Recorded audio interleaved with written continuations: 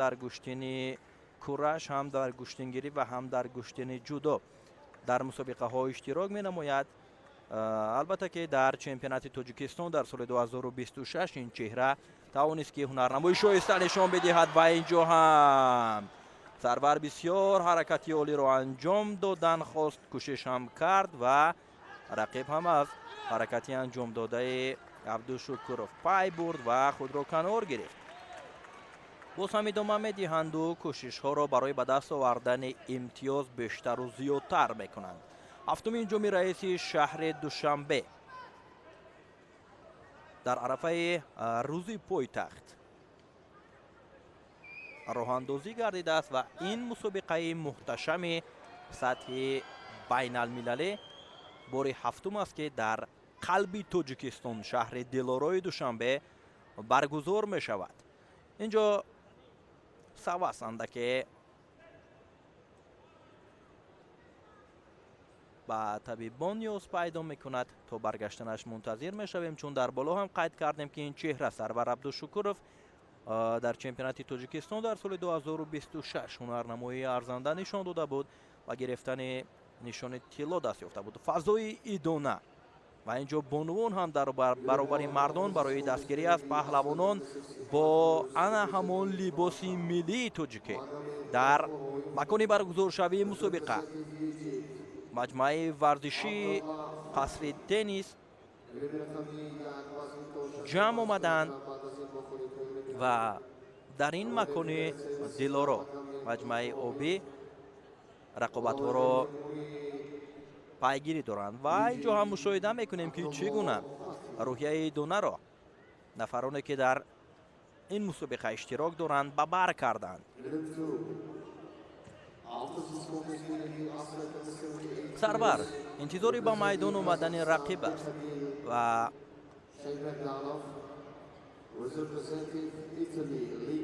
کراکیزیدیس برمیگردد، رقابت را ادامه میدهند. از جانب داور هم اشاره شد که آزمایی ادامه یابد و کوشش ها باز هم بیشتر و زیادتر میگردد، چون هر دو تلاش میورزند که مهارت ارزنده نشان بدهند و راه یابند بعد دورهای بعدی. نگفته نماند که از جانب رئیس شهر دوشنبه محترم رستم امامعلی به غالبان هر وزن که در هفتمین جام رئیس شهر دوشنبه اوید به گشتنگیری اشتراک می‌ورزند مبلغ‌های پولی جدا شده است و برای به دست آوردن مقام اول نشان طلا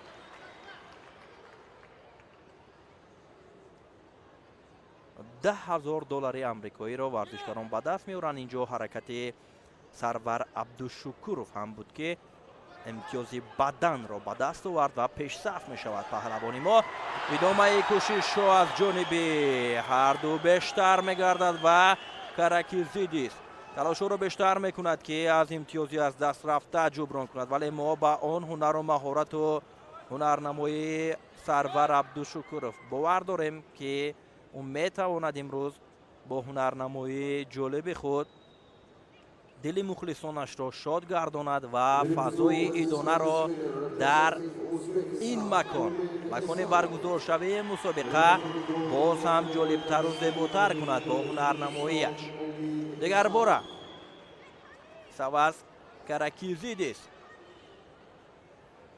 به نزد طبیبان می رود تا برگشتنش باز هم انتظاری میکشیم. به هر صورت سرور عبدالشکورov با برتریت امتیازی بدن پیشرفتی را در اختیار دارد.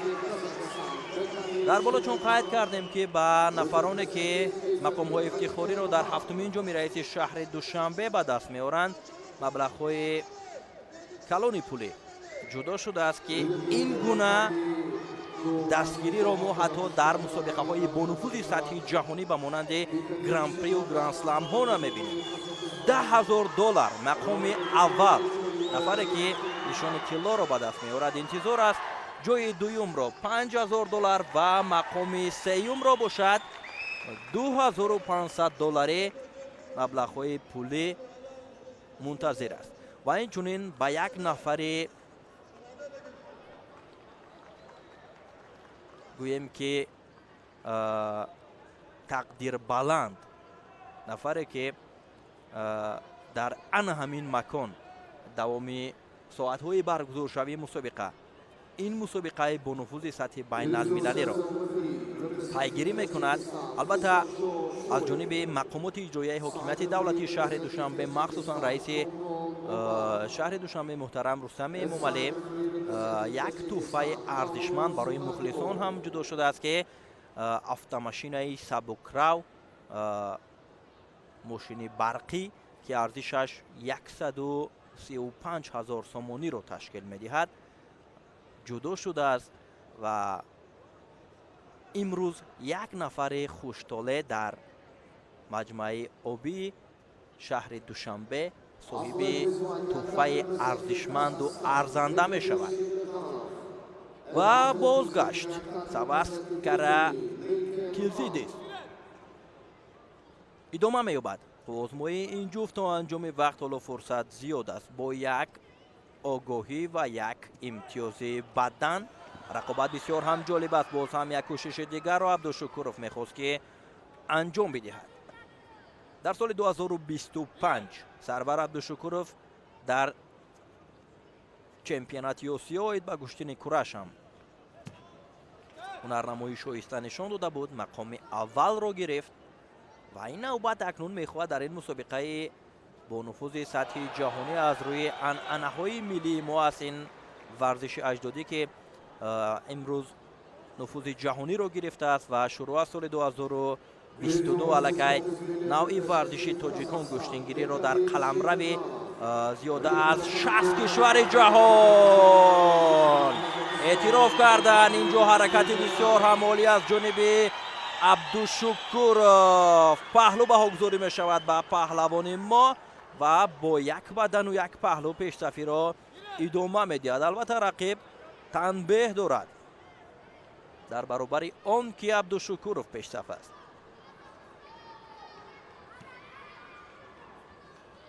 идома медиҳанд кӯшишҳоро ва боз ҳам як ҳаракати дигарро инҷо каракизидис мехост ки анҷом бидиҳад, вале бо он шакл ба даст овардани имтиёз ба ғоят ҳамкори мушкил аст барои варзишгари юнонӣ ва абдушукуров ҳам барои ӯ имконият нахоҳад гузошт ки аз имтиёзҳои аз даст рафта ҷуброн кунад ва як партофти дигарро абдушукуров анҷом доду имтиёзи дуюми баданро ба даст овард. хело ҳам ҳунарнамоӣ шоиста аз ҷониби паҳлавони мо инҷо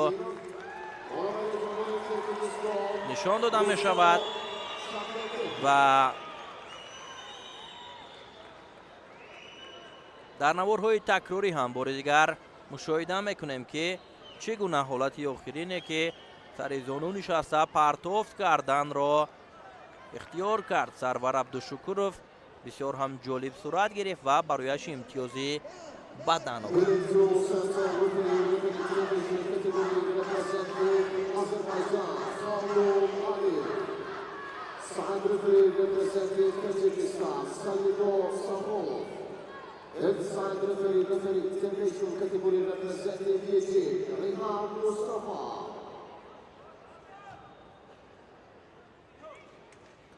албатта аз анамон овони хурдсолӣ аз даврони кӯдакӣ дар ҳар як хонаводаи тоҷикон аз қадимулаём гӯштину гӯштингирӣ ҷойгоҳи махсус дорад. чун агар мушоҳида кунем таваҷҷӯҳ намоем аз ҳамон лаҳзаҳое ки кӯдакон қадамҳои аввалини худро мегузоранд дар вуҷуди онҳо гӯштину гӯштингирӣ нуҳуфта аст, вуҷуд дорад ва ҳатто бо ҳам гӯштингирӣ мекунанд миёни якдигар ва хело ҳам мардуми тоҷик ба ин риштаи варзиш гӯштину гӯштингирӣ эътиқоди зиёд дорад. боз ҳам таваҷҷӯҳ мекунем ба рақобате ки абдушукуров дар муқобили савас нишон дод ва инҷо даст мекашад. ҷудокори маъзарат инҷо гӯштингири юнонӣ аз рақобат бо абдушукуров дар идома عقب نشینی کرد و حتی تسلیم هم شد و اشاره کرد که پیروزی را برای عبدالشکورов نشان بدهند و همینطور سرور عبدالشکورov اولمپیاد را در رقابت اولینش به دست می‌آورد و به دور دیگر می‌رود، جایی که با نماینده کشور قزاقستان بیلال بولات رقابت می‌کند. نوارهای تکراری را از هنرنمایی عبدالشکورov در نیروسنجی مقابل کاراکیزیدیس توجه میکنیم که چگونه هنرنمایی عالی داشت و با برتریت کامل در مقابل این رقیبش هنرنمایی کرد و پیروزی نصیبش کرد. مخلصان نوبست از 39 سال در این مکان هفتمین جام رئیس شهر دوشنبه جمع آمدند و رقابت ها را پیگیری دارند و این هم البته از توجه مردم تاجیک و گوشتن و گوشتنگیری است.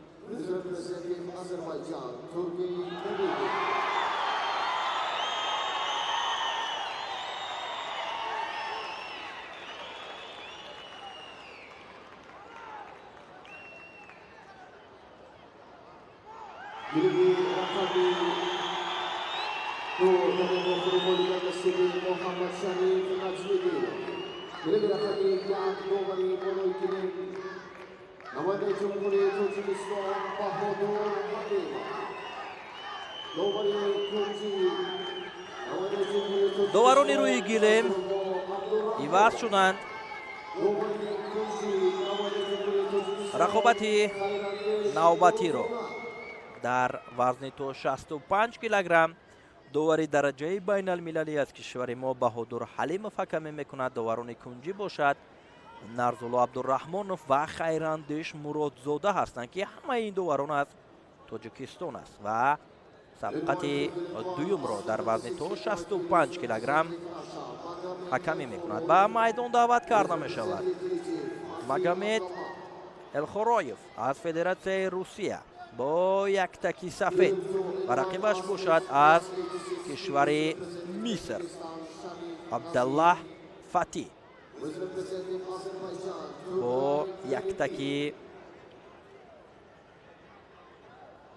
سبز وارد میدان می شوند.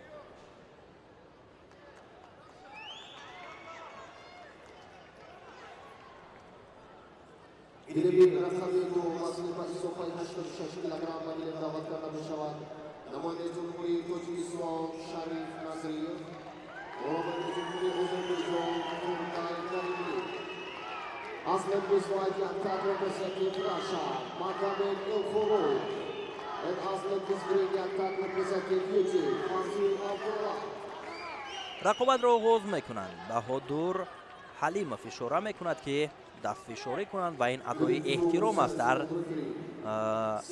کشتیگیری که قبل از آغاز سبقت پهلوانان با هم دست فشاری میکنند و آزمایی آغاز شد. کوشش از جانب مگامد بسیار هم خوب است. از دسته های اول میخواد که برتری را روی دست گیرد. کوشش ها را از جانب او مشاهده میکنیم که بسیار هم خوب آغاز شد و داوری این آزمایی بهادر حلیموف اشاره میکند که رقابت ادامه یابد.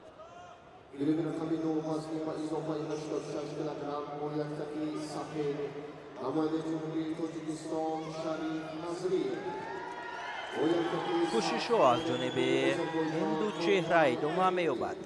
اینجا هم اشاره داور استید بود.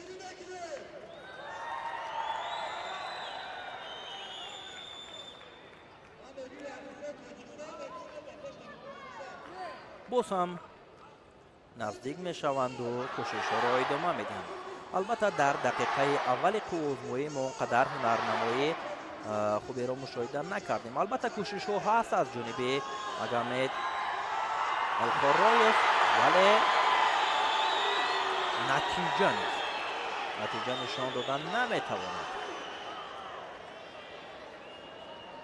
ورزشکار فدراسیون روسیه و اینجا هم آگاهی با عبدالله یا همون عبدالله هستیم. با گوییم که زبان نوبی توجیکه به خاطر حرکت نادرست که از پای داشت برایش آگاهی نشان میداد. ادامه می‌یابد تو آزمایی و کوشش از جانب مگامد.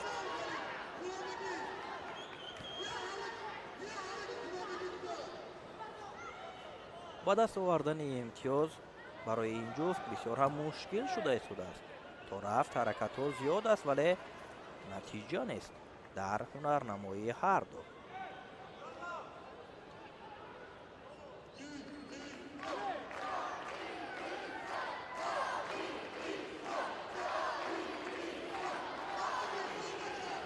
کوشش شد ادامه می‌یابد، حرکت ها را بیشتر میکنند.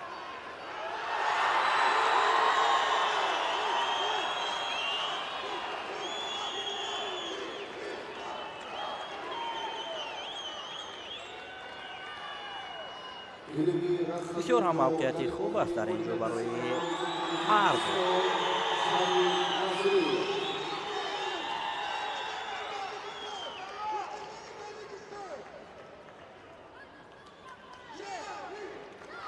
اشاره داور باز هم این است که ادامه دهد که آزمایی را.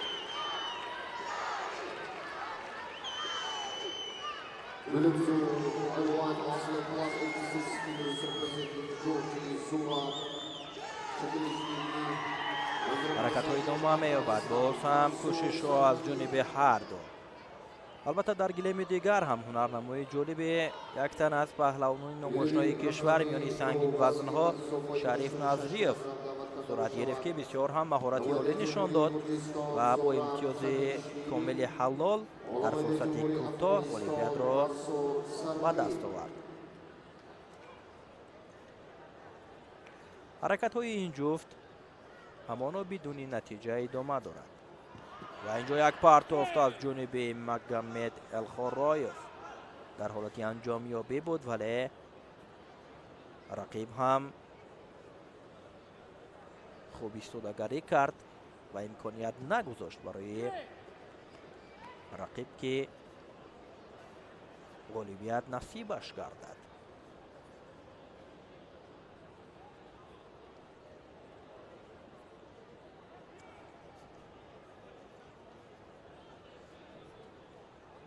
کوشش را ادامه دارد، همانو با یک آگاهی که برای عبدالله نشان دادند رقابت را ادامه می‌دهند.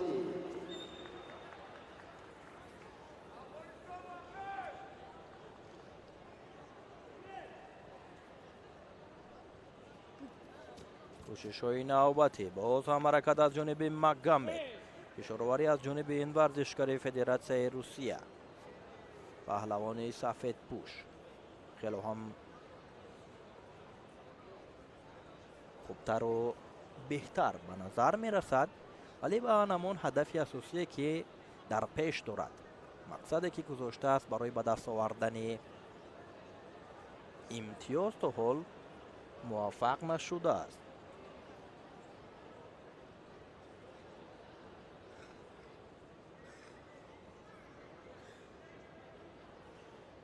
سال گذشته در دایره رقابت‌های ششمین جام رئیسی شهر دوشنبه اوید به گشتنگیری که در قصر تنیس شفت ورزشگاه مرکزی شهر دوشنبه برگزار شده بود. تعداد اشتراکچیان خیلی هم زیاد بود و امروز باشد شماره پهلوانانی که از 25 کشور سیاره برای پیروزی در این مسابقه با نفوذ سطحی بین المللی نامنویس شدند 25 دولت را تشکیل می‌دهد و تاجیکستان همچون میزبان 4 ورزشگر را در هر یک وزن برای اشتراک کردن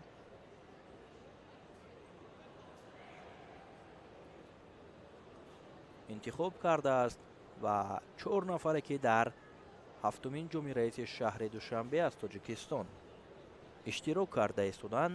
онҳо нафароне ба ҳисоб мераванд, ки дар чемпионати тоҷикистон оид ба куштингирӣ дар соли 2026 мақомҳои ифтихориро ба даст оварданд. нишони тилло, нишони нуқра ва ду нишони биринҷӣ. сонияҳои поёнии вақт аст. то ҳол бо ҳамон огоҳӣ рақобат идома дорад. албатта доварони кунҷӣ инҷо ишора мекунанд, ки бояд огоҳии навбатиро барои варзишгари миср нишон бидиҳанд, вале инҷо акнун ба хотире, ки ғолиб дар вақти асосӣ муайян нагардид,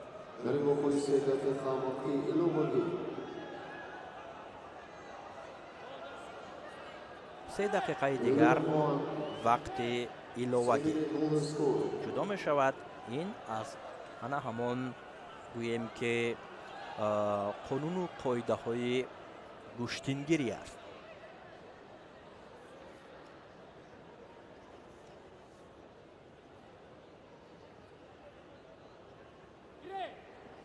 идома медиҳанд қувозмоиро. 3 дақиқа.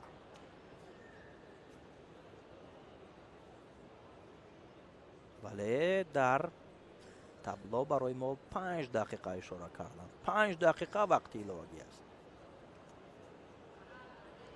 ва як имтиёзи ба даст омада аз ҷониби яке ғолибро муайян хоҳад кард. инҷо Магомед ҳам боз як кӯшиши бисёр хуберо мехост, ки анҷом диҳад. кӯшишҳои Абдаллаҳ ё ба истилоҳ Абдулло бисёр ҳам хуб ҷараён гирифт.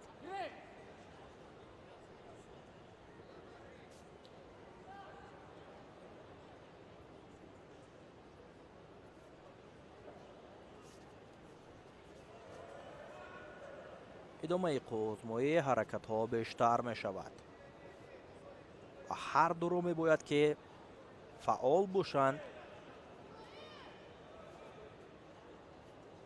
ва муваффақ шаванд, ки имтиёз ба даст биёранд.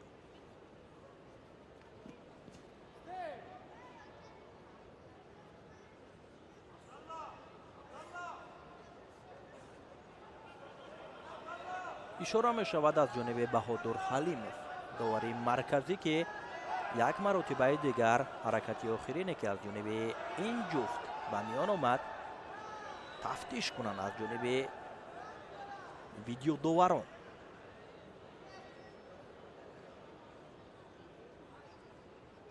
мо низ инро дар наворҳои такрорӣ мебинем ва коргардони мо ҳам бисёр ҳам ин ҳолатро хуб барои тамошобини телевизиони варзиш пешниҳод кард ва ишора гардид, ки дар ин ҳолат чизе набуд. кӯшишҳоро идома дода истоданд.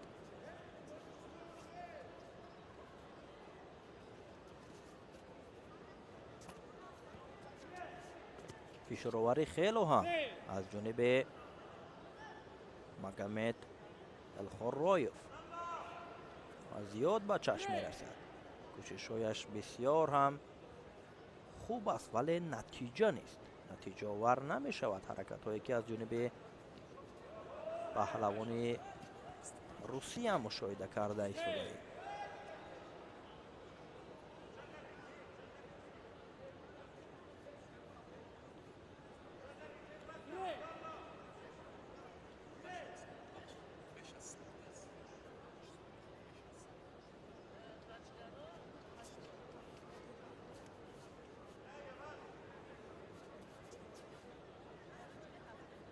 дақиқаи 8 аст, ки бо ҳам рақобат доранд ва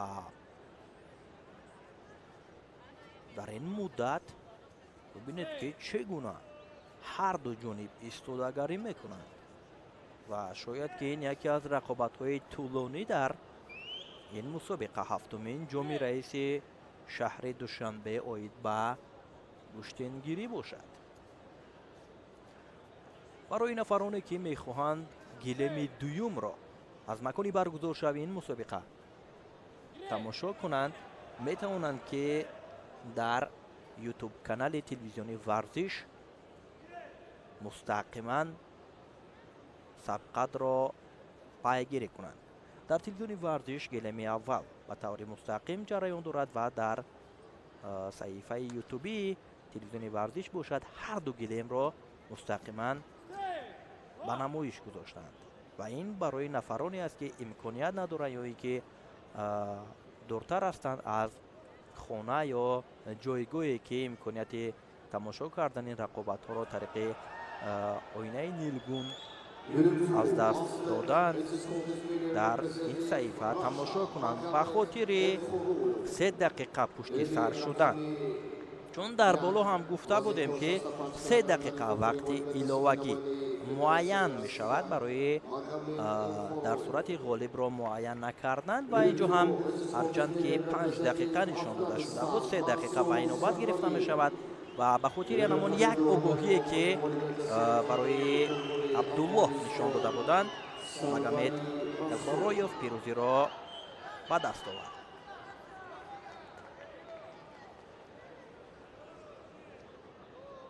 Gdyby rokami jak ważny to 65 kg, mogli nawet kada wyszła na moje Jumhuri Uzbekistan, Hindustan, Korea, moje Jumhuri Hindustan, Aratan. Everyone to medium 1. Athlete in the 65 kilos representing Uzbekistan, Hindustan, Korea, who is representing India, Aratan. رقابت ها ادامه می‌یابد و دوران روی گلیم هم عوض کرده می شود. در گلیم اول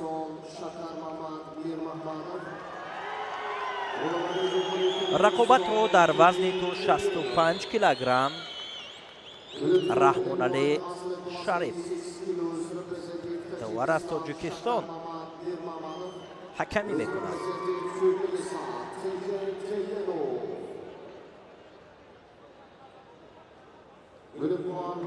این چهره دلشاد بوریف از ازبکستان است، برنده نشان نقره اولین چمپیونات جهان اوید به گشتنگیری. رقیبش باشد از کشور هندوستان رتن آم. آزمایی آغاز می شود میان این جفت و یک چند روز قبل دلشاد بوریف در مسابقه گشتنگیری در ولایت مختار کوهستان بدخشان برای دریافت جام رئیس ولایت مقام اول را به دست آورده بود و سزاوار شاه جایزه автомашинаи сабукрави электромобил гардида буд. албатта ҳунарнамои ин чеҳраро мо бисёр ҳам хубу олӣ гӯем ки медонем ин чеҳра нафаре аст ки бо ҳунарнамоии ҷолибаш дар қаҳрамонии ҷаҳон ҳам то марҳилаи ниҳоӣ роҳ ёфта буд. албатта дар кураш бисёр ҳам маҳорати олӣ доранд варзишгарони узбекистон.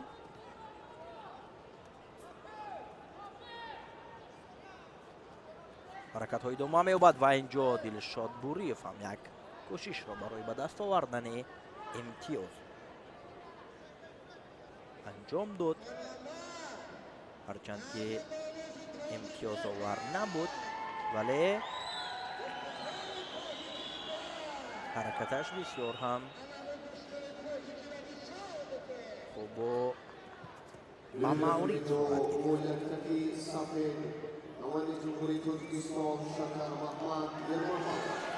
албатта рақиб ҳам бисёр хуб истодагарӣ дорад. дар муқобили дилшод буриев ва росте ки ман фикр мекардам ки дар лаҳзаҳои аввал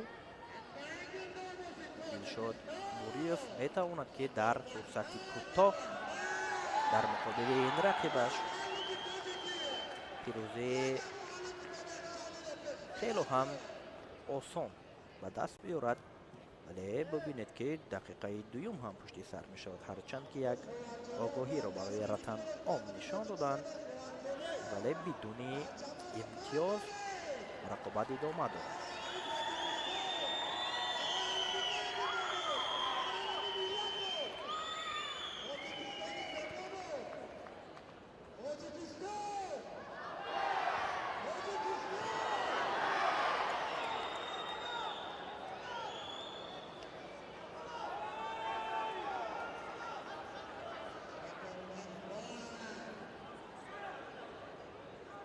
бисёр ҳам мавқеияти хуб аст барои Дилшод Буриев. ҳадовар ҳам ишора кард ки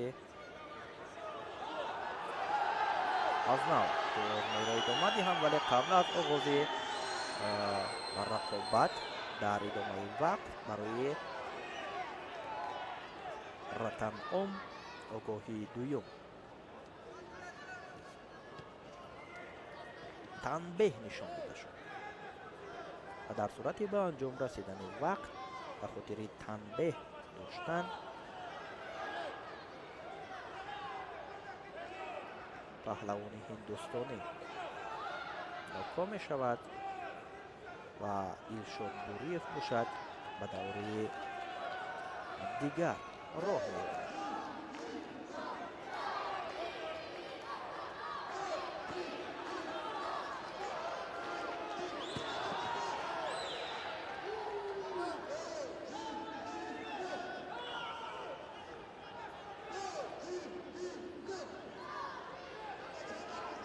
имтиёзи бадан гирифт Дилшод Буриев.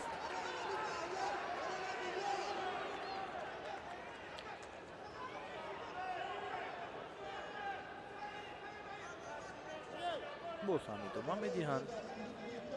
ҳоло вақт зиёд аст. кӯшишҳо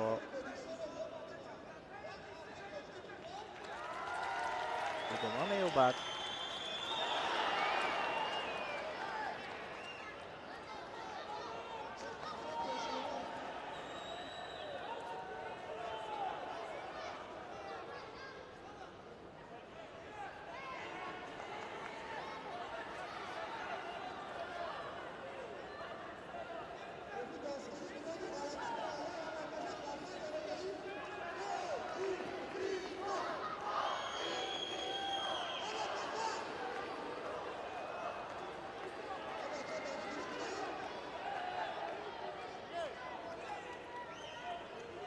раҳмоналӣ Шарипов ишора мекунад ки қувозмоиро идома диҳанд ва чун он интизорие ки аз Дилшод Буриев дар ин қувозмоӣ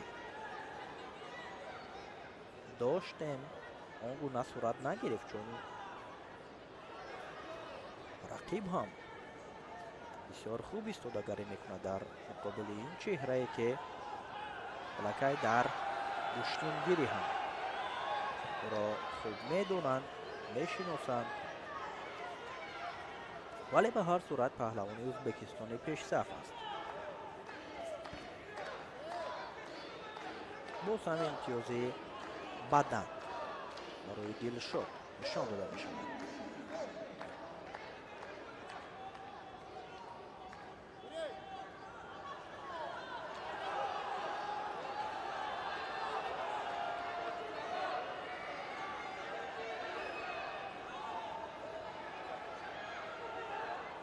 Буриев албатта барои вақтро коҳиш додан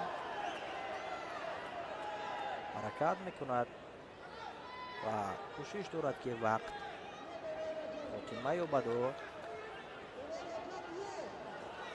ғолибият насибаш гардад ва давраи дигар роҳ ёбад. бо ду имтиёзи бадан пешсаф аст ва ҳаминтавр вақт ҳам ба анҷом мерасад. бо бартарияти ду имтиёзи бадан Дилшод Буриев дар рақобати аввалинаш پیروزی رو به دست آورد و به دوره Uniform is schools winner representing بعدی Uzbekistan, Dilshod Guriyev. Nagir Nakhayan uniform women's senior number Jumhuri Uzbekistan, Dilshod Guriyev.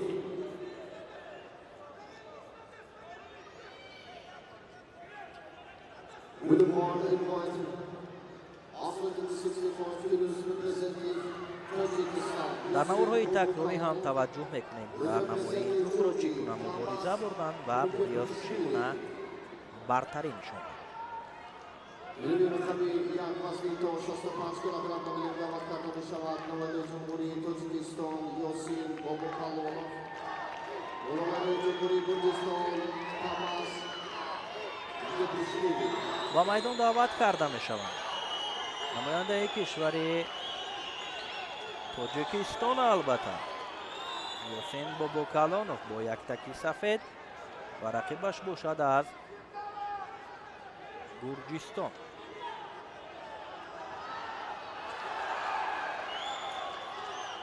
تیماس گبریشویلی وارد میدان شدند. یوسین بابوکالونوف سفید پوش است، البته که برادرش امامعلی نورعلی همراهی مربیش فروخ صابرов و اینچنین همراهی پدرش یک جا نشسته دل در تپش رقابت شاگرد را حکمی از نزدیک پیگیری دارند و اینچنین برای رقیب هم اینجا البته هم دسته هایش را همراهی میکنند. رقابت را نرزولا عبدالرحمن داوری درجه جمهوریوی از کشور ما حکمی میکنند. بازمایی آغاز شد. یوسین بابوکالونوف کوشش میکند که در مقابل این رقیب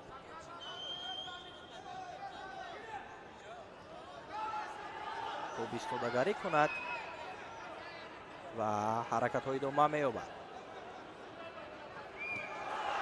هم یک کوشش از جانب تماس بدن برای یوسین نشان دادند و این را باز هم در دورهای تکراری بسیار هم خوب دیگر باره ما متوجه گشتیم.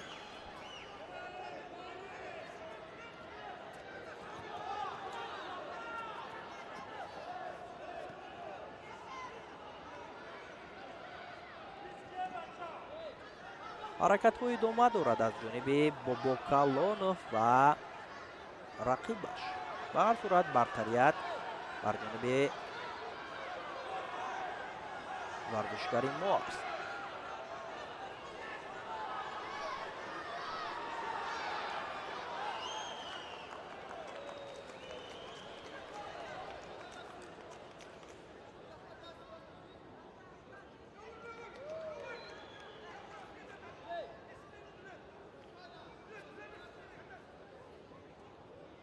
William to is this contest winner representing Turkmenistan Tayyip Tayyelov. کوشش های ادامه می‌یابد. فشارآوری از جانب بابوکالونوف.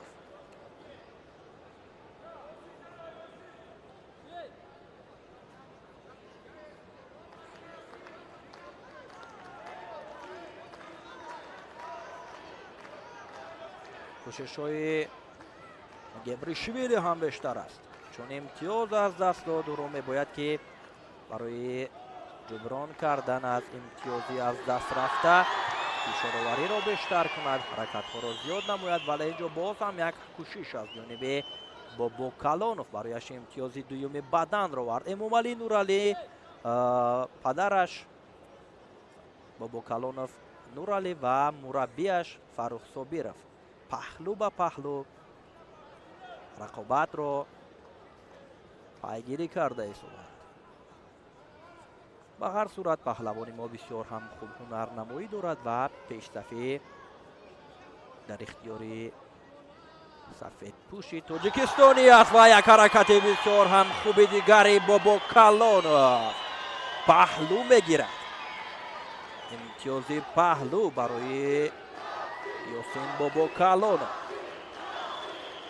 حالا که درونه رو بسیار همسری وقتی و با مورد استفاده کرد یاسین و قدمی استوار گذاشت جهت اولمپیاد رو به دست آوردن، ولی این قدم رو باید تا انجام وقت دویم که پیاده کند.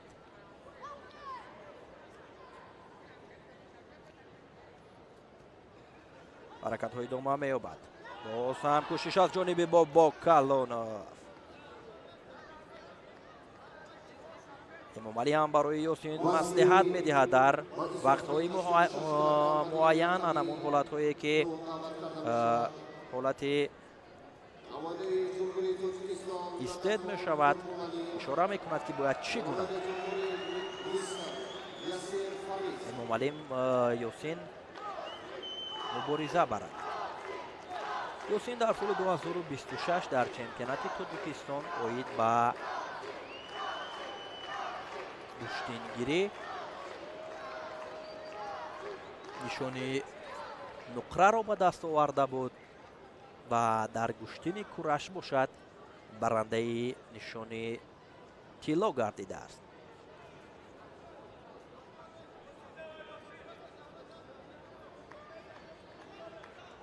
با یک پهلو و دو امتیازی بدن یاسین برتری را در اختیار دارد.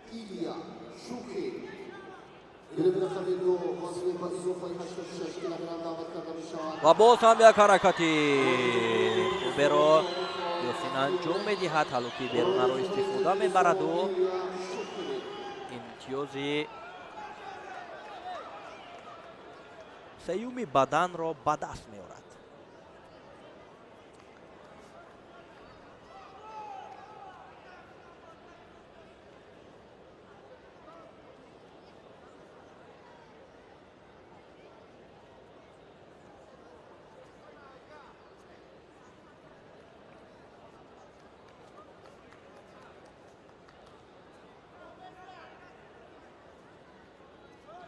یک دقیقه دیگر تا انجام وقت باقی مانده است که یاسین از پیروزیش استقبال کند، ولی به قول آن همان گذشتگان ما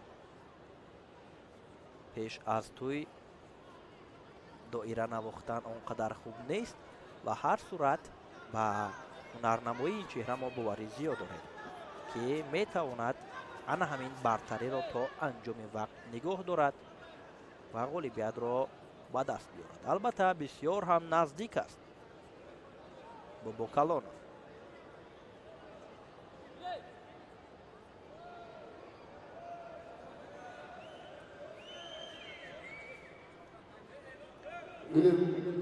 ادامه قوزمویی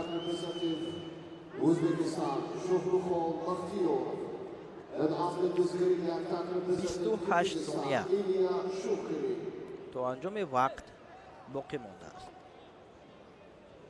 عبدالله عبدالرحمنوف اشاره کرد که قوزمویی را ادامه دهند. باز هم کوشش ها از جانب پهلوان گرجستانی است ولی موفق نمی شود، چون پهلوان تاجیک در موقع خود بسیار هم استوار است.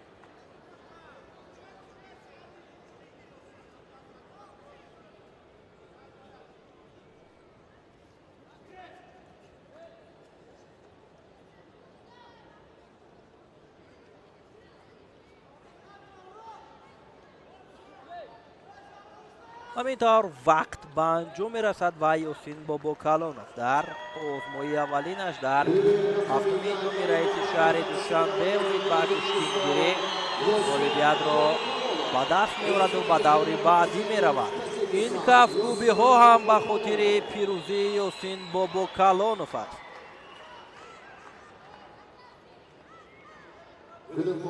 البته امام علی هم در قلب خوشحالی دارد از پیروزی برادر و ما به نوارهای تکراری توجه میکنیم که چگونه муборизаи арзандаву диданеро Ёсин Бобокалонов дар муқобили рақиби гурҷистониаш нишон дод ва пирӯзӣ насибаш гардид. Munavvade Cumhuriyet Kazakistan Nurxon Kautbek.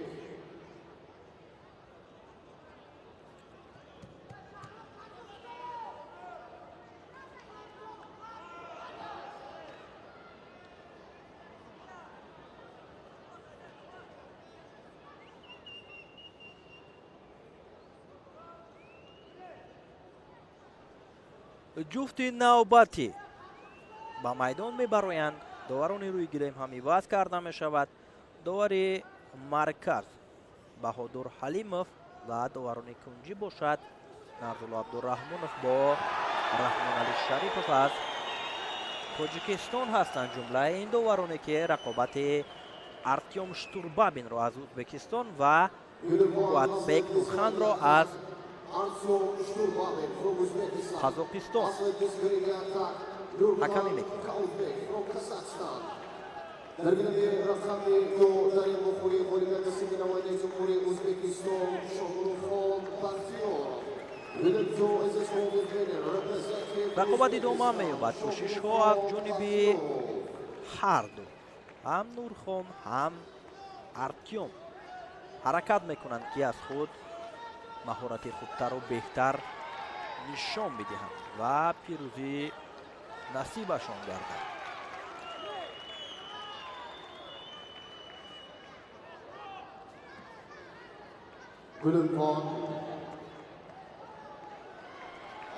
кӯшишҳо идома дорад. Артём Штурбабин албатта нафаре аст ки дар чемпионати Осиё соли 2023 дар кишвари мо аз намуди гӯштингирӣ ҳунарнамоӣ ҷонибу дидани нишон дода буд. то марҳилаи ниҳоӣ роҳ ёфт ва аз Муллораҷаб Халифаев қаҳрамони ҷаҳони гӯштингирӣ мувоҷиҳи шикаст гардид.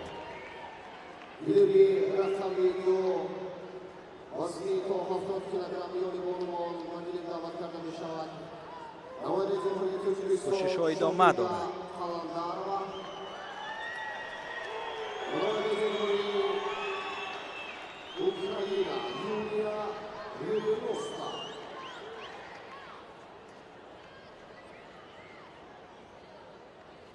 дақиқаи аввали қуввозмоиам пушти сар шуд. Штурбабин бо Нурхан Қувватбек то ҳол муваффақ нашуданд барои касби имтиёз. албатта Нурхан Қувватбек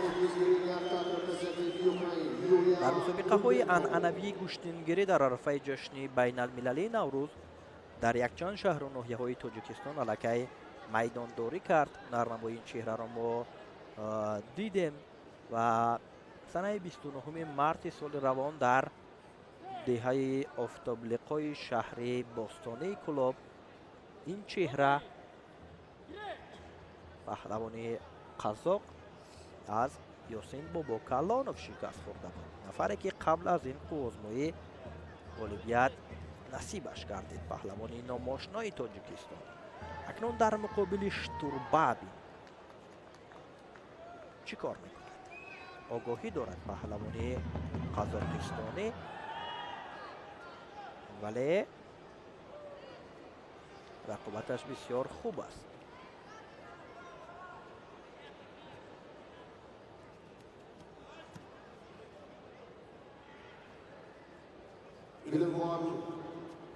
Haftasız kontes birliği atlet alla 86 kilos reprezentatif Tajikistan Har Nazarov was representative Armenia Samuel Nazarian. мавқеят барои иҷро кардани усул инҷо хан мехоҳад ки имтиёз бигирад, вале Артём ҳам бисёр хуб истифодагарӣ мекунад. Olamade Cumhuriyet Armaniston Samuel Nazarian.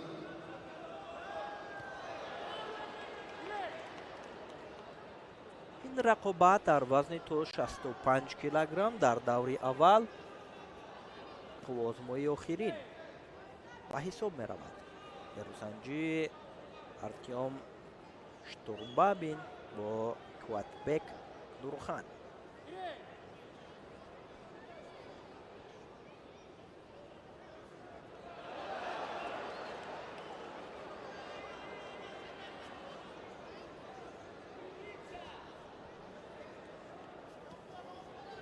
کوشش از جانب ارتیام آغاز یافت و نورخان هم ضد حمله رو میخواست که استفاده کند.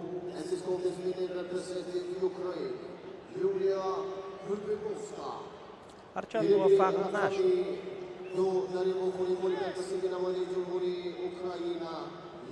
نورخان ولی کوششش در ضد حمله بسیار با مورد و سر وقتی بود.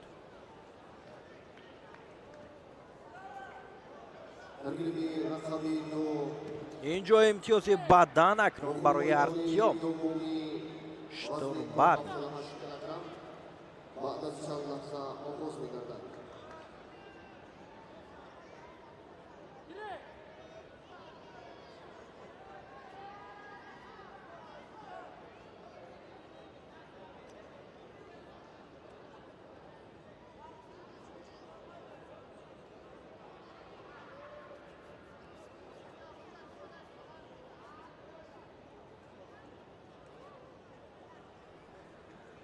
با برتریت امتیاز بدن ارتیام شتوربابی پیشرفت است و کوشش را ادامه می‌یابد از جانب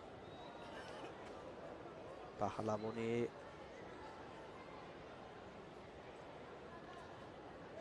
قزاق و ازبکستانی.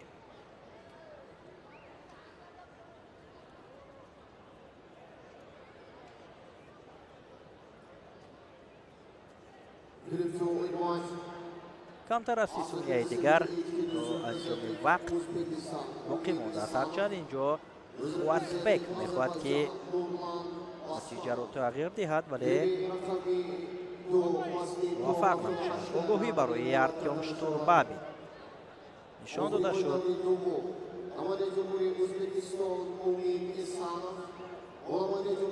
حرکت را ادامه می‌یابد. کوشش از جانب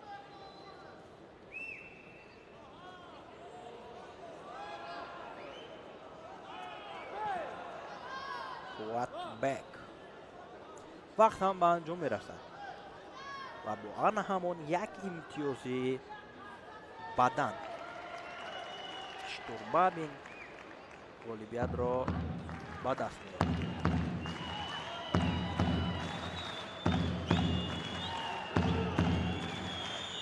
در نمودهای تکراری بار دیگر توجه میکنیم که چگونه مبارزه بردن و حالا قرار نهایی داوران اینجا برآمده است. شاید که امتیاز بدن در اینجا نشان داده شود.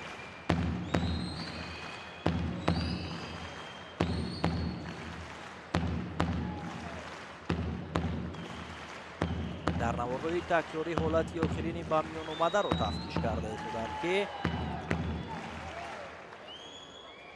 حرکت اینجا از جانب شتوربابی آغاز یافت و اینجا برای نورخان بدن هم شاید که نشان دهند.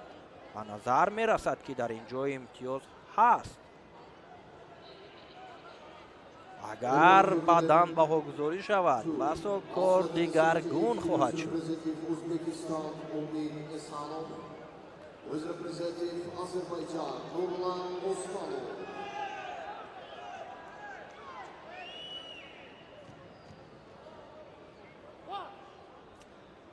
اینجا اشاره می شود که حرکت بعد از حکم یافتنی وقت و همین طور ارتیام شتوربابی پیروزی را کسب میکند و به دور دیگر راه می‌یابد و رقابت را با خو خیر از افغانستان ادامه خواهد داد. ويلتقي ساق زمان جمهورية أذربيجان نورلان أسماء.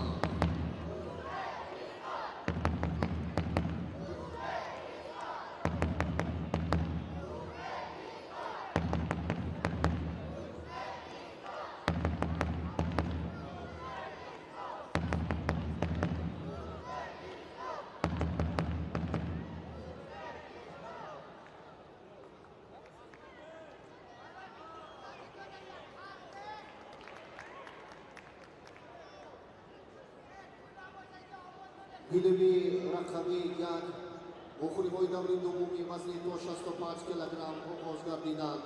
از این لحاظ ما گیلم دعوت کرده می شود نماینده جمهوری تاجیکستان سرور عبدالشکورов و نماینده جمهوری قزاقستان بولات میراد.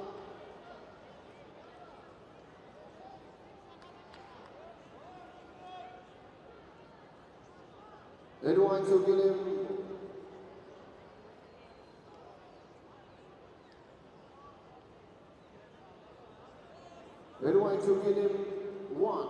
Athlete under 86 kilos representing Tajikistan.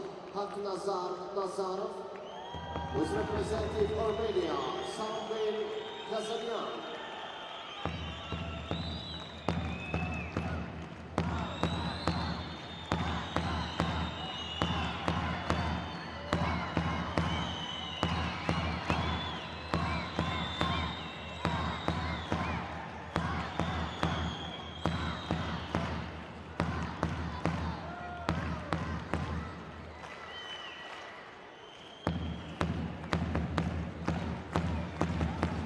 اکنون با وزن دیگر توجه میکنیم.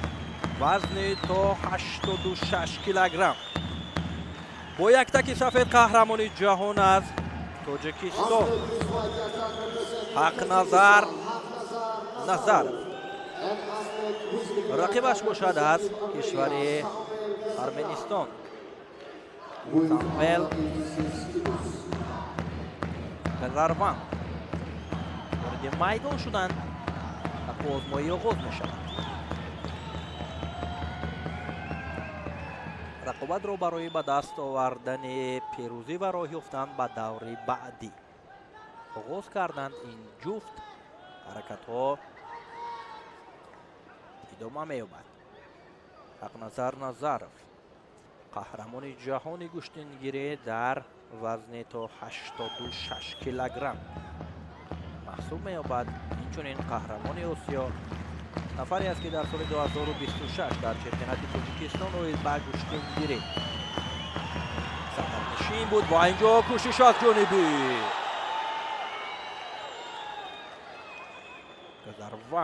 قزاریان سامول آغاز یافت و انا همون حالتی که حقنظر پایش را از پشت پای رقیب دید که محکم داشت. هرچند کوشش بود از جانب پهلوانی ارمنستانی ولی امتیاز برای پهلوانی ما است چون در گشتگیری اولین رسیش نوبت گرفته می شود و این هم پهلو بود که پهلوانی ما موفق شد و برتری رو روی دست گرفت. حرکت رو ادامه می یابد. رفت شروری از جانب نظرov حقنظر دیده می شد که باز هم حرکت میکنند و کوشش را ادامه میدهند. باز هم یک پرتافتی جالب. حقنظر نظرov با یک پرتافتی جالب و دیدنی جالبیت را در مقابل رقیب اولینش از ارمنستان در وقت بسیار هم کوتاه به دست می آورد و پیروزی نصیبش می شود. سعدی اسماعیلوف ببینید که چگونه از پیروزی حقنظر نظرov خوشحالی می کند و مخلصان هم برای این چهره سرشناس گشتنگیری کف میکوبند و از جای بر میخیزند و حقنظر را دستگیری میکنند. در اول امتیازی پهلو گرفت و بعدا با یک عملکرد عالی رقیب را دوشان از زمین آورد و غالبیت نصیبش گشت.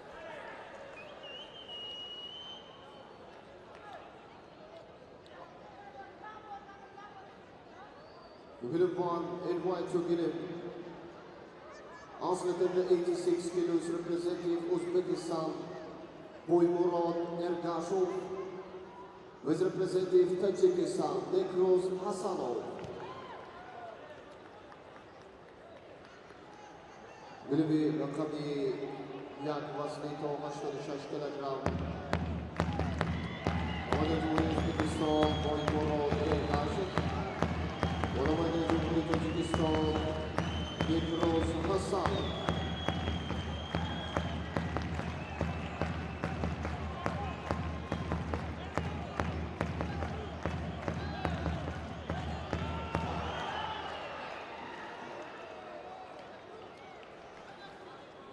جفت نوبتی در وزن تا 86 کیلوگرم وارد میدان شدند.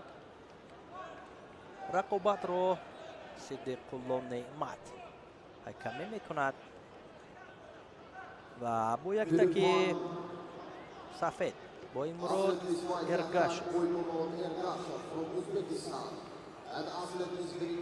از ازبکستان حرکمش باشد. نکروز حسنов با یک تکی سبز از تاجیکستان است که ادای احترام دست فشاری میکنند و آزمایی آغاز میشود.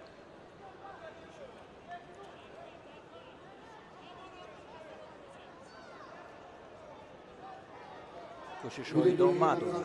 حرکت ها از هر دو جانب. حسن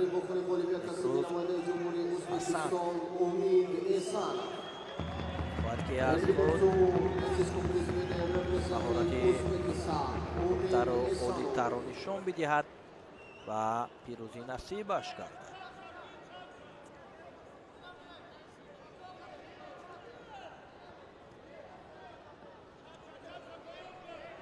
البته هنرنمایی این دو چهره را ما در مسابقه های سطح بین المللی کمتر مشاهده کرده ایم.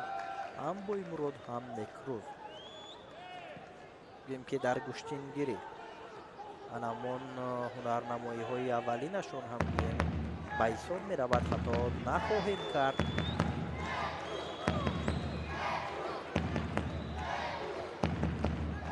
البته دستگیری پهلوانان دستگیری مخلصان برای پهلوانان این انگیزه بخش است، چون که انا همین دستگیری ها است که پهلوانان روحیه دیگر میگیرند و جریان رقابت‌هایشان دیگرگونه صورت می‌گیرد.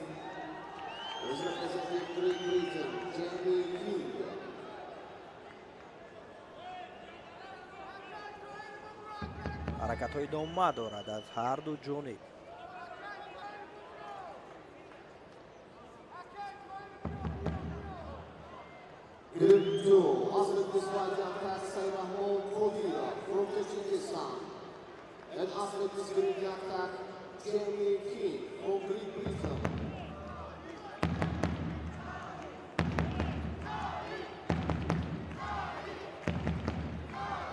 به حال هر دو موفق نشدند برای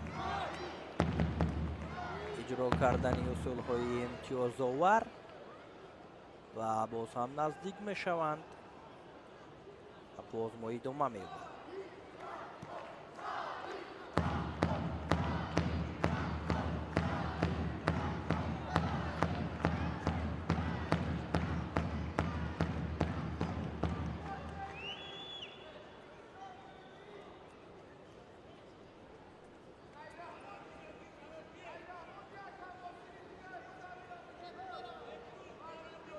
هرچند کوشش خوب است ولی نتیجه نیست. شاید که اینجا اکنون آگاهی هم نشان داده شود. بله، برای نکروز حسن به خاطر کم فعال بودنش آگاهی نشان داده شد و اکنون پهلوان ما را میباید که حرکت ها را جدیتر و بیشتر کند.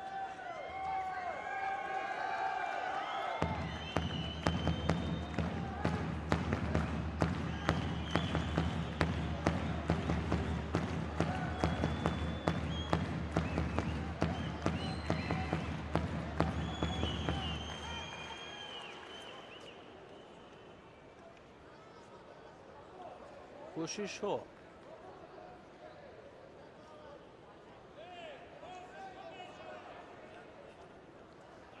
توهول با همان ضعیفی که ادامه داشت جریان میگیرد.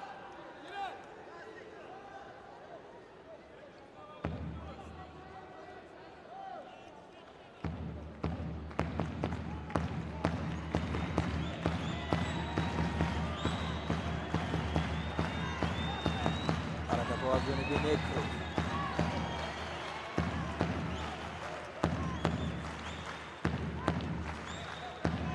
هم کوشش میکند. بویمرود ارگاش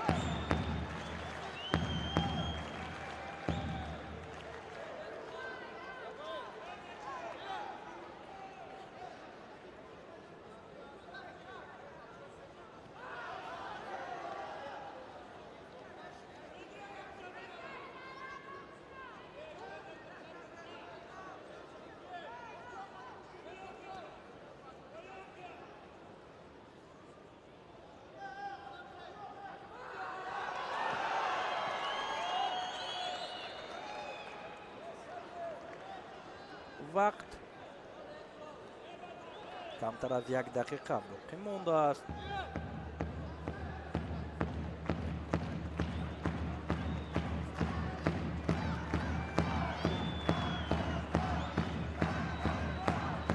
در صورت امتیاز و دست آوردن اینجا برای بویمرود هم آگاهی نشان داده شد.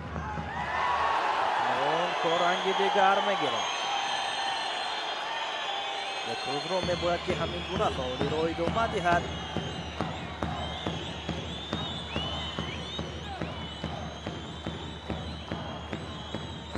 اشاره‌آوری از جانب ارگاش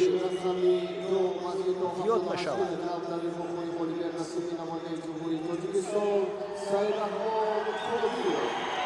و اینجا برای نیکروز اکنون تنبیه نشان میدهد و بسیار هم برای پهلوان ما غیر انتظار بود. هرچند اینجا کوشش کرد موفق نشد ولی اکنون در 9 ثانیه او را میگوید که دیگر توکل را پیشه کند.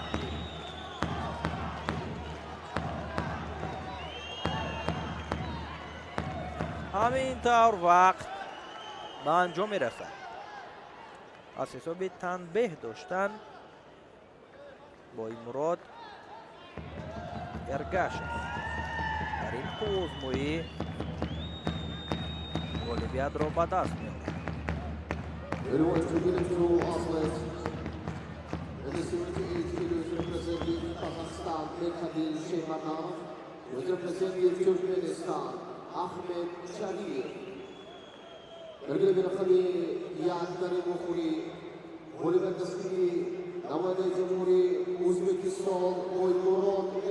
همینطور بویمرود ارگاشف در این آزمایی پیروزی رو به دست آورد. به دوره دیگر رفت جایی که با حق نظر نظرف در دوره دوم روسنجی میکند.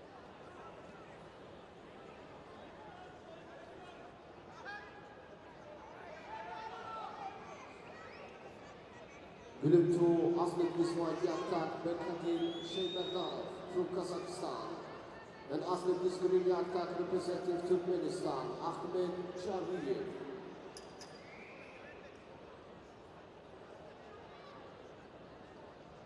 Gilibi rakami yak vazni to 86 kilogram da gilim davat karda bishavad. Namoyanda Federatsiya Baynal Milali Kushtgiri Rahmatulloh Bek Farhodov. Olamada Cumhuriyet Kırgızistan Dogyor Melisov. Meruan Turkmenistan Aslan on the 86 kilos represented from International Boxing Federation Rahmatulloh Pakholov was represented Kyrgyzstan Daniel Melisov. با میدان دعوت شدند نماینده فدراسیون بین المللی کشتیگیری با یک تک سفید پهلوان تاجیک رحمتالله بک فرهادوف و رقیبش باشد از کشور قرقیزستان دانیار میلیسوف.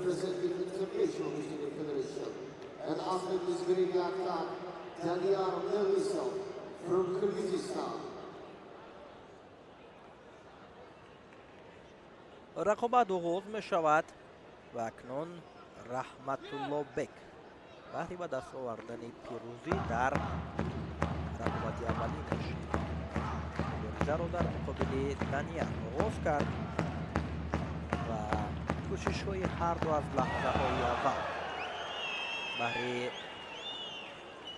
касби имтиёз ва пешсаф шудан идома меёбад. This is what is being representing Kazakhstan. Rekhatel Shaymerdyanov.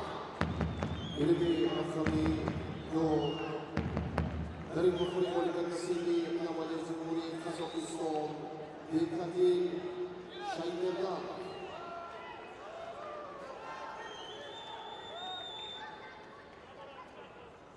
раҳматулло бек фарҳодов санаи 24 марти соли равон дар мусобиқаи гӯштингирии деҳаи бошинги ноҳияи Данғара барандаи шоҳи гирифта шуданд. чеҳрае ки бисёр ҳам партофҳои ҷолиб дорад. Фарҳодов гар анамон имконият ба миён биёяду бем ки ҳолати хубро пайдо кунад. раҳматулло бек бисёр ҳам партофҳои ҷолиб дорад.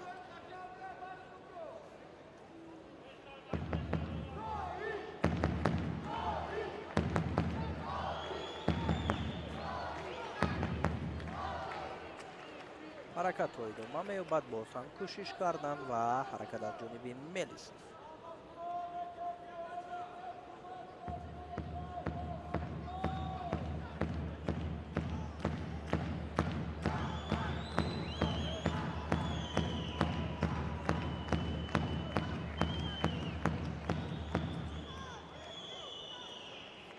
кӯшишҳо ҳамоно бенатиҷа.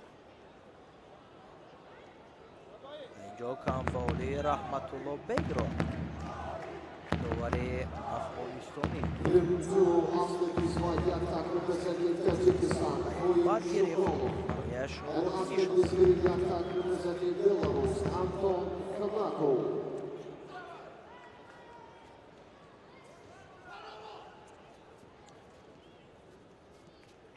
ҳаракатҳо идома меёбад. аз ҷониби раҳматулло бек кӯшишҳо бештар мешавад. ҳаракатҳоро зиёд мекунад то ки барои ба даст овардани имтиёз муваффақ шавад. инҷо ҳаракат буд вале баъд аз амри истеди довар сурат гирифт.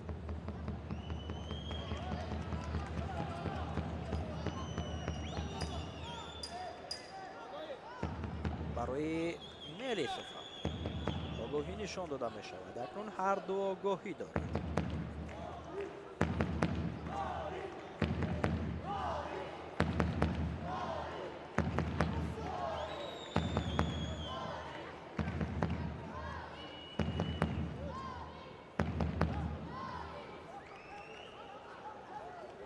бисёр ҳолати хуб, ҳаракат ҳам бисёр ба маврид буд аз ҷониби раҳматулло бек фарҳодов. имтиёзи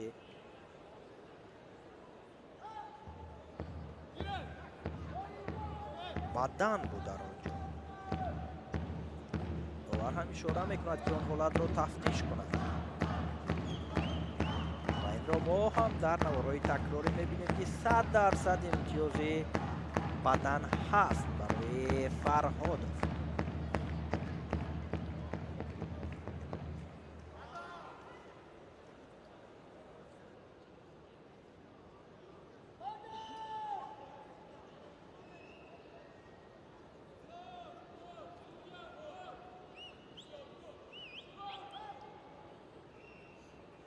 интизори хулосаи доварон ҳастем ки ҳаракати анҷомдодаи раҳматулло бекро чӣ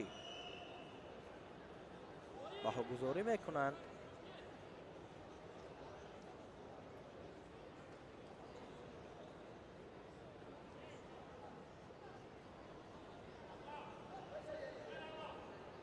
ин ҳолат боз ҳам дар наворҳои такрорӣ барои мо нишон дода мешавад ки аз рӯи амалкард ҳаракати анҷомдодаи раҳматулло бек имтиёзи 100% бадан ҳаст.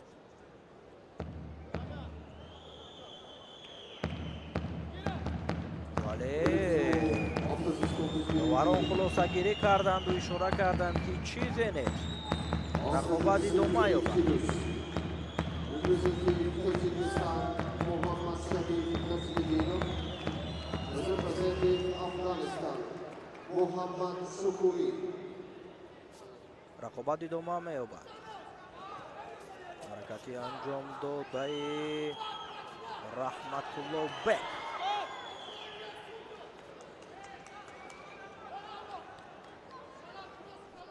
агар бори дигар ҳамон гуна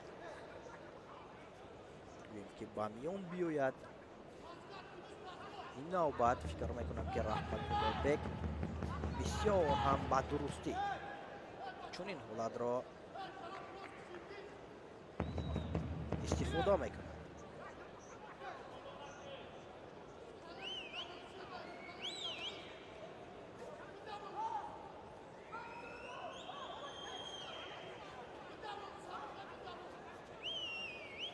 бозам идома меёбад кӯшишро.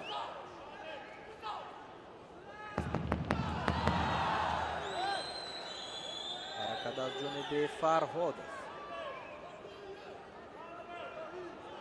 Gülüvan, after this contest period, the athlete under 86 kilos representing Uzbekistan, Ahron Ziyodullayev, is representing Romania, Andrei Zinia. идомаи қувозмоиро таваҷҷӯҳ мекунем ки 1 дақиқаи дигар то анҷоми вақти асосӣ боқӣ мондаанд. ҳарду огоҳӣ доранд ва инҷо боз ҳам фишороварӣ аз ҷониби Фарҳодов. ҳадди ақал бояд ин бартарӣ Раҳматуллобекро довар ба инобат бигирад, чун пай ҳам чанд кӯшишро Фарҳодов мехост ки анҷом бидиҳад.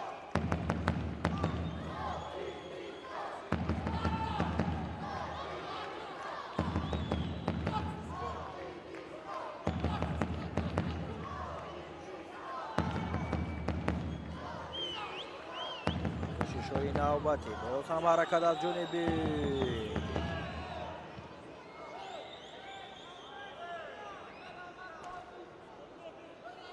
паҳлавони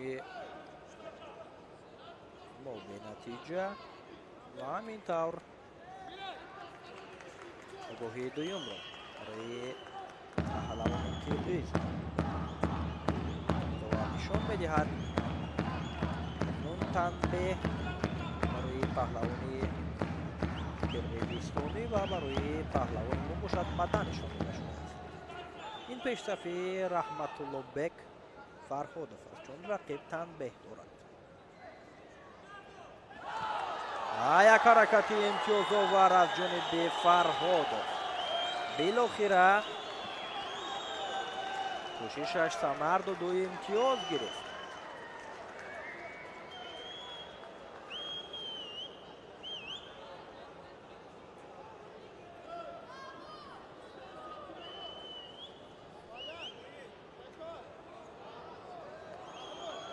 имтиёзи баданро боз пас гирифтанду паҳлӯ баҳогузорӣ карданд барои Раҳматуллобек Фарҳодов. ҳамин тавр вақт хотима меёбад. ва бо мартабияти имтиёзи паҳлӯ Раҳматуллобек Фарҳодов олимпиадро ба даст меораду ба даври дигар Rahmatullobek Farhodov. Gülüvan in this contest, winner representing International Wrestling Federation, Rahmatullobek Farhodov.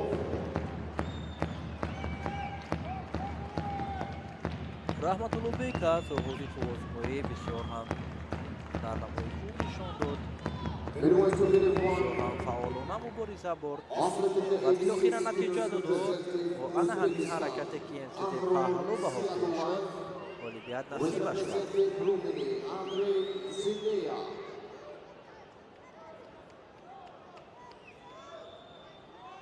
Gülübi rakami to vazni to 78 kilogram. Bagilem davat karda meshavad namoyanda Jumhuriy Tojikiston Mohammad Sharif Najmudinov. Namoyanda Jumhuriy Afg'oniston Mohammad Shukuri.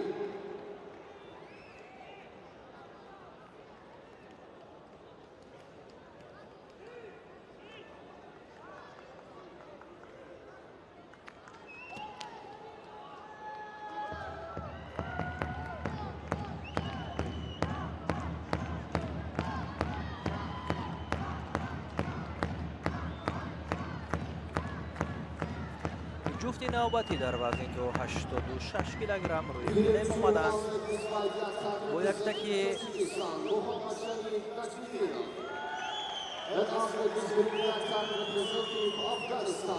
سفید نماینده کشوری ازبکستان احرار زیاداللایف با رقیبش از رومینیا اندری زینیا از رومینیا گفتیم که با یک تکی سبز است موی حوض شد. البته احرار زیاداللایف چهره ای است که بسیار هم هنری فوق‌العاده دارد و من فکر میکنم که این رقابت در دوام نمیکند و زیاداللایف با مهارتی داشتهش در این رقابت غالب میشه. احرار سنه 26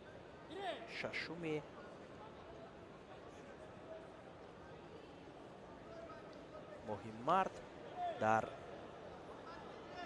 جام رئیسی ولایت مختار کوهستانی بدخشان برنده شاه جایزه автомашинаи سبک‌رو گردیده بود و اینجا هم بسیار موقعیتی خوبی را پیدا میکند و پرتافت انجام میدهد. بدن برای احرار نشان داده شد. پیشرفت می شود پهلوانی ازبکستانی. بسیار هم حالت خطرناک بود برای رقیب چون در این حالت می توانست که کاملا امتیاز حلال را از دست بدهد و باز هم حرکت ها از جانب زیاداللایف.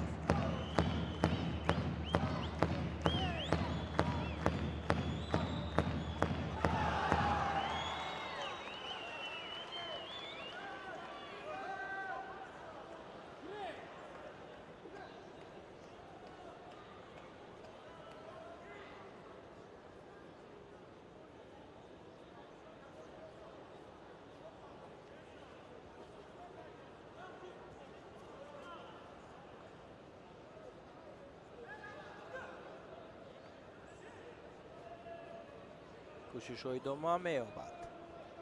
احرار زیاداللایف باز هم موقعیت خوبی را پیدا کرده است و کوشش میکند که اصول اجرا کند.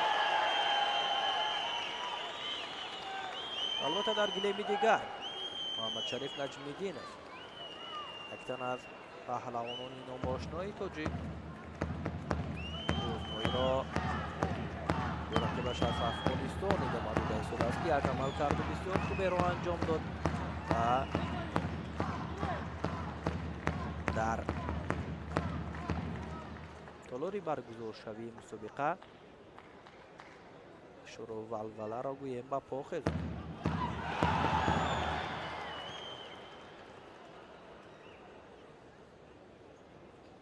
چون مشاهده میکنیم در این رقابت احرار کاملا برتری نشان میدهد.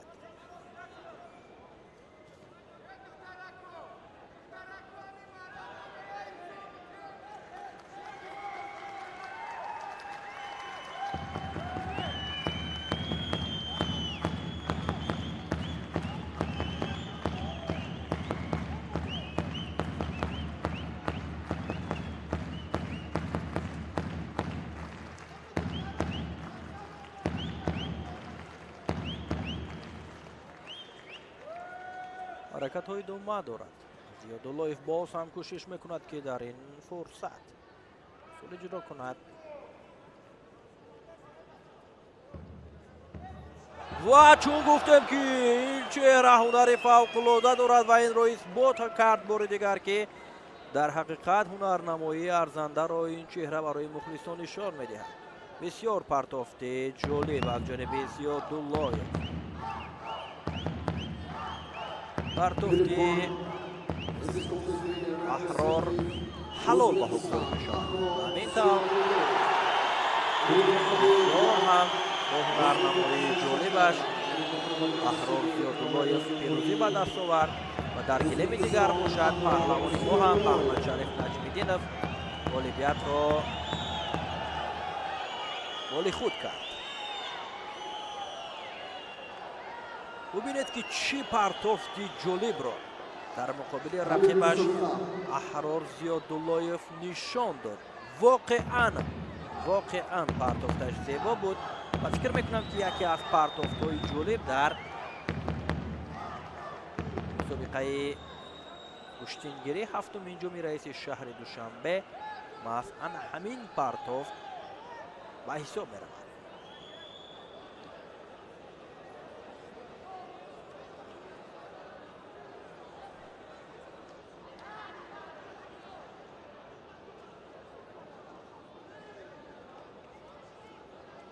Ilmi raqami yak wazni to 78 kilogram. Wazni to 86 kilogram. Da'vat karda meshavad. Namoyandayi Jumhuriy O'zbek, namoyandayi Jumhuriy Tojikiston Behruz Imomov, namoyandayi Jumhuriy Afg'oniston Sayyod Sadat.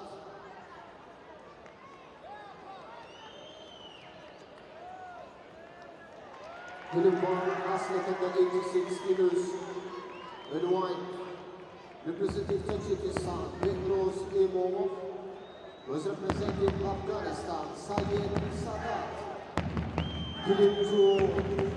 ҷуфти навбатӣ вориди майдон мешаванд бо яктаки сафед. Беҳрӯз Имомов паҳлавон аз Тоҷикистон аст ва рақибаш бошад Саид Садат, паҳлавон аз Афғонистон.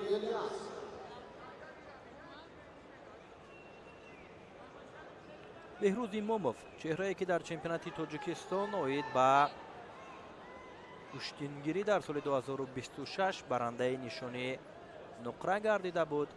Дар ҷоми раиси вилояти мухтори Кӯҳистони Бадахшон ҳам ин чеҳра сазовори мақоми дуюм шуд. инҷо имтиёзи баданро аз даст дод.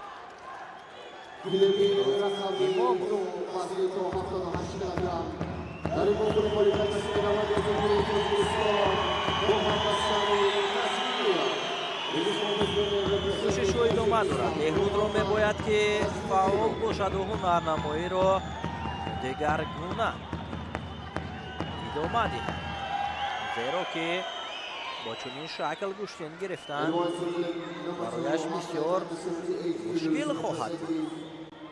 Uzbekistan, Sardorbek Abdurahmanov is representing Turkmenistan, Ilyas Muhamedov. Mavqeiyat барои Имомов.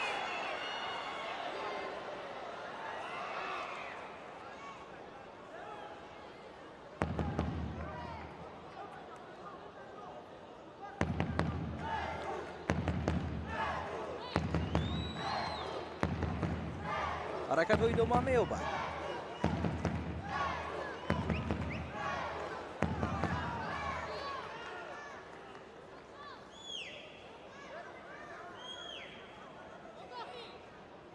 ва Саид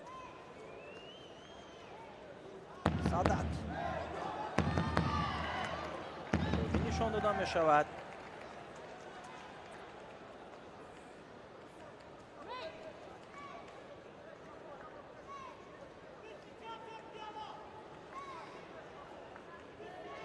ҳаракате ки аз ҷониби Имомов анҷом ёфт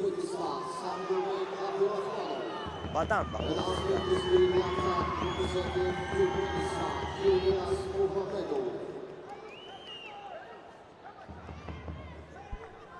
акнун бартарӣ дорад паҳлавони мо, чунки дар баробари имтиёзи бадане ки ҳарду доранд паҳлавони афғонистонӣ огоҳӣ дорад. Хушқадам Хусравов мураббии ин чеҳра аз канор нишастааст. ӯ барои шогирд маслиҳат медиҳад ки чӣ гуна бояд талош варзад, чӣ гуна мубориза барад то пирӯзӣ насибаш гардад. البته در این لحظه ها با احساسات زیاد مربیان هم رقابت را پیگیری میکنند.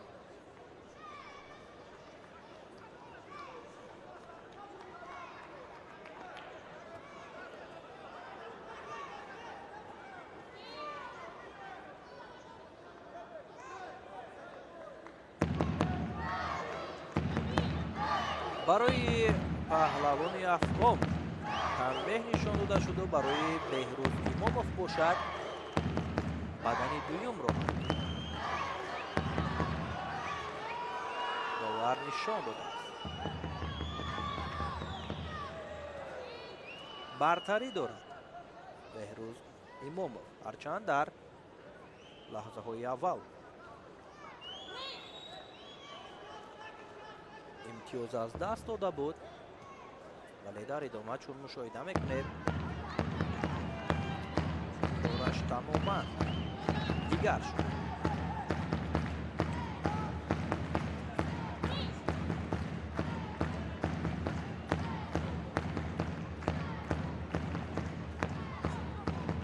کوشش ها ادامه می‌یابد، حرکت ها از جانب بهروز ایماموف.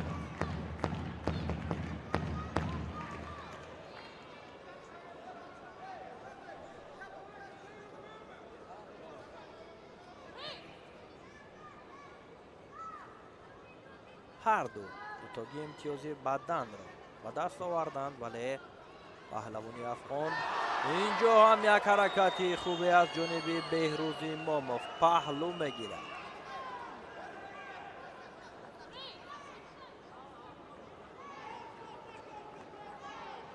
ادامه می‌یابد که آزمایی تا انجام وقت حالا فرصت زیاد است و بهروز را میباید که همین گونه کوشش ها را ادامه بخشد.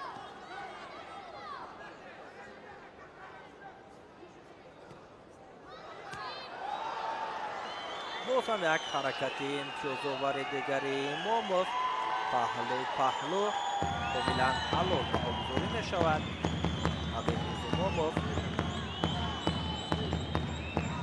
بازی را به دست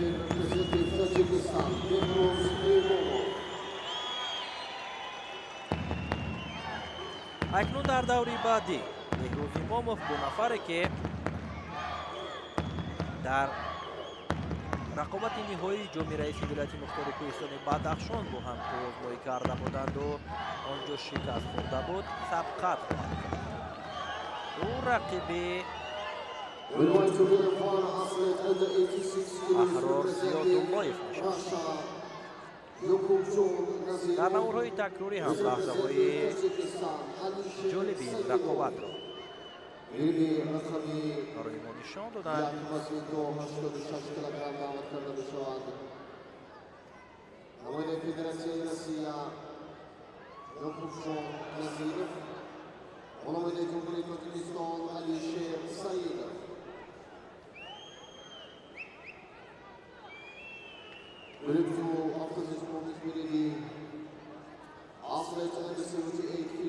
Representing Tajikistan, Navroz Karimzov was representing Russia, Alexei Kurashevov.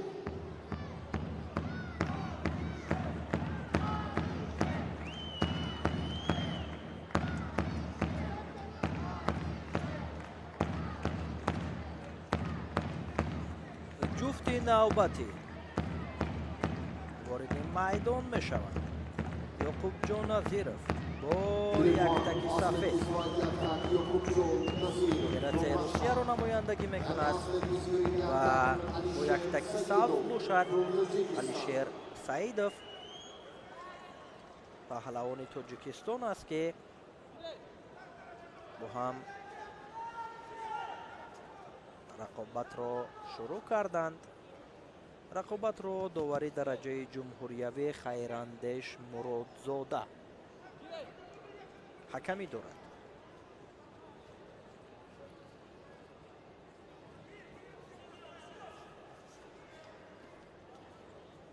علیشیر سعیدov برادر حق نظر نظرov است، نفری که در چمپیونات تاجیکستان اوید به گشتنگیری дар соли 2026 дар ҷои сеюм қарор гирифт, нишони биринҷиро ба даст омад.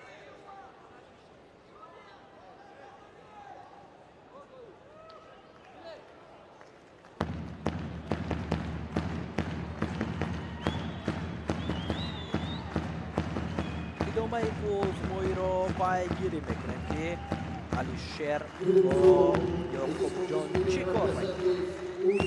барои алишер саидов то ин дам огоҳӣ нишон доданд.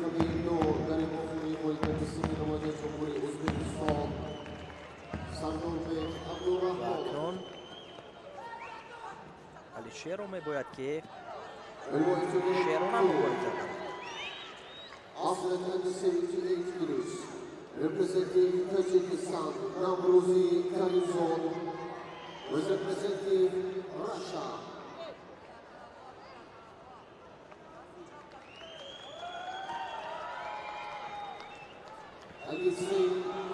инҷо бисёр як ҳаракати оли, як партофти сари вақтиро ёқубҷон назиров анҷом дод ва имтиёзи паҳлӯ гирифт.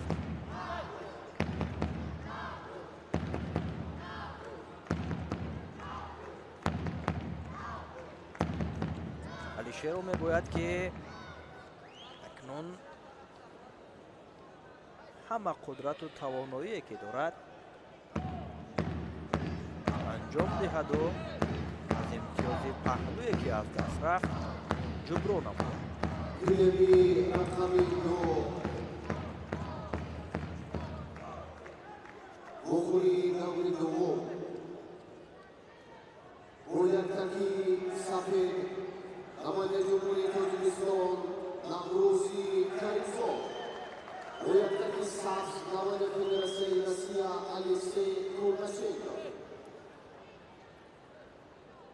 то анҷоми вақт ҳоло фурсат зиёд аст барои алишер ва инҷо боз ҳам як ҳаракати дигар аз ҷониби ёқубҷон назиров ки баданро соҳиб мешавад. акнун алишерро мегӯяд ки баҳри касби имтиёзи комили ҳалол бештар талош кард, зеро ки рақиб ҳам паҳлӯ дорад, ҳам имтиёзи бадан.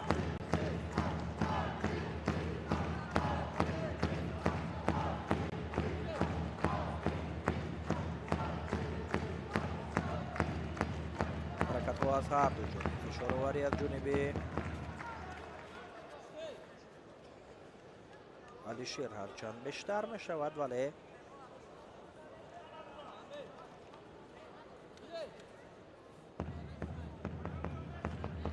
ёқубҷон ҳам аз бартарияш дифоъ мекунаду то анҷоми вақт мехоҳад ин пешрафиро идома диҳад.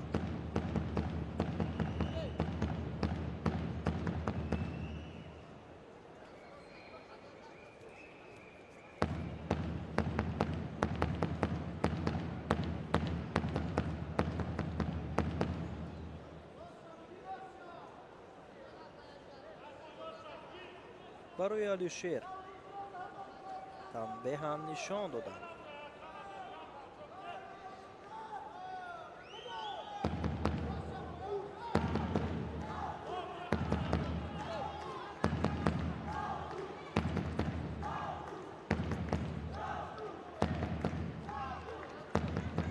бо як партофти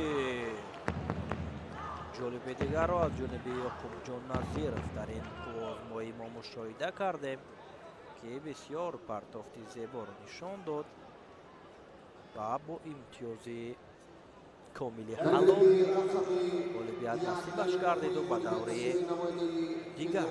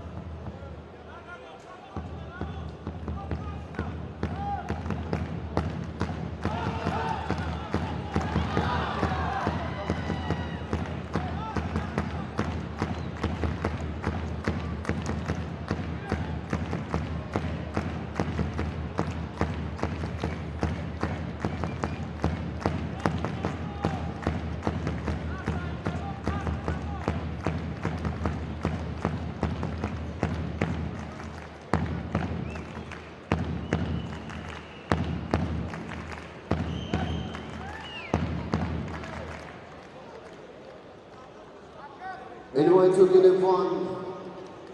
Athlete the 65 kilos, representing Tajikistan, Sarvar Abdushukurov, with representative Kazakhstan, Bolat Bilal.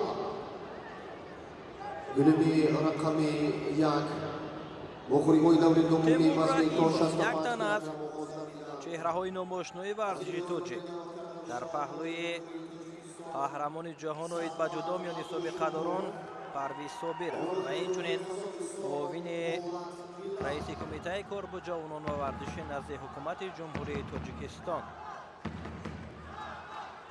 پهلو به پهلو نشسته رقابت‌ها را پیگیری دارند. البته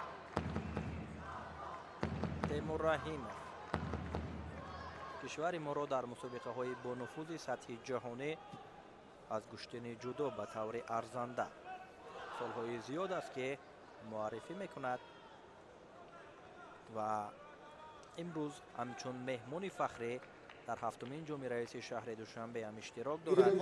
اکنون ما به رقابت های دور دومی وزن تا 65 کیلوگرم توجه میکنیم. سرور عبدالشکورov با یک تک سفید در مقابل بولات بیلال از قزاقستان وارد میدان شدند. آزمایی آغاز می شود. سرور عبدالشکورov در دوره اول نماینده کشور یونان را شکست داده بود و بیلال بولات باشد دوره اول آزاد بود. از لحظه های اول چون مشاهده میکنیم که بسیار هم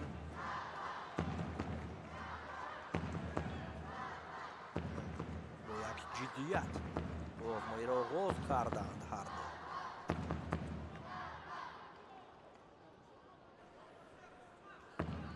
سرور عبدالشکورov در رقابت اولینش نماینده یونان را گفتیم که شکست داد. سواس کرکیزیدیس را و اکنون در مقابل این چهره بیلال بولات چی کار میکند؟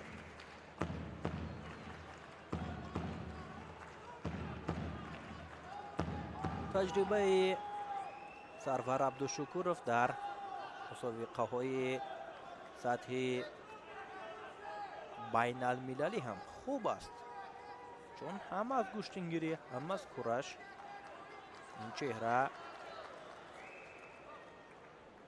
در مسابقه ها میدان داری میکند. عنوان قهرمانی آسیا را اوید به گشتن کورش دارد.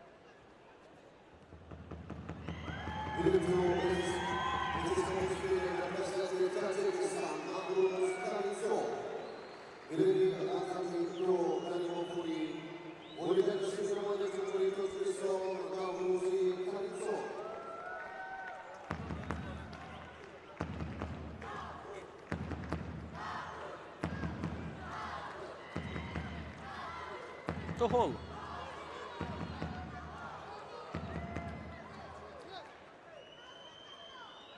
موفق نشدن هر دو این چهره ها که امتیاز بگیرند.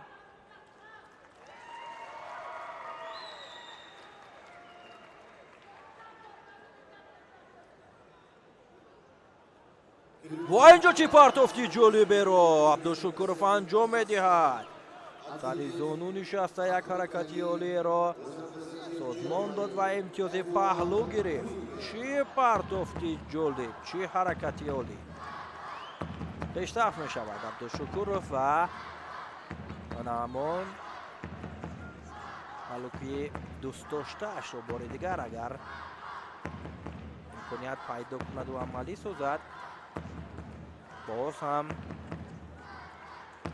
کار جالبتر و زیباتر می شود.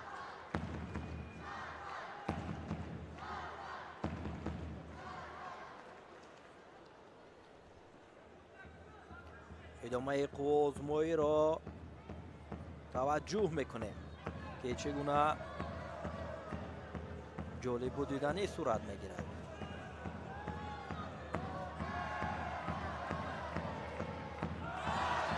باز هم یک حرکت دیگر.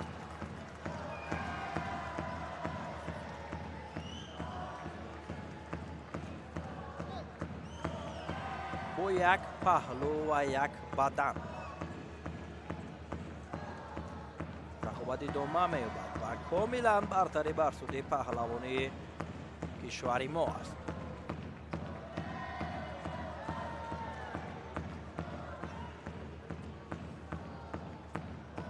کوشش‌های بیلال بولات هم بیشتر می‌شود، حرکت‌ها را زیاد می‌کند تا که از امتیازهای از دست رفته جبران کند، ولی کار برایش مشکل است.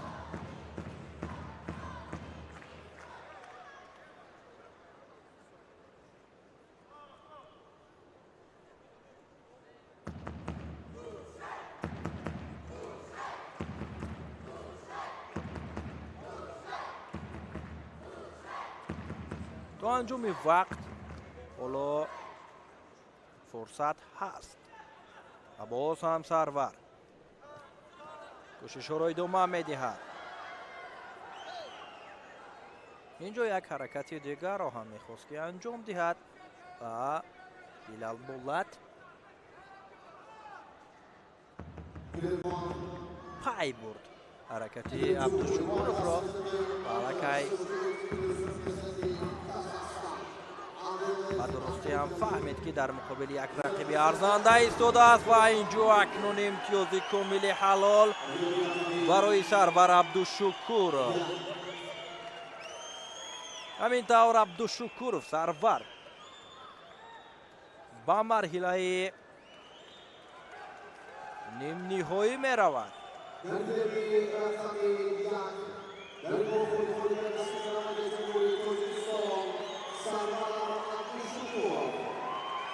سرور در این آزمایی هم سروری کرد، موفق شد و که راه یابد به دور نیم نهایی وزن تا 65 کیلوگرم.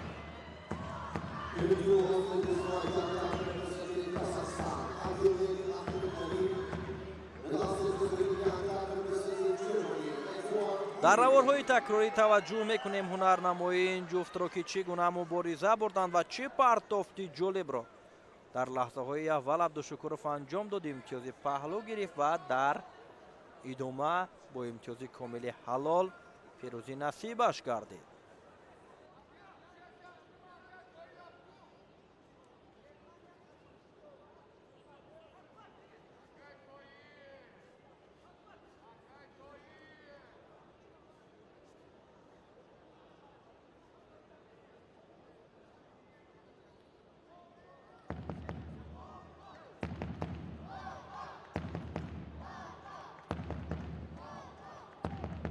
گیربی رقمی یک بخوری های داوری دومی وزنی تا 65 کیلوگرم آغاز گردیده. بگیریم وان start second group weight at 65 kilos. Invite to Gilem athlete under 65 kilos representing Russia Magomed Elkhoroyev with representing Turkmenistan Serdar Babamuradov. Gilebی رقمی یک وزنی تا 65 کیلوگرم دعوت کرده می شود. نماینده فدراسیون روسیه Magomed Elkhoroyev و نماینده جمهوری ترکمنستان Serdar Babamuradov.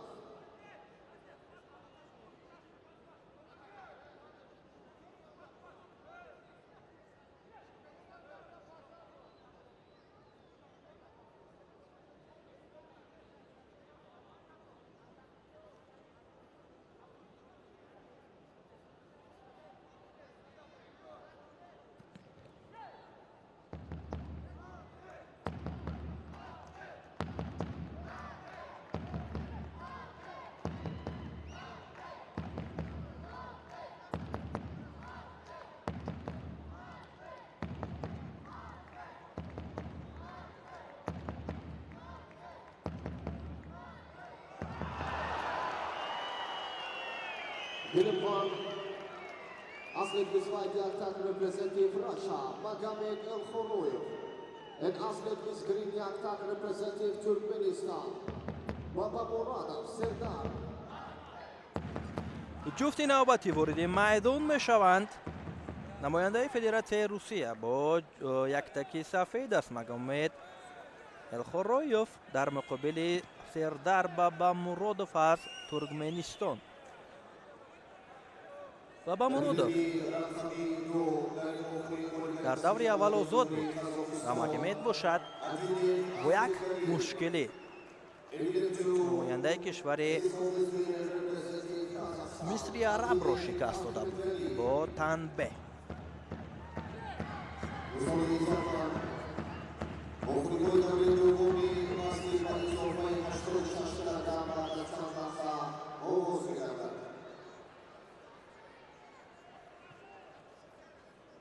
кӯшишҳо аз ҳарду ҷониб бисёр ҳам хуб оғоз шудааст. ҳарду талоши муваффақ шуданро доранд. Сердар нисбат ба Магомед Элхороев бо даму нафаси тоза рӯи гилем баромадааст. чун даври аввал гуфтем ки озод буд.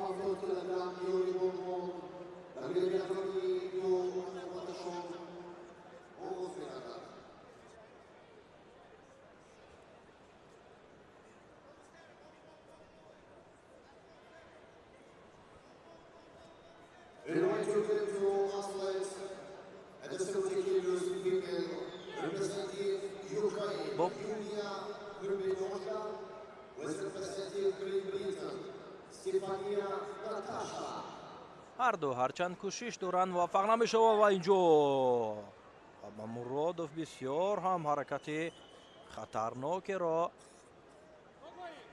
анҷом дод ва ин фаъолиро ҳам довари маркази ба инобат гирифту барои паҳлавони федератсияи русия огоҳӣ нишон дод.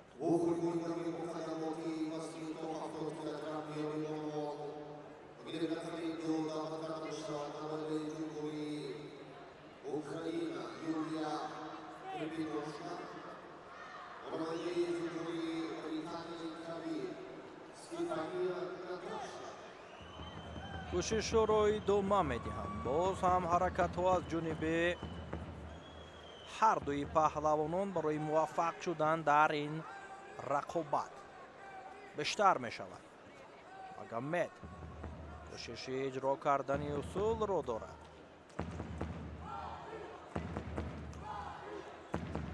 боз ҳам як ҳаракати дигарро аз ҷониби Сердар Бабамурадов мушоҳида кардем ки имтиёзи бадан мегирад.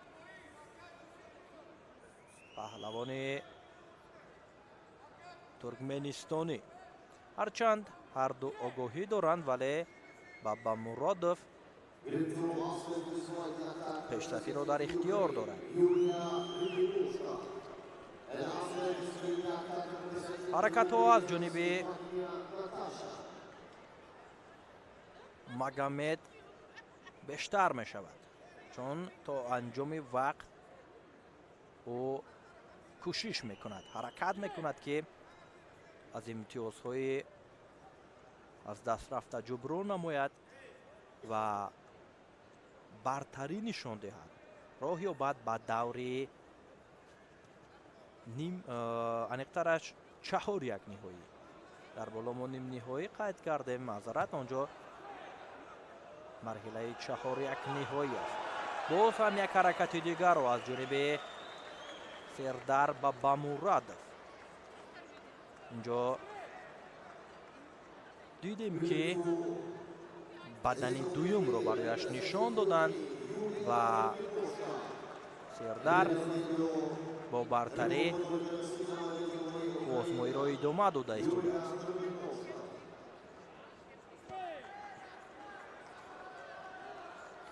ҳарчанд Магомед бисёр ҳам дар талош аст, фишоровариро бештар мекунад, ҳаракатҳоро зиёд карда истодааст, то ки муваффақ шавад ӯ низ дар баробари рақиби имтиёз ба даст биёрад. вале кораш ба нуқтаи ниҳоӣ намерасад.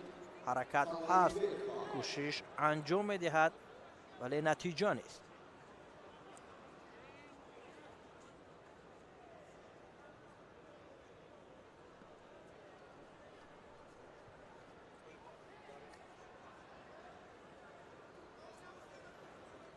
حرکت ها از جانب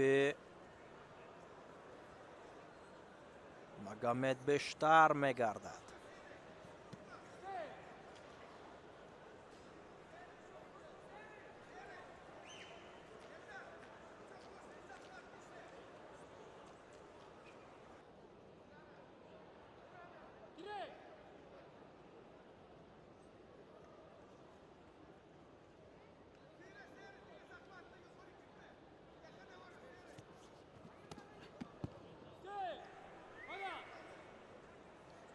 امتیازی سیومی بدن را سردار به دست آورد.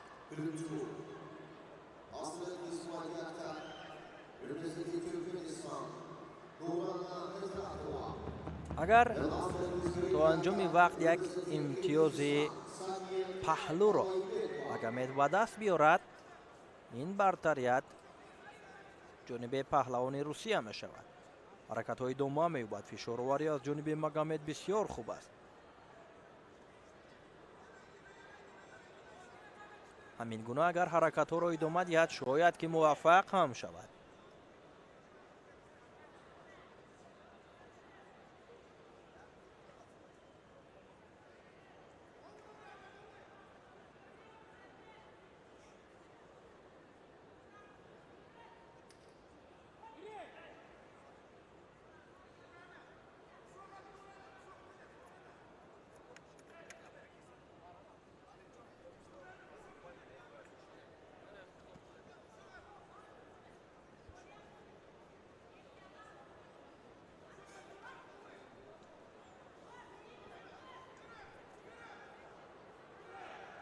کمتر از یک دقیقه دیگر و اینجا باز هم آگاهی با پهلوان ترکمنستانی نشان میدهد. بهادر حلیم و اکنون تنبیه میگیرد. بابا مرادف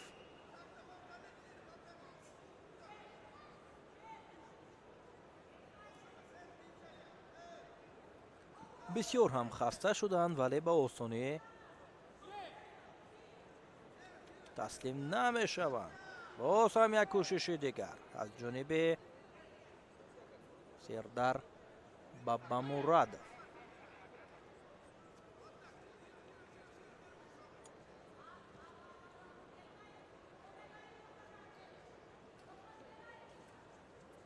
موقعیت برای مگامد و چه حرکتی خوبه بود.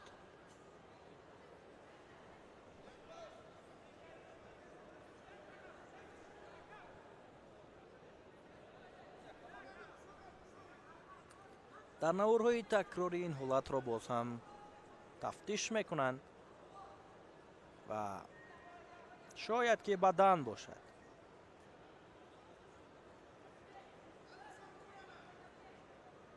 ما نیز انتظار میشویم.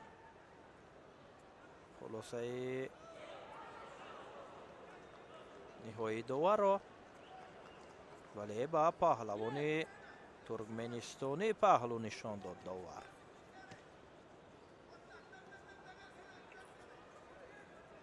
نفس های آخری آزمایی 4 3 2 1 همینطور وقت به انجام رسد. هرچند در ثانیه آخری وقت مگامد امتیازی بدن گرفت ولی دیگر این نتیجه برایش بسندگی نمی کند چون رقیب امتیازی پهلو و 3 امتیازی بدن دارد. همینطور بابا مرادف سردار پیروزی را به دست آورد و با دوری 4-1 نهایی رسید.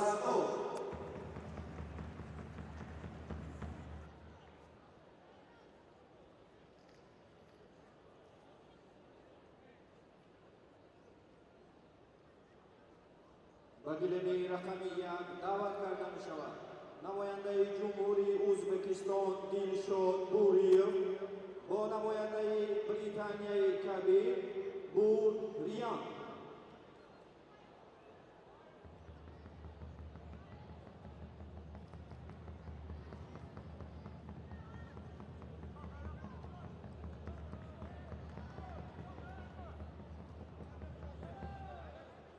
дар гилеми рақами 2 даъват карда мешаванд намояндаи ҷумҳурии Туркменистон Кадирова Сабина бо намояндаи ҷумҳурии Молдова Гему Александрина. ҷуфти навбати вориди майдон шуданд. Дилшод Буриев намояндаи кишвари Узбекистон бо яктаки сафед. рақиби ӯ бошад аз Британияи Кабир Бурт Риян. ҳарду адои эҳтиром дастфишорӣ карданд ва қувозмоҳӣ оғоз мешавад. Дилшод Буриев албатта ки таҷрибаи зиёд дорад дар чунин мусобиқаҳо ва дар даври аввал ҳам мо ҳунарнамои ин чеҳраро дар муқобили Омратан аз Ҳиндустон дида будем ки тавонист муваффақ шавад ва Буртриан бошад ва чӣ партофти ҷолиб бадан баҳогузорӣ шуд. Буртриан даври аввал озод буд ин чеҳра. нафари сабзпӯше ки имтиёзи баданро аз даст дод.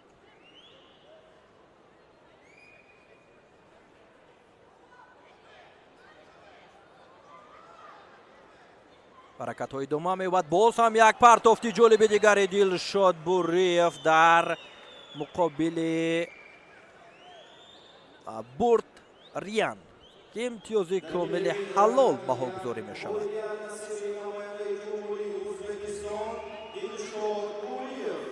ҳамин тавр Дилшод Буриев роҳашро ба марҳилаи 4 ниҳоӣ ҳамвор мекунад.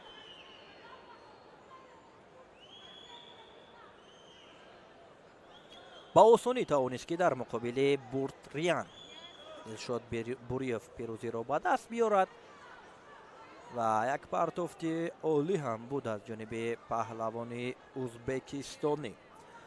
тамошобинони гиромӣ, то ин лаҳзаҳо мо ҳунарнамоиҳои ҷолибро аз ҷониби паҳлавонони Тоҷикистону Узбекистон бештар мушоҳида мекунем ва интизори ба майдон омадани ҷуфти навбатӣ мешавад.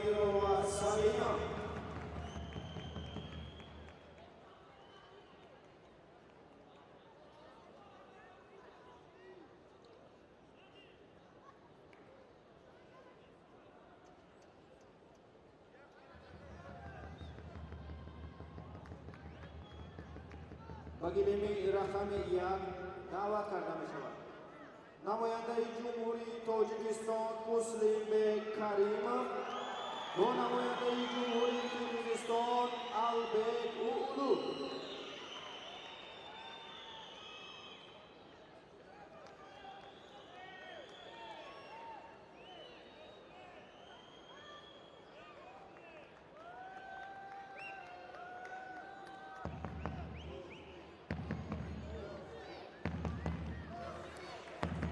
ҷуфти навбатӣ ба майдон даъват шуданд. Муслимбек Каримов паҳлавони сафедпӯши тоҷикистонӣ дар муқобили намояндаи кишвари Қирғизистон Айбек Уулу варзишгари қирғиз. рақобат оғоз мешавад.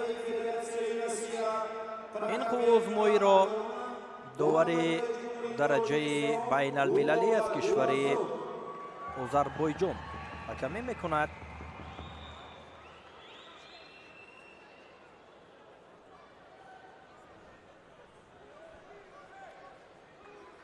рақобат ҳам оғоз гардид. Муслимбек Каримов инчунин рақибашам Айбек Уулу ҳарду дар даври аввал озод буданд ва ҳарду рақобатро аз марҳилаи 8 ниҳоӣ оғоз карданд. нафари муваффақ ба даври дигар меравад. ва чӣ ҳаракати хуберо инҷо Муслимбек Каримов наздик буд ки анҷом диҳад ва ғолибият насибаш гардад.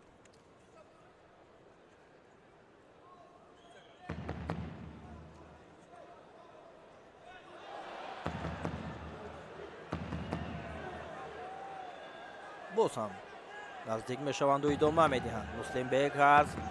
гиребони яктаки рақиб бисёр ҳам хуб доштааст. инчунин рақибаш ҳам аз пас гиребон мустаҳкам дошта ҳаракатҳоро идома дода истоданд. ишораи довар истед буд ва аз нав аз маркази майдон рақобатро идома медиҳанд.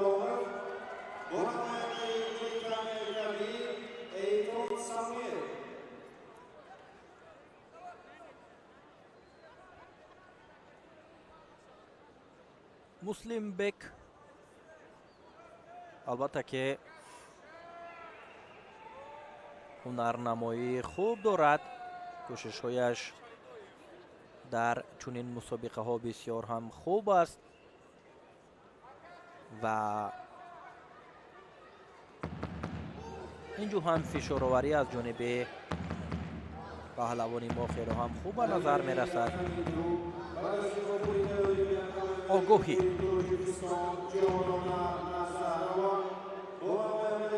нишон дода намешавад.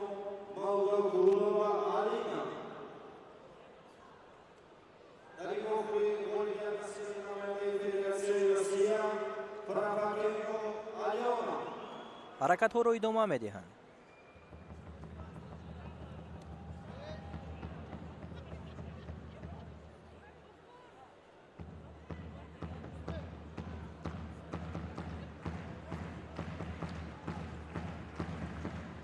то анҷоми вақт ҳоло фурсат ҳаст, ҳарчанд то ҳол имтиёз ба даст наовардаанд ҳар дуи паҳлавонон, вале кӯшишҳо аз ҳар ду ҷониб хуб ба назар мерасад.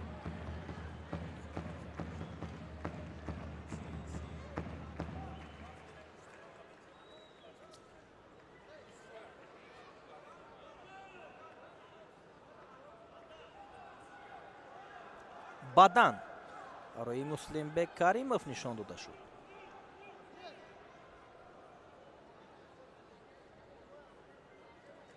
довар ҳам ишора мекунад ки рақобатро идома диҳед.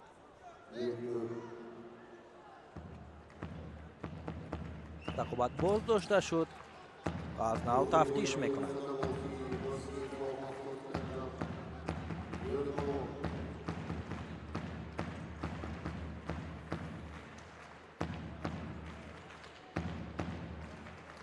ин ҳолати охирине ки ба миён омад дар наворҳои такрорӣ. доварон тафтиш мекунанд ва баъдан хулосагирӣ мекунанд ки он ҷои имтиёз буд ё ин ки не. имтиёзи бадан боз пас гирифта шуд ва рақобат идома дорад. кӯшишҳо боз ҳам бештар мешавад. айбек ӯӯлу чеҳрае ки дар гран-прию гран-сламҳо кишвари қирғизистонро намояндагӣ мекард. соли 2024 ҳунарнамои ӯро мо дар гран-слами Ташкент дида будем ки дар муқобили эмомалӣ нуралӣ шикаст хӯрда.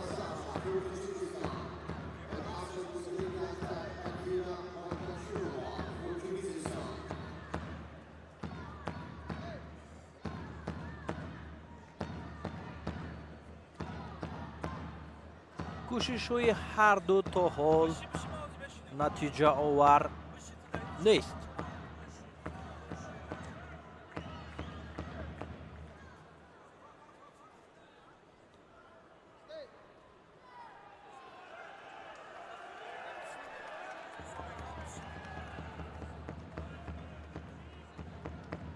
огоҳӣ барои айбек ӯӯлу нишон дода шуд ба хотири ҳаракатҳои нодуруст ва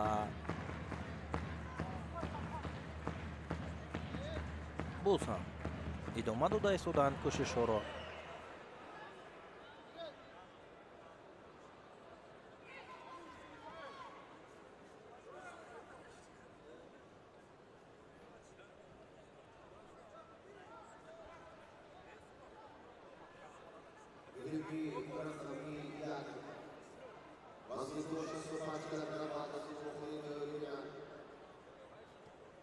دقیقه آخری قوزمایی است که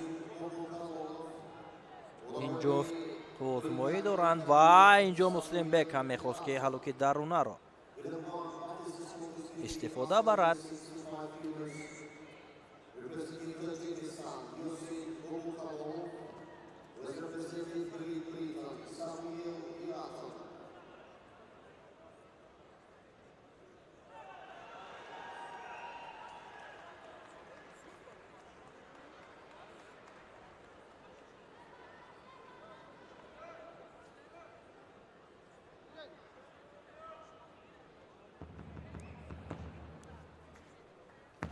کوشش‌های نوبتی باز هم حرکت و اینجا چی حرکتی اولی از جانب مسلم بک کریمov. بسیار کوششی خوب داشت، بسیار حرکت اولی و داوری شورا میکند که رقابت ادامه یابد.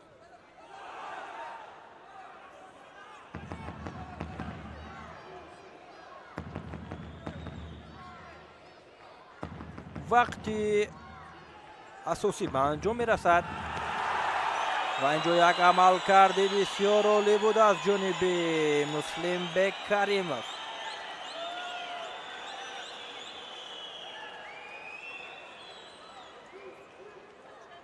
کوشش انجام یافت و وقت هم خاتمه یافت. در نفس‌های آخری قوزمایی مسلم بک کریمov با یک حرکتی عالی امتیازی پهلو گرفت و غالبیت را به دست آورد. همینطور مسلم بک کریمov در این رقابت غالبیت را به دست آورد و به دور بعدی رفت. تماشابینان گرامی تا این لحظه ها هنرنمایی های پهلوانان را از جریان هفتمین جام رئیس شهر دوشنبه و اطلاع گشتینگیری با شما پیگیری داشتم. من سوربان امان‌الله زاده و ادامه رقابت ها را همکارم نکروز ستار با شما پیگیری میکند.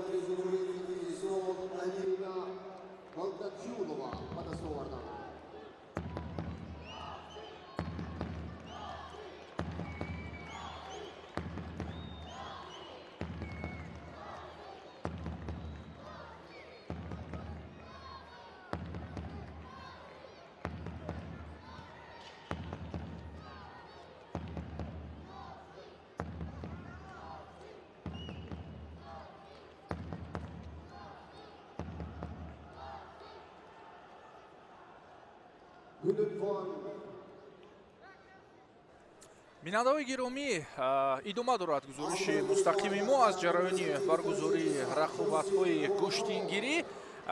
падар акнун бо қалби саршор аз муҳаббат назар меандозад ба рақобати писар Ёсин Бобокалонов, варзишгари ҷавон, умедбахш ва хубҳунари мо ки алон рӯи гилем омад бо паҳлавон аз британияи кабир Самуэл Итон. ин рақобат шурӯъ шуд. ҳаракатҳои аввалро мебинем. акнун як кӯшиш аз ҷониби меҳмон буд ки он ҳам зуд бартараф гардид, яъне ҳаракат барои партофт дида шуд. ин навбат иқдом аз ҷониби Ёсин гирифта шуд ва бо як пойзанӣ тавонист ки рақибро ба замин биафтонад. имтиёзи баданро ба даст овард. баъд аз ин ҳолат ҳоло бошад барои боз имтиёзи дигар азм гирифтааст. бисёр хуб ва фаъол инҷо корбарӣ кард дар ҳоле ки рақиб аввалин шуда пеш омад, яъне дар баҳамоӣ Ёсин дарҳол даст ба пушт бурд, камарбандро дарёфт ва партофт албатта аз ҳалоки дохила аз ду ҷанба, албатта ки чуноне байхас кардем, ҳам аз усули камари метавонист кор бибарад ва ҳам аз алуке ки баъдан онро ба кор бурд. Хуб, биёд идомаро бубинем. Юсин ин валвалаву шуру ғавғоро ана ҳамин ҷавон бардошт дар толори баргузории мусобиқаи байналмилалӣ барои ба даст овардани ҷоми раиси шаҳри Душанбе ва падар ҳам аз ҷо бархест. хеле ҳолу ҳавои хуб дорад, хеле қонеъ аст аз паҳлавонии фарзандаш. ба қавле сар ба осмон расид баъд аз ин ҳунарнамоии шоистаи ҷигарбандаш. Юсин Бобокалонов ҳоло изҳори миннатдорӣ, изҳори сипос мекунад ба нафароне ки аз нишастгоҳ албатта ӯро дастгирӣ мекарданд. Биёед як бор дигар бубинем ки чӣ гуна ҷило дод ин партофт ва чӣ ҳунари шоиста нишон дод Юсин. Бубинед усулҳои фиребо ё ин ки яна ҳамон нағмаҳои фиребкунанда дар ҷараён аз ҷониби Юсин бисёр дида шуд. Имрӯз гоҳе аз як самт иқдом мегирад барои усулро анҷом додан, вале самти дигарро мегирад. ин як ҷузъи нозуки паҳлавонӣ аст ва як ҷузъи нозуки ҳунари дилхоҳ варзишгар маҳсуб мешавад ки албатта усулҳои ё ин ки ҳиллаҳои найрангомез ҳини рақобат метавонанд ки бар дилхоҳ рақиб кор кунанд. аз ин лиҳоз ҳоло Юсин бошад ҳамин паҳлӯи ҳунарашро дар ин сабқатгоҳ рӯнамо кард, кушода кард ва мо низ ҳамин пешравии ӯро пайхас кардем. ва хуб аст ки мусобиқа ба мусобиқа, майдон ба майдон варзишгарони ҷавони мо месабзанд, рушд мекунанд ва ҳунарашон камол меёбад. ва биёед акнун дӯстон мо ҷуфти дигарро бибинем ки рақобаташон чӣ гуна мегузарад. яке аз Русия омадааст, дигаре аз Қирғизистон. аниқтараш Салтан Плиев варзишгар бо хилъати сафед аз кишвари Русия аст ва Саломату Улу бошад аз ҷумҳурии Қирғизистон ташриф овардааст.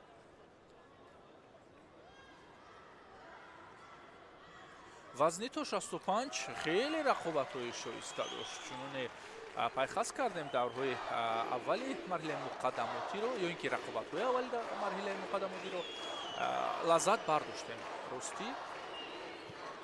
ва варзишгарон аз ана ҳамон партофтҳои гуногун ҳунар нишон доданд. пушти по ҳалқа зад, вале нашуд. Саломат корро ба самти дигар бурд. баъдан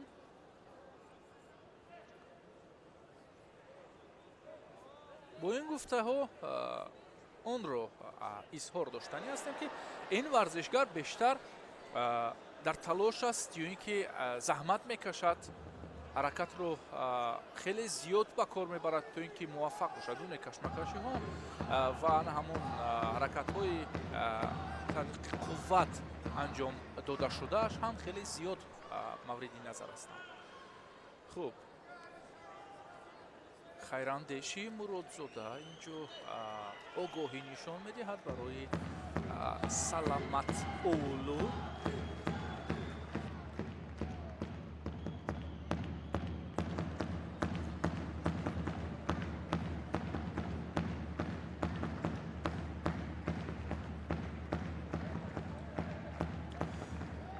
ғолиби ин ҷуфт бо Юсин Бобокалонов дидор анҷом медиҳад.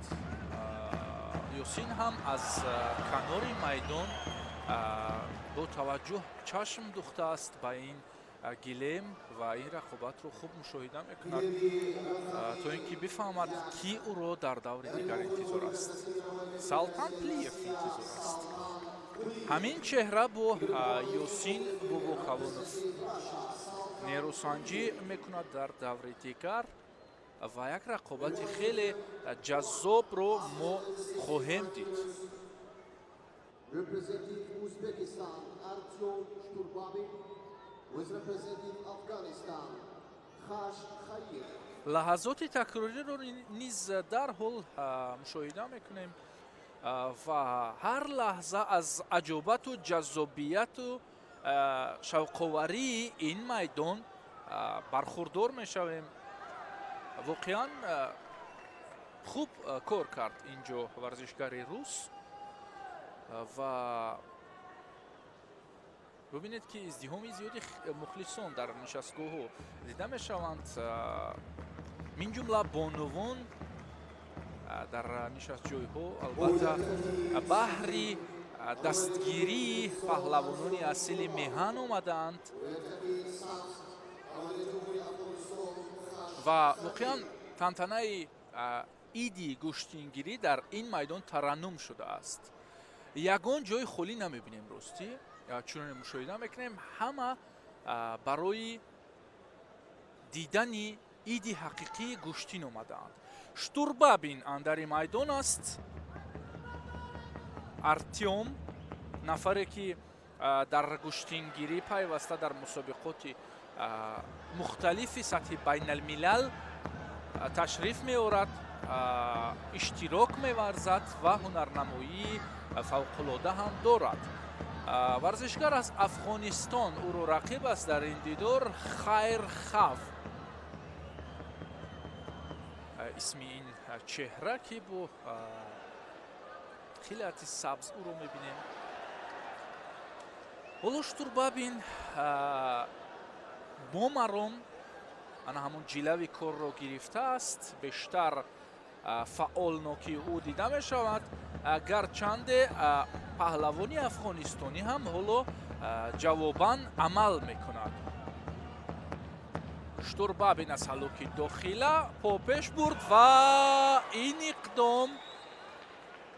иқдом наздик буд барои муваффақият. аз майдон берон шуданд бачаҳо ва ҳоло акнун давоми корро боз ҳам мушоҳида мекунем.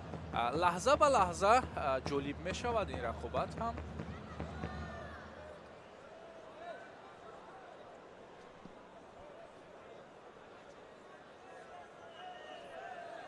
Артём аз боло мехоҳад кор кунад ва ӯ худ гузошт ба рақиб ки аввалин шуда ворид шавад ва баъдан аз боло бигирад.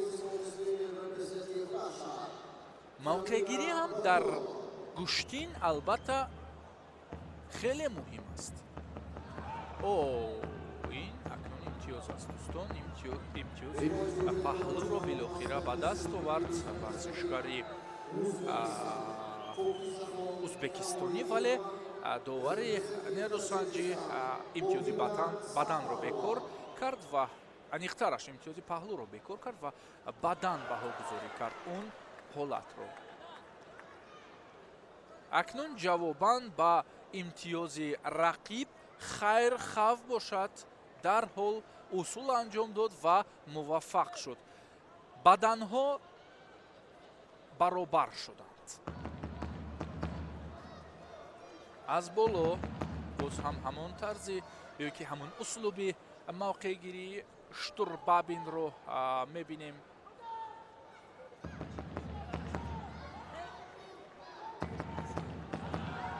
ой каме саросима шуд. Хайр каме саросима шуд. аз дохил ҳаракат пеш бурд, ҳало ки даруна Штурбабин бошад дар зидди ҳамла ҳушёрӣ нишон дод. хуб, ҳоло як қадам пеш мезанад барои зафар Артём. имтиёзи паҳлӯро ҳам ба исми худ муҳр зад ё ин ки насиби хеш кард. ҳоло бошад акнун боз ҳам ҳаракат барои пеш рафтан ва барвақттар нерӯсанҷиро интиҳо додан аст.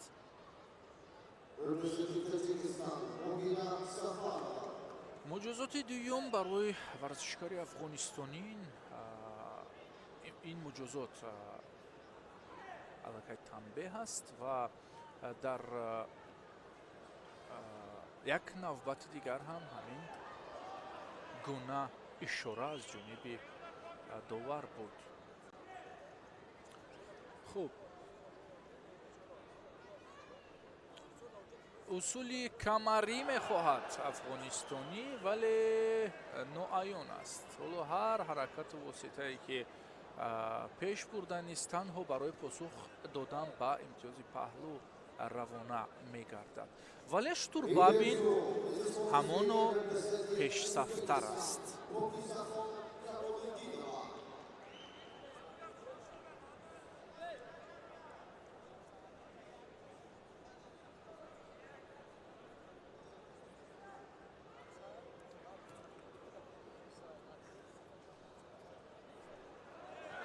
оҳо, ба мақсад расид.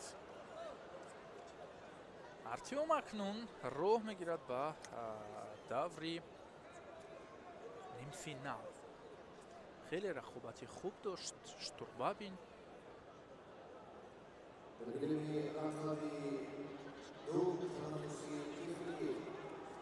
ва ҳоло як набарди дигарро мебинем дар ҳамин марҳила дар вазни 65 кило бо иштироки варзишгари тоҷик. артём штурбабин дар ринг.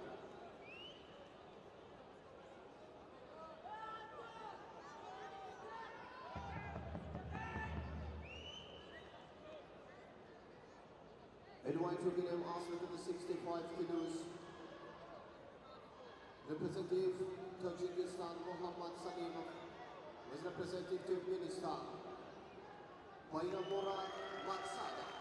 дӯстони иззатманд, маъзарат мехоҳем, болотар ишора доштем ки артём ба нимфинал рафт. На, ӯ ба марҳилаи чорякфинал ё ин ки чорякниҳоӣ рафт ва дар сурати муваффақият баъдан нимфинал мешавад. ҳоло бошад муҳаммад салимзодаро муқобили варзишгари туркманистонӣ Байрамдурди Мақсадов мебинем.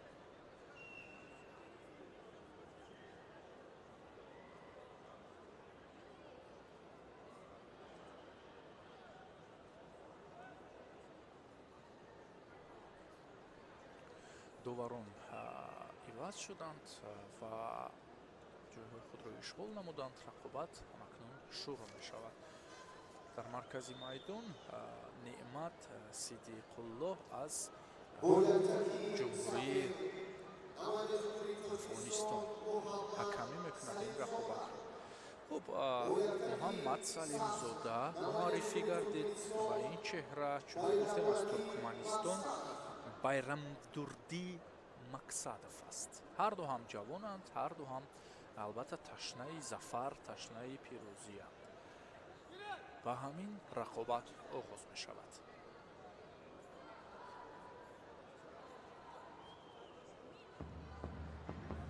ой, зидди ҳамлаи муҳаммад хеле ба маврид буд.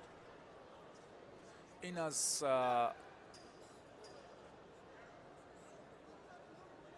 ҳолате рух дод ки воқеан ғайри чашм дошт буд барои рақиб ва ин таъсир хоҳад гузошт барои ҷараёни рақобат ҳам, чун акнун ҳарифам фаҳмид ки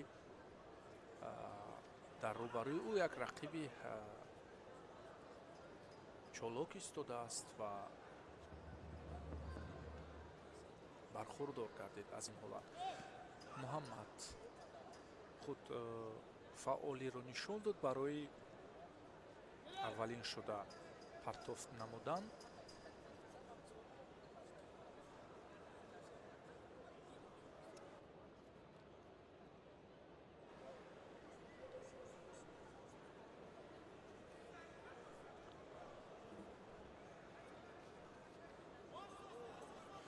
аз боло гирифтааст, пушти гиребонро хеле хуб ва мустаҳкам доштааст муҳаммад ва аз боло гирифтан хеле ноқулай мешавад барои рақиб.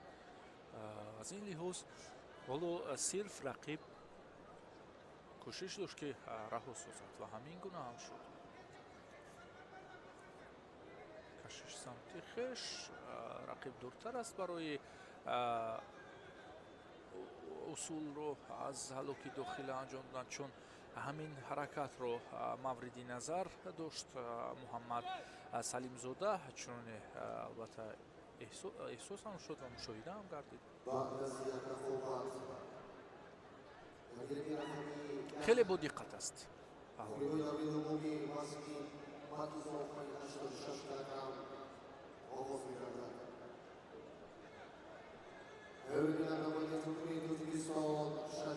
аз лиҳози қувва ҳам салимзода якам бартарӣ нишон дод. инро аз чӣ қиёс кардем? бибинед, рақиб сирф бо қувва ҳаракат дорад, яъне аз усули анҷом дода, дар усули анҷом додааш қувваро бештар масраф мекунад. аз он далолат медиҳад ки қувваи муҳаммад салимзода албатта тафовут дорад нисбат ба рақиб ва ин бартарӣ аст. хуш,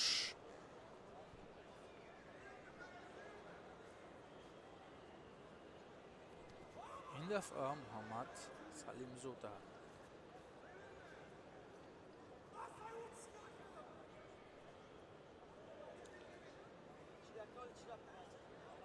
сирф пеш меояд варзишгари мо ва ҳаракаташ акнун бибинед аз ҳаракатҳои ноаён ба ҳаракатҳои мустақим гузаштааст. ин аз боварӣ нишон медиҳад.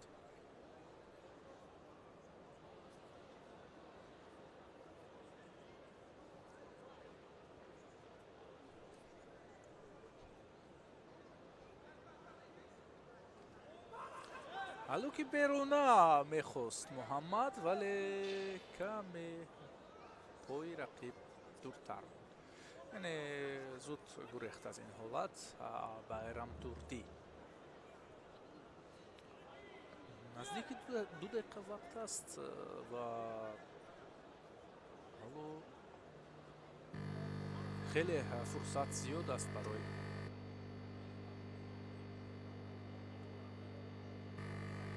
خیلی فرصت البته زیاد است برای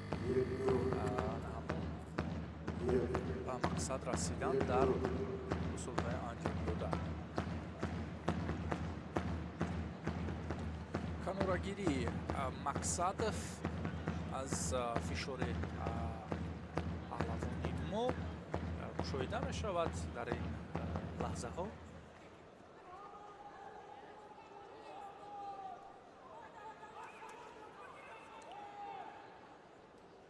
як огоҳӣ дорад туркманистонӣ. варзишгарони туркманистон имрӯз чунин мушоҳида шуд, хеле ҳунарнамоии хуб нишон доданд ва дар вазни вазнин, дар вазни ҳамиёна ва дар вазни сабук ҳам нерӯсанҷиҳои ибратбахш мушоҳида шуданд. خیلی هنری خوب دیدیم راستی از جانب پهلوانان این کشور و حالا در این مرحله بسیار مهم رو به باخت می‌دهد ورزشکار از ترکمنستان مقصدов. پهلوانی ما محمد سلیمزاده خیلی همون تاکتیکای خوب رو به کار برد در این نبرد. اولتر ҳушёрӣ нишон дод, яъне зуд аксуламал кард, баъдан бештар ба усулҳо ё ки ба ҳолатҳои аксулҳамлагӣ истодагарӣ намуд. худ оҳиста оҳиста аввалин шуда барои анҷом додани ҳалокҳо ҳам пардохт ва дар интиҳои вақт бошад бештар мушоҳидакорию фишороварӣ ба назар расидан. ҳамин буд, яъне қисм тактикаи ҳунарнамоии муҳаммад салимзода. оқилона муҳориба кард ва зафар ёфт. ӯро дар даври дигар мебинем. муқобили ӯ артём штурбаби. рақобати ҷолиберо хоҳем дид. در این بخوری قلب کشید نماده جمهوری تاجیکستان محمد سلیمزاده. Invite you to name athlete plus 86 kilos representing Tajikistan, Sharif John Nazriyev, was representing Russia, Igor Dalganov.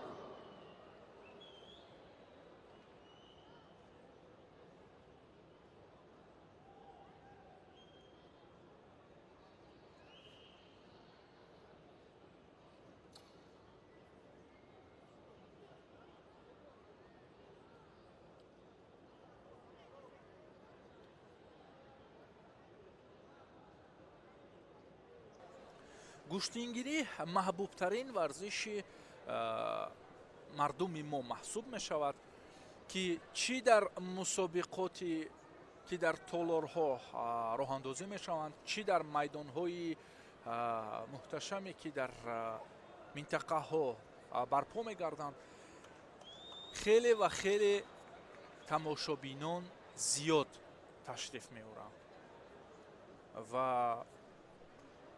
албатта зиннати дилхоҳ мусобиқа, ҷаззобияту диданӣ будани дилхоҳ мусобиқа аз бинандаҳо ё ин ки аз нафароне ки барои тамошои рақобатҳо меоянд, аз он ҳам вобаста аст.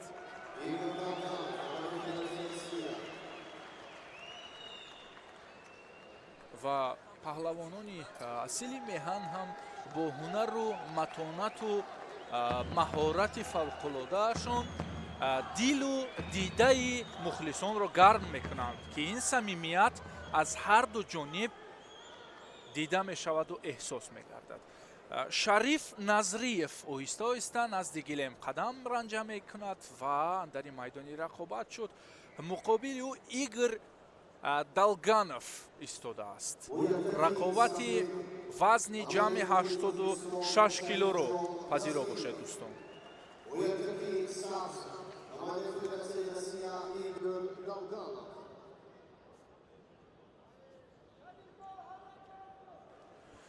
Далганов даври аввал озод буд. Дар даври дуюми рақобат акнун бо Шариф Назриев майдонро мекунад. аввалин шуда Шариф қавӣ дошт аз ҳарду қисмати гиребон.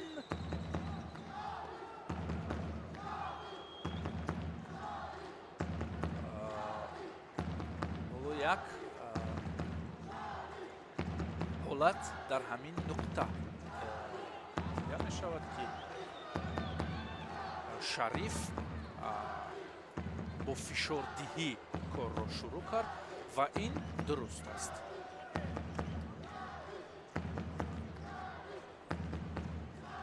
ва аз ана ҳамин тарзи гирифтан ҳам хуб кор мекунад, яъне аз ҳарду қисмати гиребон намегузорад ки рақиб мавқеияти устувор ё ки мавқеияти хубтар дошта бошад. Шариф Назриев имтиёзи баданро насиби худ кард ва ҳоло чуноне довари майдон нишон дод. бадан ва дар намои ҳам аксун бароварда шуд. хуб, боз биёед такрори ҳолатро ҳам бубинем, ки адлу шаффофият албатта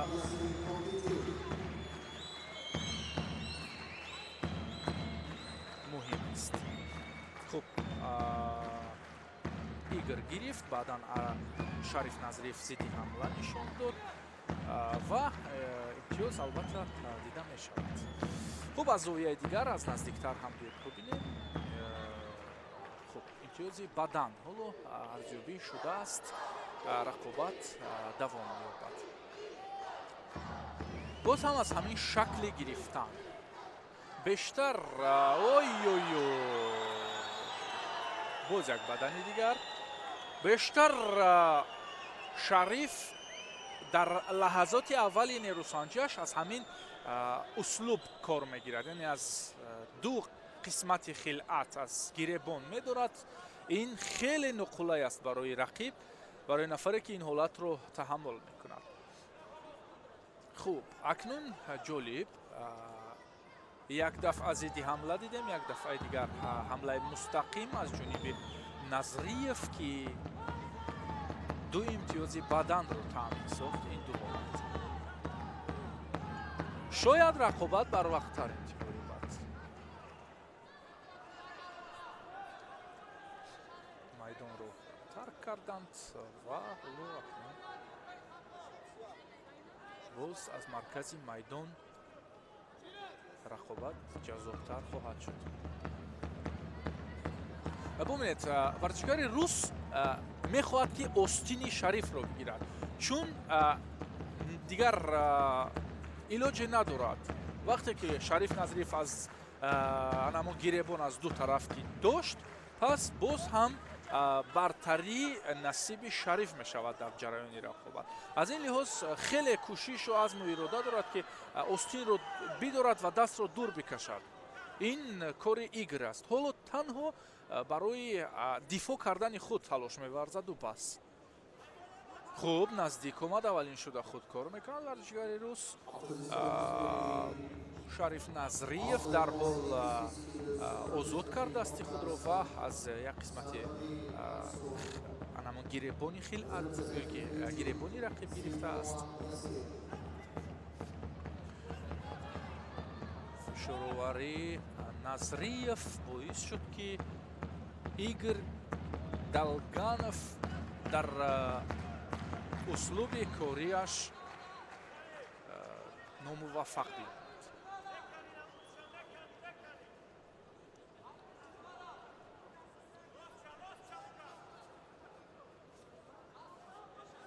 ҳаракат аз дохил ин тарзи корбарии Далганов аст, вале вазнинтар хоҳад буд барояш ин услубро ба кор бурдан, чун ҳама ҷиҳат бибинед ки дифои Шариф Назриев барои ин усул таъмин аст ва ҳамин гуна ҳам аст ки ҳоло он ҳолат бекор шуд. хуб, барои камфаъолӣ Шариф Назриев огоҳӣ мегирад.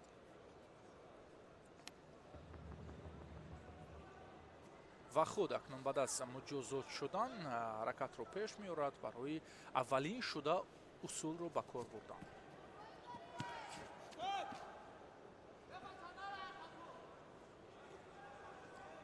Тимур Раҳимов аз нишастгоҳ албатта садо мебарорад. Шариф Назриев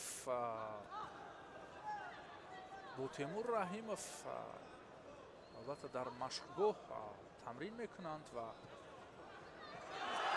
албатта ин барои Шариф хуб ҳам ҳаст ки таҷрибаи ғании Тимур Раҳимовро албатта мегирад.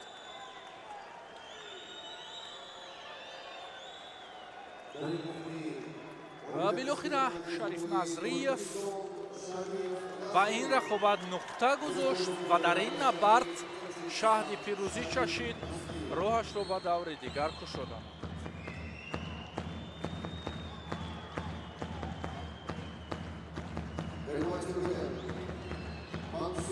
шоиста, албатта шоиста ҳунарнамоӣ кард. таҷрибаи хуби Шариф Назриев кор дод дар ин рақобат. камтар аз қувва кор гирифт, бештар аз лаҳазоти мувофиқомада муваффақ шуд. чанде аз лаҳзаҳои партофт дошта ё ин ки лаҳазоти ҷаззобу дидани ин набард манзури мову шумо мегардад аз ҷониби ҳамкорони мо.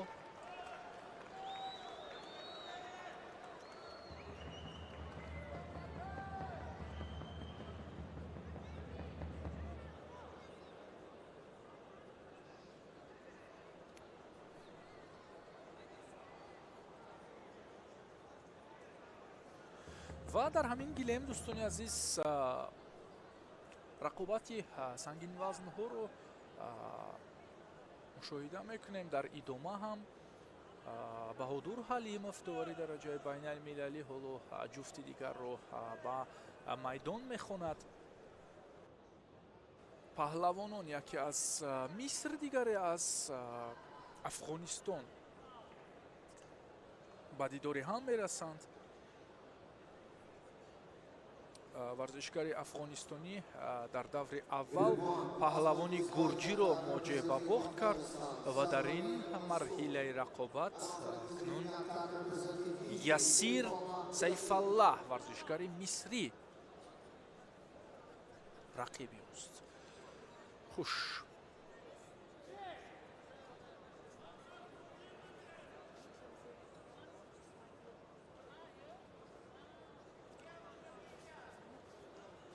албатта эҳсос мешавад ки бартарии вазн инҷо ба нафъи варзишгари афғонистонӣ аст, чун ин вазни ҷамъист. пас аз 86 ва болотар аз ин кило варзишгарон дар ин категория рақобат мекунанд. биёед дарҳол бубинем ки чӣ ҳолат иттифоқ уфтод. иқдоми усул аз ҷониби ясир буд, аммо дар зидди ҳамла мансур сарварӣ муваффақ шуд.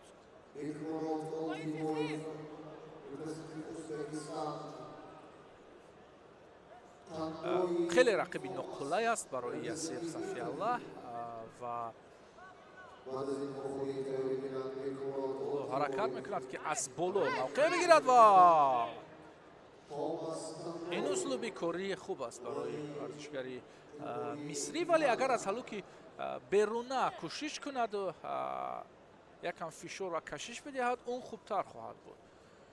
чун дар дафъаи қаблӣ ҳамин услуб хуб омад, вале ноомади коргӯён дар зидди ҳамла мансур муваффақ шуд.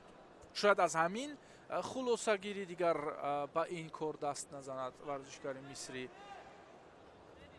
ба ҳар сурат ҳоло биёед мебинем ки ин талошу кӯшиш ба чӣ интиҳо меёбанд. хеле хуб.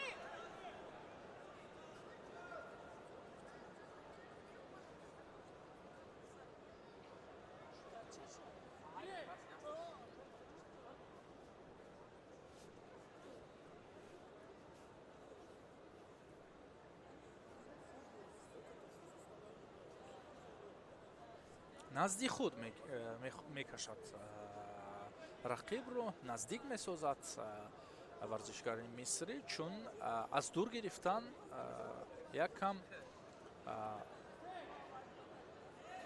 хавф барои худи ӯ хоҳад буд. баҳодур ҳалимов ҳам инҷо ишора барои муҷозот кард ба варзишгари афғонистонӣ. дурустам аст ки хеле камфаъолтар вонамуд мешавад ин чеҳра ва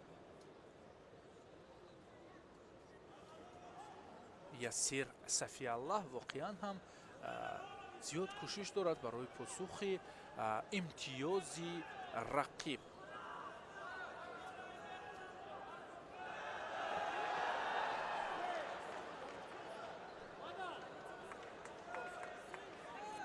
боз як имтиёз дигар барои мансур сарварӣ.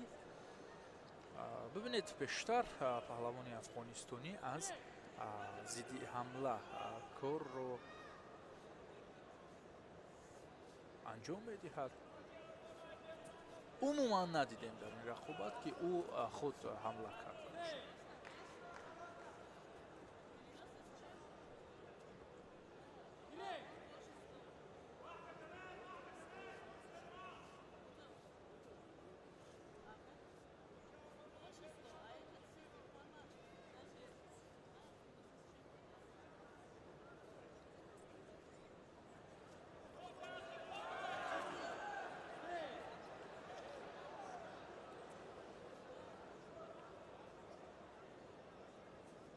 каме аз ҳамун вазни гарон доштааш истифода мекунад мансур ва худро аз ҳолатҳои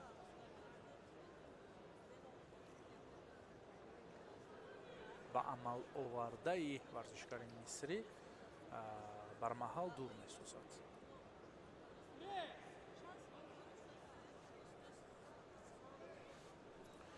вақт ҳаст, 2 дақиқаи дигар вақт ҳаст.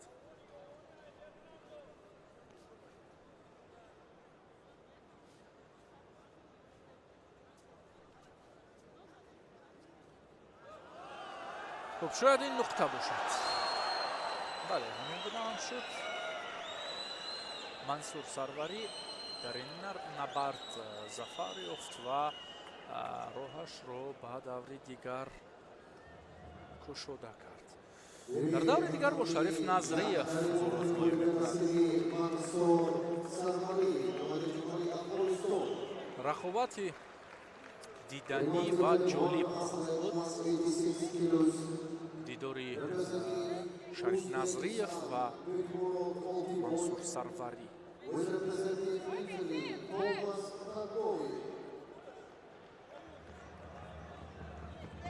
به هر صورت صفی‌الله یاسیر چی مهارت داشت پیاده ساخت در این نبرد و چی هنری که داشت صرف کرد. همین قدر شد.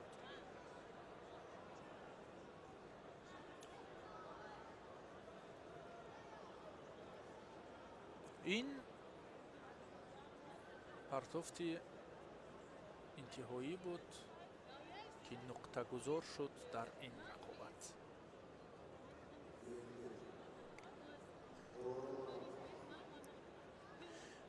ببینید پیروورنو همگی در نشستگاه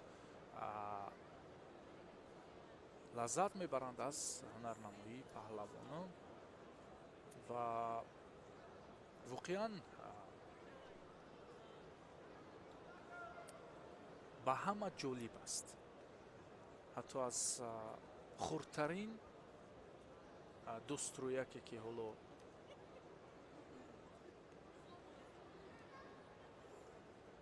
شاید مراتب اول ببیند گوشتینگیری رو تو پیرونی روزگار دیده به همه اینها جالب است تماشای گوشتی.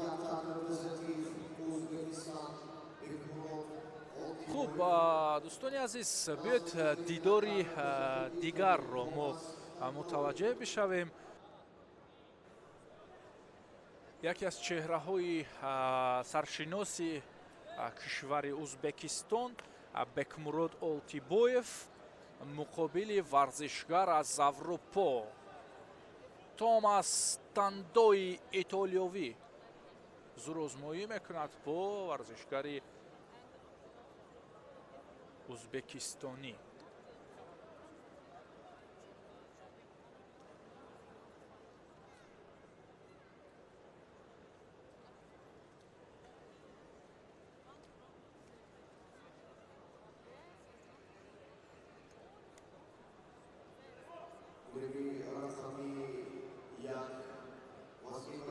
فرصت جویا بود. فرصت جویا بود. اولتیبویف فرصت میجوست.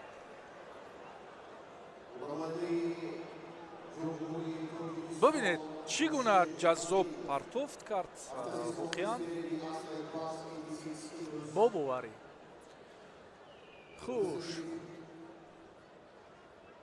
موقعیت توماس از بالا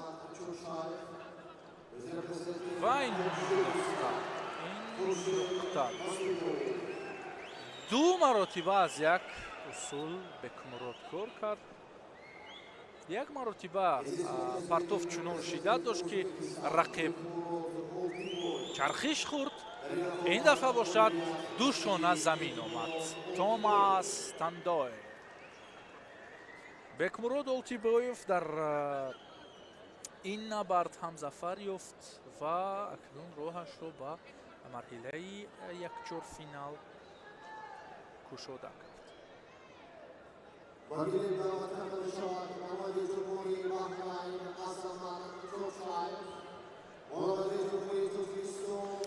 این دفعه اولتیبویف ببینید که باز کمی پایین‌تر نشست، چون دفعه اول که یک زانو پرتافت رو طریق اصولی سر کتف نشان داد، چون گفتم رقیب کمی توپ خورد. این دفعه برای باز هم қавитар ҳаво додан, яъне ба пушт мустақим равона сохтани рақиб лозим омад ки каме дигар поинтар бишинад ва анамун фишорро ҳини ба замин афтонидан зиёд намояд. хуб, Хуршед Маҷидов, паҳлавони номошнои тоҷик, вуруди майдон мешавад. Азамат Максим, намояндаи Баҳрайн, дар рӯбарӯи ӯ истодааст, ӯро рақиб аст. хуш, толор ҳама садо мебарорад ба дастгирии Хуршед Маҷидов. варзишгари маҳбуб аст, воқеан ҳунари хуб ҳам дорад. Хуршед Маҷидов таърихчаи ғании варзишгариаш ҳам собит месозад ки воқеан ӯ паҳлавони хубҳунару шоиста малака аст. набард оғоз мешавад. Хуршед оҳиста оҳиста наздик мегардад ба рақиб.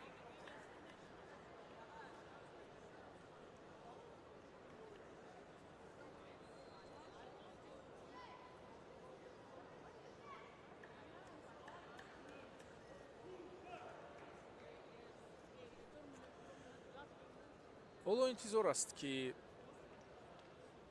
қавитар аз гиребон бидорад. бештар усули сари китф ба кор мебарад Маҷидов тариқи нишастан сари зону. шояд ҳамин услубро ҳам ҳоло дар мадди аввал мехост бисанҷад.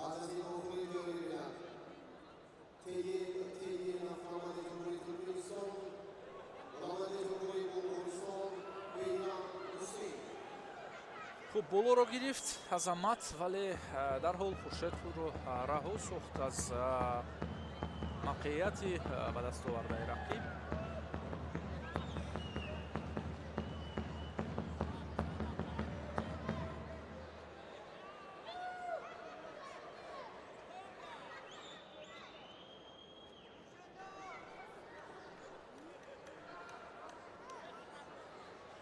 ҳар ду ҳам як хислат доранд. бибинед, ҳар ду ҳам ором ҳастанд.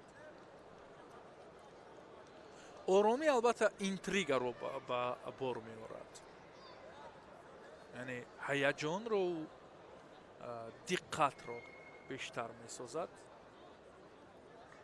албатта барои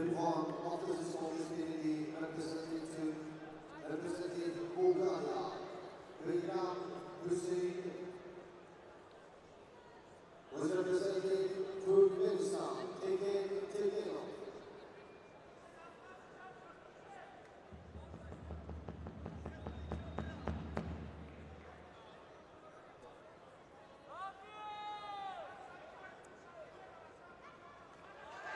ҳамон услубе ки мегуфтем болотар, боз аз самти дигар ин услуби корӣ усулҳое ҳастанд ки Хуршед Маҷидов хеле писанд дорад ва зиёд истифода мекунад ва муваффақ ҳам албатта мекунад.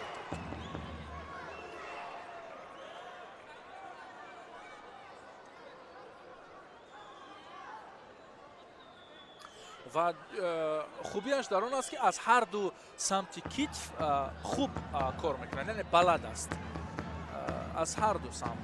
баъзеҳо шояд аз як тараф ин усулро хуб кор кунанд, аз самти рост, вале Хуршед аз ҳар ду ҷониб ба қувват мегирад ҳамин усулро. оҳо, фишор хуб буд.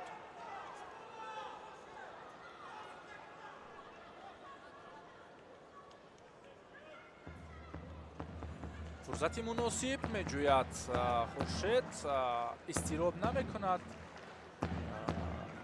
ва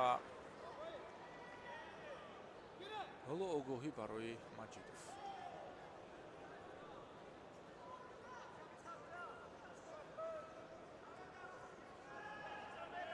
вале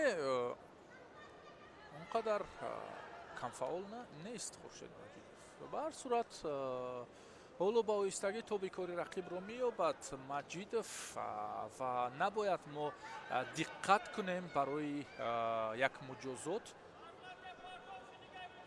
инҷо акнун аз боло гирифт Азамат. Хуршед бояд қавӣ бидорад то ин ки дифоаш хубтар бошад. канор мегирад худро ва ҷавобан инҷо кор мекунад. фишор зиёд аст. оҳо хуб худро дур сохт.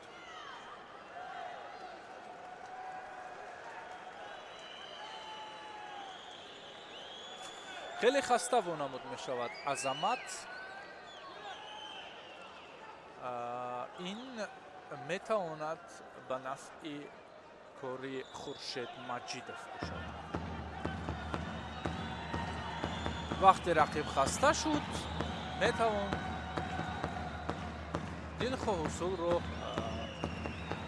ба кор бурд ва муваффақ шуд.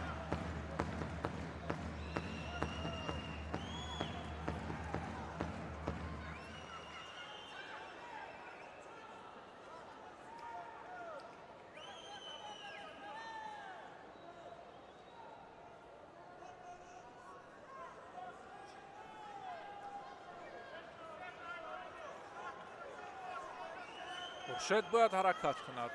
ӯ огоҳӣ дорад ва ин метавонад боиси бохт ҳам бигардад.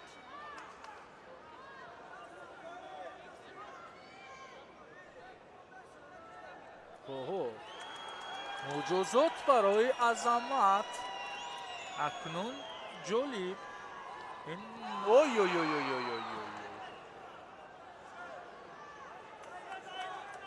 5 сонияи дигар.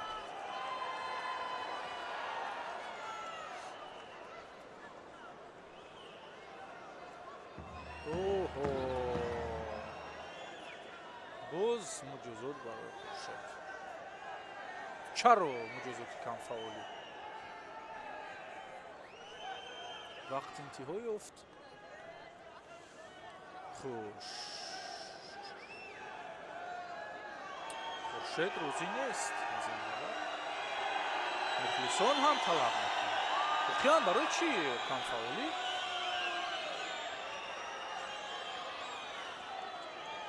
чун ҳаракати партофтовари охир аз ҷониби Маҷидов ба кор бурда шуд.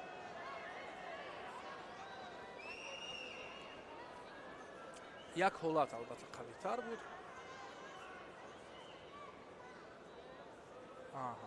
ин ҳолат як ҳолате ки инҷо рух дод. бале қаблтар буд ки ду маротиба Хуршед кор карда буд.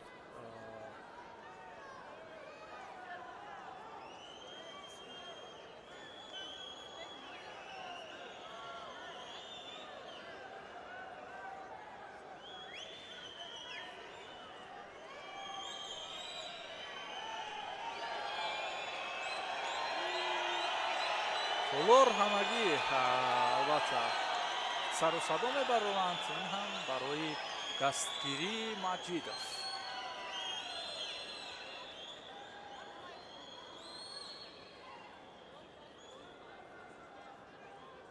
инҷо лаҳзае буд ки Хуршед дифоъ мекард ва дар дифоъ зидди ҳамла нишон. на ин ҳолати қаблтар буд. ба ҳамин монанд як лаҳзае буд ки Хуршед аз камарбанд медошт ва бале огоҳӣ гирифта шуд. яъне ҳамон муҷозот гирифта шуд. хуб кор ба вақти тиллои ки голден скор омада расид. акнун бубинед ки якам фишорҳо зиёд ба назар мерасанд. дар ҳоле ки қаблтар мо гуфтем ҳарду ором гӯштин мегиранд. ин навбат бошад мо мегӯем ки ангеза болотар рафт ва шакли гӯштин ҳам намои дигар гирифт. Хуршед як фишори хубро инҷо дуруст иҷро кард.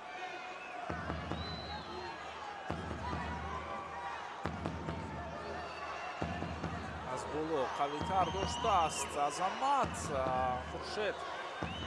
Хуршед низ ҳамин гуна ҳар ду як нав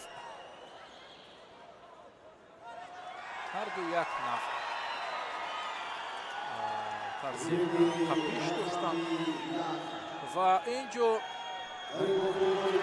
муҷозот барои Азамат Максим ва ин дурни Хуршед Маҷидов аст. бино ба нодуруст ҳамон қапиш кардан ин муҷозот равона гардид. хуб Хуршед Маҷидов муваффақ шуд дар ин навбат. Representing Bulgaria, Behram Hussein, was representing Turkmenistan, Turgenov.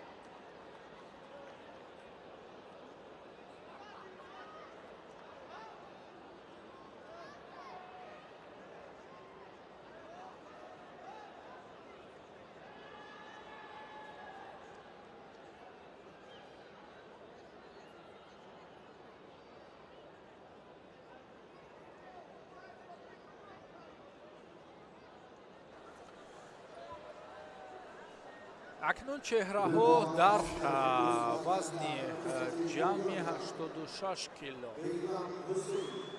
аз сабади дигар рақобатҳоро пазиро бошед. инҷо варзишгари рус муқобили паҳлавон аз Туркманистон нерӯсанҷӣ мекунанд.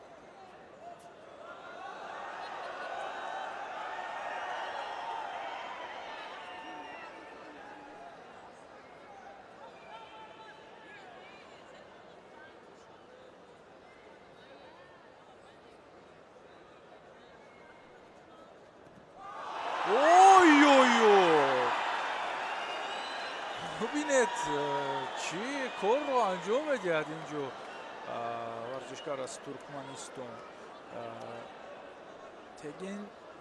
Тегенов.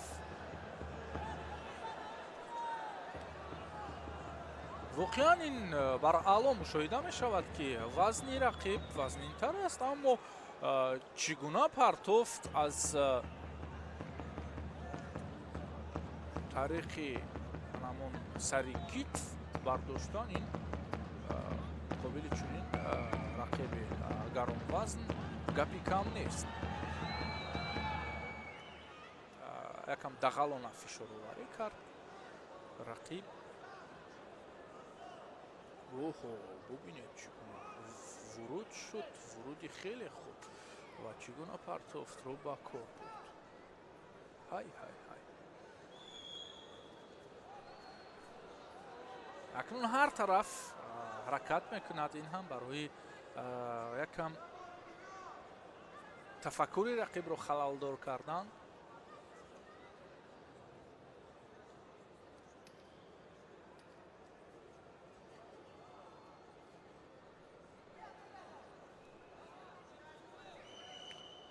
аз камарбанд гирифт варзишгари туркманистонӣ.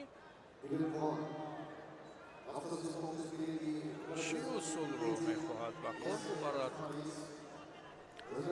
тарзи ист он қадар норавшан аст.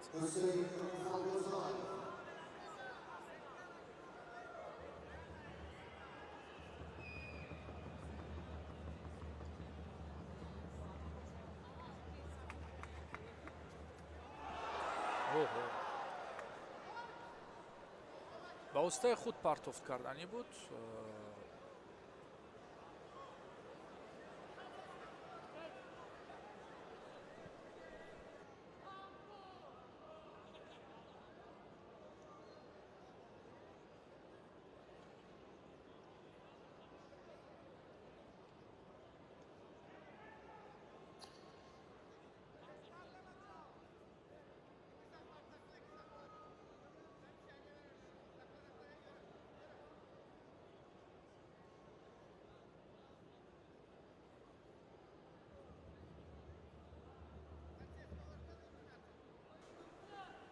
хуб рақобат якам ҷараёнаш коҳиш меёбад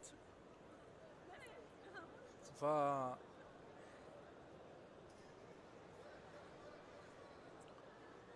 олу вақт ҳам на беш аз ту на кам.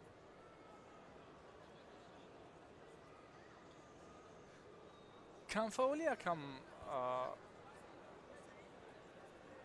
барои мухлисон нописанд аст, чун ҳамагӣ ташнаи дидани партофтҳо, дидани усулҳои ҷаззоб, дидани ҳаракатҳои пайҳам, дидани зебоии гӯштин омадаанд.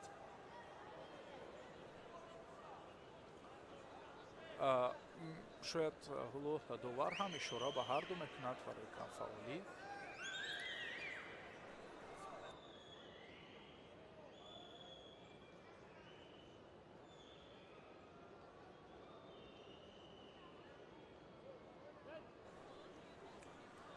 хуш.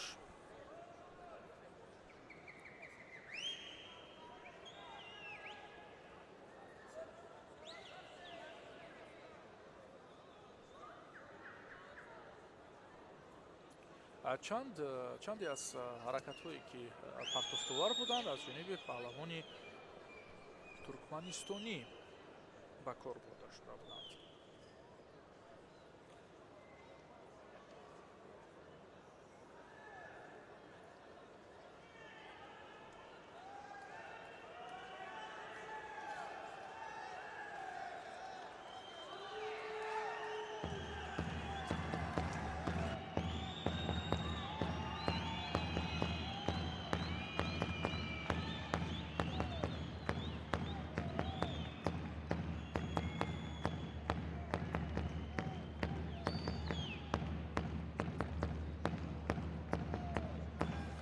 саъдӣ исмоилов ҳам ҳаракат дорад бо нағораи худ, ки ба варзишгарон якам ангеза бидиҳад то ин ки фаъолтар бошанд.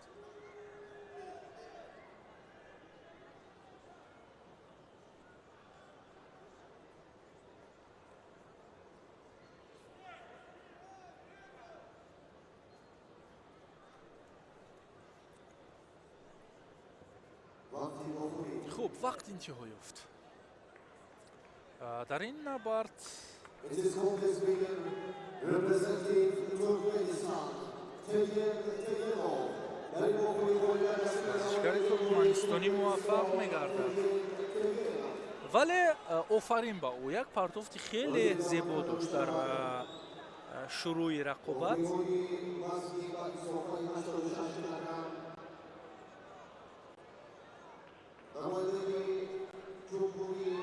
мутмаинам ҳамин ҳоло нишон дода мешавад. бале, коргардон ҳам дарҳол ҳамин ҳолатро ба мо нишон медиҳад. ба ростӣ ғайр аз ҳамин ҳолат дигар лаҳазоти партофтовар ҳам мо дар ин рақобат мушоҳида накардем. хуб, ҷуфти дигарро ба майдон мехонанд.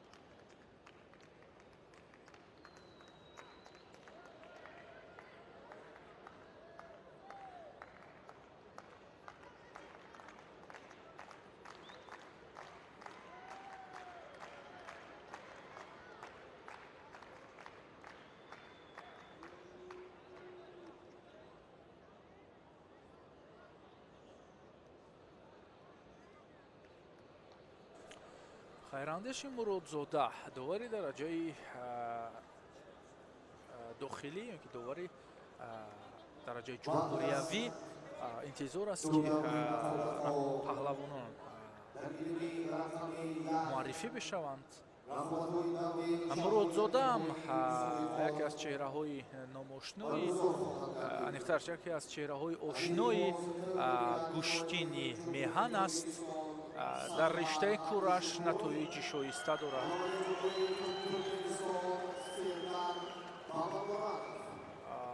ва корномаи варзишгариаш ҳам ғанӣ аз дастовардҳост. ҳоло имрӯз бошад доварӣ мекунад.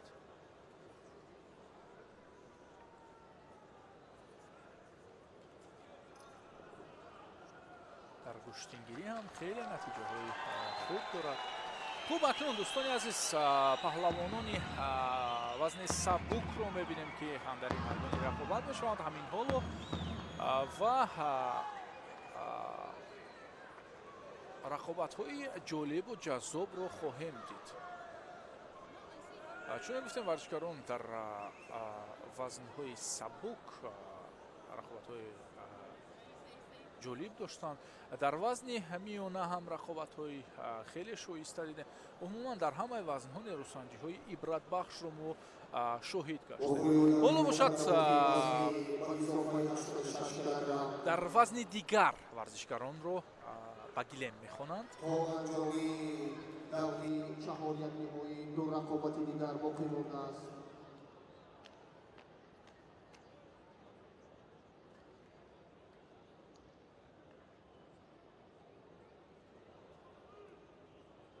Aslet Rizvan Yaktak, Representative Yejid Yasser Fares, and Athlete Wisdom Yaktak, Representative International Gushtagiri Federation, Hussein Khalmurzayev.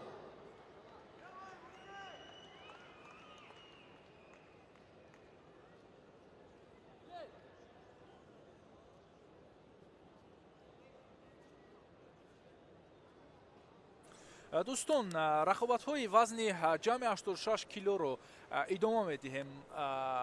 шарҳу тавзеҳотро дар ҳамин вазн боқӣ мемонем ва ҳоло бошад мо мебинем ҳусейн Халмурзаев, нафаре ки соли гузашта дар ҳамин мусобиқа, яъне мусобиқаи байналмилалии барои ба даст овардани ҷоми раиси шаҳри Душанбе ба финал рафта буд, вале шикаст хӯрда буд. нишони нуқра дошт он сол. вале барои мусобиқаи имсола ҳам ҳоло рақобатҳояшро хуб шурӯъ кард. дар ин давр акнун боз ҳам барои муваффақтар шудан ва роҳ гирифтан ба даври дигар азму иродаи қавӣ дорад. Ясер Фарес дар ин набард ӯро рақиб аст, варзишгар аз Миср. як ҳолат каме саросима шуд варзишгари мисрӣ, кораш нотамом монд ва Холмурзаев, бибинед, бидуни ягон ташвишоварӣ, бидуни ягон фишороварӣ анихтараш ва бо як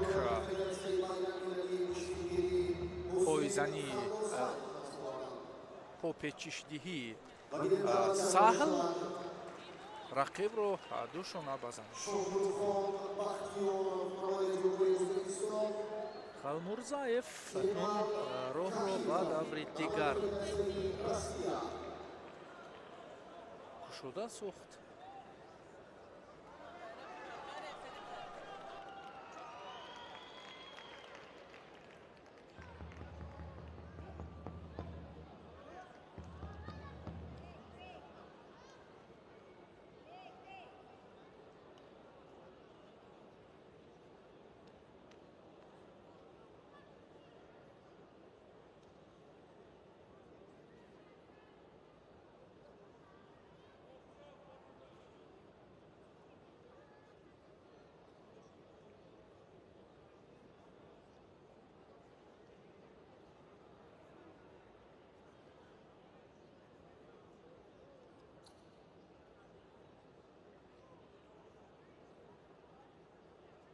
Хусрав Шошоев ҷуфти дигарро даъват месозад ба майдони рақобат, довари дараҷаи байналмилалӣ ва ин рақобат миёни Кемал Каитов, варзишгар аз Россия ва Шоҳруххон Бахтиёрови узбекистони. Кемал Каитов соли гузашта дар мусобиқаи байналмилалии ҷоми раиси шаҳри Душанбе ширкат варзида буд, вале натиҷаи хотирмон надошт. барои муваффақтар, яъне натиҷаи хубтар ба даст овардан, ин сол ҳам акнун умед дорад ки дар ин мусобиқа фаъолона ширкат биварзад ва ҳамакнун рақобати аввалини худро пиёда месозад муқобили варзишгар аз Узбекистон. Узбекистони даври аввал варзишгари қирғизистониро шикаст дода буд. Кемал бошад дар даври аввал озод буд.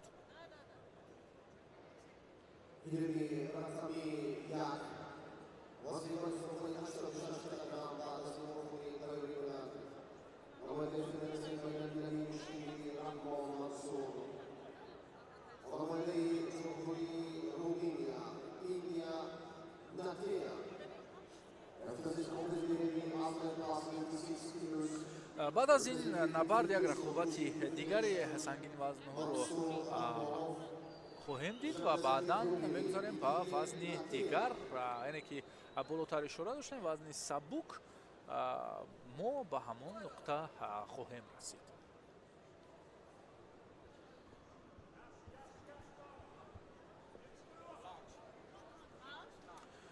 хуш, ой, ин чӣ зидди ҳамлаи нобаҳангоми ғайриинтизор буд. Шоҳруххон Бахтиёров ҳоло имтиёзи бадан нишон, яъне ба даст меорад, вале боз ҳам барои дуруст арзёбӣ намудани ин ҳаракат довар ба ҳамкасбони худ аз курсии видеодоварӣ ишора кард. хуб, бадан гирифта мешавад инҷо, бадан ба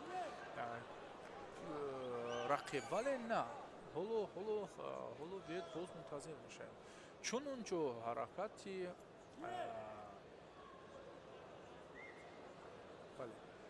Кемал Каитов оғоз шуда, баъдан Бахтиёров ҳам дар зидди ҳамла фаъолӣ кард ва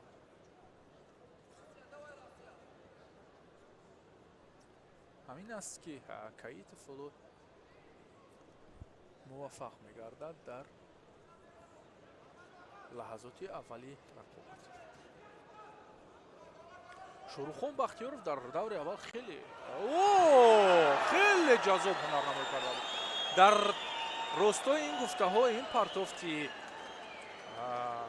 муҷаллоро ҳам дидем ки эҳсоси хуби тамошо мебахшад чунин партофтҳои ҷилодор.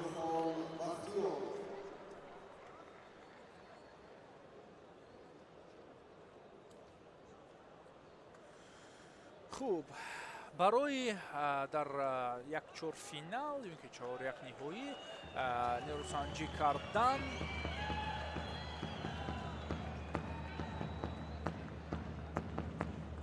Мансур Раҳмон ва Илия Натея дидор анҷом медиҳанд. Дар сурати зафар бо Бахтиёров дар чоракфинал зур озмоӣ мекунанд.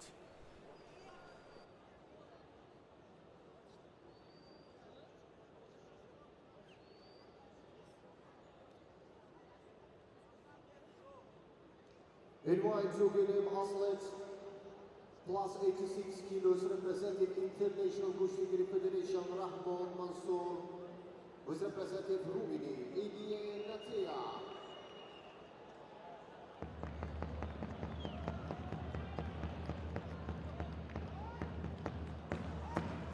Фарух Собиров инҷо ба мо нишон дода мешавад, яке аз мураббиёни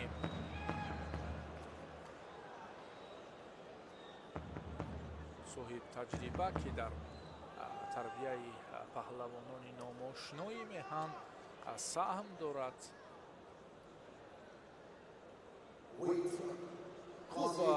Мансур Раҳмон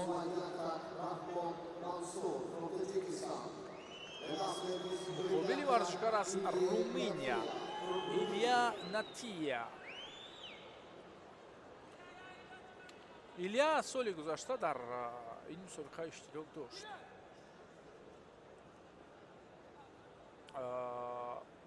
дар мусобиқоти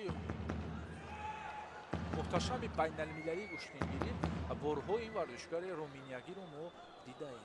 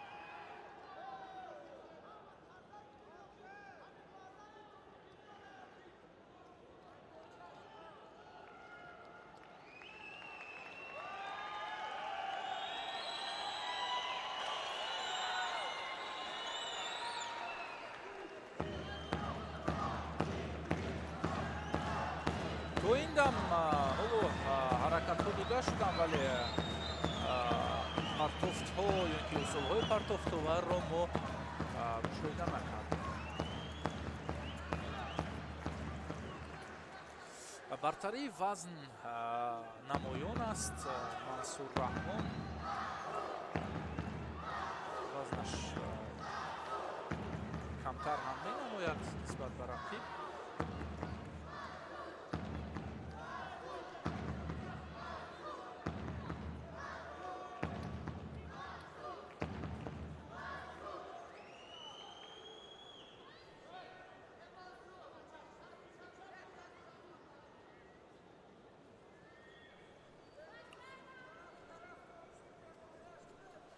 пеш аз 2 дақиқа вақт аст. муҷозот нишон дода шуд ба Мансур Раҳмон.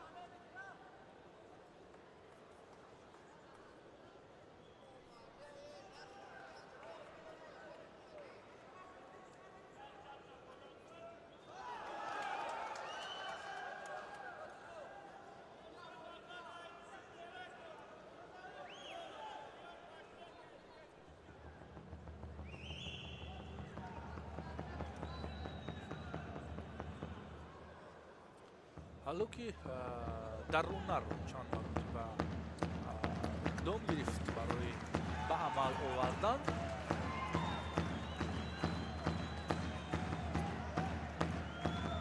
вале муваффақ нашуд.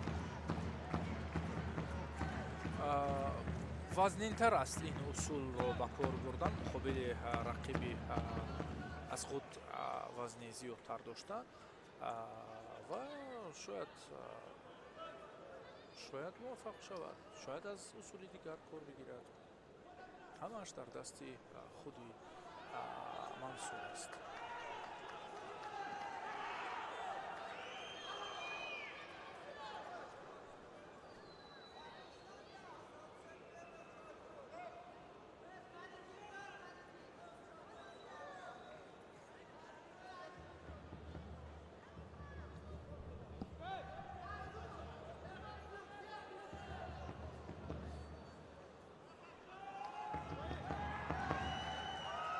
муҷозот барои Илья бино ба нодуруст дифо намудан, яъне дар ҳолати мавқеият худро нодуруст қарор буд ва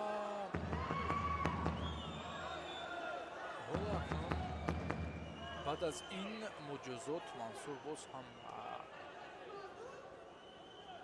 ҳаракатро зиёдтар намуд.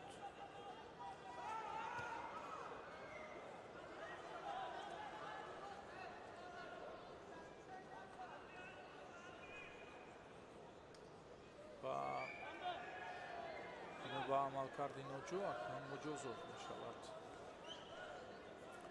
ин барои нокомӣ хавф дорад. аз ин лиҳоз мебояд тадбирҳои дигарро ба даст гирифт.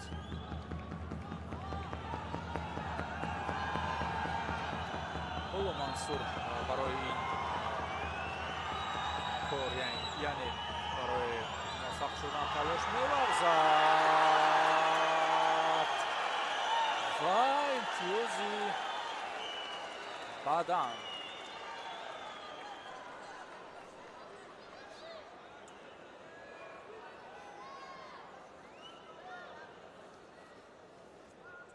Неъмат Сидиқуллоҳ довар аз Афғонистон.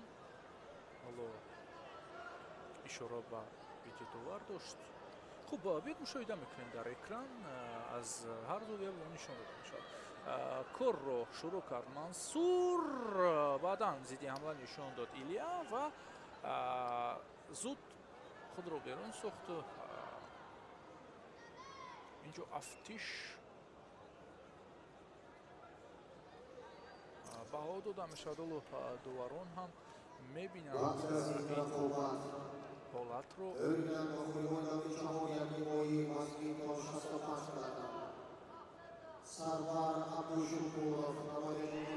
ин ҳолатҳое аст ки албатта бозбинӣ бояд шаванд. хуб, имтиёзи Бадан бекор карда шуд ва инҷо мутаассифона Раҳмон ин ҳам бо зиёд будани як имтиёз аз рақиб, як муҷозот амехтараш.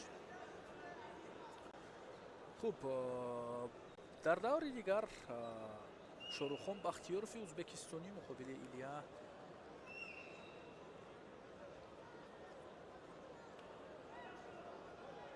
нерӯсанҷӣ мекунад. ва дӯстони азиз, бо шабакаи мо бошед. тантанаи гӯштингирӣ дар ин ҷо албатта идома дорад, тараннум мешавад ва даврҳои якчорфинал ҳам ба оҳистагӣ шурӯъ мешавад. рақобат дар вазни то 65 кило дар ҳамин марҳила оғоз мешавад ва то ин дам ман бо шумо будам Некрус Саторов. идомаи рақобатҳоро ҳамкорамон Ғолибшо Мирзозода ба шумо шарҳу тавзеҳ медиҳад.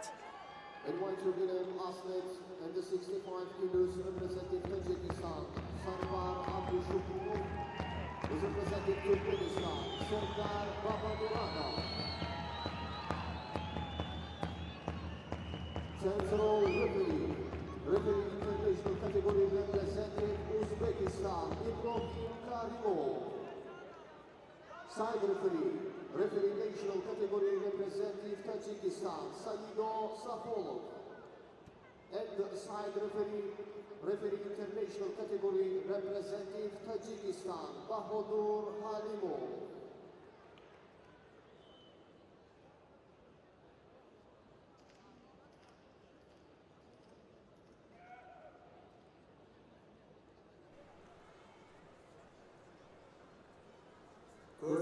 бо арзу адаб ва эҳтиром дуруди худро ба кулли бинандагони шабакаи телевизиони варзиш мерасонем ва ҳоло бошад акнун давоми рақобатҳоро мо таваҷҷӯҳ мекунем.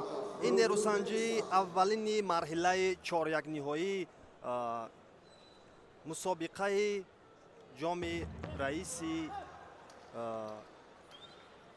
шаҳри Душанбе аст ва мо акнун инҷо ба ин нерӯсанҷӣ ки ҳоло миёни паҳлавони номвари мо Сарвар Абдушукуров бо яктаки сафед ва ҳарифи бошад аз ҷумҳурии Туркменистон бо яктаки сабз Сердар Бабамурадов. Сарвар Абдушукуров, мо ин чеҳраро албатта ки ба хубӣ медонем, чемпиони феъли намуди гӯштингирӣ дар соли 2026 дар ин вазн ва ҳамчунин чемпиони кураш дар соли 2025 аст. Албатта ҳоло бошад таваҷҷӯҳ мекунем ба рақобати марҳилаи чорякниҳоӣ ки албатта чӣ тавре ишора кардем, ин аввалин нерӯсанҷӣ маҳсуб мешавад. Инҷо бисёр бо техникаи баланд ва маҳорати хуб ҳарду паҳлавонон албатта дар ҳоли ҳаракат буданд ва боз ҳам инҷо дубора бояд ки аз ҳолати аввала корро идома бахшанд.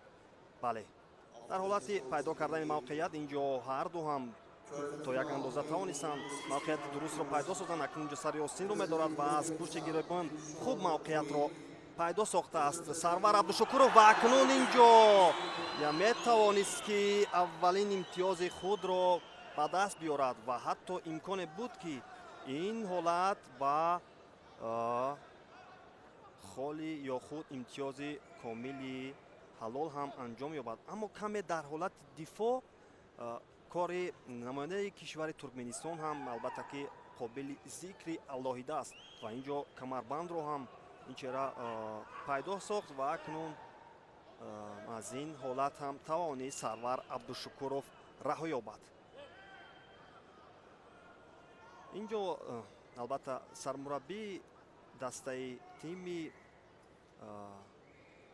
куштингирии Туркменистон ҳам ба шогирди худ албатта ки аз дури машваратҳои худро медиҳад, аммо боз ҳам маълум аст ки инҷо пештафи Сарвар Абдушукуров беҳтару диданитар аст ва аз ҳамон сари остин доштану аз сари шона партоф намудан он ҳиллаву он усуле ки ибтидо мо таваҷҷӯҳ карда будем боз ҳам аз ҳамон шева кор мегирад ва воқеан ҳам ба ин малакаву маҳорати чеҳраи шинохтаи кишвар ҳам мо қоил ҳастем ва боз ҳам дар идома таваҷҷӯҳ мекунем ки аз ин ҳарифаш чӣ гуна мегузарад. Албатта ҳарифам бисёр сарсахт аст ва акнун ин маротиба аз ҳалуки даруна тавонист ки имтиёзи баданро соҳиб шавад.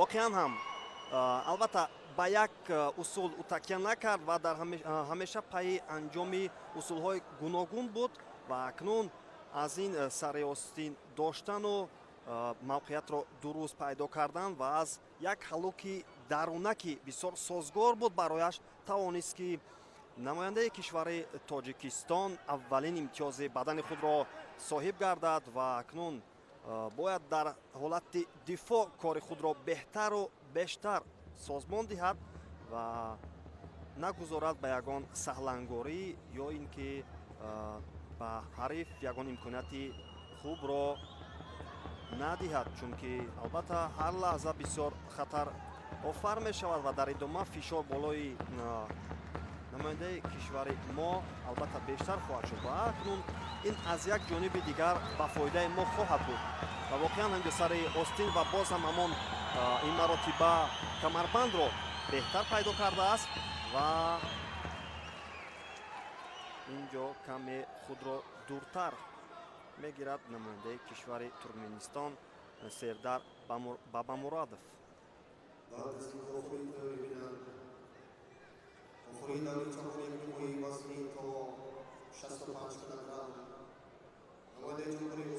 таваҷҷӯҳ мекунем ҳоло вақт зиёд аст, бештар аз 1 дақиқа то анҷоми вақти асосӣ албатта ки ҳоло боқӣ мондааст ва инҷо бошад каме ҳам Сарвар Абдушукуров боз ҳам ҳамон шева ва намегузорад ки дар ҳолати мушкил ҳариф ӯро ба фишорҳои худ тарсонад. ва ҳамин тавр ҳам бояд бошад, бояд чусту чолок, зирак ва аз чунин ҳолатҳо бояд тавонад ки худро раҳо бахшад. боварӣ бештарро бояд ба худ пайдо созад ва ин боварӣ ба таври мусбат бошад, на ин ки ба манфӣ. Яъне боварӣ дар дилхоҳ ҳолат бояд ки аз байн наравад. ва инҷо то як андоза барои идора кардани нерӯсанҷӣ таваҷҷӯҳи зиёдтар дорад Сарвар Абдушукуров ва ин чиз ҳам ба нафъи ӯ хоҳад буд. Саросима бояд набуд ва аз имкониятҳое ки пеш меоянд танҳо аз онҳо истифода намудан фикр мекунам ин чизест ки қулайтар аст ва ин гуфтаи моро Сарвар Абдушукуров ҳам беҳтару хубтар медонад. ва акнун инҷо аз сари остин доштан ва ҳарду ба як шева куштин мегиранд. мебинем ки яктарафа куштин гирифтан ва акнун боз ҳам Сарвар Абдушукуров аст ки дар ҳамла ва усулҳои худро анҷом медиҳад.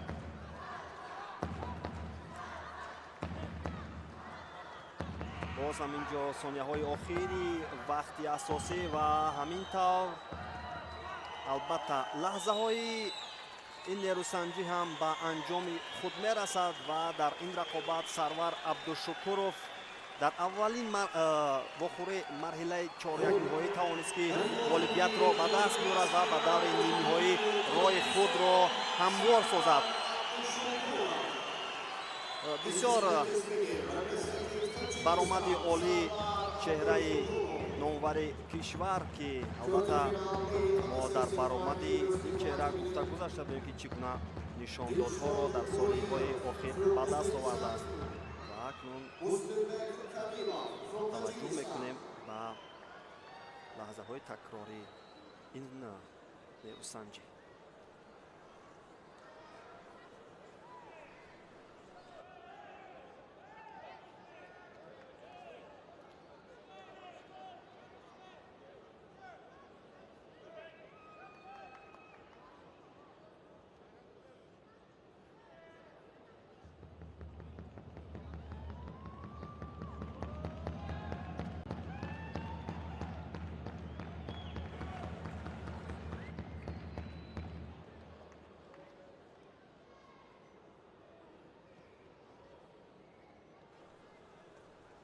барои дастгирии паҳлавонони кишвар албатта чӣ тавре ки инҷо мебинем наврасони зиёд ҳам дар ин маҷмӯаи қасри теннис ва варзишҳои обӣ ба ҳам омаданд то ин ки чеҳраҳои номвари кишварро дастгирӣ намоянд. ва акнун вохӯрии дигари даври чорякниҳоӣ инҷо бо иштироки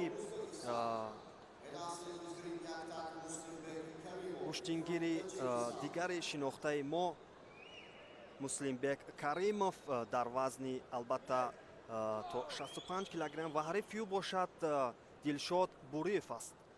ва акнун ин нерӯсанҷӣ ҳам бисёр бо як техникаи баланд идома хоҳад ёфт, чунки дар ин вазн албатта мо бештар он партофто ва умуман ҳаракатҳои бисёр техникиро бештар мушоҳида мекунем ва воқеан ҳам чунин нерӯсанҷиҳо диданаш ҷолибтар аст. ва акнун дар ин миён бояд ки Муслимбек Каримов мавқеияти беҳтарро ва умуман иродаву матонати худро беҳтару бештар созад ва тавонад ки дар ин нерӯсанҷӣ дастболо гардад.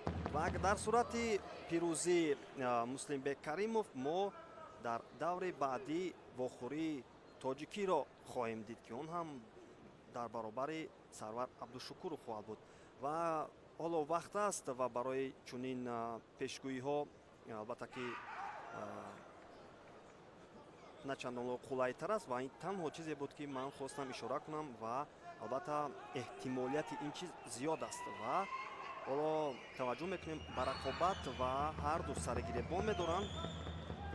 маълум аст ки куштини якхелаи ин чеҳраҳо ҳам то ҷое ба назар мерасад ва албатта дар бештари он нерӯсанҷиҳое ки паҳлавонон аз якдигар огаҳӣ доранд ё ин ки якхела фалсафаи куштингирӣ доранд, корашон каме мураккабтар мегардад. аммо он нафаре ки бисёртар талош кардааст ва бисёртар бо ҳамроҳи мураббии худ аз нозукиҳои риштаи гуногуни варзиш албатта ки ба хубӣ огаҳӣ пайдо намудааст ва албатта дар чунин ҳолатҳо метавонад ки ҳамон таҷрибаи андӯхтаи пештар ки ҳар кадом аз нуктаҳо бояд дар алоҳидагӣ бошад, дар ин сурат барои паҳлавон зафарияти бештарро ба бор меорад. хуб акнун сари остин доштан ва сари гиребонро ҳам инҷо пайдо сохтааст то як андоза, аммо мебинем ки аввалин амалкардро паҳлавони узбек Дилшод Гӯриев анҷом медиҳад. Дар даври қаблӣ тавониста буд ки Муслимбек Каримов намояндаи кишвари Қирғизистон Айбек Улуро албатта дучори нокомӣ созад ва ба ин марҳила роҳ ёбад ва ҳарифи бошад Дилшод Гӯриев дар даври қаблӣ Риан Бурд намояндаи кишвари Британияи Кабидро шикаст дода буд ва акнун ин нерӯсанҷӣ барои ҳарду бисёр мушкил буд, аммо чӣ тавре ки дидем инҷо партофти Дилшод Гӯриев албатта дар сатҳи беҳтаре анҷом ёфт ва акнун ин имтиёз паҳлӯ баҳогузорӣ мегардад. каме кори Муслимбек Каримов дар идома албатта ки мушкил хоҳад шуд, аммо новобаста аз ин бояд ки Муслимбек Каримов аз ин чиз дилсар нагардад ва ҳамеша имконият ҳаст, танҳо бояд бо идрок ва ҳушёру зирак буд, чунки дар чунин лаҳзаҳо метавон ҳариф аз натиҷаи худ қаноатманд шуд ва боварӣ бештари ӯ барои ҳарифоне ки дар ҳолати албатта ки бохт ҳастанд имконияташонро ҳам беҳтар ва умуман зиёдтар месозад. аммо маълум аст ки ҳариф ҳам таҷрибаи каме надорад ва паҳлавонони узбек ҳам чӣ тавре ки мо огаҳӣ дорем дар намудҳои бештари гӯштин ва умуман кураш ва гӯштингирӣ бисёр хуб ҳунару малакаи волоро нишон медиҳанд.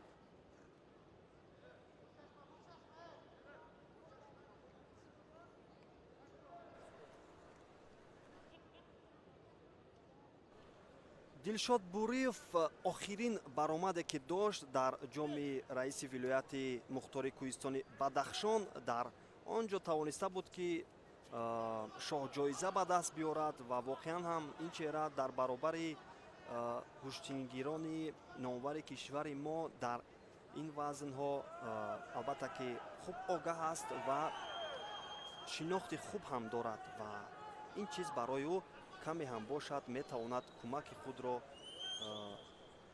бештар созад.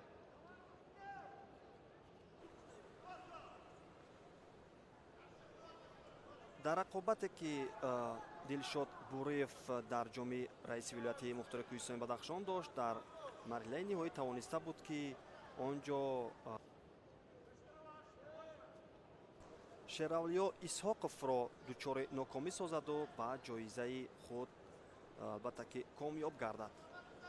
ва акнун 1 дақиқа камтар то анҷоми вақти асосӣ ва ҳоло паҳлавонон зиёд дар талош нестанд ва бештар ин чиз ба нафъи Дилшод хоҳад буд ва бояд Муслимбек каме фаъолтар гардад ва хастаҳолӣ ва умуман каме хастагии ин чеҳраи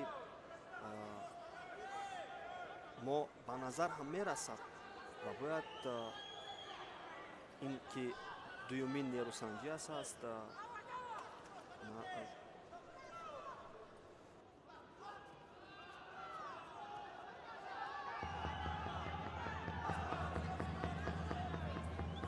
хуб акнун боз ҳам инҷо сари гиребон ва сари остинро фикр мекунам инҷо барои Дилшод беҳтар аст ва бояд аз ин ҳолат худро раҳо бахшад. Муслимбек Каримов вақтам то рафта рафта ба анҷоми худ наздик мешавад. Албатта ки Дилшод Гӯриев дар ин лаҳзаҳо мехоҳад ки нерӯсанҷиро танҳо ба контроли худ гираду ва бо ҳамин тар бо ҳамин як имтиёзи паҳлӯ даст боло гардад. Аммо талошҳои Муслимбек Каримов ҳам به این نتیجه انجام می‌یابد.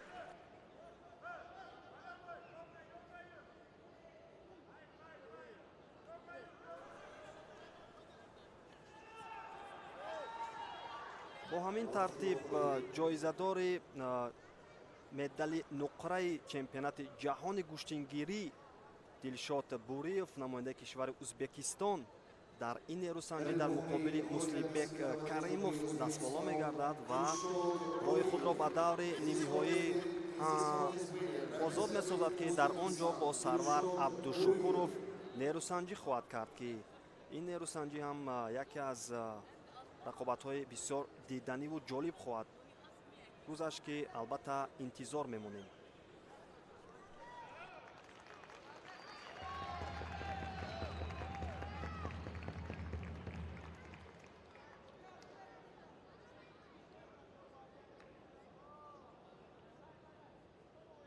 бухури 4 ниҳоӣ вазни то 65 килограмм ва гирем даъват карда мешавад. намояндаи ҷумҳурии тоҷикистон ёсин бобокалонов. акнун таваҷҷӯҳ мекунем ба рақобати навбатии даври 4 ниҳоӣ ки инҷо мебинем қадари ёсин бобокалонов албатта дар рӯи экранҳои мову шумо буд ва як дуоям барои писари худ кард ва фарух собиров инҷо мураббию ҳам албатта ҷолибияти ин рақобатро интизор аст ва аз умеду орзуи худ ҳам ки шогирдаш аст дар ин ҷо баромад мекунад бештару беҳтар акнун ин ҷо ба ҳолати ки барояш начандон хуб аст то он лаҳзаҳое ки албатта бо пирӯзии ёсин бобокалонов анҷом ёбад ва воқеан ҳам аз наздик дидани чунин рақобатҳо барои наздикон ва умуман падару модар ин кори сода нест ва таваҷҷӯҳ мекунем ба ин рақобат ёсин бобокалонов дар муқобили салтан пляев намояндаи кишвари русия инҷо акнун эҳтиром ҳамдилӣ ва сари таъзим фуруд овардан ба якдигар акнун вохӯрӣ ҳам оғоз мегардад. ёсин бобокалонов инҷо каме беҳтару бештар мехоҳад ки аввалин имтиёзи худро ба даст биёрад ва дар ҳоли ҳаракат буд ва ҳарифам нафари таҷрибадида аст ва метавонад ки аз ин баромадҳо ҳам худро ба таври комил ҳам нишон диҳад. салтан пляев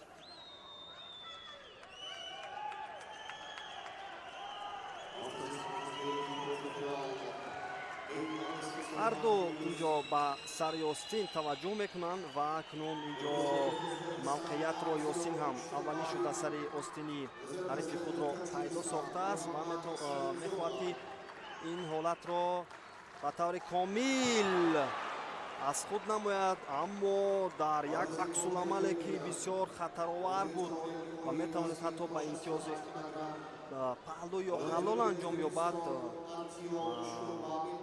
хушбахтона ҳоло имтиёзи бадан ин ишора мегардад ва дар идома бояд ки ёсин бобокалонов бародари эмомалии нуралӣ бо як идроак ва фалсафаи хуби гӯштингирии худ ҳунарнамоиро идома бахшад ва акнун ин ҷо каме ҳам бошад саросемагӣ дар чеҳраи паҳлавони мо ҳам ба мушоҳида мерасад ки ин чиз албатта ки бояд дар ин фурсатҳо набошад ва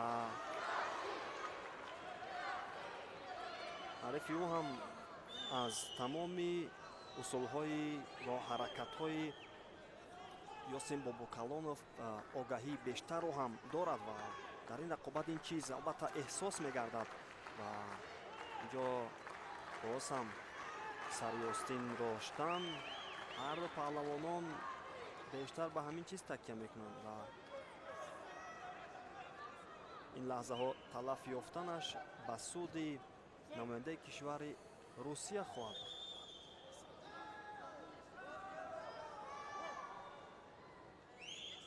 албатта дар чунин ҳолатҳо чандин маротиба Юсин Бобокалонов дучор омада буд ва дар ҳолате ки ӯ шикаст мехӯрд тавониста буд ки аз чунин мавқеияти мушкил раҳо ёбад. Аммо ин рақобат ҳам хуб шояд фарқкунанда бошад. чеҳрае дару барояш аст ки гӯштини ӯ ҳам то ин лаҳзаҳо хуб ба назар мерасад. аммо мо ба Юсин Бобокалонов бовар дорем. Ин чеҳраро мо албатта хуб дар хотир дорем ки чандин маротиба дар ҳамин майдон тавониста буд ки дар намуди гӯштини ҷудо ва умуман гӯштингирӣ ҳунару малакаи волои худро нишон диҳад. ва акнун инҷо ҳарду ба як сабту шева бештар такя мекунанд. инҷо ҳарду ба камарбанд ва акнун дар ҳолати бисёр хубу саривақтӣ тавонист ки Юсин Бобокалонов аз ин аксуламали худ имтиёзи ҳалолро ба даст биёрад. воқеан ҳам ин ҳолат кулли нафароне дар инҷо бударо аз ҷой барф аз ҷой хезон ва ташвиқу тарғибу дастгирии кулли мухлисони ин толор буда ва дар алоҳидагӣ падари ӯро мо дидем ки воқеан ҳам аз шодӣ зиёд маълум аст ки рӯҳияш волидатар шуд. ва дар идома акнун барои Юсин Бобокалонов ки ба даври нимниҳоӣ роҳ ёфт барору музаффарият, мехоҳем ки чанде баъд рақиби Юсин дар марҳилаи чоракниҳоӣ маълум мегардад.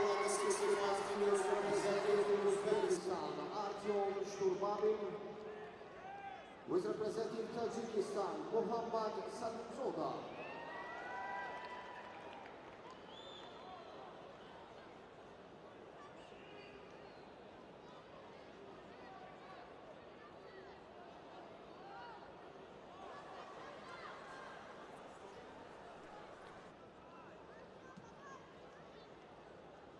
Bokhuri Chahoria Nimoy Vasli to 65 kg. We are taking Samir,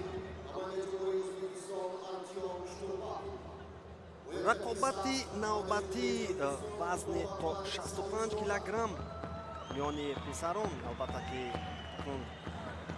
оғоз мегардад. инҷо намояндаи кишвари Узбекистон бо яктаки сафед Артём Штурбабин ва ҳарифи бошад бо яктаки сабз Муҳаммад Салимзода намояндаи кишвари Тоҷикистон ки ҳоло акнун дар пайи дарёфти мавқеияти хубтар аст ва мехоҳад сари гиребони ҳарифро дарёфт намояд.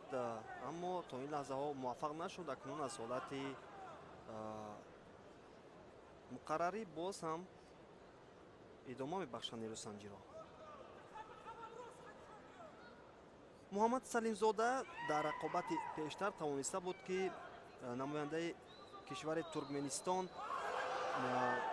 Байрамуров Мақсадов Баймадуровро мувоҷиҳи шикаст созад ва Артём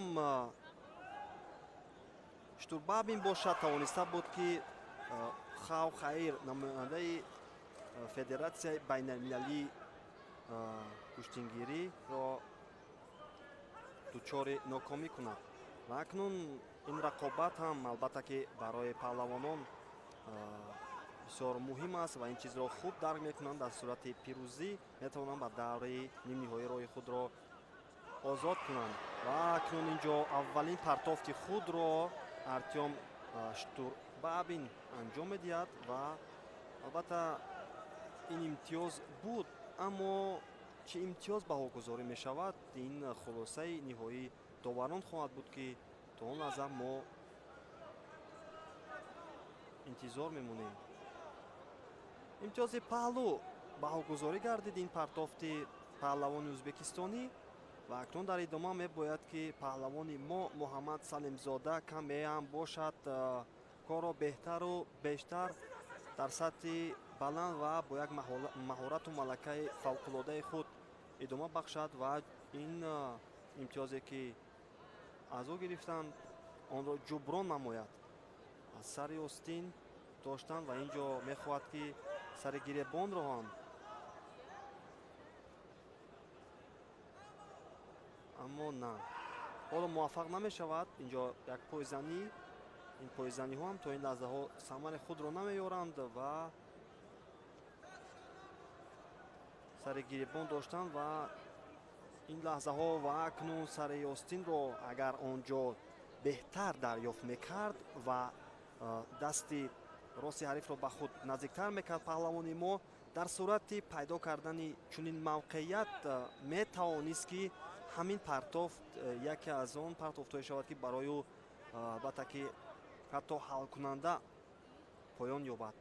аммо на, дар ҳолати дифоъ ва умуман нагузошт ки дасти худро ба осонӣ паҳлавони ӯзбекистонӣ ба ҳарифаш бидиҳад ва боз ҳам ҳамон шаклу шева услубе ки пештар ҳам муҳаммад салимзода кор мегирифт, аз ҳамин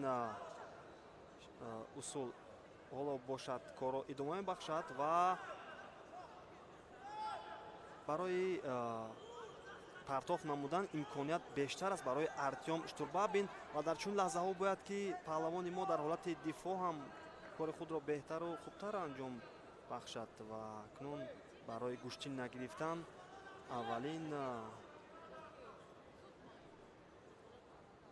огаҳиам ба гӯштингири тоҷикистонӣ аз ҷониби довари марказ баҳогузорӣ мегардад. албатта вақт зиёд аст, бештар аз 1 дақиқа, аммо бояд ки фаъолтар бошад ва дар ҳолати дифоъ ҳам Артём албатта ки то ин лаҳзаҳо ҳунару малакааш қобили ситоиш аст ва бояд ки корро ба дигар хел идома бахшад. муҳаммад салимзода, мо аз ибтидо таваҷҷӯҳ мекунем бештар ҳамин сари гиребон ва сари остинро мехоҳад пайдо созад ва ба як тарафа гӯштин гирифтан ва ҳамеша пайи як усул будан. албатта ки барои ҳариф ин чиз метавонад ки корашро осон ҳам созад, чунки дар сурати чунин гӯштинро якхел идома бахшидан барои омӯхтани ҳарчи зудтари ҳариф кӯмак мекунад. кунун мавқеияти беҳтар ин маротиба барои муҳаммад салимзода ҳам ба даст меояд сари гиребон доштан, вале бояд ин ҷо каме ҳам бошад ба ҳариф худро наздиктар созад, аммо ин ҷо ин чиз ҳам то як андоза барои ӯ метавонад ки хатари зиёдро ба бор биёрад ва ҳамон пои рости худро пештар гузоштани Артём Штурбабин ҳам маҳз барои ҳамин аст ва дар чунин ҳолатҳо метавонанд дар як миҷа задан ҳам як саростимагӣ ва саҳлангорӣ ҳам ба вазъияти нохуш анҷом ёбад. акнун танбеҳ ҳам ин ҷо нишон дода мешавад ба паҳлавони мо ва дар сурати чунин гӯштин гирифтан метавонад ки аз ин марҳила хориҷ шавад. акнун камтар аз 20 сония то анҷоми вақти асосӣ лаҳзаҳо ҳам боқӣ мемонад, аммо на, маълум аст аз ҷиҳати ҷисмонӣ ҳам намояндаи кишвари ӯзбекистонӣ каме ҳам бошад бартарӣ дорад. ин ҷо каме имконият ҳам пайдо мегардад ва ҳарифи паҳлавони мо бошад аз усули муҳаммад салимзода дар гурез буд ва ин чиз ҳам аз диди довар дур намонду ба ӯ огоҳӣ нишон дод. мутаассифона ин маротиба натавонист ки Муҳаммад Салимзода дар ин рақобати худ дастболо гардаду ба даври нимниҳоӣ роҳ ёбад. мо акнун дар даври нимниҳоӣ вазни то 65 килограмм Ёсин Бобокалоновро дар муқобили Артём Штукбабин хоҳем дид ки ин нерӯсанҷиҳам албатта аз ҷумлаи рақобатҳои бисёр диданиву ҷолиб хоҳад буд ки албатта интизор хоҳем буд. Oradaki Cumhuriyet Tacikistan Sayrahman Kadirov.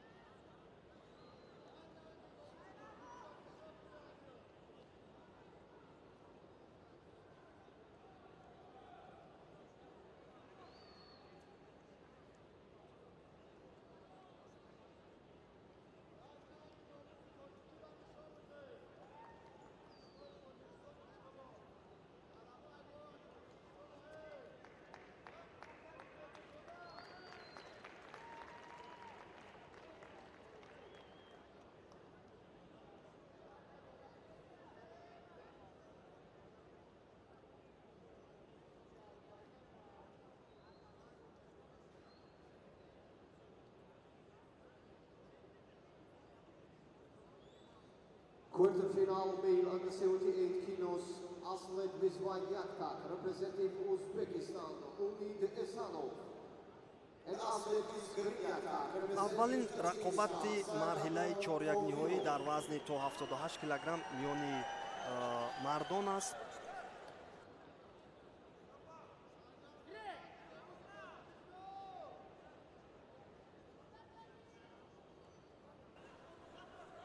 хуб акнун таваҷҷӯҳ мекунем инҷо паҳлавони ки бо яктаки сафед аз кишвари мо инҷо ҳунарнамоӣ дорад Сайраҳмон Қодиров ва ҳарифи бошад Умид Эсонов. албатта Умид Эсонов аз ин мусобиқа албатта ки аз иштирокаш дар соли гузашта дарак дода буд ва аз ин майдонҳо ба хубӣ огаҳ аст.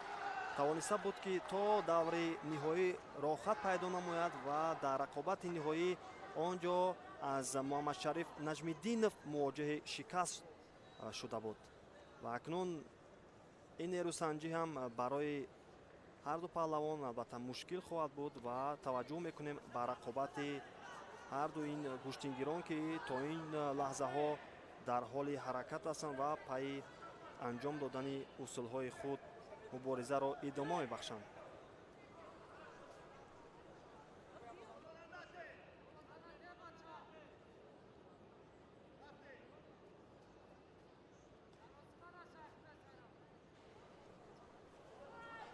Сайраҳмон Қодиров дар охирин баромади худ тавониста буд ки дар риштаи куштини миллӣ ки дар ноҳияи рудакӣ шуда гузашта буд дар он ҷо дастболо гардад ва соҳиби шоҳҷоиза гардад.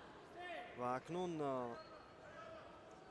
дар ин мусобиқа ки дар муқобили яке аз ҳарифони сарсахти худ қарор гирифтааст, то чӣ андоза аз ҳунару малакаи худ дарак медиҳад, ин суоле аст ки дар идома мо албатта ки посух хоҳем гирифт. то ин сонияҳо кори Сайраҳмон Қодиров бад нест. тавониста истодааст ки хуб истодагарӣ намояд ва ин ҷо сари гиребонро ҳам хуб пайдо сохтааст ва мехоҳад ки дасти худро аз пӯшт гузаронад, аммо ба ин чиз ҳоло муваффақ нагашт. акнун паҳлавони ӯзбекистонӣ ҳам бисёр дар талош аст ва мехоҳад ки мавқеияти беҳтареро соҳиб гардад. сари гиребон доштани ҳарду ва сари остин инҷо барои ҳарду ҳам мушкил аст барои партоф намудани якдигар ва дар чунин ҳолатҳо албатта ки нафаре метавонад комёб гардад ки дар нуктаҳои алоҳидаи чунин ҳолатҳо аз ҳунару малака ва умуман фалсафаи хуби куштингирӣ огаҳӣ зиёд дошта бошанд ва як гардиш хӯрдану як амалро ба таври дигар нишон додан ва корро дар дигар ҷо анҷом додан воқеан ҳам ин чизҳо аз ҳунар, ирода, малака, маҳорат ва умуман дониши варзиши онҳо хоҳад буд ки албатта дар чандин ҳолатҳо мо шоҳиди ин чиз будем ки паҳлавонони ҳушманду зирак барои ҳарифон корашонро мураккаб месозанд ва дар ҳолатҳое пирӯз мегарданд ки албатта касе интизор нест.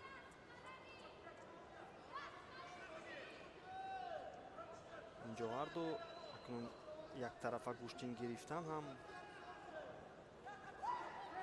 коре аст ки аз ҷониби ҳарду ба мушоҳида мерасад.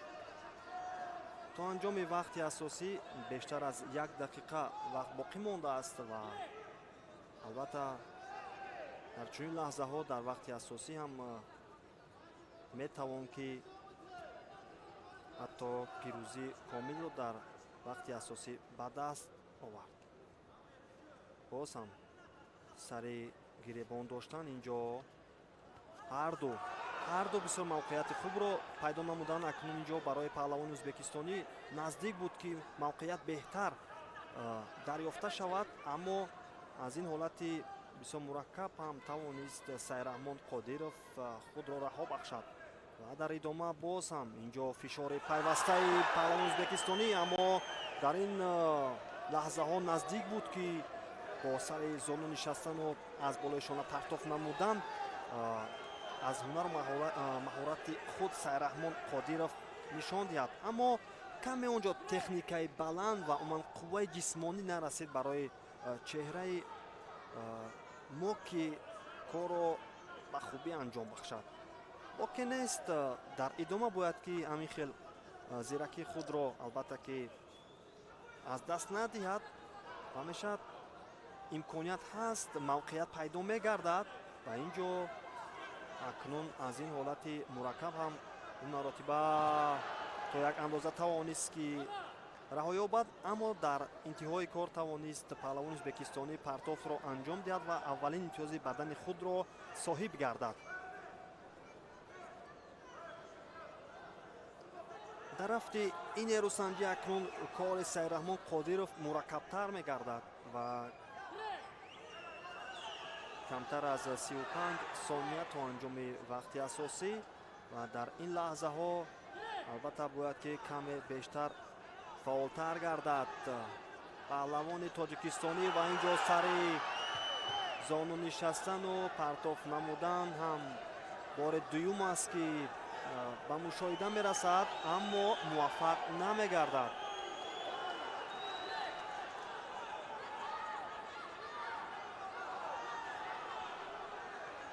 инҷо бояд ки техникаи баланд дошт ки дар чунин фурсатҳо тавонист аз чунин мавқеиятҳои пайдошуда истифодаи саривақтӣ бурд.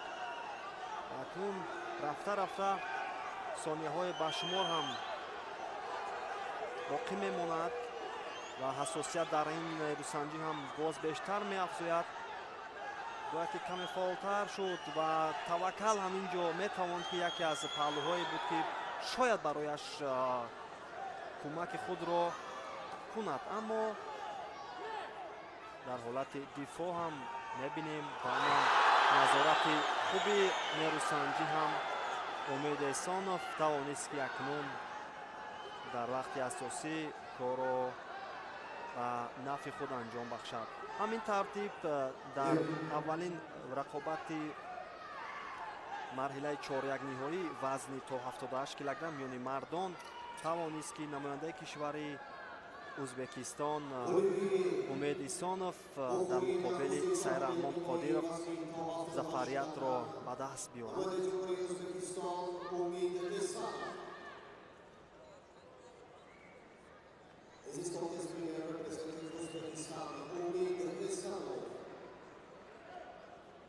Bagi dapat kata masyarakat Taman Jumhuri Kasut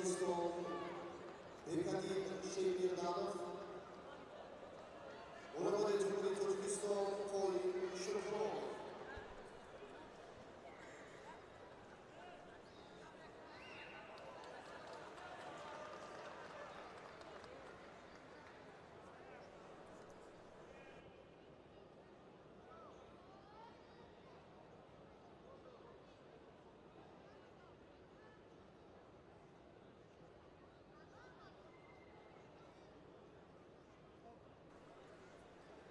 акнун ки мо дар албатта хато ҳам намекунем ки дар арафаи ҷашни пуршукӯҳи наврӯзи хуҷастапай қарор дорем ва воқеан ҳам дидани чунин фазо ва истиқболи наврӯзӣ дар кулли минтақаҳои кишвар ки албатта чанд рӯз аст ки давом меёбад ва бо анҷом додани чунин иқдомҳои шоиста бовар кунед ҷолибияти ва умуман иштиёқи бештари мардум ва умуман сокинони кишварро ба наврӯз ва умуман ба намудҳои гуногуни варзиш беҳтару хубтар мекунад ва воқеан ҳам саҳми бузурги пешвои муаззами миллат, пешвои тоҷикони ҷаҳон муҳтарам Эмомалӣ Раҳмон аст ки ҳамеша дар пайи боз ҳам шукуфотар намудани Тоҷикистони соҳиби истиқлол иқдомҳои наҷибу шоистаро мегирад ва акнун дар ин баробар ҳам мо саҳми алоҳидаи шаҳрдори Душанбе муҳтарам Рустами Эмомалиро ҳам мебинем ва мушоҳида мекунем ки албатта ин иқдоме ки ҳоло гирифта шудааст ҳафтумин ҷоми раиси шаҳри Душанбе ки албатта ҳамасола баргузор мегардад ва чӣ тавре ки ишора кардем ин ҳафтуминаш маҳсуб мегардад воқеан ҳам барои кулли мардуми шарафманди кишвар боиси ифтихор аст. чунин майдонҳо барои паҳлавонони мо метавонанд ки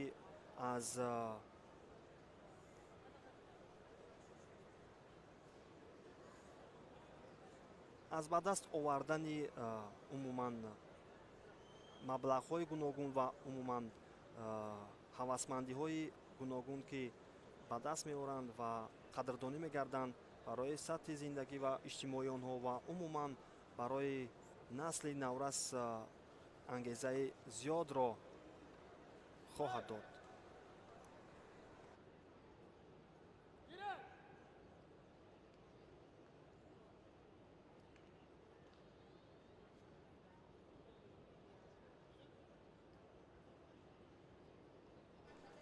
акнун таваҷҷӯҳ мекунем ба рақобати ҷуфти вазни дигаре то 78 килограмм. инҷо қоим Шукронов намояндаи кишвари Тоҷикистон бо яктаки сабз ва ҳарифи бошад Бекадил Шайрбеденов.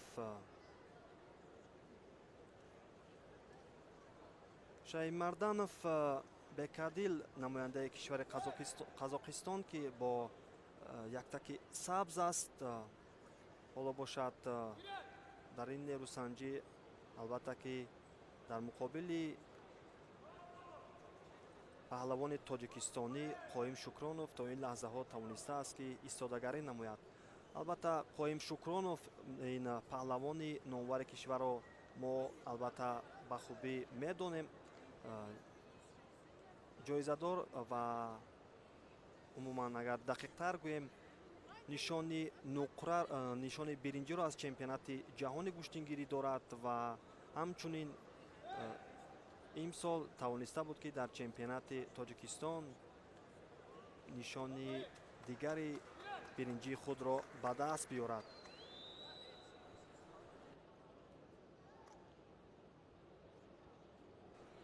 албатта ки солҳои зиёд аст ки Қоим Шукронов зери Садриддин Обидов мураббии дигари шинохтаи кишвари мо албатта машқу тамринҳои худро мекунад ва дар чунин сабқатҳо албатта ки баромади шогирдаш воқеан барояш ифтихори зиёдро ҳам мебахшад.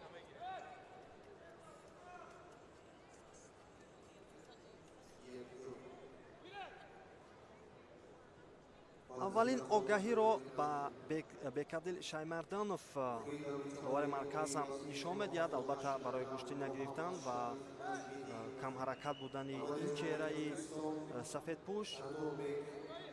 ва акнун огоҳии навбатӣ бошад ба Қоим Шукронов нишон медиҳанд, довари асосии ин нерӯсанҷӣ.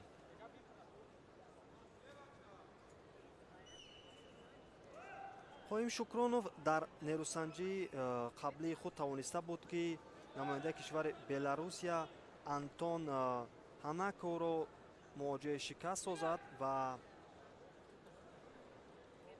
Шаймарданов Бекадил бошад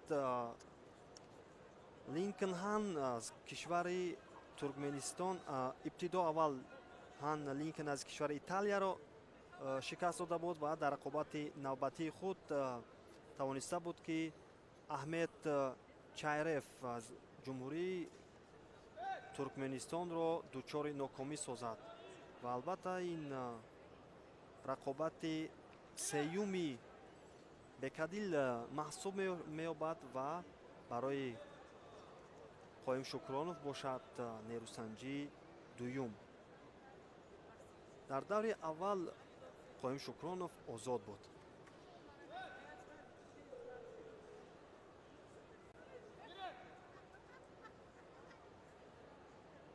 то ин лаҳзаҳо мо гӯштини беҳтари ҳарду аз ин паҳлавононро албатта мушоҳида намекунем ва ҳарду бисёр оромона ва бе ягон саросимаҳолӣ рақобат менамоянд ва интизори он ҳастанд, ки ягон мавқеияти беҳтаре албатта барояшон ба даст биёрад ва танҳо аз ҳамон чизҳо истифода баранд халос. аммо ин чиз метавонад, ки то як андоза ба суди ҳарду аз ин паҳлавонон ҳам бошад.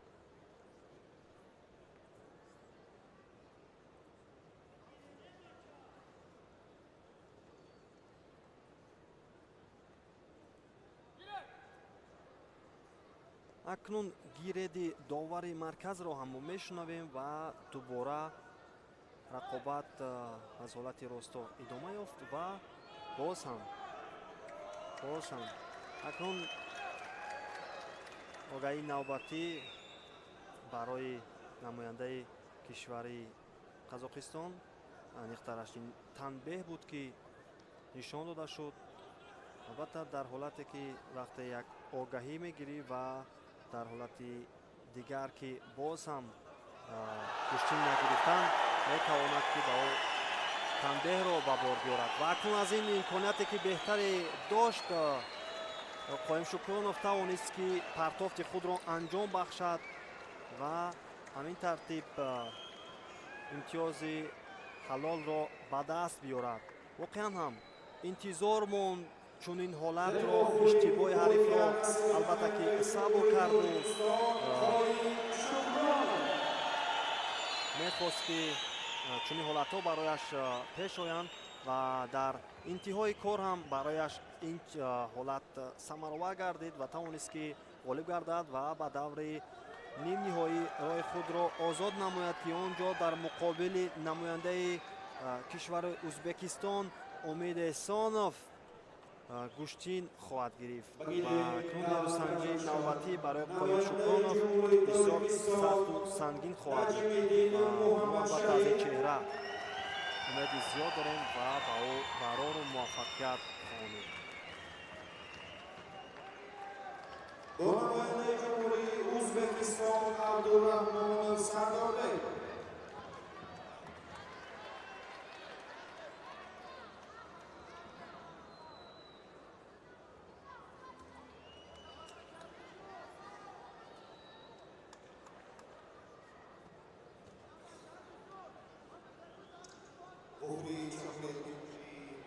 وزنی تو 78 کیلوگرم آغاز می‌گردد.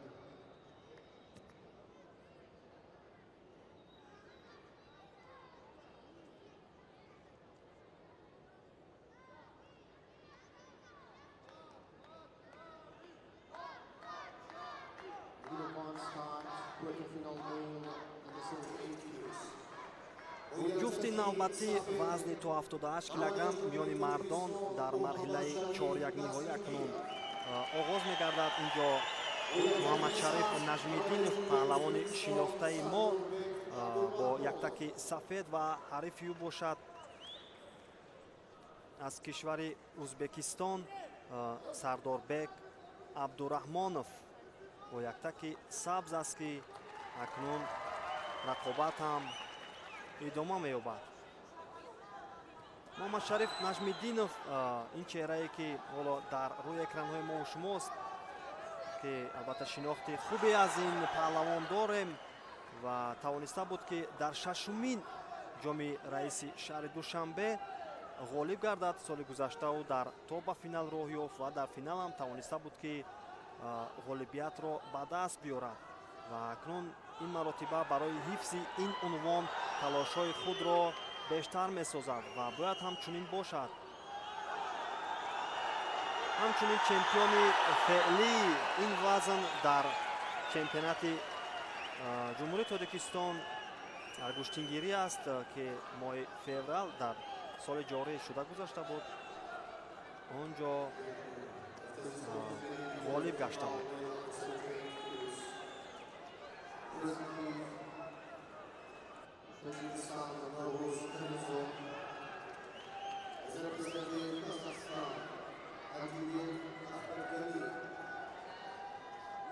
Сардорбек Абдураҳмонов, паҳлавони ӯзбекистонӣ, то ин лаҳзаҳо албатта ки то як андоза бо мушкилӣ тавониста истодааст ки худро аз ҳамлаҳои Муҳаммадшариф Нажмиддинов дур созад. Як маротиба дар охирин амалкарди худ тавонист ки паҳлавони тоҷикистонӣ аввалин имтиёзи бадани худро соҳиб гардад. Акнун пайи имтиёзҳои навбатӣ аст Муҳаммадшариф Нажмиддинов ва шӯру шавқи мухлисонам ба ӯ ангезаи иловагиро мебахшанд ва ин ҷо наздик буд ки аз ин ҳолати пайдошуда бо як пойзании саривақтӣ имтиёзи навбатӣ худро ба даст биёрад, ки он ҳам албатта имтиёзи бадан буд ва ҳамин тартиб ҳам баҳогузорӣ гардид ва дуввумин имтиёзи бадани ӯ дар намолавҳа намоён мегардад. Воқеан ҳам бартарии куллӣ дорад дар ин нерӯсанҷӣ Муҳаммадшариф Нажмиддинов. танҳо бояд ки ба саҳлангорӣ ва ба ягон иштибоҳи ҷиддӣ роҳ надиҳад, чунки дар чунин ҳолатҳо албатта ки барои рақибон ҳам як луқмаи нав ба миён меорад.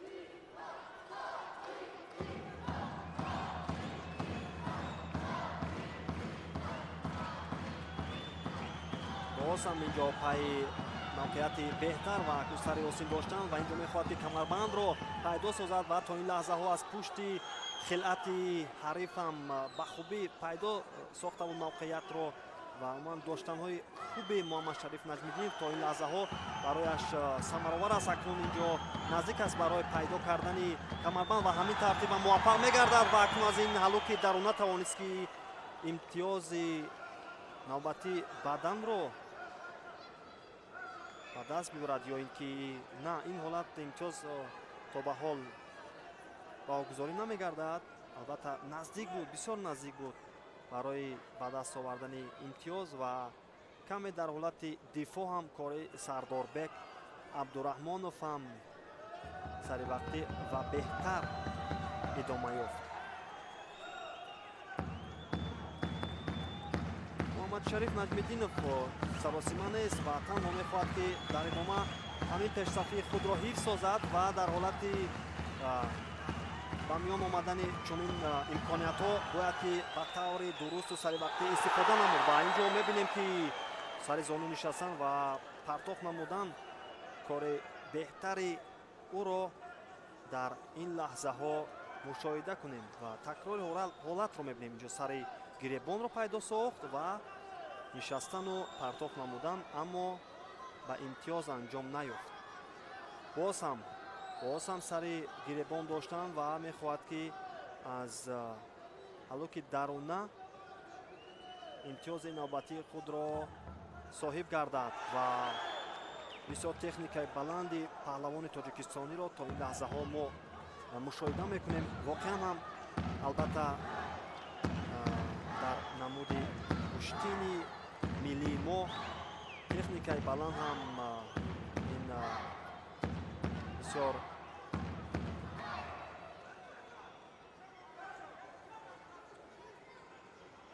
як дастгирии алоҳида аст ва умуман як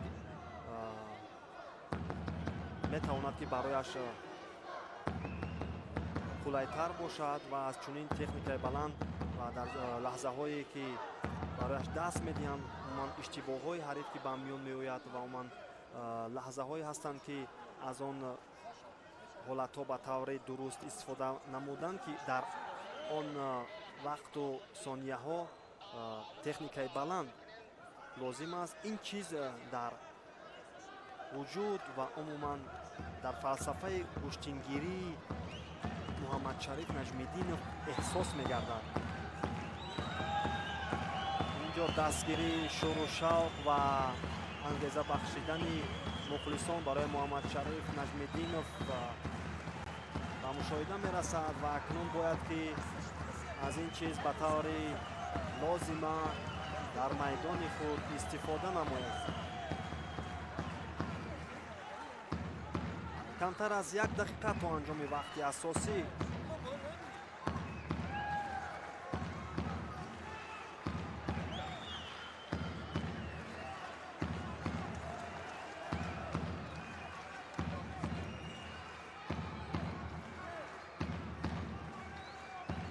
акнун дар ин лаҳзаҳои басо мушкил ва мебояд ки муҳаммадшариф наҷмиддинов ҳадди ақал ҳамин имтиёзҳое ки ба даст овардааст ва пешсаф аст инҷо ба таври комил ҳаминро ҳифз намояд ва дар сурати ҳифз кардани ду имтиёзи бадан метавонад роҳи худро ба даври нимниҳоӣ ҳамвор созад. каме лад мебардорад ҳарифи муҳаммадшариф наҷмиддинов аз дасти худ.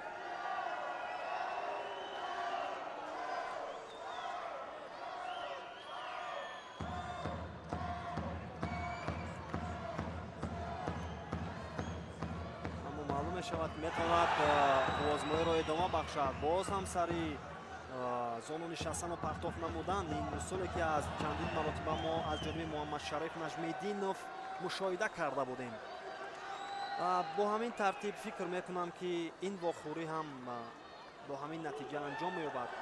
дигар сардорбек абдураҳмонов ҳам наметавонад дар муқобили муҳаммадшариф наҷмиддинов дар ин лаҳзаҳо ҳам истодагарӣ намояд ва он имтиёзҳоеро ки ҳарифаш ба даст овард онро ҷуброн намояд. акнун ин рақобатро ҳам тавонист ки муҳаммадшариф наҷмиддинов ба суди худ анҷом бахшад ва ба даври нимниҳоӣ роҳи худро ҳамвор созад. ва барои ҳифз кардани унвони чемпионӣ ки албатта ишора карда будем дар ибтидои нерӯсанҷӣ, кораш беҳтару хубтар акнун идома меёбад ва барои муҳаммадшариф наҷмиддинов барору музаффариятро дар рақобатҳои баъдӣ хоҳонем.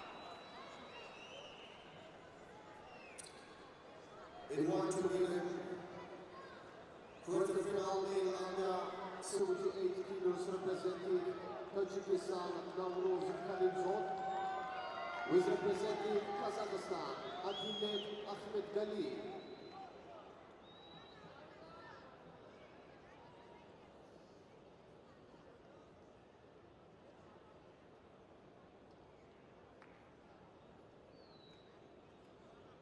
Bukhuri Chahoriyat Nihoyi Masni to 78 kilogram. بعد از چند ثانیه آغاز خواهد کرد.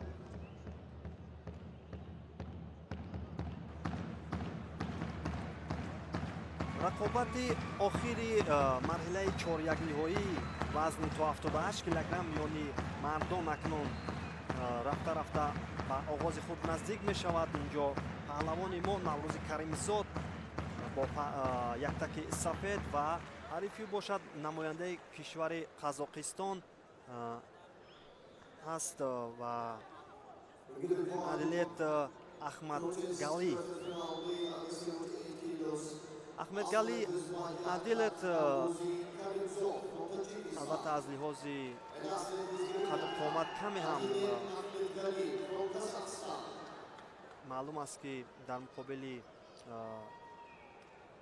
Наврӯзи Каримзод бартарӣ дорад, аммо ин чиз наметавонад ки ба ин нерӯсанҷӣ таъсири зиёд расонад.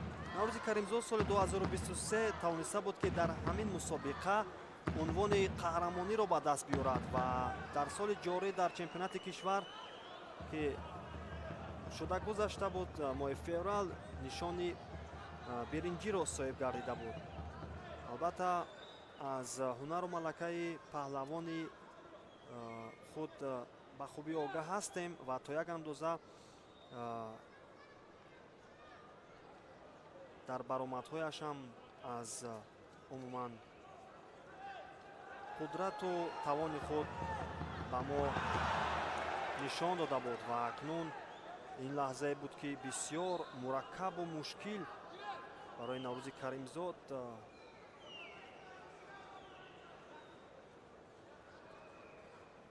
идома ёфт ва тавонист аз ин ҳолати мураккаб худро раҳо бахшад ва дар ҳолати дифоъ кораш бад набуд. Акнун боз ҳам ҳамун шаклу шева ва аз миён доштани ҳарду мебинем ки дар охир барои Ахмадгалӣ алиет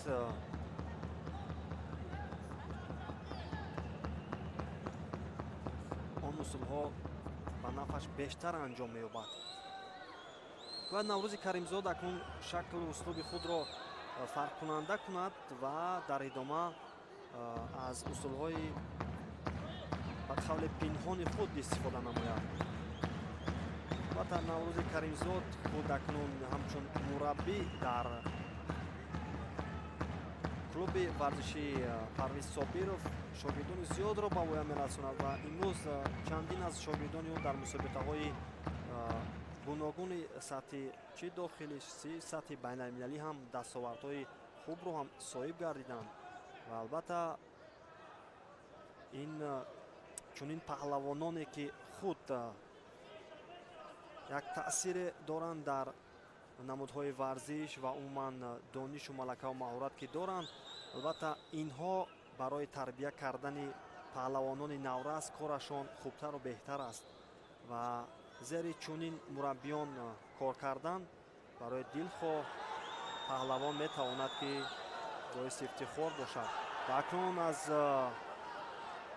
як амалкарде ки наздик буд аз ҳалоки дарона барои Наврӯзи Каримзод ба миён биёяд аз даст меравад ва таваҷҷӯҳ мекунем боз ҳам аз ҳолати муқаррарӣ рақобат ҳам оғоз мегардад. ҳоло ҳам бошад якдигарро хуб нашинохтанд паҳлавонон ва саросима ҳам нестанд ва мебинем ки интизор ҳастанд кадоме аз инҳо барои куштин гирифтан наздиктар мегарданд ва мавқеияти ҳарду қариб яксон аст ва инҷо як амалкарди навбати Наврӯзи Каримзодро мо ҳам дидем, аммо он фикр мекунам ки танҳо барои тарсу эҳсосоти зиёдро барои рақиб боло додан буд ва метавонист ки ин чиз ҳам барояш каме ба нафъаш анҷом ёбад. инҷо боз ҳам пойзаниҳо аз дохили ё аз миёнаи пойҳои ҳарифам аз ҷониби Наврӯзи Каримзод ба мушоҳида мерасад, аммо маълум аст ки ҳарифам каме худро дуртар мегирад ва аз ин шаклу шеваи Наврӯзи Каримзод ҳам огаҳии хубро ҳам дорад.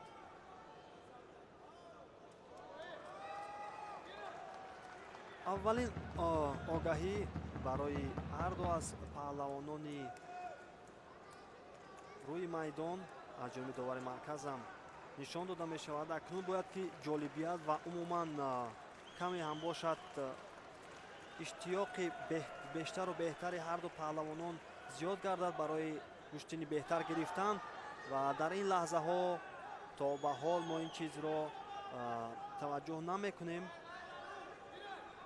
аз якдигар бисёр ҳарос доранд. маълум мегардад ки ё шинохти зиёд аст ки шояд ман хато кунам, ё шояд чизе дигар аст ки ба якдигар зиёд наздик намешаванд ва акнун аз ин имконияти ба амал омадан наздик буд Наврӯзи Каримзод истифода намояд, аммо мутаассифона дар як амалкарди фаврии худ тавонист ки намояндаи кишвари Қазоқистон аз як ҳалуки беруна имтиёзи аввалини баданро соҳиб гардад ва акнун ҳарду ин ҷо аз камарбанди якдигар мавқеиятро пайдо месозанд ва ин ҳолат ба нафъи кадоме аз ин паҳлавонон анҷом меёбад.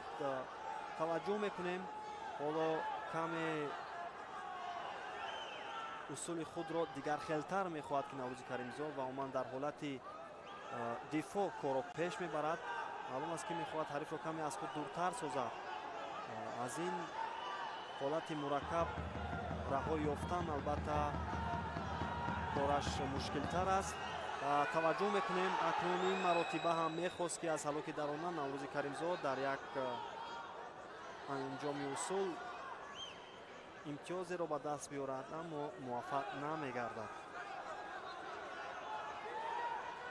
лаҳзаҳои бисёр каманд то анҷоми вақти асосӣ боқӣ мемонад, камтар аз 20 сония ва дар ин фурсатҳо бояд ки таваккал кунад. дигар вақти зиёдатӣ ҳам нест ки албатта каме фикр кунаду сабр кунад ва бояд ки пай ҳамлаҳои бештар бошад. новбаста аз ин чӣ мешавад ва бояд ки тақдираш шояд ки дар ин фурсатҳо баландӣ кунад, аммо на. бо ҳамин тартиб бо як имтиёзи бадан Аҳмедгалӣ Адилет намояндаи кишвари Қазоқистон дар вохӯрии марҳилаи 4-1 ниҳоӣ дар муқобили Наврӯзи Каримзод дастболо мегардад ва ба даври нимниҳоӣ роҳи худро озод менамояд ки онҷо бо Муҳаммадшариф Наҷмиддинов нерӯсанҷӣ хоҳад кард.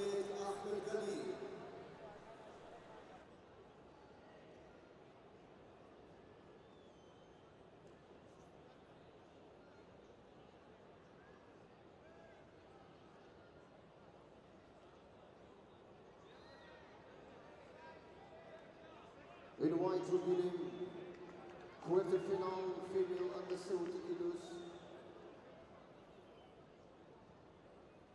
Representative Ukraine, Yulia Hrbinoska. With representative Turkmenistan, Nurana Hezretova.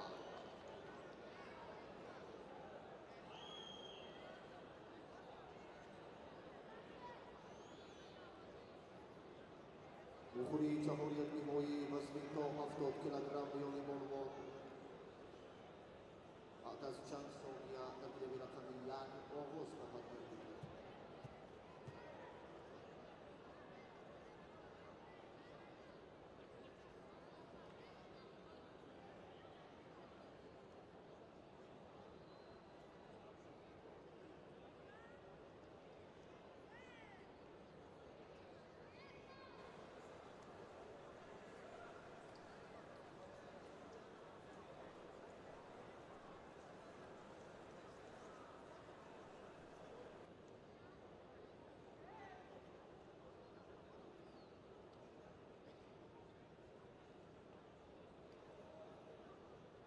in Gülevon contest quarter-final female under 70 kilos Aslan Rizwayaka representing Ukraine Yulia Hrbinoska. акнун дӯстони гиромӣ, тамошобинони азиз, таваҷҷӯҳ мекунем ба аввалин рақобати даври 4-1 ниҳоӣ вазни 70 килограмм миёни бонувон.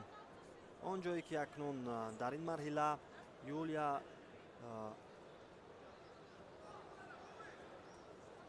Жебелношко аз намояндаи кишвари Украина бо яктаки сафед ва ҳарифи бошад бо яктаки сабз аз ҷумҳурии Туркменистон Нурана Ҳезератова.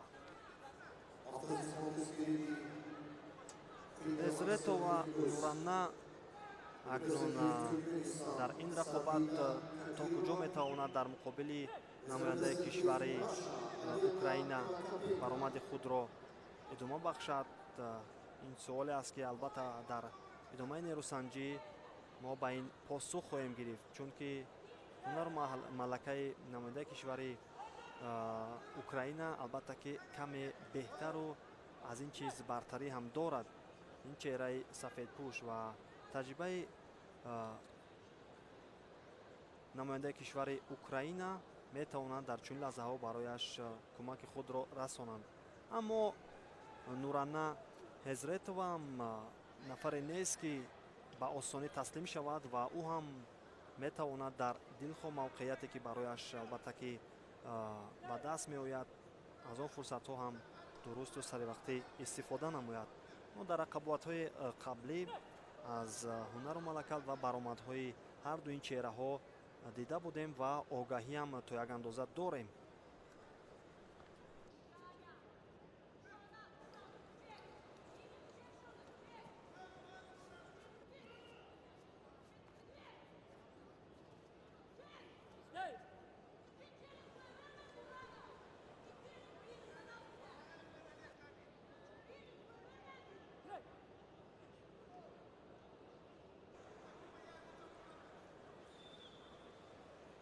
юлия тавониста буд ки дар даври аввал дар муқобили намояндаи кишвари Тоҷикистон Шоҳида Қаландарова зафар ёбад ва дар даври дуюм бо намояндаи кишвари Британияи Кабир Стефани Наташа тавониста буд ин навбат ҳам ғолибиятро моли худ созад ва ба даври чорякниҳоӣ роҳ ёбад. мазара ба даври ҳаштякниҳоӣ ва дар даври ҳаштякниҳоӣ онҷо намояндаи кишвари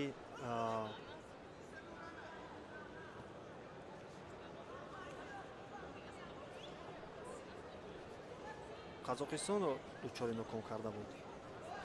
хуб акнун аввалин огаҳӣ барои Нуранна Ҳезратова аз ҷониби довари марказ нишон дода шудааст ва намояндаи кишвари Туркменистон бошад дар рақобати аввали худ озод буд. нерӯсанҷиҳоро аз даври дуюм оғоз намуд. тавониста буд ки дар марҳилаи ҳаштякниҳоӣ дар муқобили намояндаи кишвари Қирғизистон Санид Талайбекова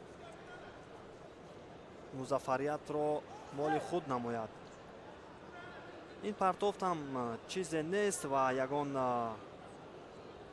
имтиёзе баҳогузорӣ намегардад ва албатта каме ҳам бошад ин нерӯсанҷӣ на чандон бо техникаи баланд ва умуман бо ҷараёни беҳтару диданитар анҷом меёбад. аммо акнун дар ин лаҳзаҳое ки бисёр мураккаб буд тавонист ки аз як зидди ҳамла юлия аввалин имтиёзи паҳлӯи худро ба даст биёрад. албатта ин ҷо мехост ки аз ин мавқеияти мушкиле ки барои паҳлавони Туркменистон ба миён омад худро раҳо кунад, аммо дар ҳолати дифоъ аз ё ин ки як гардиш хӯрдану ба пешафтодан кори басу мушкил аст дар ин фурсатҳо. аз ин чиз ва умуман бахташ барои ин чиз баландӣ накард. акнун каме ҳам бошад фаъолтар мегардад намояндаи кишвари Туркменистон Нуранна Ҳезретова ва ин чиз ҳам бояд аз ҷониби ин паҳлавон ҳам ба мушоҳида бирасад. дар бештари фурсатҳое ки паҳлавонон албатта дучори нокомӣ ҳастанд ва дар ин лаҳзаҳо фишорро бештар месозанд, барои бархе аз он варзишгарон ин чиз қулайтар аст ва ба манфиат аст ва барои бархе аз дигарон бошад ки ба иштибоҳҳои зиёд роҳ медиҳанд хатарро бештару боз ҳам зиёдтар мекунад. аммо дар ин фурсатҳо дигар юлия ҳам саросима нест. танҳо мехоҳад ки ҳамин имтиёзи паҳлӯи ба дастовардаи худро ҳифз намояд ва танҳо сари остини Нуранна Ҳезратоваро доштаасту рақобатро зери назорати худ мегирад. акнун вақтам ба анҷоми худ наздик аст. камтар аз 20 сония вақт боқӣ мондааст ва дар ин лаҳзаҳое ки мехоҳад Нурана як усули ба манфиатро анҷом диҳад, аммо барояш ин чиз то инҳо даст намедиҳад. барои анҷом додани чунин усулҳо албатта ки бояд инҷо сараввал худро ҷавзтар намояд, наздиктар намояд ва он аз пушти хилъате ки аз пушти хилъати ҳариф ки доштааст, онро бояд ба таври мустаҳкамтар идома бахшаду дорад ва баъдан усулро анҷом диҳад.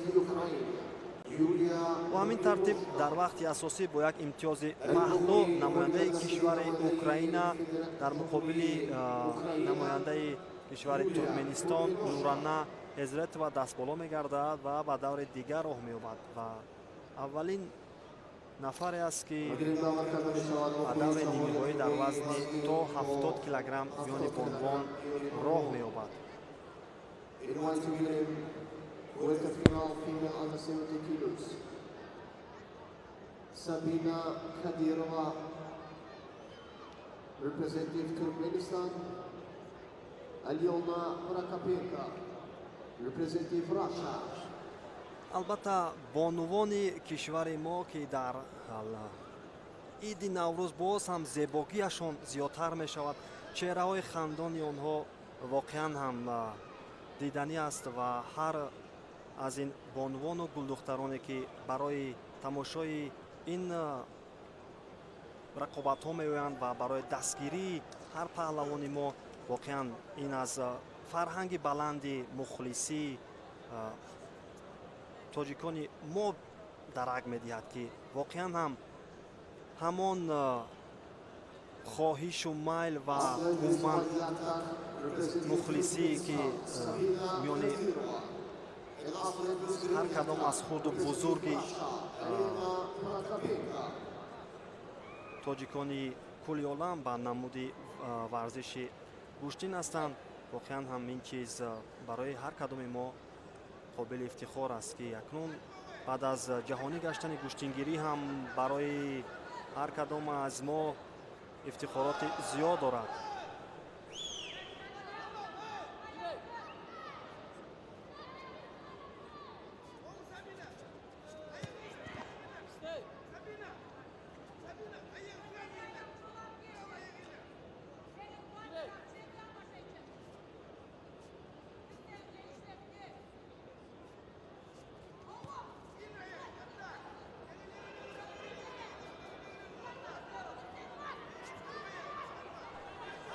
таваҷҷӯҳ мекунем акнун аз ин мавқеяте ки барои Алена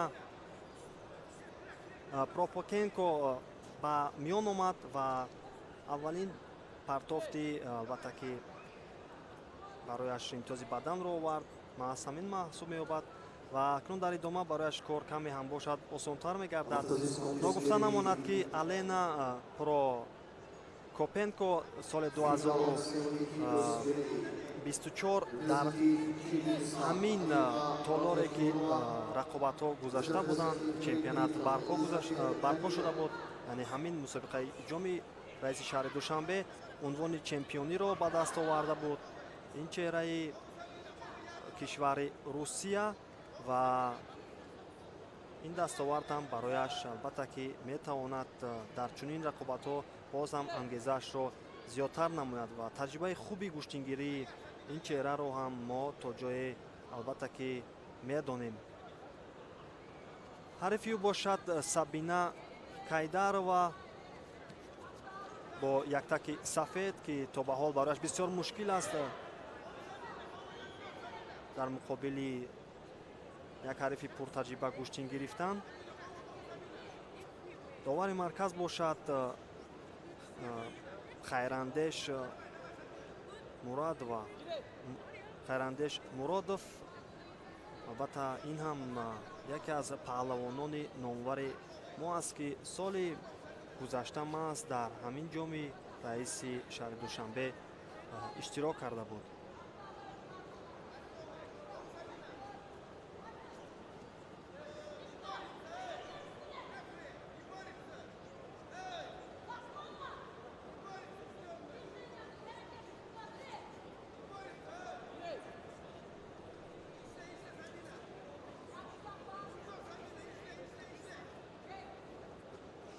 акнун таваҷҷӯҳ мекунем инҷо сари гиребон дошт ва акнун нишастану партоф намудан ва аз ин ҳолате ки ба миён омад аз як ҳалоки беруна тавонист ки имтиёзи ҳалол бошад. инҷо каме интизор мемонем ки қарори ниҳоии доварон чӣ хоҳад шуд. акнун хайрандеш муродов ишора мекунад ки довароне ки пушти наворҳои сӯз карда шуда ҳастанд ин ҳолатро дида қазоват кунанд ва хулосаи ниҳоиро бароранд. бале, тамоми вазнро ба қафо бурдан ва як пойзанию имтиёзро ба даст овардан. чизе буд ки он амал кард, албатта аз нигоҳи ман ҳамчун як мухлис мушоҳида мешуд ки умуман интизор набуд ҳарифи намояндаи кишвари Русия.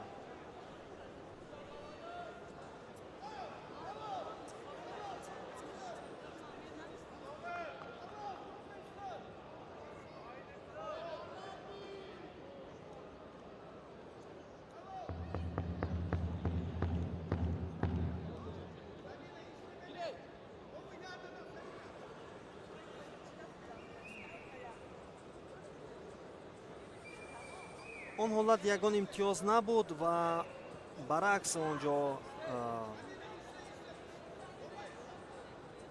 қоидаи куштингириро ҳам вайрон кардааст то як андоза ва аввалин огаҳиам ба намояндаи кишвари Русия Алена Пропокенко нишон дода мешавад. ва мавқеияти бисёр хубро инҷо мебинем ки Алена ба даст овардааст ва акнун аз ин ҳолати пайдошуда то чӣ андоза метавонад ки дурусту саривақтӣ истифода намояд ки таваҷҷӯҳ кардем, аммо на.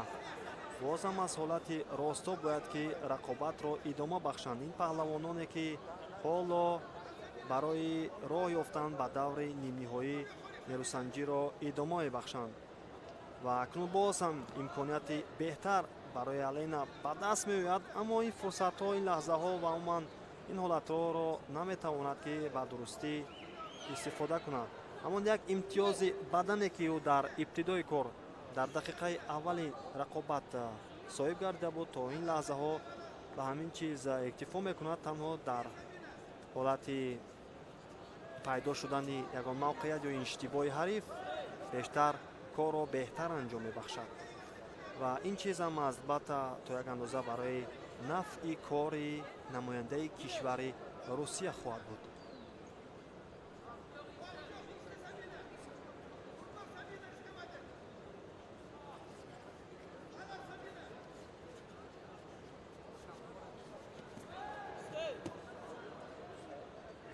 албатта ин метавонист ки ба имтиёзи бадан ҳам анҷом ёбад, аммо қабл аз партоф намудан онҷо каме ки ист вуҷуд дошт ва довари марказ хайрандеш Муродов ин чизро бисёр хуб пайхас кард ва қабл аз чунин анҷоми усул вохӯриро боз дошта буд. акнун каме фаъолӣ ва умуман ба фишор зиёд гузаштани Сабина Кадирова ҳам ба мушоҳида мерасад, аммо дар чунин лаҳзаҳо ҳам дар дифоъ кори Алена ҳам бисёр хуб аст. сари остин доштан акнун инҷо боз мавқеияти беҳтареро наздик буд ба даст биёрад, аммо довари марказ бошад вохӯриро манъ мекунад. дубора паҳлавонон бояд ки аз оғоз корро идома бахшанд.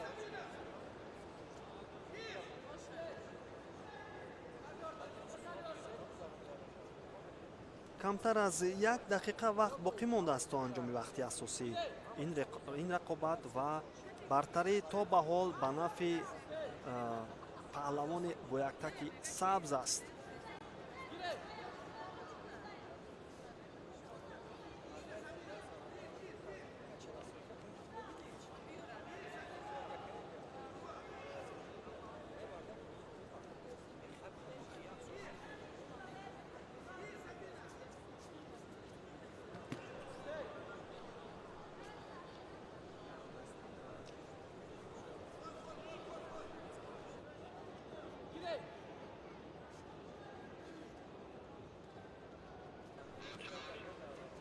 хуб инҷо акнун боз ҳам барои ҳарду аз ин гурдофаридони майдон имконият ҳаст ва то ин лаҳзаҳо наметавонанд ки партофти навбатии худро анҷом бахшанд ва бо ҳамин тартиб ғолиби марҳилаи чорякниҳоӣ вазни 170 килограмм дар ин нерӯсанҷӣ намояндаи кишвари Русия Алена Кропокенко мешаваду ба даври нимниҳои худро ҳамвор месозад. Ва акнун дар рақобати баъдӣ ин чеҳра дар муқобили намояндаи кишвари Туркменистон Нурана Пезретова қарор мегирад. Elizabeth Daniel, representing Great Britain.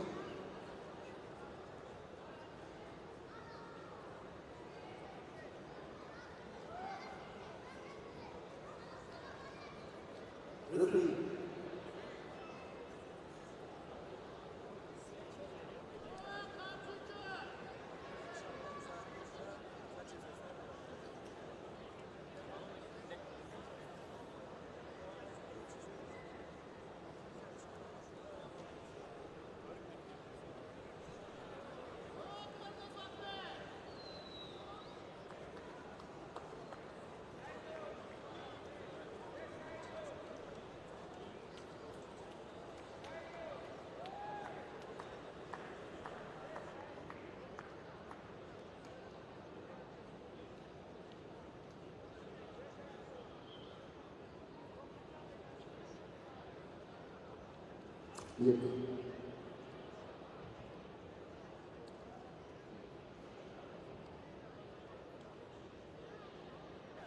Grade 1. After this white yaktak representing Kyrgyzstan, Alina Malgachulova. And after this green yaktak representing Great Britain, Elizabeth Daniela.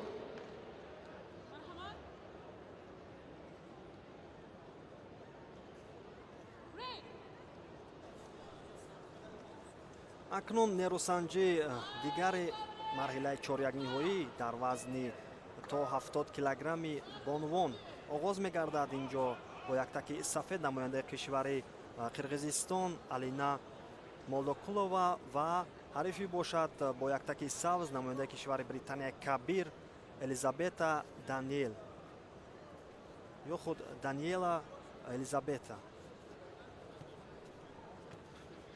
ҳарду инҷо сарёстинро пайдо мекунанд ва аз сарёстин доштани ҳарду ҳам то ин лаҳзаҳо ба мушоҳида мерасад ва мехоҳанд ки бо ҳамин тартиб бо як фалсафаи бо ҳам монанд бо пойзаниҳои саривақтӣ ва ҳамин тартиб барои намояндаи кишвари Қирғизистон ин шева усул самаровар мегардад ва имтиёзи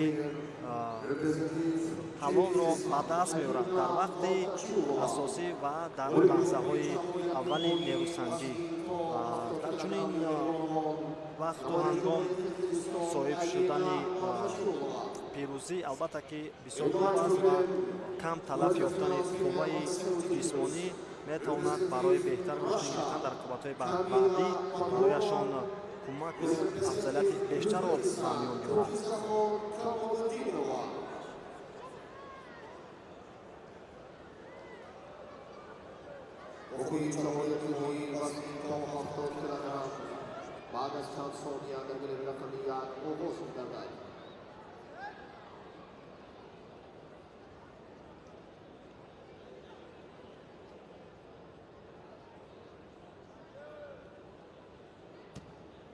Вухургои навни чаҳорякниҳои вазни то 86 килограмм ва вазни ба изофаи 86 килограмм. рақобати охири марҳилаи чорякниҳоӣ вазни то 70 килограмм ёни бонувон чанде баъд оғоз мегардад ки пеш аз ин албатта инҷо таваҷҷӯҳ мекунем ки боз ҳам мухлисоне ки барои дастгирии паҳлавонони мо ва ин маҷмӯаи ё худ қасри теннис ва маҷмӯаи варзишии обии шаҳри Душанбе ҳузур пайдо карданд. ва воқеан ҳам чӣ тавре ки мо дар ҳоли омадан ба ин толор. Дар берун шумораи зиёди мухлисонро дида будем, ки ҳамин қадар мухлиси дигар дар берун интизор ҳастанд, ки албатта вориди ин майдон шаванду аз наздик тамошо намоянд, ки барояшон ин чиз албатта ки ҳоло даст намедиҳад.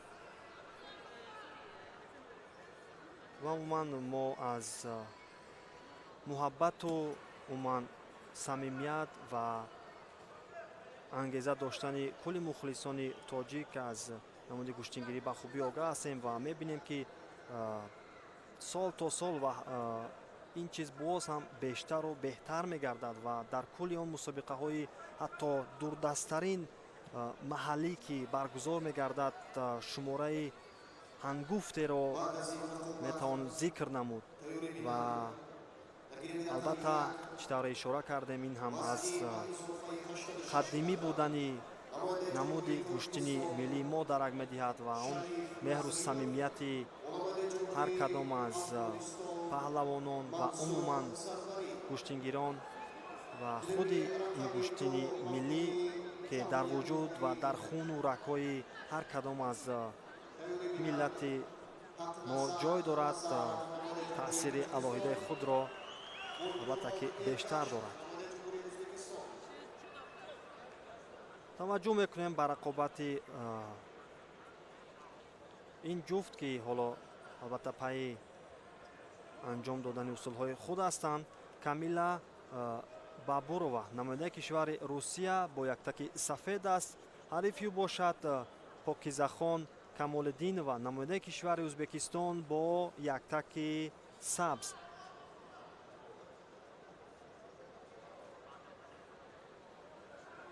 пай дарёфт намудани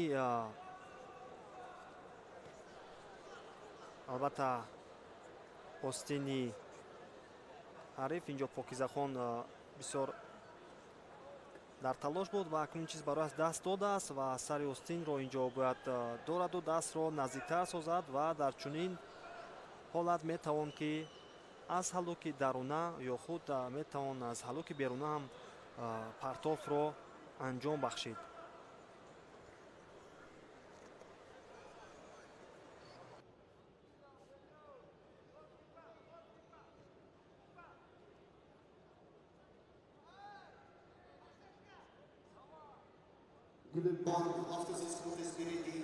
Покизахон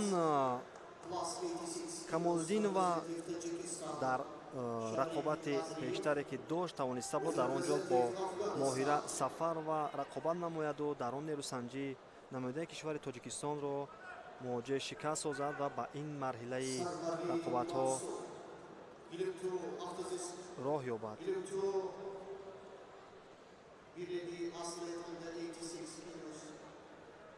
баъд аз ин давра тавониста буд дар даври ҳаштякниҳоӣ намояндаи кишвари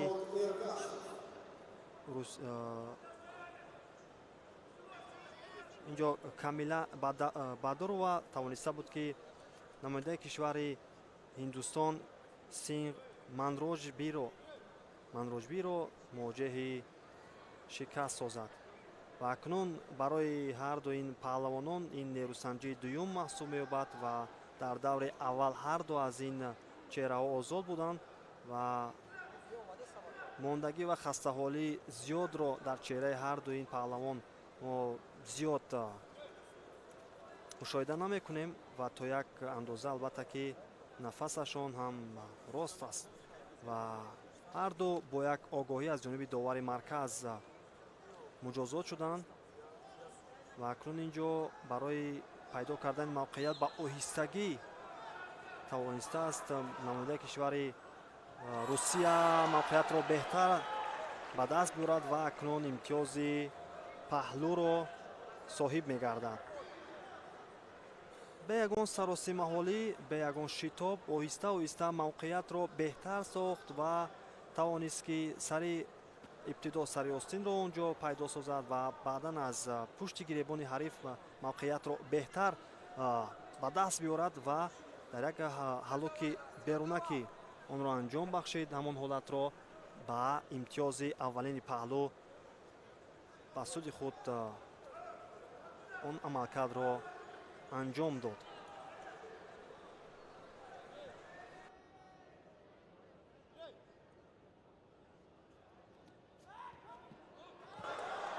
ва акнун ин маротиба ҳам аз болои шонаи худ партоф намудан барои Камила Бадурова имтиёзи навбатиро меорад ки ин ҳам имтиёзи бадан аст. Воқеан ҳамон партоф бисёр хуб ба анҷом ёфт ва танҳо каме ҳам барои хубтару беҳтар ба анҷоми худ расидан коре буд ки албатта қобили диди алоҳида буд ки натавонист ба ин чиз даст ёбад ва акнун ба як озодона ва аз ин ҳолате ки барояш пайдо гардид аз ҳалоки беруна ин маротиба тавонист Камила Бадурова дар ин повозмоӣ Покизахон Камолиддиноваро мувоҷиҳи шикаст созад. Воқеан ҳам бе ягон шитоб, бе ягон тарс ва бе ягон саҳлангории оқибатро идома бахшид ва тавонист акнун дар камтар аз 5 сония то анҷоми вақти асосӣ ки лаҳзаҳо боқӣ монданд корро анҷом диҳад.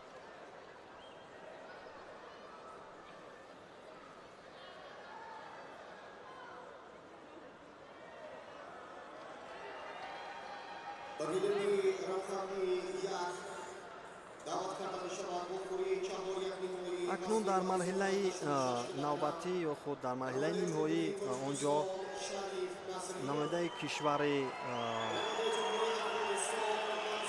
Русия Камила Бадурова дар муқобили намояндаи кишвари Қирғизистон Алина Молдокулова нерӯсанҷиро идома хоҳад дод.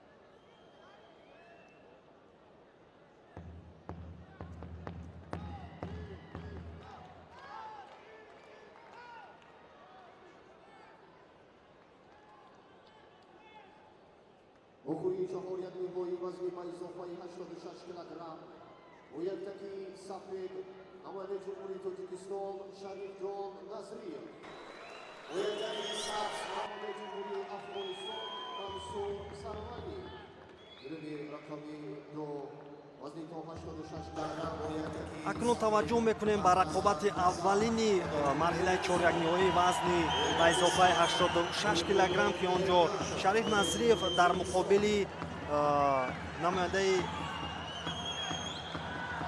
кишвари Афғонистон Мансур Сарварӣ қарор гирифтааст ва акнун нерӯсанҷӣ барои ҳар дуи паҳлавонон бисёр фишору ва умуман бисёр мураккабиҳоро ба миён хоҳад овард. Аз ин лиҳоз ин нерӯсанҷиҳоам мухлисон хуб дарк мекунанд ва дастгирии бештари мухлисонро мо дар ин толор мебинем. Ва акнун ин ҷо ҳар ду дар як мавқеияти мураккаб ҳастанд, аммо мавқеият барои Мансур беҳтар ва дар аксуламал ин маротиба тавонист ки Шариф Назриев дар ин ҳолати мураккаб ва бисёр сахту сангин худро раҳо бахшад ва ҳатто ба имтиёзи паҳлӯ даст ёбад. Воқеан ҳам дар чунин ҳолати мураккаб худро раҳо кардану ва боз ҳам дар идома имтиёз ба даст овардан воқеан ҳам аз ҳунару малака ва таҷрибаи хуби паҳлавон огаҳӣ медиҳад. нафаре ки 3 соли охир аст дар чемпионати ҷумҳурии Тоҷикистон дар намуди гӯштингирӣ, албатта Шарифҷон Назриев унвони чемпиониро ҳифз мекунад ва албатта дар чунин рақобатҳо ҳам, дар чунин майдонҳо ҳам ӯ яке аз он чеҳраҳое аст ки яке аз муддаиёни асосӣ маҳсуб мегардад ва инҷо камарбандро бисёр хуб доштааст ва акнун ҳазалуки даруна ин маротиба ҳам тавонист ки ба хубӣ истифода намояд ва Шарифҷон Назриев дар муқобили Мансур Сарварӣ дар вақти асосӣ ҳам зафари худро худ пирӯзии худро ба даст меорад ва бо ҳамин тартиб ба даври нимниҳоӣ роҳи худро озод менамояд. Воқеан ҳам Шарифҷон Назриев дар ин рақобат маълум сохт ки бо ирода ва қувваи тоҷиконаи худ метавонад дар муқобили дилхоҳ ҳариф истодагарӣ намояд. Бе ягон шитоб, бе ягон саҳлангорӣ ва бе ягон тарсу воима тавонист ки рақобат намояд ва дар ду амалкарде ки ӯ анҷом дод ва акнун тавонист ғолибиятро дар вақти асосӣ ва дар лаҳзаҳои аввал соҳиб гардад. худи ҳамин партов албатта имтиёзи ҳалол баҳогузорӣ шуд ва пеш аз ин ҳам имтиёзи паҳлӯро соҳиб гардиданд.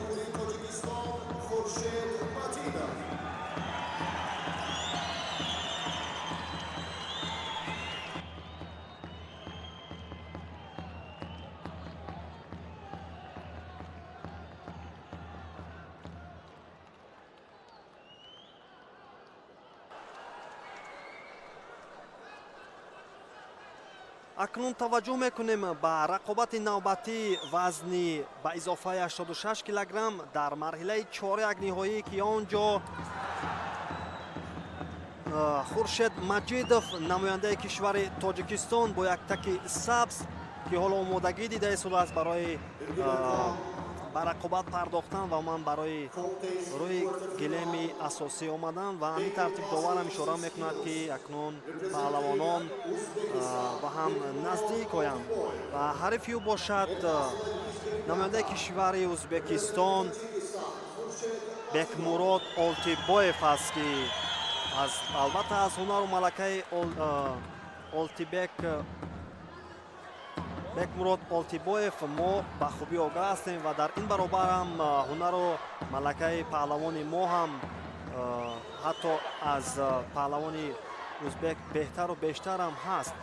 акнун дар ин рақобат кадом аз ин паҳлавонон дастболо мегардад ин чизест ки бисёр гуфтанаш сахту сангин аст ва мо ба ирода ва нерӯи Хуршед Маҷидов боварӣ бештар дорем.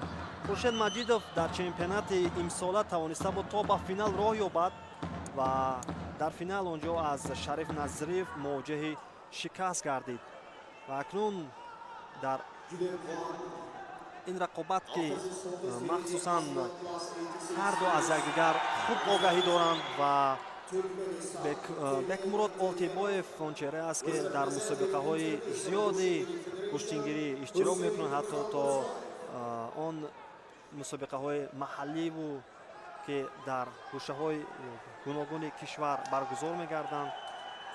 иштироки бештари ин паҳлавонро мо чандин маротиба шоҳид гардидаем ва дар ин рақобат ки акнун барои ҳарду паҳлавонон ба осонӣ зафарият даст намедиҳад таваҷҷӯҳ мекунем. ҳарду инҷо сари остини ҳамдигарро дар меёбанд. ҷо мавқеият барои ҳарду қариб яксон аст, аммо ҳоло боз ҳам аз оғоз корро идома мебахшанд.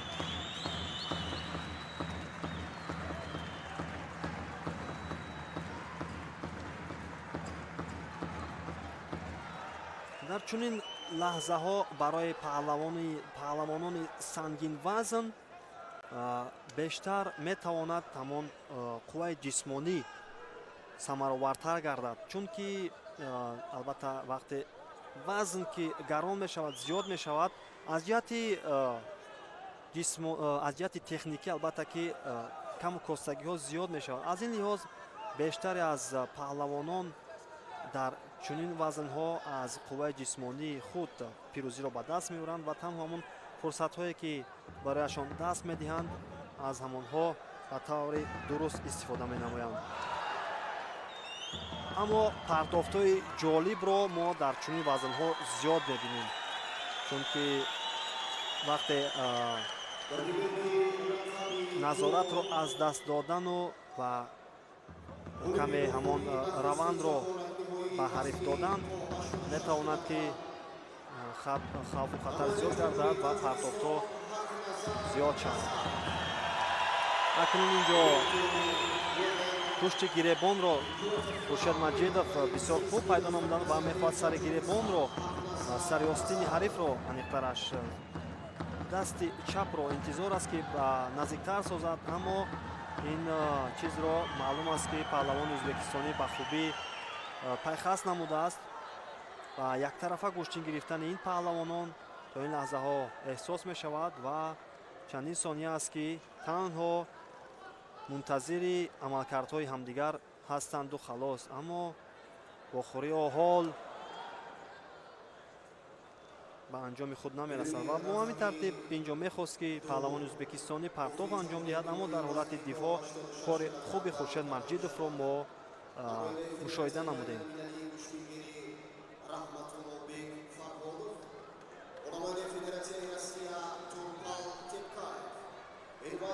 дар сурати пирӯзӣ яке аз ин паҳлавонон дар даври нимниҳоӣ дар муқобили Шарифҷон Назириев қарор мегиранд ки албатта барои ҳарду аз ин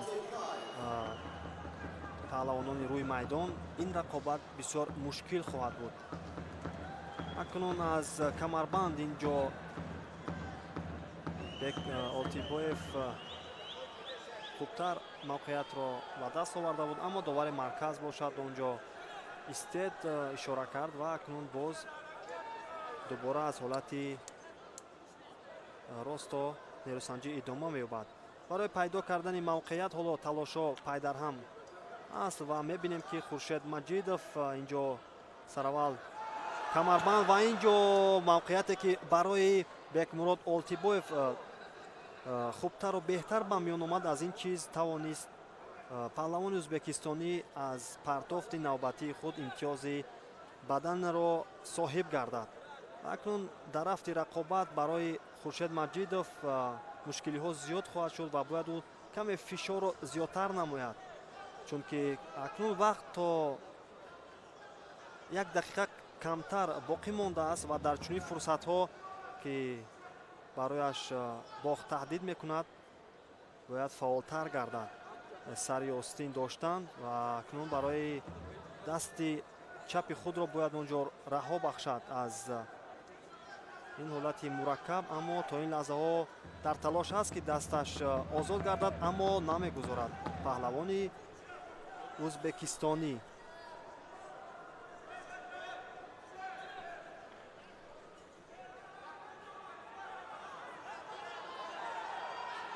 Хуршед Маҷидов инҷо аз пушти гиребони ҳариф ва аз камарбанд ба хубӣ мавқеият пайдо карда буд, аммо он аз даст рафт ва бо ҳамин тартиб акнун фикр мекунам кор ҳам бо ҳамин натиҷа анҷом меёбад.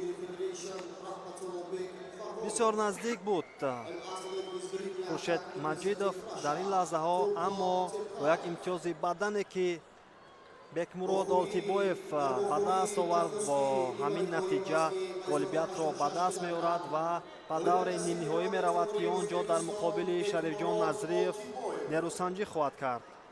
Is this contest leader representing Uzbekistan, Bekmurod Oltiboyev.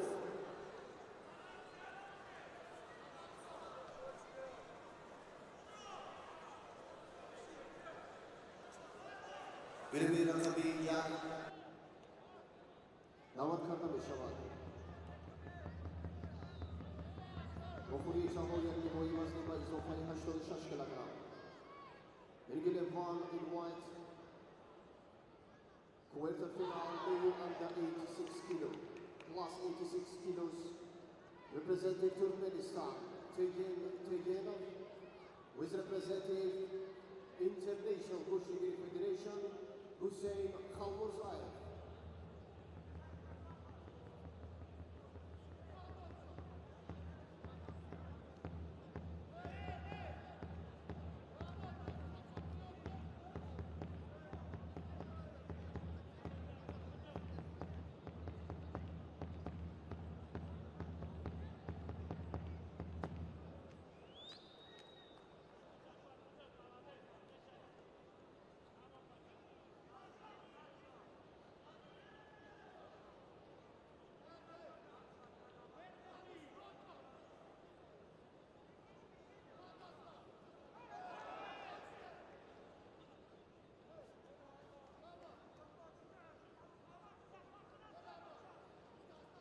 Asmed Viswat Yaktak, representing Turkmenistan, Teyenov. And Asmed Visgarin Yaktak, representing International Gushingiri Federation, Hussein Khalmurzayev. ҷуфти навбатӣ вазни ба изофаи 86 килограмм ёни мардон ҳам акнун ба ҳам меоянд инҷо. намояндаи кишвари Туркменистон бо яктаки сафед Теджен Тедженов ва ҳариф ё бошад аз намояндаи Федератсияи байналмилалии гӯштингирӣ бо яктаки сабз Ҳусейн Халмурзаев.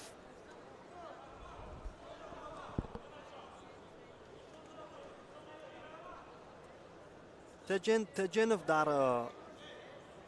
дар муқобили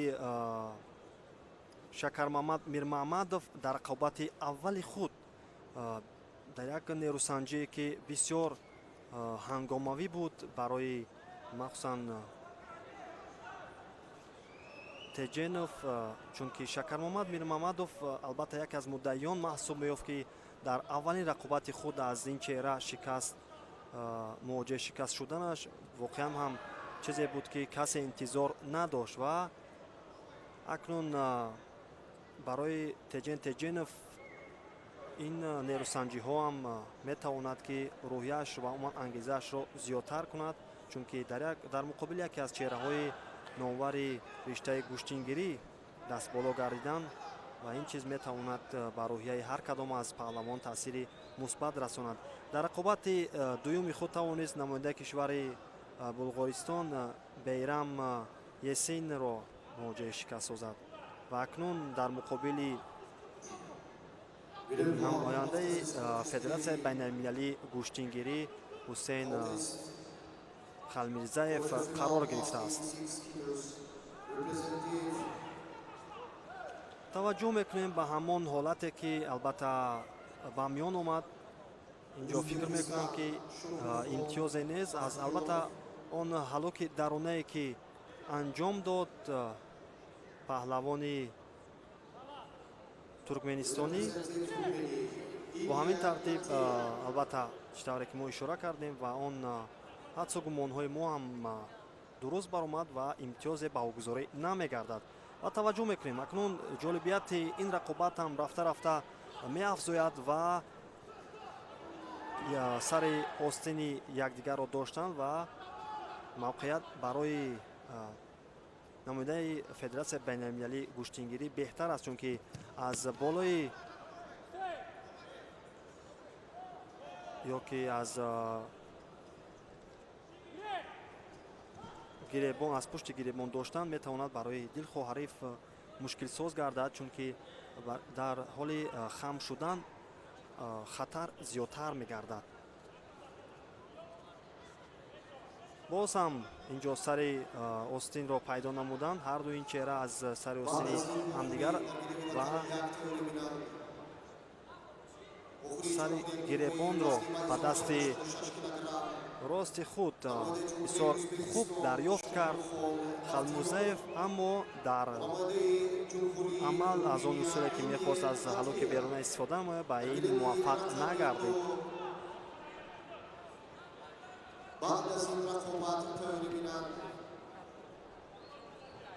боз ҳам паҳлавонон дар ҳоли ҳаракат ҳастанд ва ин ҷо аз ҳалоки даруна наздик буд ки Халмурзаев Ҳусейн аз ин имконияти ба амал омада имтиёзро ба даст биёрад, аммо на, дар ҳолати дифоъ Тедженов намояндаи кишвари Туркменистон тавонист ки кори худро бисёр шоиста идома бахшад.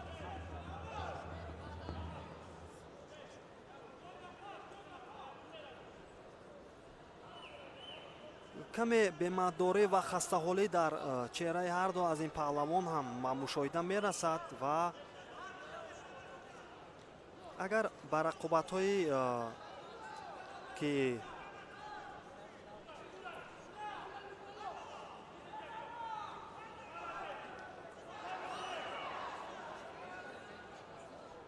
Ҳусейн Халмурзаев анҷом дода буд таваҷҷӯҳ кунем. албатта ин аввалин нерӯсанҷӣ мазрат дар даври аввалозу буд ва дар рақобати аввали худ тавониста буд ки дар муқобили Дадахон Қурбоналиев намоядаи кишвари Тоҷикистон зафар ёбад. албатта Дадахон Қурбоналиев паҳлавони номвари шинохтаи мо ки синни соли бузург дорад ва яке аз чеҳраҳое аст ки таҷрибаи бузург аз майдонҳои гӯштингирӣ ба худ дорад ва он чеҳра натавонист имрӯз аз ҳунару малакаи худ ба таври шоиста истифода намояду худро дар ин мусобиқа дар муқобили ин чеҳраҳои шоёни кишварҳои ҳамсоя ва умуман зиёда аз 25 кишваре ки дар ин ҷо ҳузур доранд ва паҳлавононаш намояндаи кишварҳоро доранд, зафариятро моли худ созад. Албатта дар даври аввал тавониста буд ки он ҷо Фарес Есер намояндаи кишвари Мисрро Дадахон мағлуб созад, аммо дар ақибати баъдӣ аз ҳамин чеҳраи ки ҳоло гӯякта ки сабз ҳунарнамоӣ дорад мувоҷиҳи шикаст шуд. акнун то анҷоми вақти асосӣ ҳам вақтам наздик аст, камтар аз 1 дақиқа аниқтараш вақт боқӣ мондааст ва дар ин лаҳзаҳо ки метавон дар ягон ҳолате ки ба амал меояд ё ин ки ягон усулҳое ки пайдо мегарданд барои анҷом доданаш имкониятҳо ҳастанд, аз чунин лаҳзаҳо истифода бурдан метавон ки ба самари бештар буд, чунки дар ҳолати бештар талаф ёфтани вақт ва бештар рақобат намудан, махсусан барои сангинвазнҳо корашонро мураккабтар мекунад, чунки албатта дар сурати чунин вазни гарон доштан аз ҷиҳати ҷисмонӣ хастагӣ барои онҳо зиёдтар ба пеш меояд ва дар идома ки ҳоло гӯяд ки ин гӯштингирон рақобатҳоро идома бахшанд, корашонро мушкилтар насозад. махсусан дар рӯҳия ва умуман дар чеҳраи намояндаи кишвари Туркменистон хастагӣ зиёдтар дида мешавад, ки ин ҳам албатта барои Ҳусейн Халмурзаев метавонад як кори як чизи мусбат ҳам бошад. як огаҳӣ ҳам дорад ва акнун инҷо 3 дақиқа вақти иловагӣ ҳам дода мешавад барои ин паҳлавонон. дар марҳилаи 4-1-ниҳоӣ аввалин маротиба мешавад ки чунин вақти иловагӣ барои паҳлавонон дода мешавад. албатта маълум мегардад ки ҳамон вақти асосӣ барои партоф намудан ва имтиёзро ба даст овардан барои дилхо он нафаре ки як таҳйёрӣ хуб ба ин майдон омадааст коро осонтар намояд ва дигар ба вақти иловагӣ ниёз пайдо накунанд. аммо ин ҳарифон ки албатта аз лиҳози қувва ва умуман куштин гирифтан ва таҷрибаи ба ҳам монанд ва фалсафаи куштингирӣ якхела, шояд ки ҳамин чизҳо буданд барои ҳарду бисёр мураккабиро ба миён овард ва фикр мекунам ки баъд аз он машварати доварон инҷо ғолибият ба суди намояндаи кишвари ё намояндаи Федератсияи байналмилалии гӯштингирӣ хоҳад буд ё на. инҷо ишора мешавад ки бояд рақобат идома ёбад ва таваҷҷӯҳ мекунем акнун дар идома бояд ки Теҷенов каме фаъолтар гардад, чунки дар лаҳзаҳои охир қариб ки аз худ дарак намедод ва ҳамеша дар ҳолати дифоъ буд ва бо ҳамин тартиб инҷо огаҳии дуюм ва ғолибият насиби Халмурзаев Ҳусейн намояндаи Федератсияи байналмилалии гӯштингирӣ дода мешавад. акнун Халмурзаев ба даври нимниҳоӣ роҳ меёбад ва чанде баъд аз ҷуфти бахтиёр In white, quarterfinal, шоҳруххан male class 86 kilos, representative Uzbekistan, Shohrukhan Bakhtiyorov. шоҳруххон бахтиёров ва намояндаи кишвари руминия Илия Натия ки ҳоло мегузарад аз ғолиби ин ҷуфт дар муқобили Is representative Tajikistan, халмурзаев қарор мегирад. акнун инҷо чеҳраҳои шинохтаи кишвар махсусан Тимур Раҳимов дар рӯи экранҳои мову шумо ҳам пайдо мегардад.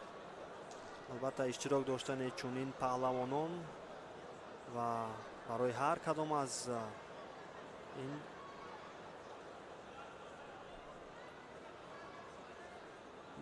паҳлавонони номбари мо ки дар ин мусобиқа ва дар ин ҷо гӯштӣ мегиранд нерӯи иловагиро ҳам ба худ зам мекунад.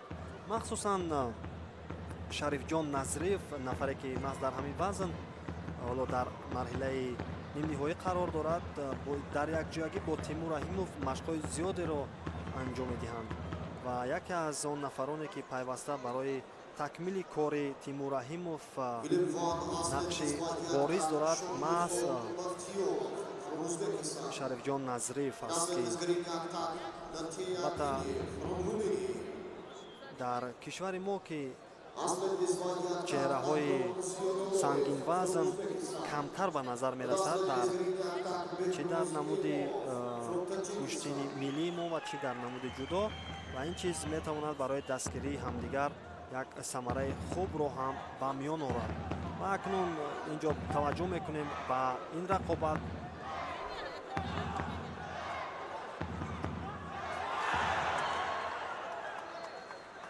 Шоҳруххон Бахтиёров намояндаи кишвари Узбекистон бо яктаки сафед ва ҳарифи бошад аз кишвари Руминия Илия Натия ки ин чеҳра дар рақобати пештар тавониста буд ки дар муқобили намояндаи кишвари мо Мансур Раҳмонов дастболо гардад.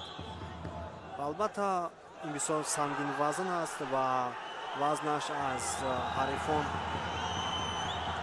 нисбатан зиёдтар аст. албатта то як андоза метавонад барои ӯ ин чиз кӯмаки бештар созад, аммо аз ҷиҳати физикӣ ба он тавре кораш беҳтаре нест ки мо мебинем, чунки барои шикаст додани ин чеҳра танҳо каме агар қавитар баромад кард ва усулҳоро бештар анҷом бахшид ва наздиктар гӯштин гирифтан метавонад ки самараи беҳтареро ба миён биёрад.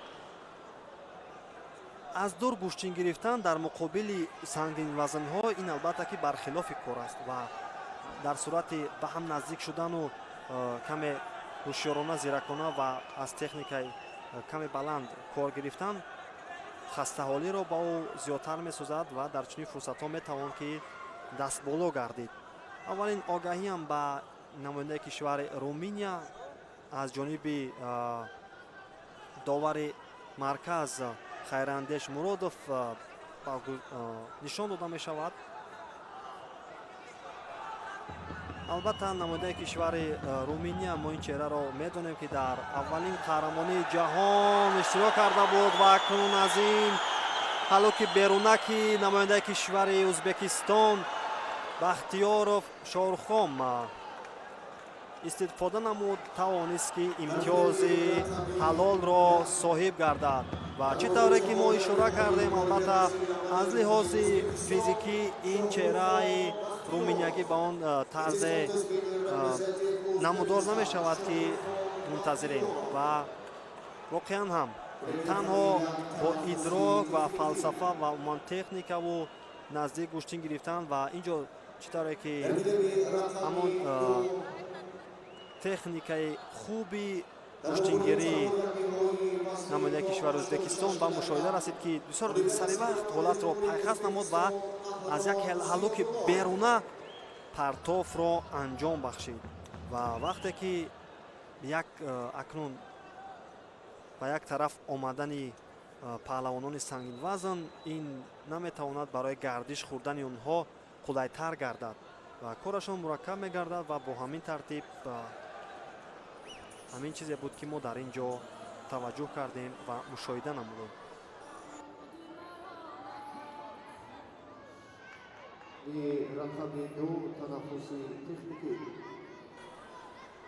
дӯстони иззатманд ва тамошобинони гиромӣ, акнун марҳилаи то нимниҳоӣ вазнҳоам ба анҷоми худ расиданд ва чанде баъд аз телевизиони варзиш албатта ки рақобатҳои давраи финалиро интизор бошед. Хайр.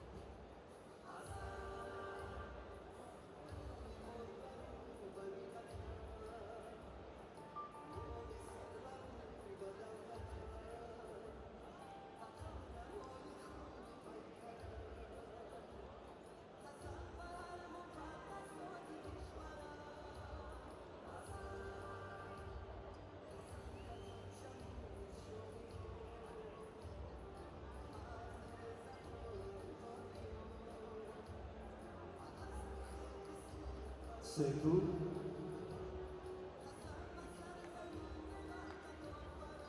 Setu. Tayosuke.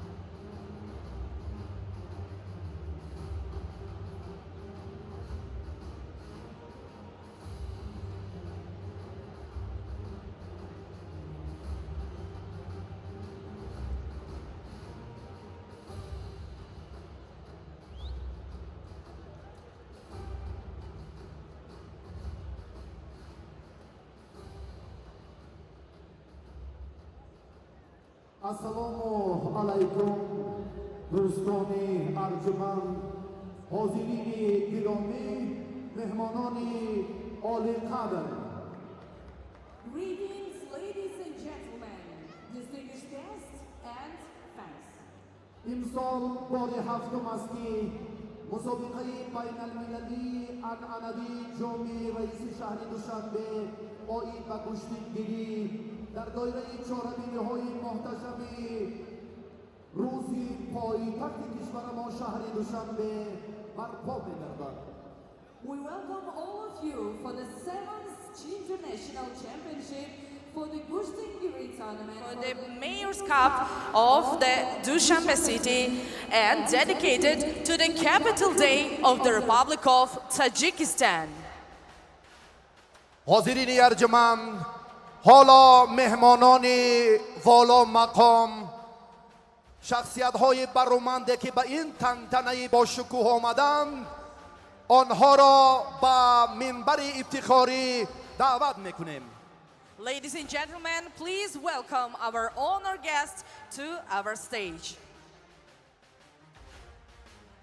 در رسم افتتاحی این چهاربینی معاونی اولی رئیس شهر دوشنبه شریفی بختیار و همچنین رئیس کمیته کار با جوانان و ورزش نزد حکومت جمهوری تاجیکستان گل احمد زاده ذوالفقار احمد حضور دارند که ایشان را به منبر افتخاری دعوت می نماییم.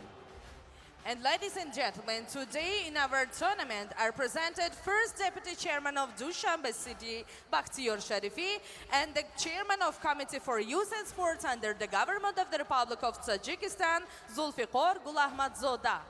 با تاجیکستان و پایتخت وطن محبوبمان نمایندگان 23 کشوری 3 قاره سیاره آسیا، اروپا و افریقا تشریف آوردند که حالا فرصتی استقبال آنها هم فرا رسیده است. And ladies and gentlemen, it should be noted that in our championship today are presented the representatives from 27 countries of the world.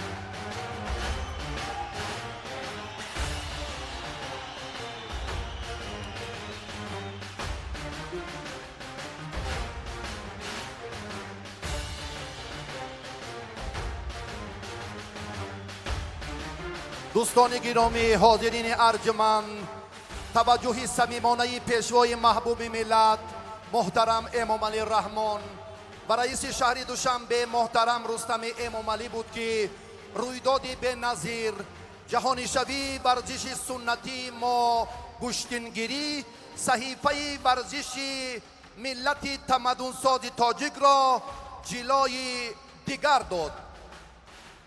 Ladies and gentlemen, it should be noted that becoming the international sport Gustingiri becomes with the help and initiatives of the President of our country, His Excellency Emom Ali Rahman, and the Mayor of Dushanbe City, His Excellency Rustami Emom Ali. حالا با کمال احترام و صمیمیت خاصه سخن اولین افتتاحی و تبریکاتی با معاون یکم رئیس شهر دوشنبه محترم شریفی بختیار داده می شود. And now the floor is given to the first Deputy Chairman of Dushanbe City, Bakhtiyor Sharifi. تشکر. مهمانان ارجمند، ورزشگران محترم، حاضرین گرامی، قبل از همه از نام رهبریت مقامات اجرایی حکومت دولتی شهر دوشنبه خاصه رئیس مجلس ملی مجلس عالی جمهوری تاجیکستان محترم رستم امام علی همه شما ورزشگران و مهمانان عزتمند را ки аз кишварҳои гуногуни ҷаҳон ба пойтахти тоҷикистони азиз шаҳри дилораи душанбе ҷиҳати иштирок дар ҳафтумин мусобиқаи байналмилалии гӯштингирӣ барои дарёфти ҷоми раиси шаҳри душанбе ки ба муносибати рӯзи пойтахти ҷумҳурии тоҷикистон баргузор гардида истодааст самимона хайру мақдам мегӯям. боиси ифтихор ва сарфарозист ки шаҳри душанбе имрӯз ба яке аз марказҳои муҳими баргузории чорабиниҳои сатҳи байналмилалӣ табдил ёфтааст. пайваста мизбони мусобиқаҳои бонуфузи варзишӣ мебошад. ин раванд пеш аз ҳама натиҷаи сиёсати хиратмандона ва варзишпарваронаи пешвои миллат муҳтарам эмомалӣ раҳмон ва ташаббусҳои созандаи раиси шаҳр душанбе муҳтарам рустами эмомалӣ ба ҳисоб меравад. имрӯзҳо дар пойтахти кишвар ҷиҳати рушди соҳаи тарбияи ҷисмонӣ ва варзиш корҳои назаррас ба анҷом расонда истодаанд. бунёду таҷдиди иншоотҳои варзишӣ, фароҳам овардани шароити мусоид барои машқу тамрин ва ҷалби ҷавонон ба тарзи ҳаёти солим аз самтҳои афзалиятноки фаъолияти мақомоти шаҳр ба шумор меравад. дар ин росто мову шумо саодатманду сарфарозем ки бо ҳамдиливу ҳамбастагӣ ва меҳнати содиқона таҳти роҳбарии пешвои муаззами миллат муҳтарам эмомалӣ раҳмон дар ин соли муҳими таърихӣ мизбони як қатор чорабиниҳои муҳими байналмилалии варзишӣ хоҳем гардид. ҳозирини гиромӣ, дар ин замина дар партави сиёсати варзишпарваронаи асосгузори сулҳу ваҳдати миллӣ пешвои миллат муҳтарам эмомалӣ раҳмон ва бо дастгирии раиси шаҳри душанбе муҳтарам рустам эмомалӣ бори ҳафтум аст ки мусобиқаи байналмилалӣ оид ба гӯштингирӣ барои дарёфти ҷоми раиси шаҳри душанбе баргузор мегардад. қобили зикр аст ки баргузории чунин мусобиқаҳо на танҳо барои баланд бардоштани маҳорати варзишгарон, балки барои муаррифии варзиши миллӣ, такмили робитаҳои дӯстона миёни кишварҳо ва тарғиби арзишҳои солимгардонӣ нақши муҳим дорад. маҳз тавассути ҳамин гуна тадбирҳо варзиши миллии мо гӯштингирӣ имрӯз марҳила ба марҳила ба арсаи байналмилалӣ роҳ ёфта миёни дӯстдорони варзиш мақоми хоса пайдо намудааст. боварӣ дорем ки баргузории чунин мусобиқаҳо ба рушди минбаъдаи гӯштини миллӣ, муаррифии он дар арсаи байналмилалӣ, омода намудани варзишгарони касбӣ, дарёфти чеҳраҳои нав барои иштирок дар мусобиқаҳои сатҳи осиё ва ҷаҳон, инчунин тарғибу ташвиқи тарзи ҳаёти солим мусоидат менамояд. сокинону меҳмонони пойтахт, дӯстони азиз, итминон дорам ки ҳамаи шумо варзишгарон ва дӯстдорони варзиш барои рушди минбаъдаи ин соҳа ва ташаккули тарзи ҳаёти солим дар ҷомеа саҳми арзандаи худро мегузоред.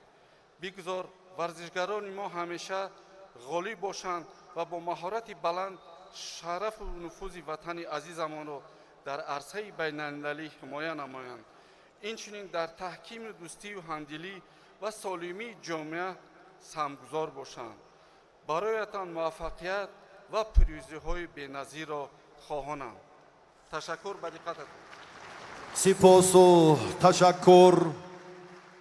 дар соҳаи тарбияи ҷисмонӣ ва варзиш дар 5 соли охир музаффариятҳои беназир рӯи авроқи варзиши тоҷик омад ки яке аз ин муваффақиятҳо мусобиқаи имрӯза маҳсуб меёбад.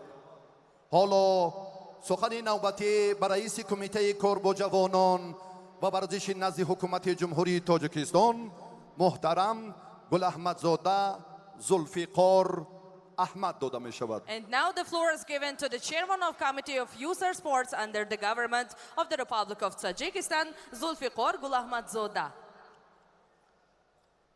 تشکر زیاد مهمانان عالی قدر، ورزشگران محترم، حاضرین گرامی، با احساس افتخار و صمیمیت خاصه همه شما مخصوصا مهمانان عالی قدر و ورزشگران محترم را که از کشورهای مختلف ба пойтахти зебои мо шаҳри душанбе ҷиҳати иштирок дар ҳафтумин мусобиқаи байналмилалии гӯштингирӣ барои дарёфти ҷоми раиси шаҳри душанбе ташриф овардед, хайрамақдам мегӯям.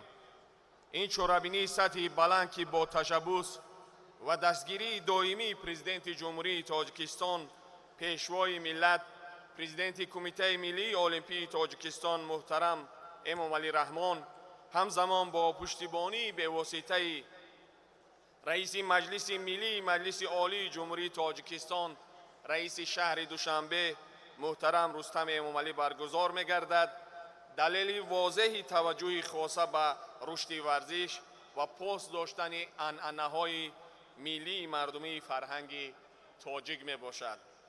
дӯстони азиз, ҳамагӣ 2 сол пеш дар шаҳри душанбе бори аввал мизбони чемпионати ҷаҳон оид ба гӯштингирӣ гардид ки бо иштироки бевоситаи пешвои миллат муҳтарам эмомалӣ раҳмон ва раиси шаҳри душанбе муҳтарам рустами эмомалӣ доир гардид.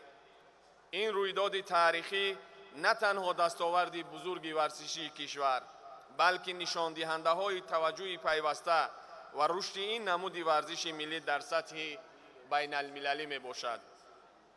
имсол дар асоси дастуру ҳидоятҳои пешвои муаззами миллат муҳтарам эмомалӣ раҳмон ва бо пуштибонӣ аз мақомоти иҷроияи ҳокимияти давлатии шаҳри душанбе, хоса раиси шаҳри душанбе муҳтарам рустами эмомалӣ ва федератсияи гӯштингирии тоҷикистон, мусобиқаи байналмилалӣ бо иштироки даҳҳо варзишгарони номовар аз дохил ва хориҷи кишвар доир мегардад ки сол то сол гӯштингирӣ мавқеи байналмилалии худро бештар касб намуда истодааст.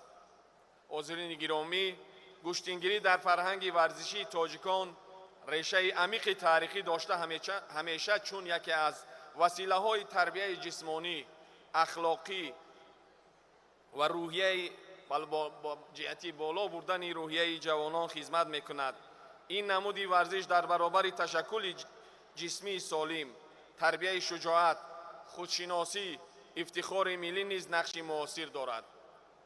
мо масъулини соҳа талош хоҳем кард ки бо истифода аз имкониятҳои фароҳамгардида ва роҳнамоиҳои ҳамешагии президенти маҳбуби кишвар, пешвои аъзами миллат муҳтарам эмомалӣ раҳмон барои боз ҳам густариш додани гӯштингирӣ, ҷалби ҳарчи бештари ҷавонону наврасон ба ин намуди зебои варзиш ва ба он васила муаррифии шоистаи миллат дар сатҳи ҷаҳонӣ тадбирҳои судмандро андешем. дар интиҳо бори дигар ҳамаи меҳмонон ва иштирокчиёни ин мусобиқаи муҳими байналмилалиро ки дар тоҷикистони бииштосо ташриф доранд, махсусан дар шаҳри зебои душанбе, хайрамақдам мегӯям ва аз фурсати муносиб истифода бурда миннатдории самимонаи худро ба раиси шаҳри душанбе муҳтарам рустами эмомалӣ ва ба раиси федератсияи гӯштингирии тоҷикистон барои ташкили чунин чорабинии сатҳи олӣ ва қадрдонии ғолибон бо мукофотҳои арзишманди молиявӣ изҳори сипос менамоям. ба тамома варзишгарон муваффақияту музаффарият, сарбаланду муваффақият ва пирӯзиҳо орзумандам. музаффар бошед варзишгарони арҷуманд. саломату сарфароз бошед. акнун аз муовини якуми раиси шаҳри душанбе муҳтарам шарифи бахтиёр хоҳиш мекунем ки ин чорабинии муҳташами бузургро расман ифтитоҳ намоянд. And now we kindly ask the first Deputy Chairman of Dushanbe City, His Excellency Bakhtiyor Sharifi, to officially open our tournament. муҳтарам меҳмонон, варзишгарони иззатманд, ҳозирини гиромӣ, ҳафтумин мусобиқаи байналмилалии гӯштингирӣ барои дарёфти ҷоми раиси шаҳри душанбе бахшида ба рӯзи пойтахти ҷумҳурии тоҷикистон шаҳри душанбе расман эълон карда мешавад.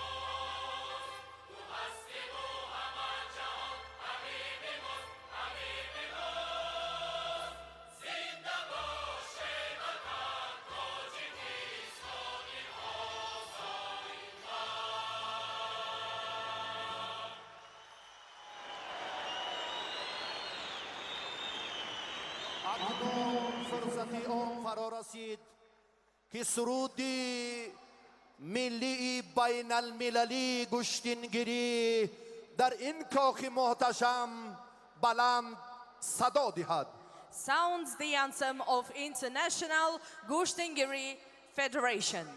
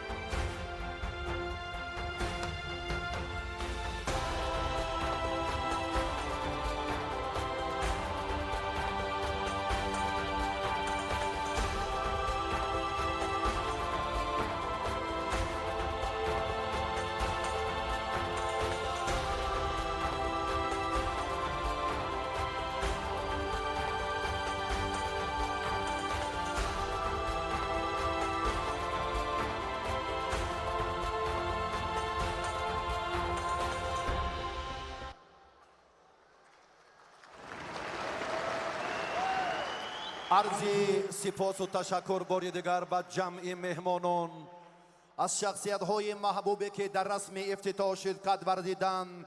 باری دیگر سپاس گذاریم و مهمانان عالی قدر را به منبر بالای قسمت راست این کاخ محتشم دعوت میکنیم. And now we kindly ask our distinguished guests to take their seats.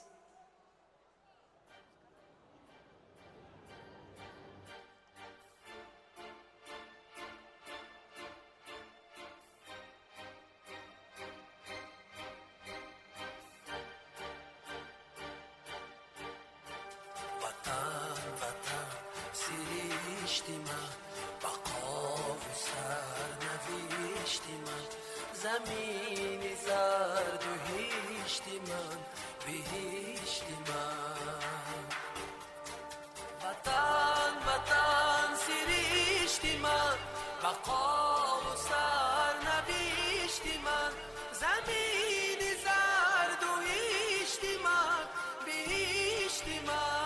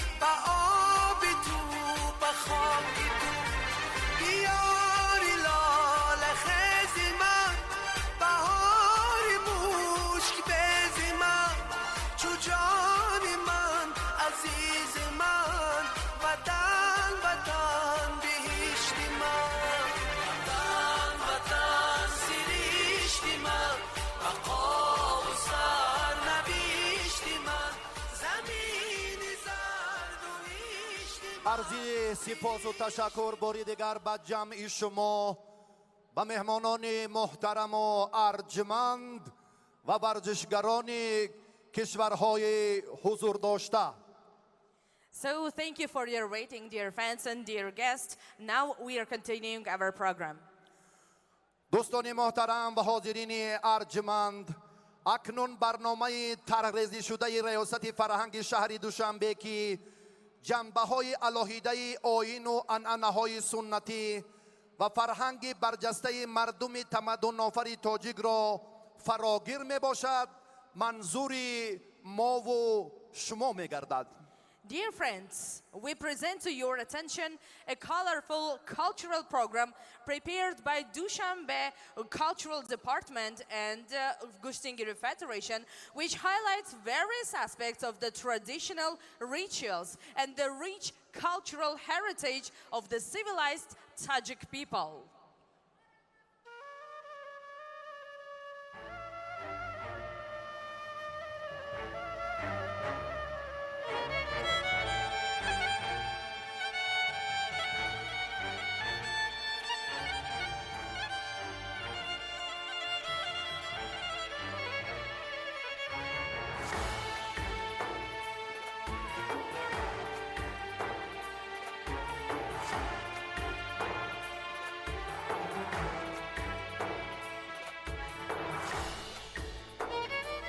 ما پاسداران سنت‌های قدیم گشتینگیری ملت شکرگزاریم که توسط پیشوای ملت محترم امام علی رحمان و رئیس مجلس ملی مجلس عالی جمهوری تاجیکستان، رئیس شهر دوشنبه محترم رستم امام علی، این نوی ورزش ملی در سراسر وطن عزیزمان و بیرون از آن همه جانب رشد و رونق یافته خصوصیت عمومی کسب کرده است.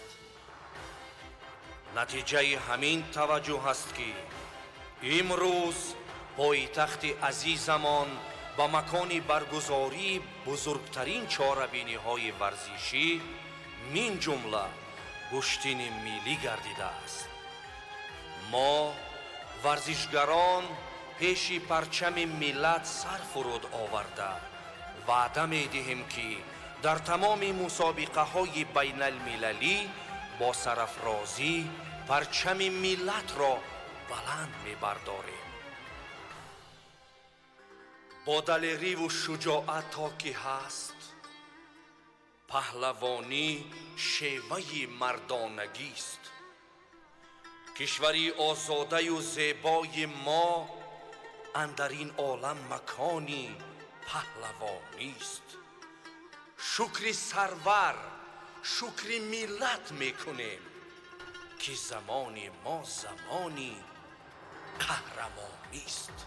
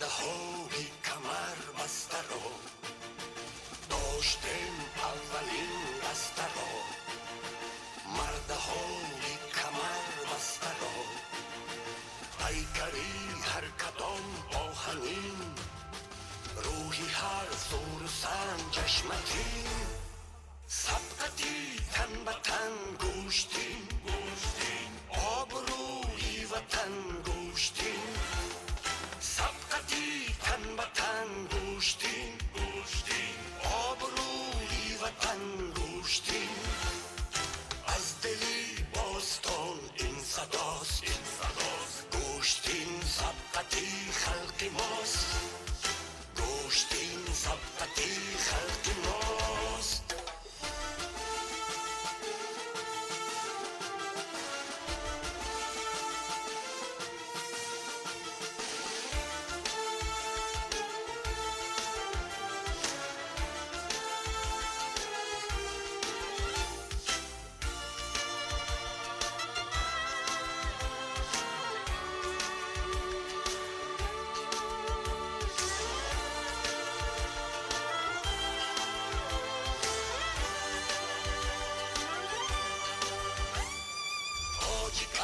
از ازل پرتوان آب جا زورتن قهرمان تاجیک است از ازل پرتوان آب جا زورتن قهرمان تاجیکستانی من میهنم روی دست خاک تو پهلوان تاجیکستانی من میهنم روی دست خاک تو پهلوان پهلوان پیز جنگ از پلنگ پهلوان مرد میدانی ننگ پهلوان پیز جنگ از پلنگ پهلوان مرد میدانی ننگ از شجاعت سر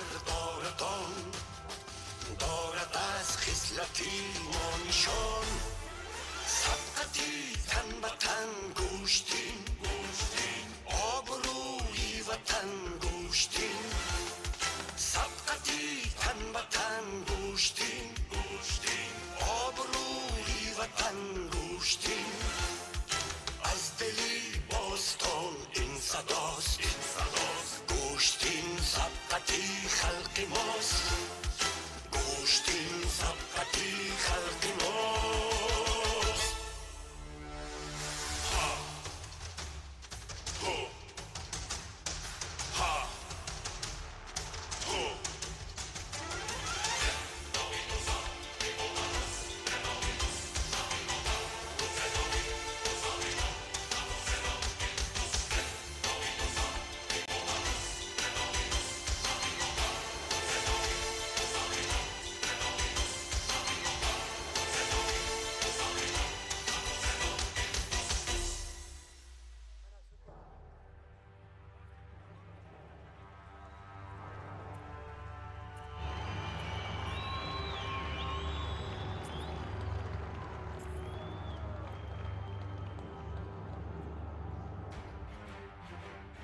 دوستان گرامی امروز هم مایه افتخار و شرف هر فرد تاجیک است که گوشتنگیری را در 76 کشور سیاره همچون صاحب اصیل مردم تمدن آفر تاجیک میشناسند و اعتراف مینمایند. Ladies and gentlemen, it should be noted that around the world, Gushtengiri, this national wrestling, approximately 76 countries already know about our country, and of course they accept it. اکنون فضای جالبتر و ادامه می‌گردد. بعد چند لحظه برومندترین ورزشگران، موفق‌ترین پهلوانانی که امروز با دریافت نتیجه های ارزنده نایل گردیدند در مرحله نهایی هفتمین مسابقه بین المللی جام رئیس شهر دوشنبه فعالان شرکت میکنند که با جمع آنها سعادت و مظفریت آرزومندیم. And now it's the time to start the final stage of the 7th Gushtangiri Championship for the Cup of the Mayor of Dushanbe City.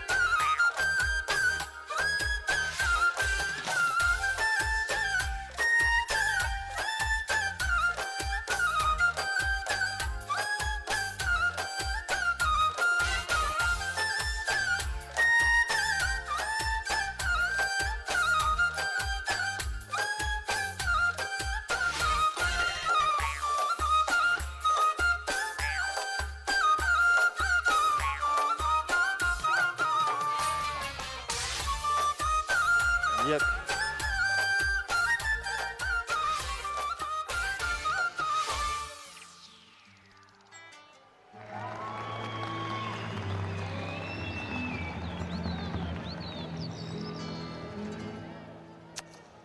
همان راهی که پایانش نمیبینم وطنداریست وطنداری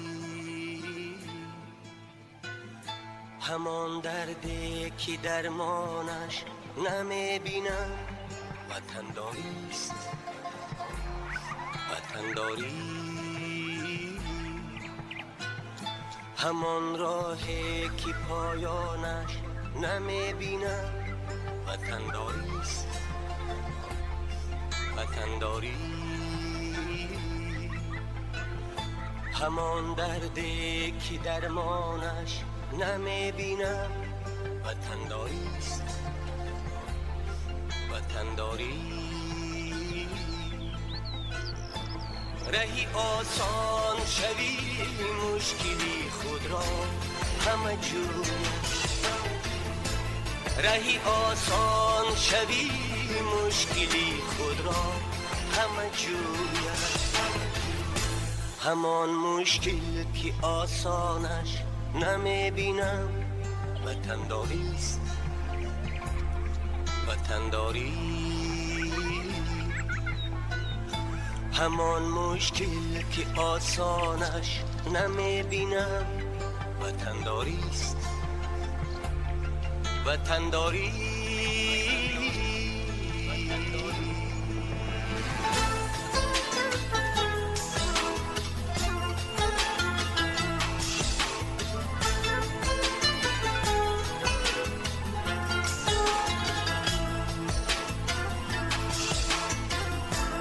همان مرده که از تیری عدو دارد جراحت ها ولی چشمانی گریانش نمیبینم وطنداریست پریشان گشتگان را تا قیامت نیست آسایش همان جمع پریشانش نمیبینم وطنداریست وطنداری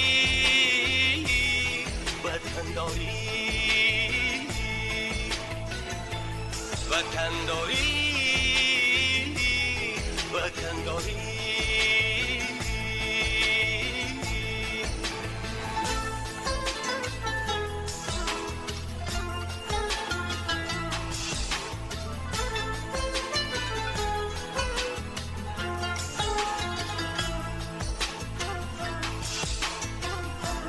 اگر فکری وطن در سر نباشد سر چی کار آید دل خالی ز ارمانش نمیبینم وطنداریست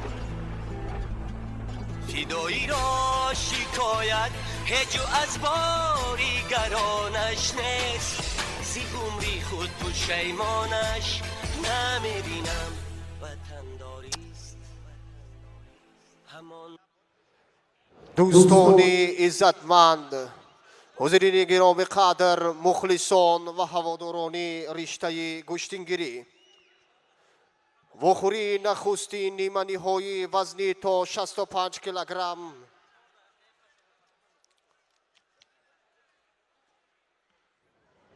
تیاری بیند سرور عبدالشکورов نماینده جمهوری تاجیکستان دلشاد بوریев نماینده جمهوری ازبکستان تیاری بیند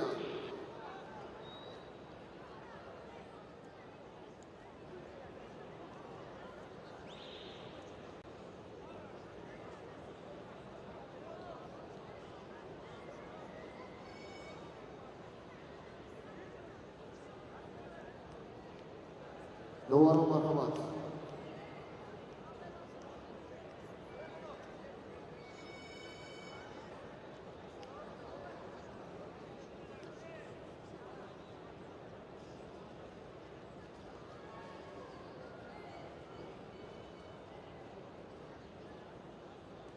England Vaughan start semi-final male under 65 kilos. Central referee international category representing Afghanistan, Siddiqullah Nemat. Side referee international category representing Azerbaijan, Khaldun Aliyev. Inside referee international category representing Egypt, Reham Mustafa. وخوری نخستی نیمانی هایی وزنی تو 65 کیلوگرم و گیریم دعوت کرده می شود برنده نشانی تیم‌های قهرمانی تاجیکستان در رشته کشتیگیری در سال 2026 نماینده جمهوری تاجیکستان سرور عبدالشکورov و برندهی مدال نقره قهرمانی جهان در رشته کشتیگیری در سال 2024 نماینده جمهوری ازبکستان دلشاد بوریев. باز هم سلام عرض می‌نماییم به شما دوستداران و راغبان کشتیگیری. گزارش مستقیم ما از جریان رقابت‌های مرحله نهایی هفتمین جام رئیس شهر دوشنبه اوید به کشتیگیری منظور شما می‌گردد و اینجا رقابت‌های مرحله نیم نهایی است که با یک تک سفید پهلوان ناماشنای تاجیکستان سرور عبدالشکورов و با یک تک سبز نایب قهرمان جهان اوید به کشتیگیری در سال 2024 ورزشکار ازبکستانی دلشاد بوریев اندر میدان رقابت گردیدند و اینجا معرفی ورزشکاران است. اول که رقابت این جفت را داور درجه بین المللی از کشور افغانستان نعمت صدیق‌الله حکمی میکند و رقابت هم آغاز می شود. ادای احترام هر دو دست فشاری میکنند. سرور عبدالشکورov در سال 2026 عنوان قهرمانی تاجیکستان را دارد. اوید به این رشته ورزش و دلشاد بوریев باشد. هفته قبلی در جام رئیس ولایت مختار کوهستان بدخشان برنده نشان طلا و سوار شاه جایزه گردیده بود. آزمایی آغاز می شود. هر دو تلاش میکنند بهر به دست آوردن امتیاز اولین. کوشش ها از هر دو جانب بسیار هم خوب آغاز شده است و هر دو تجربه زیاد دارند، مهارت عالی دارند و اینجا البته همان زحمت بیشتر کشیده پهلوان نتیجه خود را خواهد داد و ما به عبدالشکورov سرور بردباری میخواهیم در این رقابت و رقابتی که پس از این است مرحله نهایی. کوشش ها ادامه می‌یابد. هر دو بسیار هم استوار در موقع خود قرار دارند. دستگیری مخلصان هم برای پهلوانان بگوییم که انگیزه بخش است و همه اهل تالار در مجمع آبی شهر دوشنبه برای دستگیری از پهلوانان وطنی جمع آمدند و چون مشاهده میکنیم رقابت هر دو بسیار هم پرشدت است و هر دو سعی و کوشش کرده ایستادند که هرچه زودتر موفق شوند تا کسب امتیاز داشته باشند.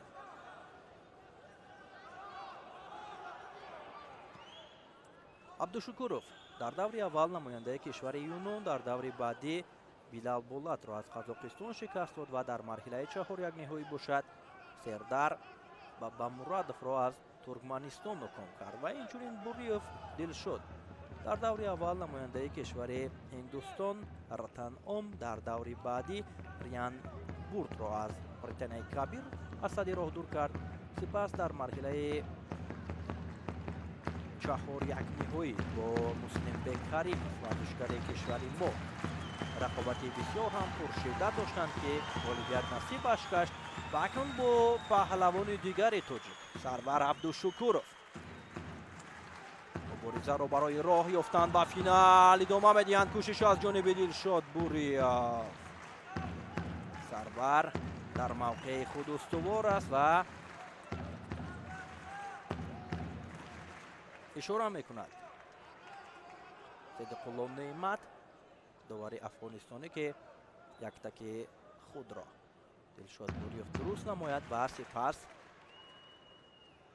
رقابت را ادامه دهند. سرور عبدالشکورov پهلوان یک تک سفید تاجیکستانی زیر راهنمایی مربیان ددخان قربانعلیев و ریسپدین رجب تمرین میکنند. داور اشاره میکند که حالت آخرینه که به میان اومد بار دیگر از جانب ویدیو داوران تفتیش کرده شود و سپس بعد از قرار داور رقابت ادامه خواهد کرد.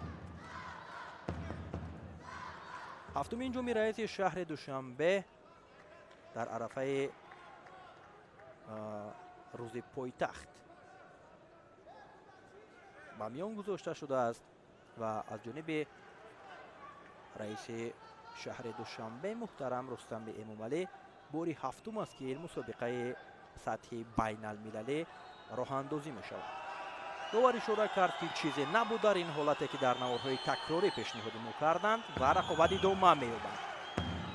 кӯшишҳо аз ҷониби Сарвар боз ҳам ҳаракат мекунад ва инҷо зидди ҳамлаи Дилшод Буриев. довар чизе ишора накард ва ҳамин гуна бояд Сарвар кӯшишҳоро идома диҳаду дар ин қувозмоӣ ба қавле сарварӣ кунад.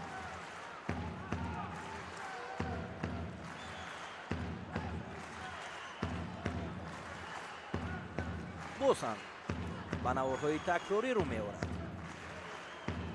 довари ин рақобат кӯшиш аз ҷониби Сарвар оғоз ёфт ва дар ин ҳолат зидди ҳамларо ба кор гирифт. Дилшод Буриев ва шояд ки бадан чизе нест. рақобат идома меёбад. фишороварӣ боз ҳам бештару зиёдтар мешавад. аз ҳар ду ҷониб кӯшишҳоро бештар мекунанд, чун ҳар ду ташнаи ба даст овардани имтиёз ҳастанд. ва инҷо камфаъолӣ Дилшод Буриевро ба инобат мегирад. довар барояш огоҳӣ нишон дод ва каме пештар мураббии Дилшод Буриевро ҳам мо инҷо дар навор дидем ки барои шогирд маслиҳат медиҳад ва машварат нишон медиҳад ки чӣ гуна бояд рақобат кунад. шояд ки дар ин ҷо Ризқиддин Раҷабов ва Дадахон Қурбоналиев ҳам иштирок дошта бошанду сабқати Сарвар Абдушукуровро пайгирӣ кунанд. огоҳӣ барои Дилшод Буриев нишон дода шуд ва ҳамоно бидуни имтиёз ҳаракатҳо идома дорад. доварони кунҷӣ ҳам ишораи огоҳиро дар ин ҷо нишон медиҳанд.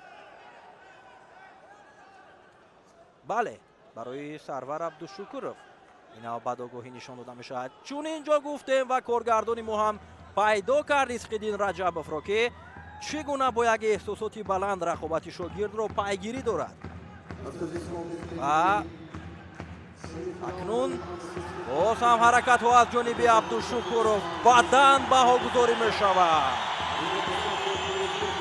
имтиёзи бадан барои Сарвар Абдушукуров. довар нишон дод ва боз ҳам ин ҳолат албатта тафтиш карда мешавад.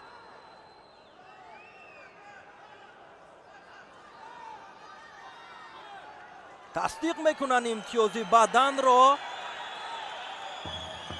ва ин сару садои мухлисон ҳам барои пешсаф шудани Сарвар Абдушукуров аст.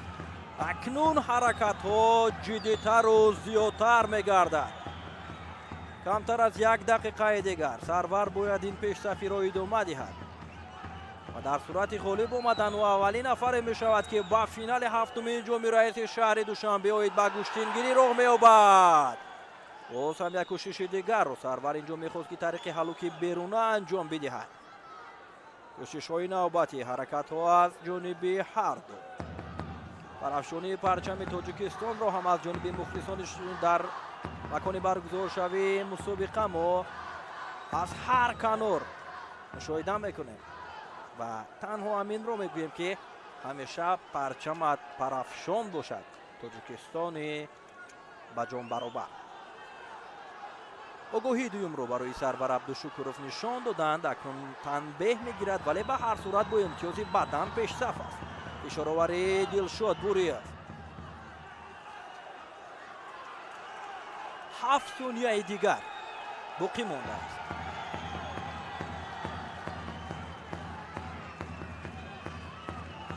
идома медиҳанд.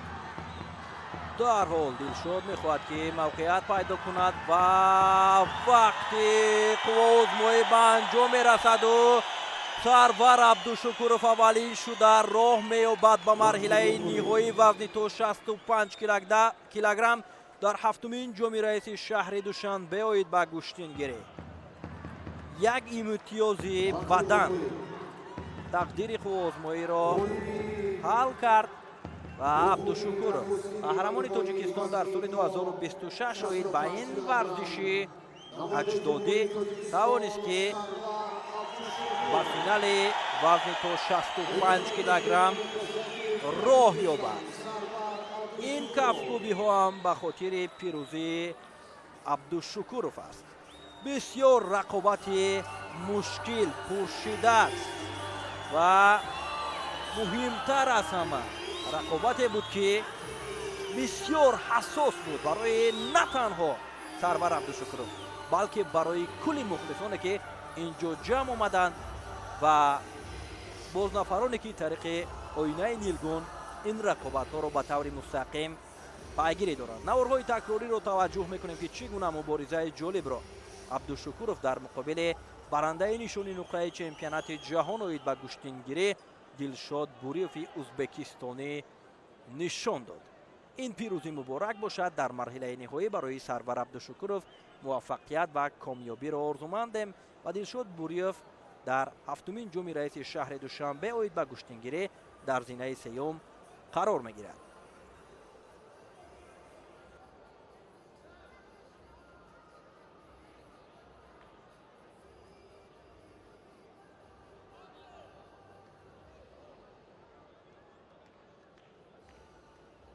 In this contest, central referee international category representative Tajikistan, Rahmonali Sharipov.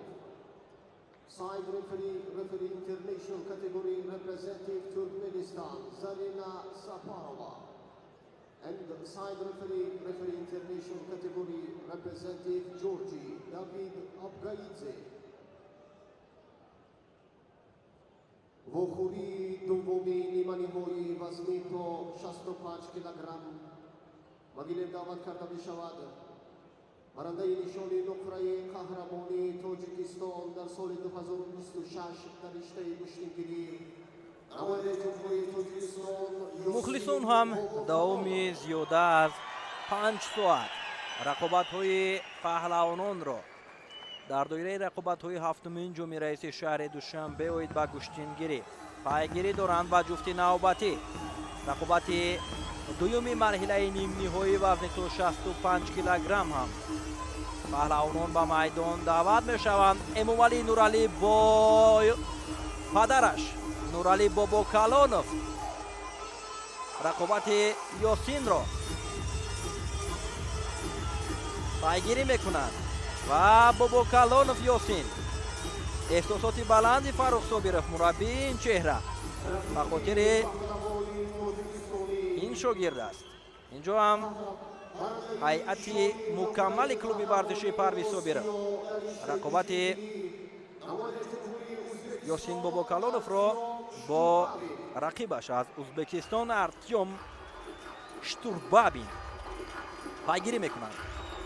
рақобатро довари дараҷаи байналмилалӣ аз кишвари мо Раҳмонали Шарипов ҳакамӣ мекунад. Ёсин Бобокалонов бо яктаки сафед аст ва Штурбабин бошад бо яктаки сабз. Артём Штурбабин дар Гранд-слами Душанбе дар соли 2025 бо бародари Ёсин Бобокалонов Эмомалӣ Нуралӣ дар марҳилаи нимниҳоӣ 4-1 ниҳоӣ аниқтараш мубориза бурда буд ки он ҷо Эмомалӣ Нуралӣ пирӯз шуда буд. Ба Ёсин ҳам аз он пирӯзии бародар гӯем ки дар ин рақобат бояд ангеза бигираду дар муқобили Штурбабин он ҳунарнамоии ҷолибе ки дорад нишон бидиҳад. сабқате ки дар марҳилаи 4-1 ниҳоӣ Ёсин Бобокалонов дар муқобили паҳлавони Федератсияи Русия дошт бисёр ҳам сутуданӣ буд, чун коре кард ки дигар аз дасти паҳлавони Федератсияи Русия коре ҳам бар наомад. кӯшишҳо идома меёбад. Ёсин дар назди бародару падараш ҳама саъю талош ва он маҳорате ки дорад албатта нишон медиҳад ва ин қадар мардуме ки дар ин ҷо ҳам ҷамъ омаданд ва пайгири сабқатҳо ҳастанд умед доранд ки Ёсин метавонад ба мисли Сарвар Абдушукуров роҳ ёбад ба финали ҳафтумин ҷоми раиси шаҳри душанбе оид ба гӯштингирӣ.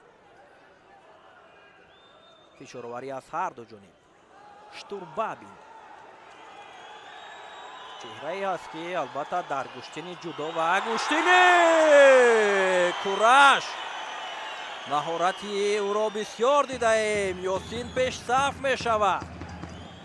эмомалӣ бо нуралӣ бобокалонов ҳам дар ҳаяҷони зиёд қарор доранд ва албатта бисёр мушкил аст ки бо ин қадар ангеза озмоии фарзандро аз наздик пайгирӣ кард. аҳсанашон мегӯем ва офаринашон бод ба ин истодагарие ки дар рақобати ёсин бобокалонов доранд. бо имтиёзи бадан бобокалонов пешсаф аст. кӯшишҳо боз ҳам бештар мешавад. артём талош дорад аз имтиёзи аз даст рафта ҷуброн бикунад. то анҷоми вақт ҳоло фурсат зиёд аст. ёсинро мебояд ки инро ҳам ба инобат бигирад, чунки дар идома рақиб ҳам кӯшиш мекунад, фишор меорад, ҳаракатҳоро бештар мекунад ки натиҷа ба даст биёрад ва инҷо ҳаракатҳои штурбабин ҳам бештар мешавад. ёсин бобокалонов дар чемпионати тоҷикистон оид ба гӯштингирӣ дар соли 2026 муваффақ шуда буд то марҳилаи ниҳоӣ роҳ ёбад ва аз Сарвар Абдушукуров шикаст хӯрд ва нишони нуқраро гирифт. агар рафту дар ин нерӯсанҷӣ пирӯзӣ насибаш гардад, боз ба мисли финали чемпионати тоҷикистон дар соли 2026 мо рақобати ёсинро бо Абдушукуров хоҳем дид. ҳаракатҳо идома меёбад. штурбабин аз миёнбанди яктаки ёсин бисёр ҳам қавӣ дошт ва ёсин ҳаракат мекунад. чунин ҳолатҳоро бояд ёсин хело ҳам дуруст истифода кунад ва барои рақиб имконият надиҳад. як пойзани дигари бобокалонов.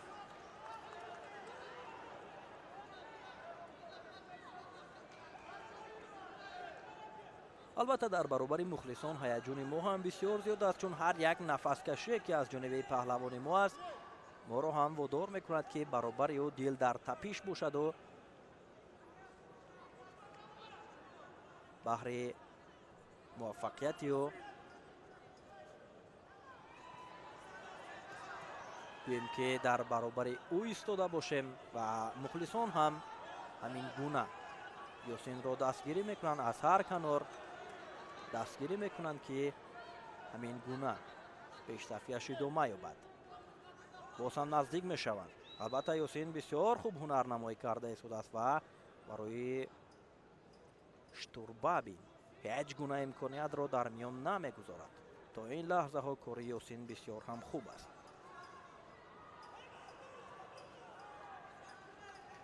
соли 2023 дар чемпионати осиё, аввалин чемпионати осиё, артём штурбабин то марҳилаи ниҳоӣ роҳ ёфта буд ки дар ана ҳамин макон баргузор шуда буд ва аз мулло Раҷаб Халифаев, яктан аз паҳлавонони номошнои кишвари мо, шикаст хӯрда буду барандаи нишони нуқра гардида буд. барои ёсин ба хотири яктараф доштан огоҳӣ нишон дода мешавад ва боз ҳам ҳаракатҳоро идома медиҳанд. як дақиқаи дигар бояд ки ёсин ин пешсафиро идома диҳад. кӯшиш аз ҷониби штурбабин буд, вале ёсин ин ҳолатро бисёр ҳам хуб пушти сар кард.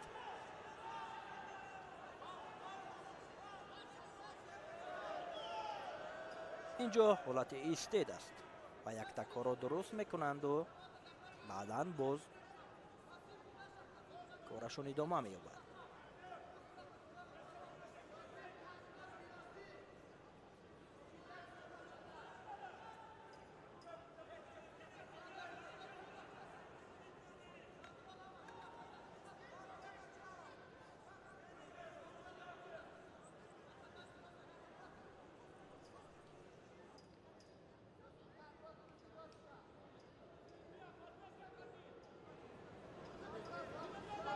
идомаи қувозмоӣ боз ҳам наздик мешаванд. ҳаракатҳо аз ҷониби ҳарду идома меёбад.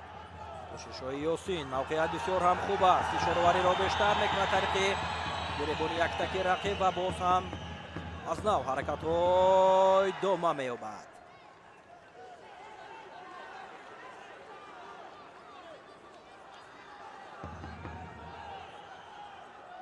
хело ҳам вақт кам боқӣ мондааст барои Бобо Калонов ва як ҳаракати дигари ӯро дар ин ҷо мушоҳида кардем. 13 сонияи дигар ҳаракатҳо аз ҷониби Штурбабин зиёд мешаванд ва Бобо Калонов дар мавқеи худ устувор аст. сонияҳо ҳам пушти сар мешаванд. 3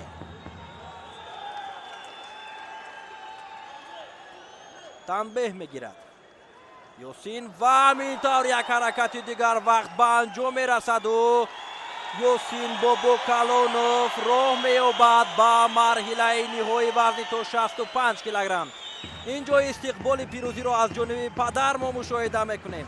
қабл аз оғози қувозмоӣ ҳатто ашки чашми Нуралӣ Бобо Калоновро ҳам мо мушоҳида карда будем ва албатта ёсин тавонист ки ин ҷо ғолибиятро ба даст биёрад ва ин кафкубиҳо ҳам ба хотири пирӯзии ин чеҳра аст. акнун финали тоҷикиро дар вазни то 65 килограмм хоҳем дид. финали вазни 65 килограмм миёни ду тан аз нафароне ки дар чемпионати Тоҷикистон оид ба гӯштингирӣ бо ҳам қувозмоӣ карда буданд.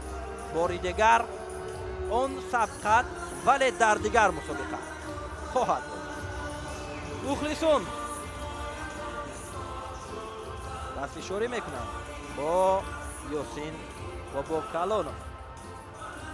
бисёр арзанда мубориза бурд воқеан дар баробари ин чеҳрае ки ҷоизадор ва барандаи чандин мусобиқаҳои бонуфузи ҷаҳонӣ аст. дар наворҳои такрорӣ ҳам бори дигар мушоҳида мекунем ки чӣ гуна ёсин дар муқобили Артем Штурбабин ҳунарнамоӣ кард.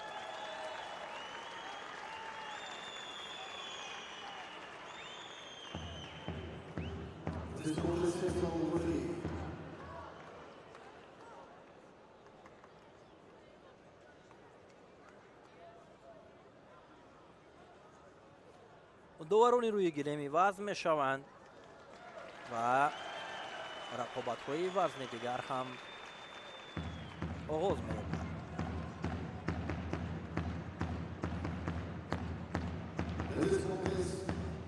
Central Rugby, International Category representing Tajikistan, Khizransho Shoyer.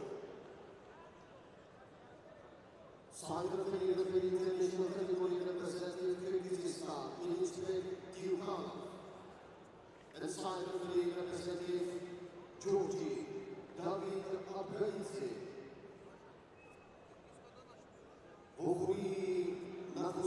доварони рӯи гилеми иваз шуданд дар ин рақобат. марҳилаи нимниҳои вазни то 78 килограмм.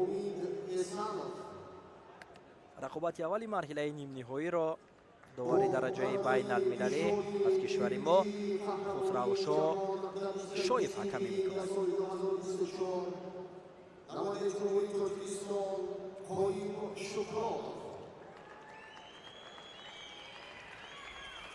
сараввал умид эсанов бо яктаки сафед варзишгари ӯзбекистонӣ вориди майдон мешавад.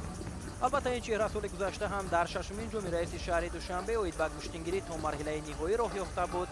барандаи нишони нуқра гардид ва ин навбат барои роҳ ёфтан ба финал кӯшиш мекунад.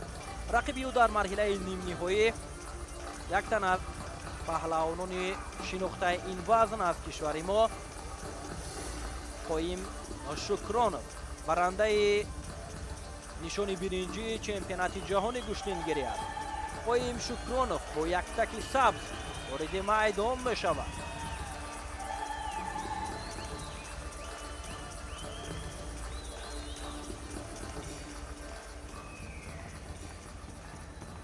умид эсанов پهلوانی ازبکستانی عنوان قهرمان جهان رو دارد از گشتنی کرش. Representing Uzbekistan, Umid Esanov. And athlete is green yakat representing Tajikistan, Qoyim Shukronov. قویم شکرانوف.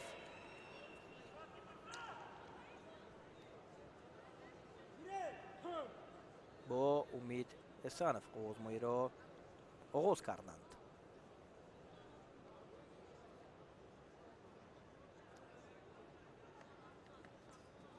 امید احسانوف در حال فشار می‌آورد.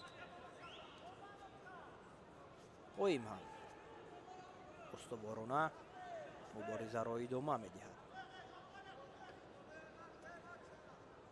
قویم زیر راهنمایی مربی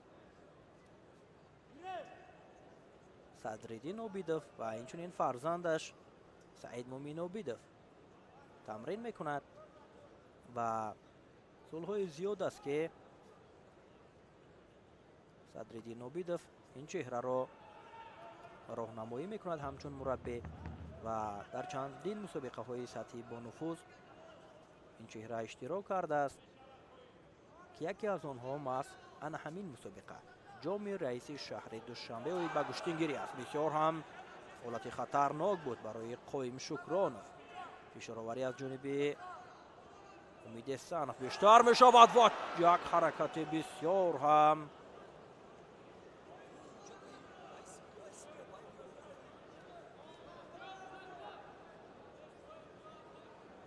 در حقیقت خطرناک بود این حرکت که امتیاز پهلو بها گذاری شد.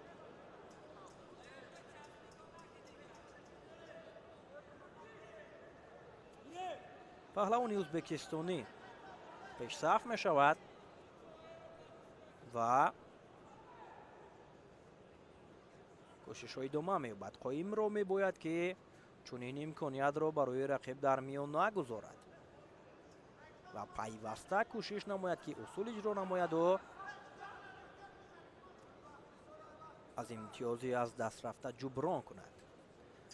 در هفتمین جام رئیس شهر دوشنبه اوید به گشتنگیری برای غالبان در همه وزنها 5 وزنی که مقرر شده است.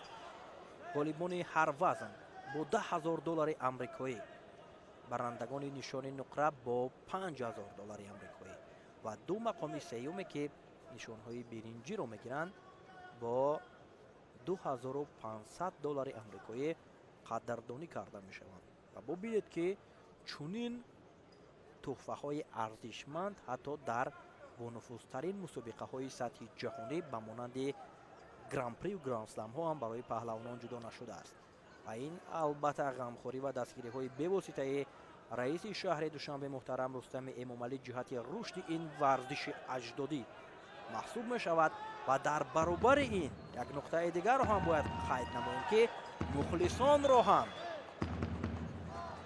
در اینجا بین‌وبد گرفتند و از جانب رئیس محترم شهر دوشنبه، رئیس مجلس ملی مجلس عالی جمهوری تاجیکستان برای یک مخلص ارزنده میدان امروزه شاه جایزه تحفه ارزشمند автомашина سبک‌رو الکترومبیل، автомашина برقی جدا شده است که طریق لاتاریه ها این شخص خوش داده معین خواهد گشت.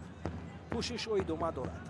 فشارآوری ها از جانب شکرانوف البته که بیشتر و زیادتر می شود ولی امید احسانوف تنها به خاطر کاهش دادن وقت حرکت می کند و کوشش دارد که وقتی قوازمایی با همین پیش صفیش به انجام رسد و او به فینال وزن تا 78 کیلوگرم راه یابد. کوشش ادامه دارد. قویم تلاش میکند برای موفق شدن و باید چنین حرکت ها را بیشتر نماید. چیزی نیست. دوباره این قوازمایی خسرو شاید اشاره میکند که از جای برخیزد پهلوان ازبکستانی و رقابت را ادامه دهد.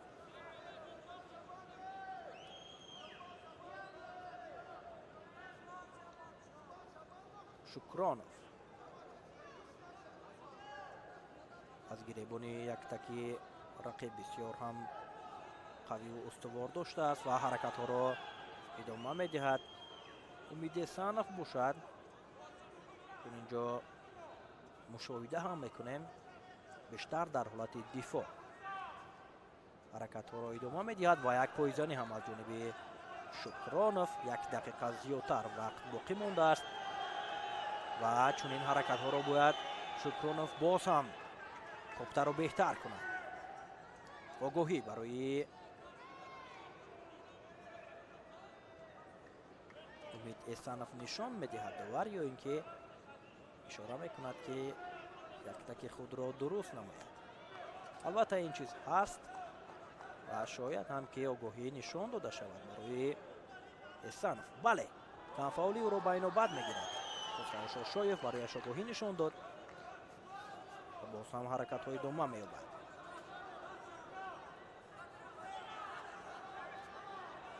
агар рафту як имконияте ба даст биёяду хоҳем ҳалуки беруна ё ин ки ана ҳамон сари зону нишаста партофт карданро анҷом бидиҳад, кор нуран ало нур мешавад.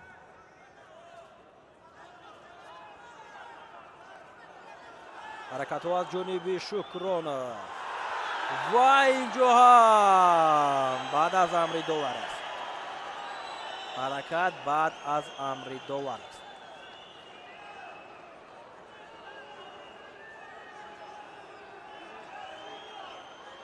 дар гӯштингири аввалин расише ки аст корро ба нуқтаи ниҳоӣ мебарад, чунки ба мисли гӯштини самбо, гӯштини ҷудо дар ҳолати кор дар замин ҳаракат кардан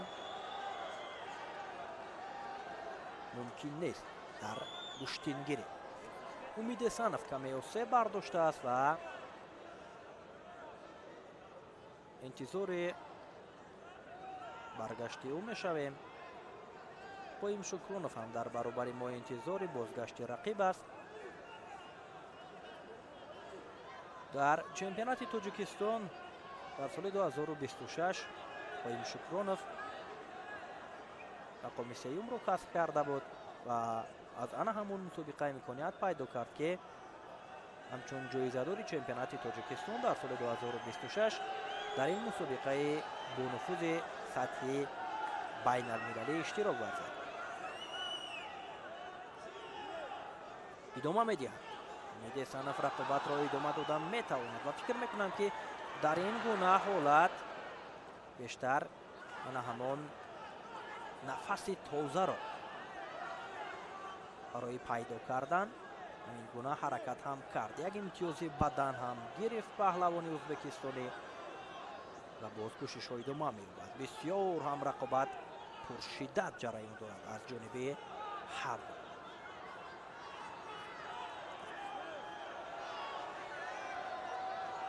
огоҳии дуюм шояд танбеҳ ҳам барои Эсанов нишон диҳад. бале танбеҳ мегирад. Умид Эсанов сонияҳои поёнии вақт ҳаракат аз ҷониби Умид Эсанов. акнун дар 3 сония дигар барои Поим Шукронов бисёр ҳам мушкил аст ба даст овардани имтиёзи лозимае ки ҳалол бояд бошад ва паҳлавони мо дар ин мусобиқа мақоми сеюмро касб мекунад. бисёр ҳунарнамоӣ хуб кард, вале дар аввалҳои озмоӣ ҳамон имтиёзи паҳлӯе ки аз даст дод дигар корро дар идома барояш мушкилтар сохт. Умид Эсанов паҳлавони ӯзбекистони соли дуюм пайҳам ба финали вазни то 78 килограмм дар ҷоми раиси шаҳри Душанбе оид ба гӯштингирӣ роҳ меёбад ва Поим Шукронов бошад нишони биринҷӣ ҷои сеюмро ба даст меёбад. адои эҳтиром дастфишорӣ мекунад ва новбаста аз бохт қоимшукронов бисёр ҳам ҳунарнамоии ҷолиб нишон дод дар муқобили ин чеҳра қаҳрамони ҷаҳонӣ куштини кураш. наворҳои такрориро мутаваҷҷеҳ мешавем ки чӣ гуна мубориза бурданд ва баъдан ба сабқати дуюми марҳилаи нимниҳоӣ вазни то 78 килограмм таваҷҷӯҳ мекунем. бисёр ана ҳамин ҳолат ғайриинтизор буд барои қоимшукронов ки имтиёзи паҳлӯро аз даст дод ва дар идома кораш мушкилтар шуд.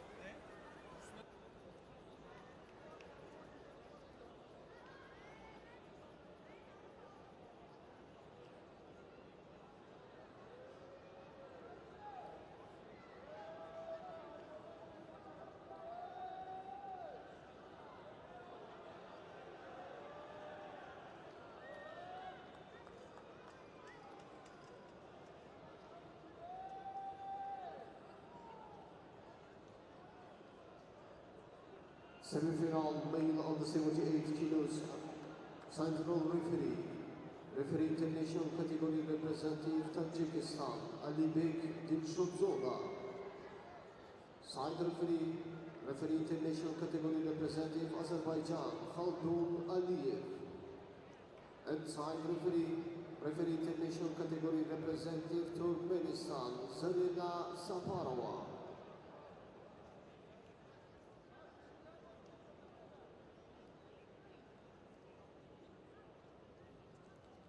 بخوری دومی نیمه‌های وزنی تا 78 کیلوگرم میان مردم قبیله دعوت کرده می شود.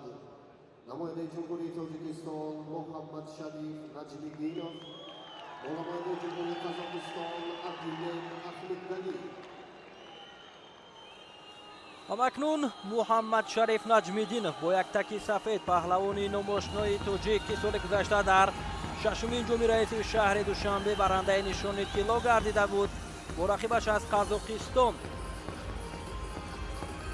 ахмедгалия дилет мубориза хоҳад буд. паҳлавони қазоқистонӣ як таки сабз дорад ва як тан аз паҳлавони шинохтаи кишвари мо ҳам дар марҳилаи чаҳор якниҳоӣ аз ҳамин чеҳра шикаст хӯрда буд. Наврӯз Каримзод ва акнун Муҳаммад Шариф Наҷмиддинов талош меварзад ки аз бохти ҳамватани худ дӯсту бародари хеш Наврӯз Каримзод дар ин рақобат аз бохти ӯ ҷуброн кунад ва дар муқобили ин чеҳра Атиллет Ахмедгале пирӯзиро ба даст биёрад. рақобатро довари дараҷаи байналмилалӣ Дилшодзода Алибек ҳакамӣ мекунад. чун дар боло ҳам қайд кардем ки Муҳаммад Шариф Наҷмиддинов соли гузашта дар ҷоми раиси шаҳри Душанбе барандаи нишони тилло гардида буд ва дар лаҳзаҳои афат бубинед ки чӣ гуна шурӯғавғоро дар қасри теннис ва маҷмӯаи варзишии оби Муҳаммад Шариф Наҷмиддинов ба миён меорад. чӣ партофти ҷолиб, чӣ ҳаракати олӣ! воқеан ана ҳамин чизро ҳамагӣ интизор буданд. аҳсан ба истеъдоди Муҳаммад Шариф Наҷмиддинов. бисёр партофти ҷолиб, бисёр ҳаракати олӣ ки инро дар наворҳои такрорӣ боз ҳам мо хоҳем дид. арзандатарин партоф дар майдони имрӯза, ҷолибтарин ҳунарнамоӣ, ҳатто барои муаррифӣ ҳам қариб буд ки мо вақти муайянро пайдо накунем. чӣ партофти ҷолиб! аҳсан ба истеъдоди Муҳаммад Шариф Наҷмиддинов. сари зону нишаста чӣ ҳаракати олиро анҷом дод ки дигар аз дасти рақиб коре ҳам бар наомад. ҳамин тавр ба финал меравад ва дар вазни то 78 килограмм финали соли гузаштаро дар ҷоми раиси шаҳри Душанбе хоҳем дид. дар шашумин ҷоми раиси шаҳри Душанбе ҳам дар вазни то 78 килограмм умид эсанови ӯзбекистонӣ бо муҳаммадшариф наҷмиддинов мубориза бурда буданд ки дар он озмоӣ муҳаммадшариф наҷмиддинов пирӯзӣ ба даст оварда буд ва бо умеди пирӯзии муҳаммадшариф наҷмиддинов дар финали имсола ҳам ба рақобатҳои дигар таваҷҷӯҳ мекунад. бисёр ҳунарнамоии ҷолиб, воқеан ҳам зебо ҳаракат кард наҷмиддинов.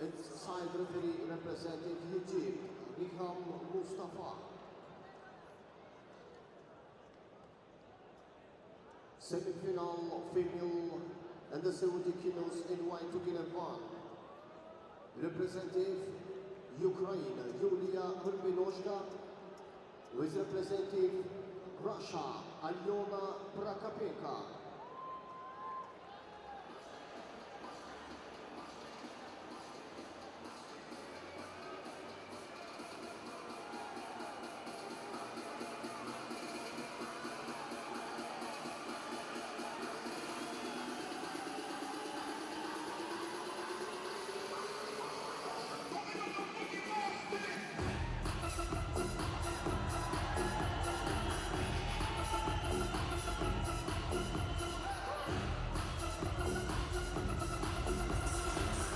рақобати аввали марҳилаи нимниҳои вазни то 70 килограмми бонувон оғоз мешавад. намояндаи кишвари Украина Юлия дар муқобили варзишгарбонуи Федератсияи Русия Лена Прокопенко.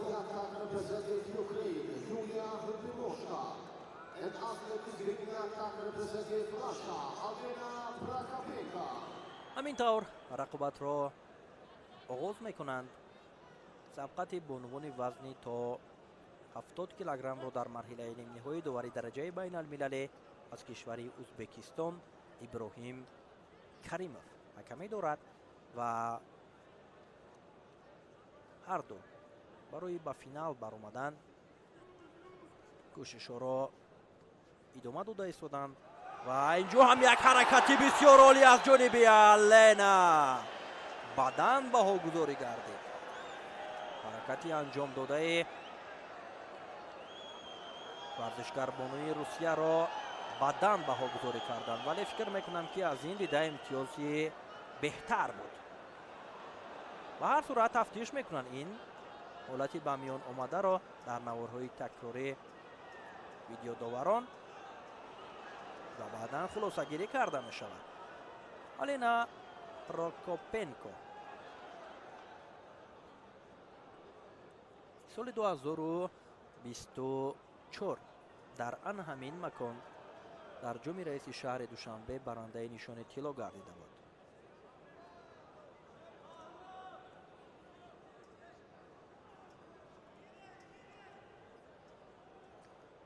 то ҳол хулосагирӣ накарданд ва имтиёзи бадане ки баҳогузорӣ гардида буд бозпас гирифта шуду паҳлӯ баҳогузорӣ карданд ба ҳаракати анҷом додаи Алена Прокопенко. ва чун мо ҳам ишора кардем ки дар он ҷо имтиёз аз бадан дида болотар аст ва ин ҷо Юлия дарҳол посухи сазовор гардонид. они соҳиби имтиёзи паҳлӯ шуд. боз ҳам ба наворҳои такрорӣ таваҷҷӯҳ мекунанд видеодоварон. ин ҷо ҳаракат аз ҷониби Прокопенко буд, вале сараввал худи ӯ.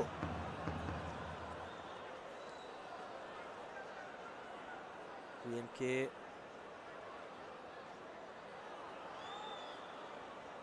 ба замин афтод. аз ҳамин хотир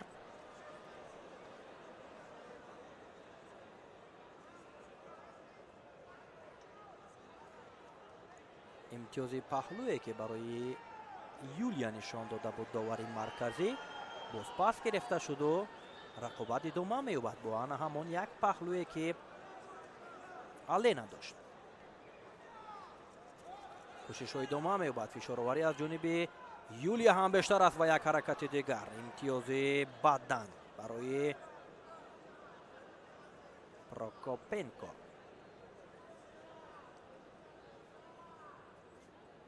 бо як паҳлӯ ва як бадан пештафиро идома медиҳад.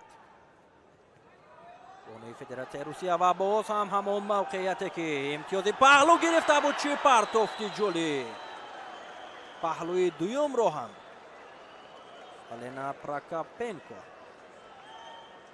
ба даст овард ва ҳамин тавр бо имтиёзи комили ҳалол дар фурсати кӯтоҳ пирӯзӣ насибаш гашту ба финал баромад.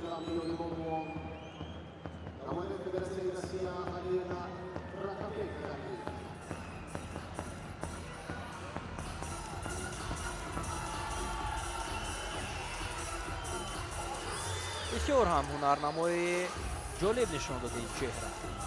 дар наворҳои такрорӣ бори дигар мутаваҷҷеҳ мешавем ки чӣ партофтҳои зеборо дар рақобат муқобили Юлия анҷом дод ва қабл аз анҷоми вақт ғолибият насибаш гардид.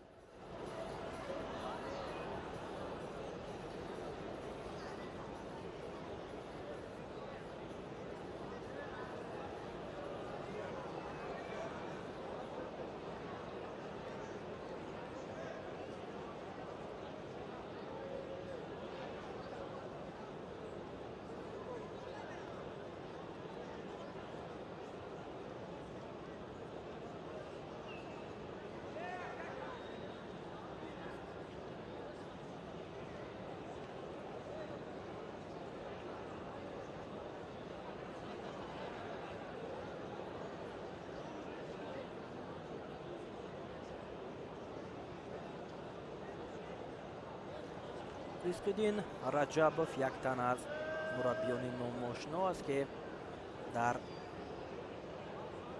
омода кардани паҳлавонони зиёди кишвари мо саҳми бағоят бузург дорад. Кароматулло Ҳакимов қаҳрамони ҷаҳони гӯштингирӣ ҳам аз наздик рақобатҳои паҳлавононро дар ҳафтумин ҷуми раиси шаҳри Душанбе гирӣ карда истодааст ва ин ҳам лаҳзаҳое аст ки чеҳраҳои бухури дуввуми ниманиҳои вазни то 70 килограмм ниманиҳои дар гирави рақами 1 баъд аз чанд сония оғоз хоҳад гардид. нишон доданд. ҳайати доварон довари болои илм намояндаи ҷумҳурии Тоҷикистон Назрулло Абдураҳмонов, довари кунҷӣ намояндаи ҷумҳурии Туркменистон Залина Сафарова ва довари кунҷӣ намояндаи ҷумҳурии Тоҷикистон Сагидо Сафолов.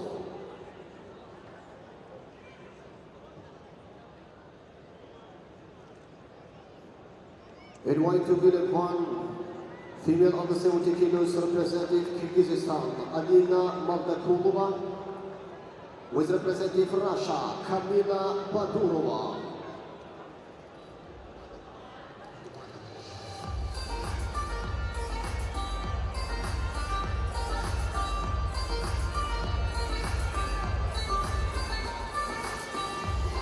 Alina Mavdakulova вардишгар бонуи қирғизистонӣ ки муваффақ шуд то марҳилаи нимниҳои вазни то 70 килограмм роҳ ёбад. дар аввал бо яктаки сафед вориди майдон мешавад ва рақиби ӯ дар марҳилаи нимниҳоӣ вардишгар бонуи федератсияи русия барандаи нишони биринҷии қаҳрамонии ҷаҳон оид ба гӯштингирӣ Камила Бадурова аст ки бо яктаки сабз вориди майдон шуд. рақобатро довари дараҷаи ҷумҳуриявӣ Нарзулло Абдураҳмонов аз Тоҷикистон ҳакамӣ мекунад.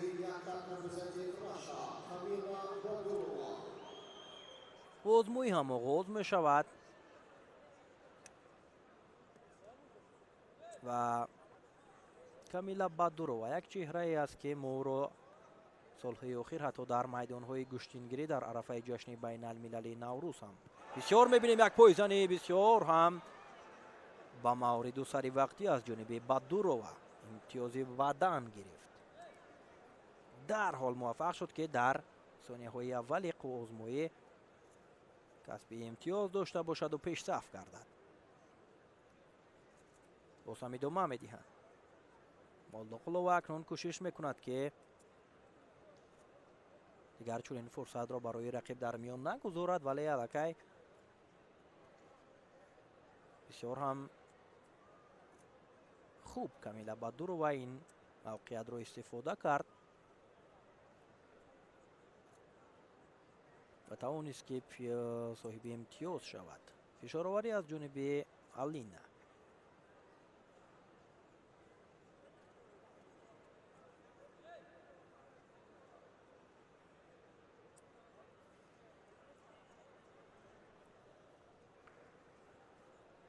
кӯшишҳоро идома медиҳанд. боз ҳам ҳаракатҳо аз ҷониби Камила.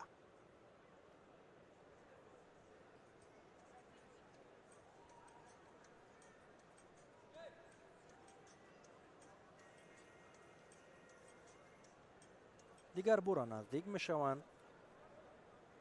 кӯшишҳо идома меёбад.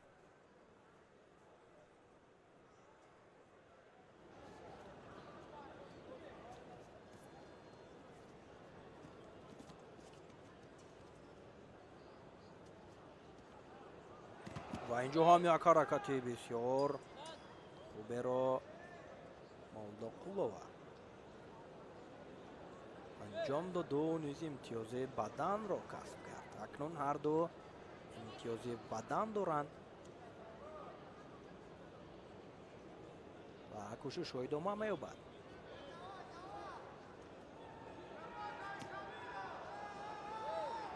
акнун дар идома ҳаракатҳо аз ҷониби Камила боз бештар хоҳад шуд, чун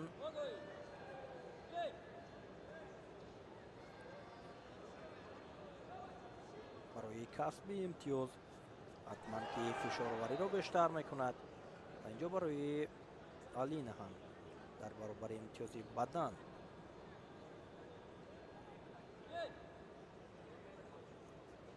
огоҳӣ гирифт.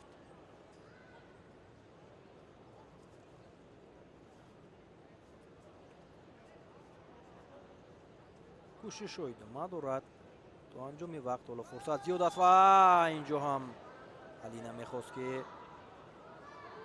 аз пушти пои рақиб як ҳаракати имтиёзовар дошта бошад, вале Бадуров аз иди ҳамларо хуб истифода карду имтиёзи дуюми баданро соҳиб шуд. боз ҳам ҳаракатҳоро идома медиҳад.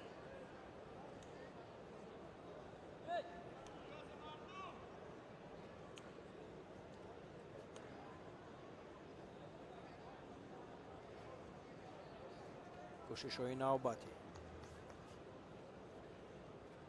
Молдоқулова ҳам бисёр ҳунарнамоии хуб нишон дода истодааст дар муқобили Бадурова.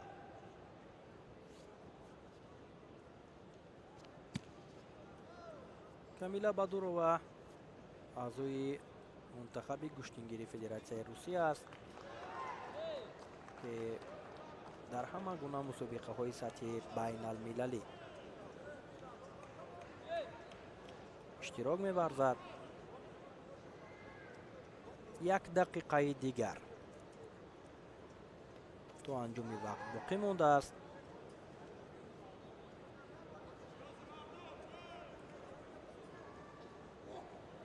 як нуқтаро бояд қайд намоем ки дар ҳафтумин ҷоми раиси шаҳри Душанбе оид ба гӯштингирӣ наздики 100 варзишкар аз 25 кишвари ҷаҳон номнавис шуданд ва барои иштирок кардан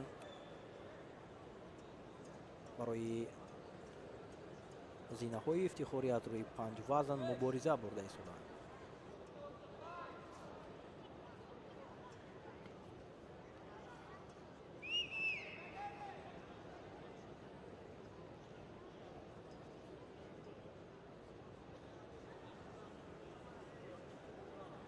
кӯшишҳо идома дорад. камтар аз 20 сонияи дигар вақт дар ихтиёр доранд.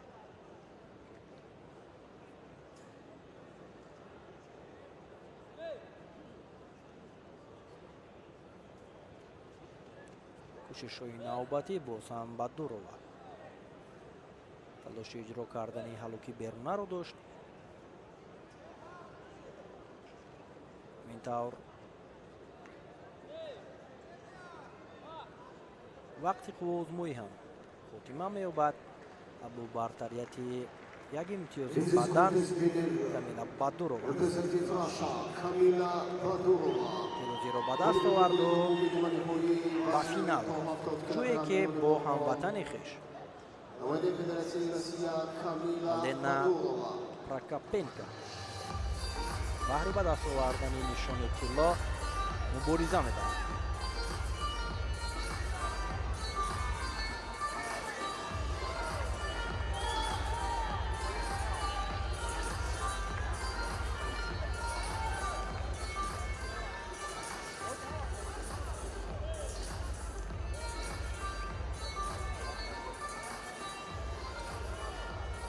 дар наворҳои такрорӣ ҳам ҳунарнамоии ҷуфтро бори дигар мутаваҷҷеҳ мешавем ки чӣ гуна мубориза буд.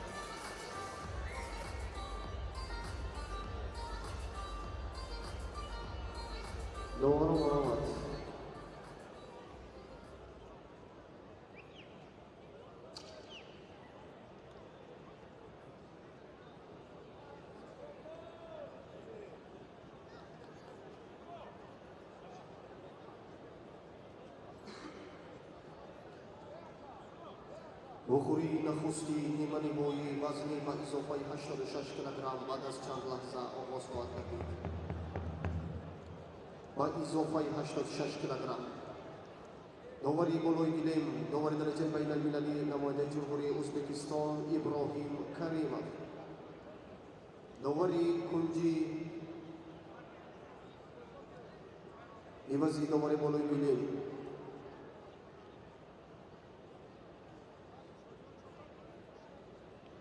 довари болои гилем довари дараҷаи байналмилалӣ намояндаи ҷумҳурии Афғонистон Сидиқулло Неъмат, довари кунҷи довари дараҷаи байналмилалӣ намояндаи ҷумҳурии Ӯзбекистон Иброҳим Каримов, довари кунҷи довари дараҷаи байналмилалӣ намояндаи ҷумҳурии Миср Риҳам Мустафа, бухӯри нахусти ниманиҳои вазни ба изофаи 86 килограмм ба гилем даъват карда мешавад намояндаи ҷумҳурии Тоҷикистон Шарифҷон Назриев бо намояндаи ҷумҳурии Ӯзбекистон Бекмурод Олтибоев.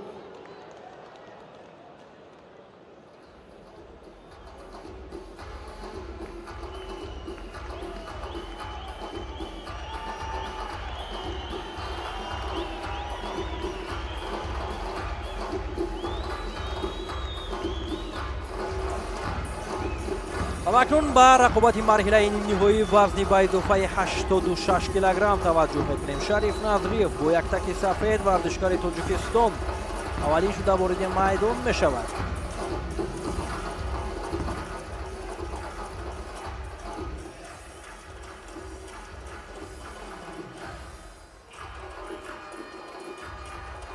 рақиби ӯ иштирокчии бозиҳои олимпии Токио 2020 як тан аз паҳлавони муваффақи кишвари Ӯзбекистон Бекмурод Олтибоев аст ки бо яктаки сабз вориди майдон шуд. рақобатро Сидиқулло Неъмат аз Афғонистон ҳакамӣ мекунад. озмӯи оғоз мешавад.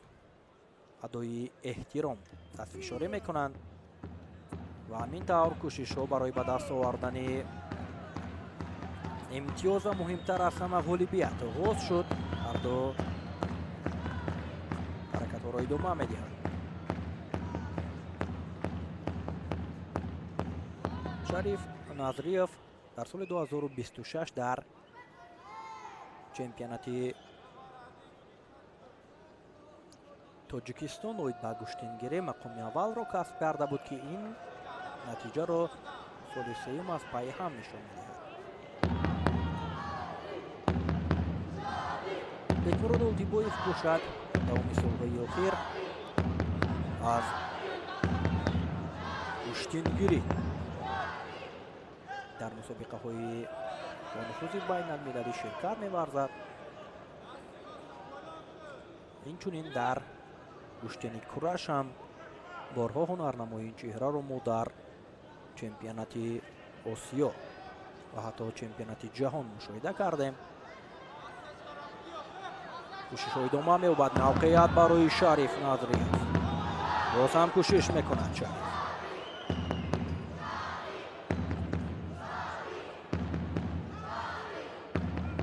حرکت‌ها را ادامه می‌دهند. دستگیری مخلصان همینجا برای هنرنمایی شریف نظریف است.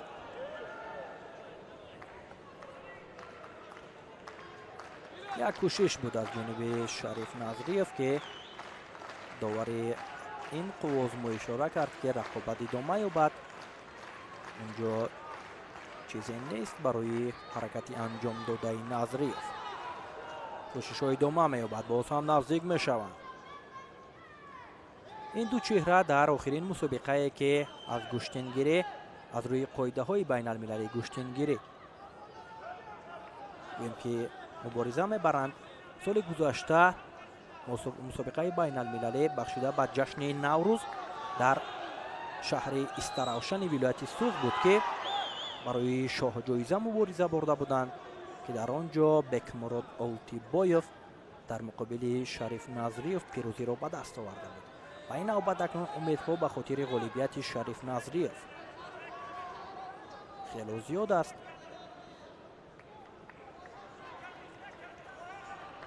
حرکت ها را ادامه می‌دهند.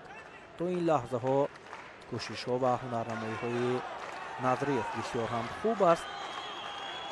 و اینجا اولتیبایف حرکت کرد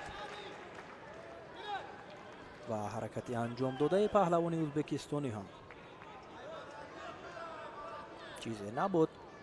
از نو باز نزدیک شدند. از گریبان یک تک‌های یکدیگر بسیار هم قوی داشتند و در چنین حالت‌ها اکنون اجرا کردن اصول‌ها بسیار هم با مورد است. کوشش از جانب شریف ولی که بیرونه را میخواهد انجام دهد و اولتیبایف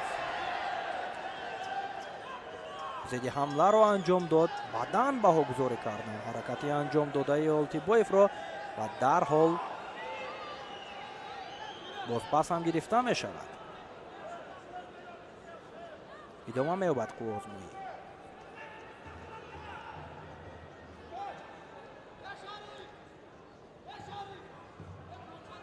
داور اشاره میکند که بار دیگر این حالت را در نوارهای تکراری تفتیش کنند. تا انجام وقت حالا فرصت زیاد است. شریف را میباید که هر یک لحظه را درستی استفاده کند.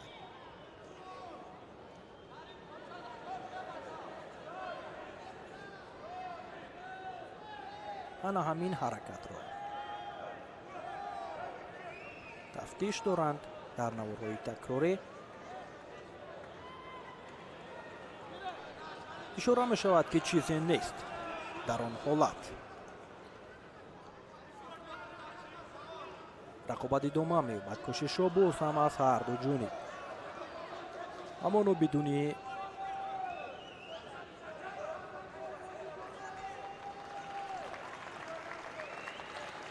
نتیجه رقابت را ادامه داده ایستادند.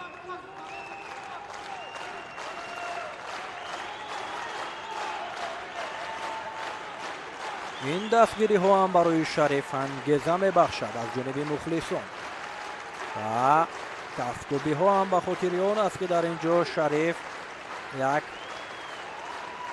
حرکتی عالی هنرنمایی شایسته نشان بدهد و دل مخلصانش را شاد گرداند.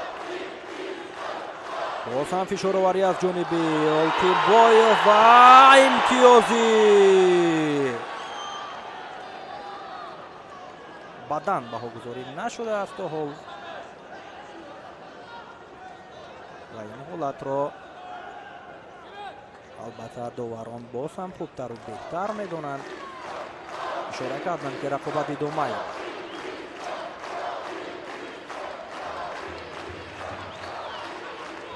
кӯшишҳои навбате боз ҳам ҳаракатҳо аз ҷониби Шариф инҷо кӯшиш мекунаду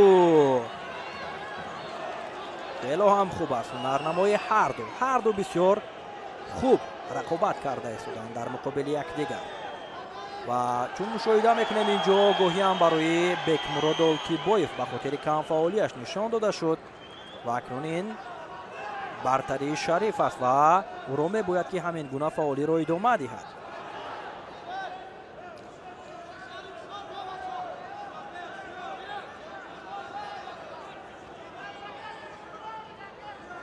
камтар аз 1 дақиқаи дигар то анҷоми вақти асосӣ боқӣ мондааст ва дар сурати ба ҳамин шакл хотима ёфтани вақт 3 дақиқа вақти иловагӣ барои ғолибро муайян кардан ҷудо мешавад.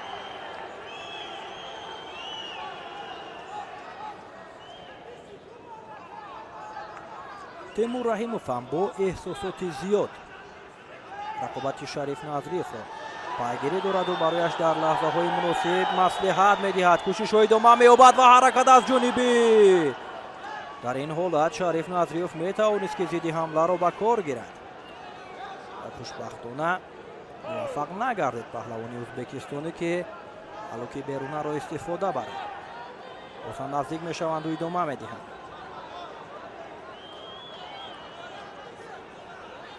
сонияҳои поёнии вақт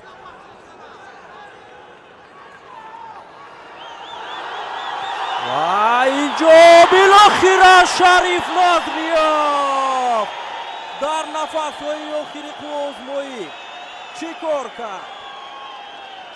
чизе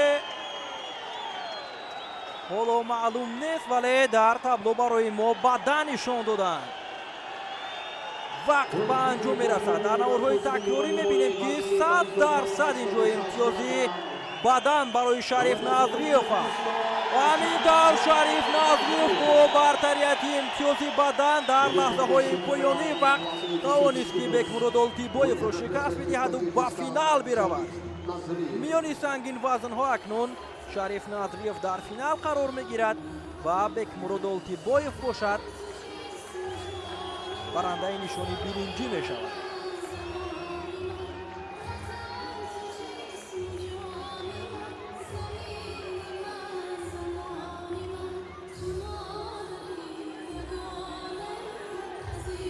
албатта ки Шариф тавонист дар рақобати марҳилаи нимниҳоӣ таби мухлисонро шод гардонад ва дар наворҳои такрорӣ таваҷҷӯҳ мекунем ки дар як рақобати сахту сангину мушкил Шариф Назриев дар сонияҳои поёнии вақт бо ана ҳамин ҳаракати анҷом додааш имтиёзи бадан гирифт ки ғолибият насибаш гардид.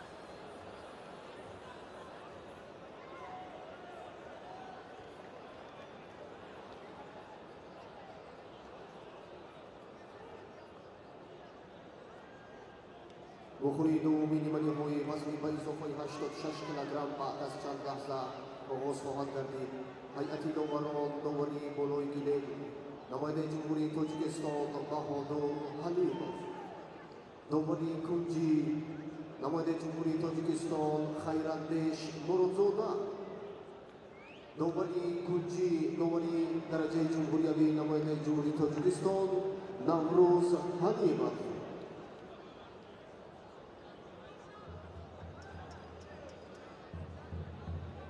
Midweight to Gilim, semi-final, weight plus 86 kilos, representing Uzbekistan, Shohrukhon Bakhtiyorov,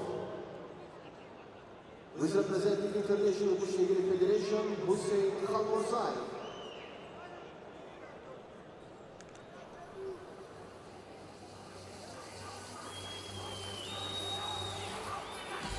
рақобати марҳилаи нимниҳоӣ дар вазни ба изофаи 86 килограмми нерӯсанҷидиюм аст ки ҳусейн халмурзаев варзишгари федератсияи русия аз дастаи федератсияи байналмилалии гӯштингирӣ дар ин мусобиқа иштирок дорад. вориди майдон мешавад ва рақиби ӯ паҳлавони ӯзбекистон бахтиёров шоҳрухан бо яксати сабз аст. ҳусейн халмурзаев соли гузашта дар вазни то 95 килограмм дар ҷоми раиси шаҳри душанбе иштирок карда буд ки мақоми дуюмро касб кард. An athlete is Grignyatak representing Uzbekistan, Shohrukxon Bakhtiyorov. рақобати ин ҷуфтро довари дараҷаи байналмилалӣ аз тоҷикистон баҳодур ҳалимов ҳакамӣ дорад ва озмоиро ҳам оғоз карданд. ин ҷуфт барои роҳ ёфтан ба финал. инҷо як пойзонӣ аз ҷониби шоҳрухан бахтиёров имтиёзи бадан мегирад. идома медиҳанд. албатта фикр мекунам ки аз ҷиҳати вазн шоҳрухон бахтиёров нисбат ба ҳусейн халмурзаев бартарӣ дорад, вазнаш гаронтар аст.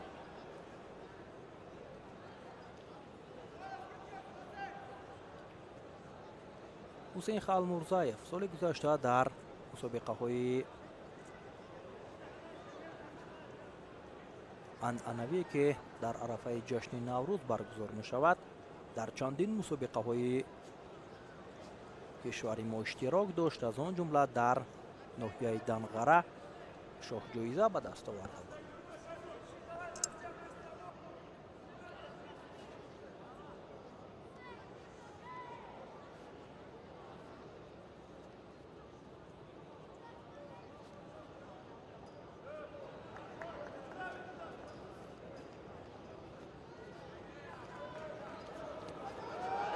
кӯшиш аз ҷониби шоҳрухон бахтиёров. чӣ ҳаракати олӣ! имтиёзи комили ҳалолро паҳлавони ба даст оварду ба финал меравад.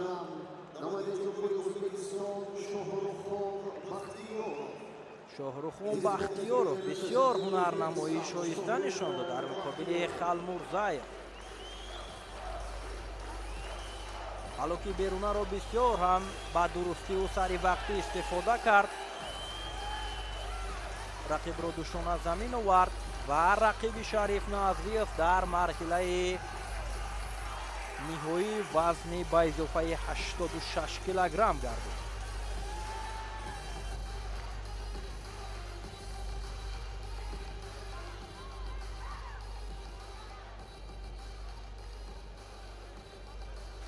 наворҳои такрориро ҳам таваҷҷӯҳ мекунем ки чӣ гуна олӣ истифода кард ҳалоки берунаро шоҳрухон бахтиёров ва ба финал рафт. ҳусейн халмурзаев бошад барандаи нишони биринҷии вазни ба изофаи 86 килограмм гардид.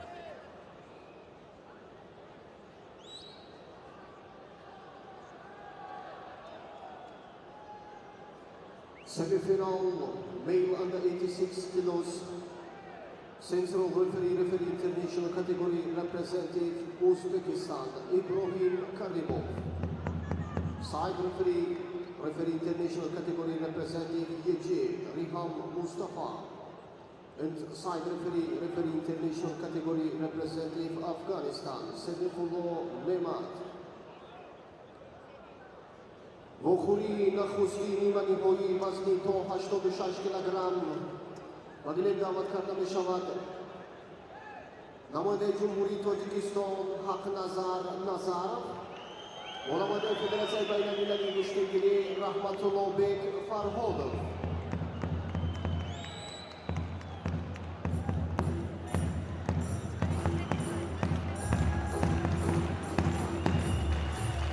همکنون قهرمان جهانی کشتیگیری در سال 2024 حقنظر نظرов با یک تک سفید در وزن تا 86 کیلوگرم در مرحله نیم نهایی با ورزشگر دیگر تاجیکستان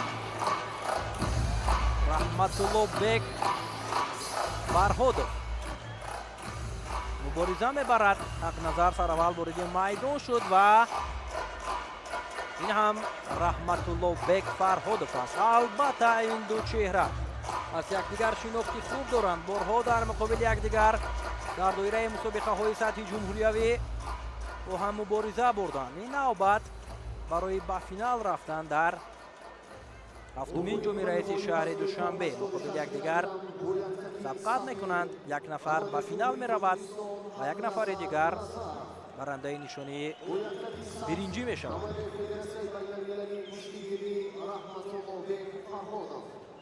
حقنظر نظرов از تاجیکستان و فرهادов رحمتالله بک پهلوان تاجیکستان که زیر پرچم فدراسیون بین المللی کشتیگیری امروز در این مسابقه اشتراک کرد. مبارزه را آغاز کردند. کوشش ها از هر دو جانب ادامه دارد.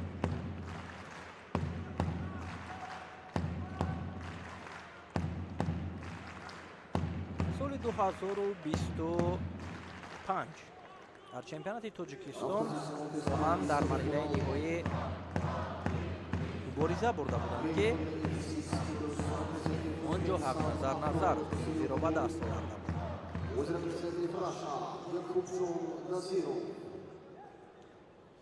حرکت ها ادامه دارد. هر دو کوشش میکنند. حقنظر نظرov در سال 2026 در چمپیونات تاجیکستان آید به کشتیگیری برنده نشانی طلا گردید. حرکت از جانب حقنظر ابراهیم کریمov این حرکت را بدن بهاگذاری کرد ولی فکر میکنم که بدن نیست. در اینجا امتیاز بالاتر است.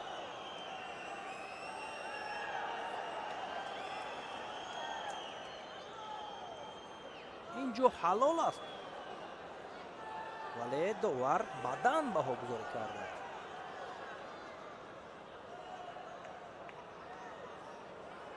تفتیش کرده شدن این حالت را و برای ما هم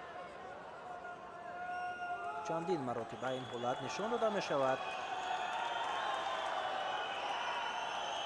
چی قضاوت میکنند داوران؟ بدن باز پس گرفته شد. حلال بهاگذاری گردید و در فرصت کوتاه در 1 دقیقه حقنظر نظرov توانست که با امتیاز کامل حلال غالبیت را در مقابل رحمتالله بک فرهادov به دست بیارد و به فینال برود. حقنظر به فینال رفت و رحمتالله بک باشد مقام سوم را صاحب شد.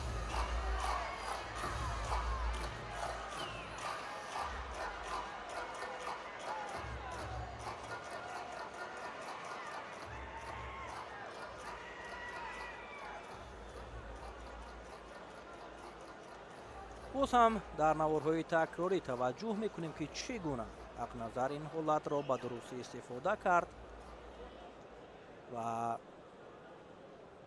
به فینال برآمد.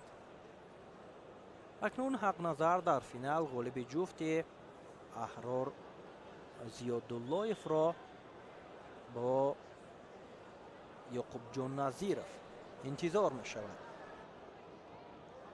بخوری دومی نیمه نهایی وزنی تا 86 کیلوگرم میانی مردان بعد از چند لحظه آغاز خواهد گردید. هیئت داوران داوری بالای گیلیم داور درجه جمهوریوی نماینده جمهوری تاجیکستان خیراندیش مرودزاده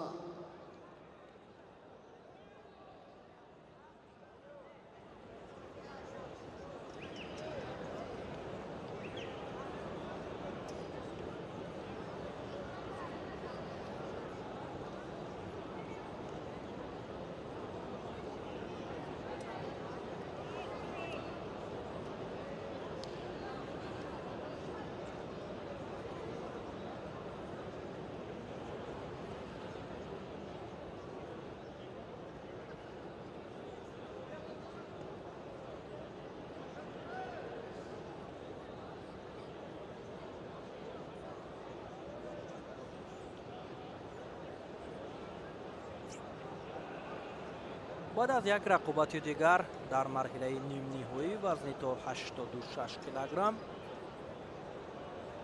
سپس آزمایش‌های مرحله نهایی آغاز می‌شود. مخلصون هم داری بالای گیلیم نماینده جمهوری تاجیکستان خیراندیش مرودزوده داوری کنجی نماینده جمهوری تاجیکستان عبداللطیف دولتزاده داوری کنجی نماینده جمهوری تاجیکستان رحمان علی شریف از این ایدی گوشتینگیری در بخوری دومی لیمانی های وزنی تا 86 کیلوگرم میانی مردان و گیلیم دعوت کرده می شود نماینده جمهوری ازبکستان احرار زیاداللایف و نماینده فدراسیای روسیه محمد نورالیف یک تن از مخلصانی که در همه میدان‌های گوشتینگیری ما با این چهره رو می‌بینیم.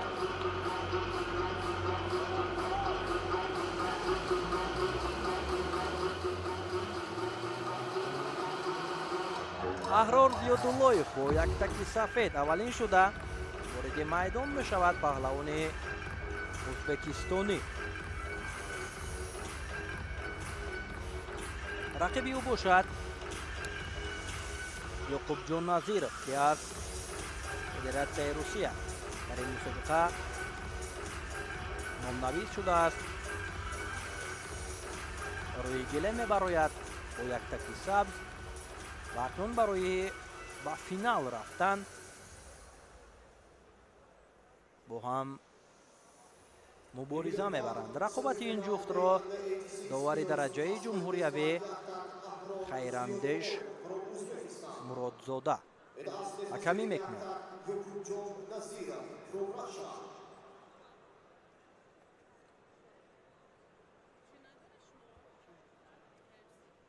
همینطور آزمایش آغاز گردید.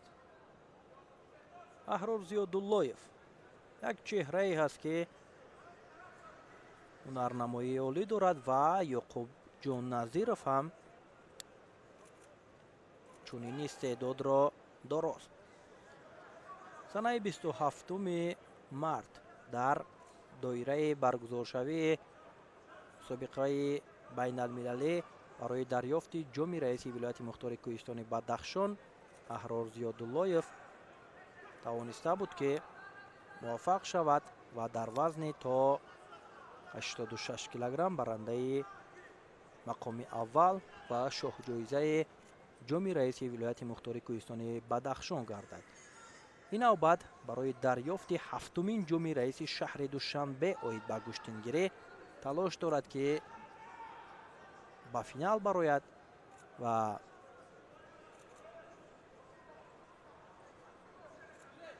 یعقوب جان نظیرف رقیبی او است که او نیز یک تن از چهره های ناماشنا به حساب می رود در چندین مسابقه های سطحی بین المللی. و چی پرتافتی از جانب احرار زیاداللایف امتیاز پهلو می گیرد.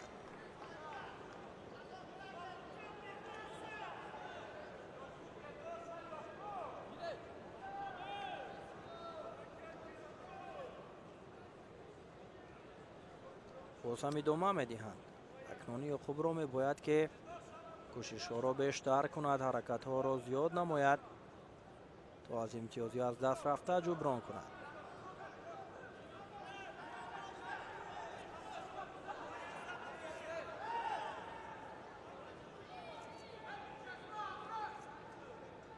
حالا فرصت زیاد است. هم برای نظیرف هم برای زیاداللایف آگاهی نشان دادن برای احرار، ولی او با برتریت امتیازی پهلو پیش‌صفی را در اختیار دارد. حرکت های ادامه می‌یابد. کوشش ها از جانب یعقوب جان.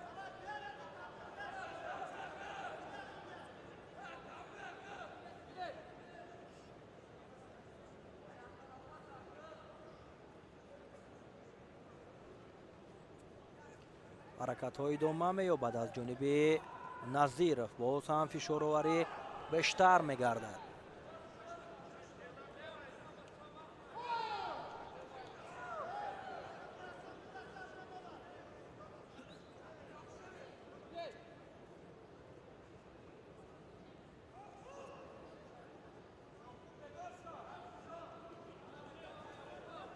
یعقوبجان نظیرов پهلوان توجیکستانی که از فدراسیون روسیه برآمد کرده ایستاده است. در اینجا هم پیشگانش برایش مشورت داده ایستادند که چگونه باید مبارزه برد تا امتیاز بگیرد در مقابل احرار زیاداللهیف.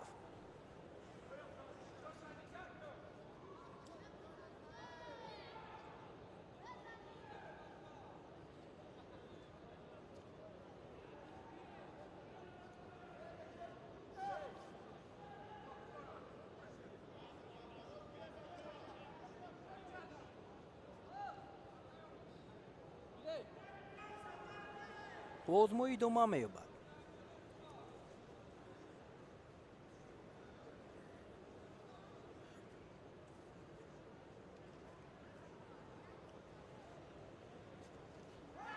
و این نوبت کوشش از جانب نظیرov بسیار هم خوب حرکت کرد و خیلی هم نزدیک بود که امتیاز بگیرد. سر زانو نشسته اجرا کردن اصول بسیار هم حالت خوب را پیدا نمود.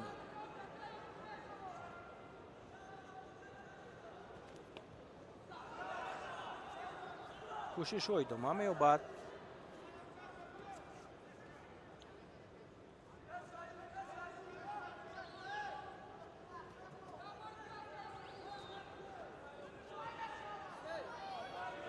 و زیاداللهیف اکنون در ادامه وقت بیشتر حرکت میکند که با کاهش دادن وقت همین گونه برتریش را نگاه دارد و از پیروزیش استقبال کند.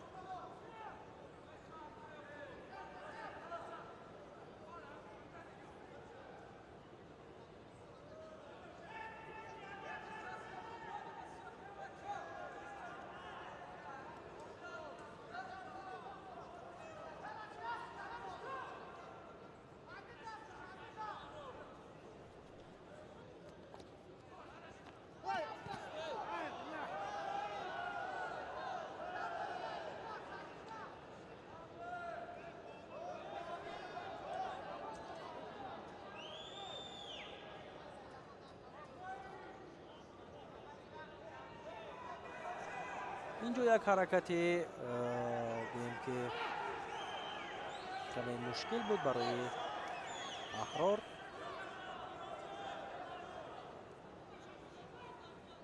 باز هم کوشش ها را ادامه داده ایستادند. حرکت ها از جانب یعقوبجان نظیرov باز هم می افزاید.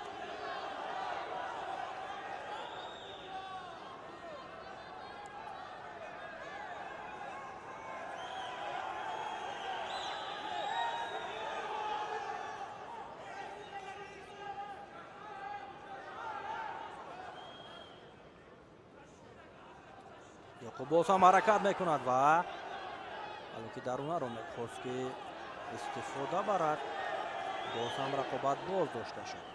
کم فعالی بینابت گرفته میشد. اکنون برای احرار زیاداللهیف تنبیه نشان داده.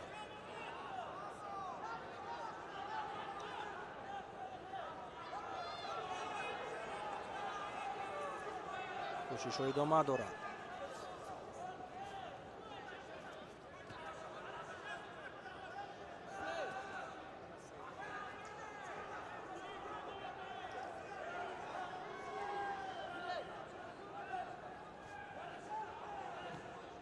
دیگر برای حرکت از جانبی احرار زیاداللهیف. چی پرتافتی جالبه، چی حرکتی عالیه بود از جانب پهلوان ازبکستانی که رقیب را دوشان از زمین آورد و پیروزی نصیبش گردید.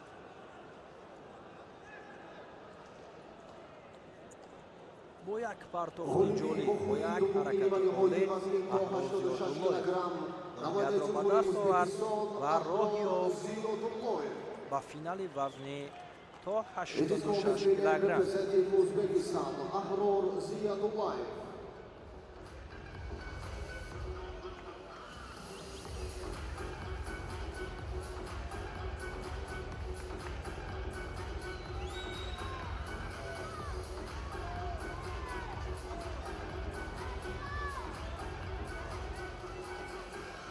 ба наворҳои такрорӣ таваҷҷӯҳ мекунем ки чӣ гуна дар ду ҳолати ба миён омада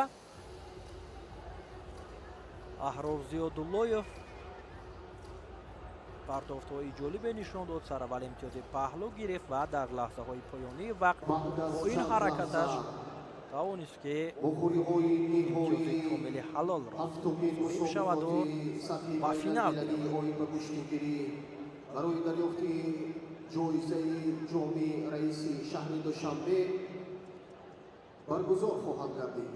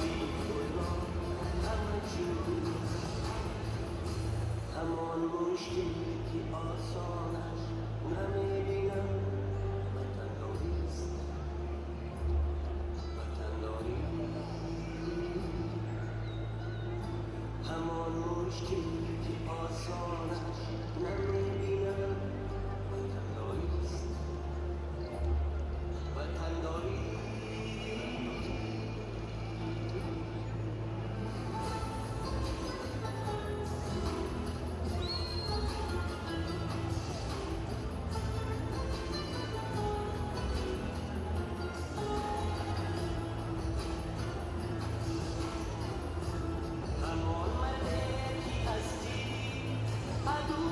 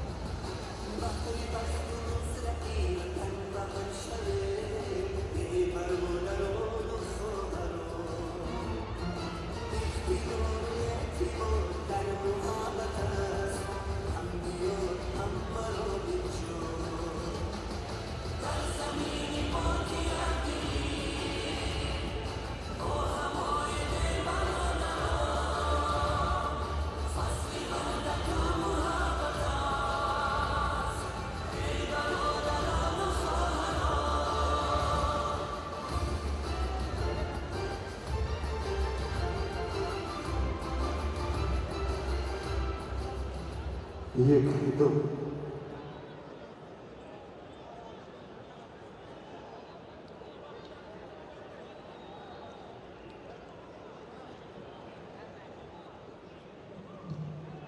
دوستان عزتمند، هواداران رشته گشتیگیری، ما به فینال مسابقات رسیدیم.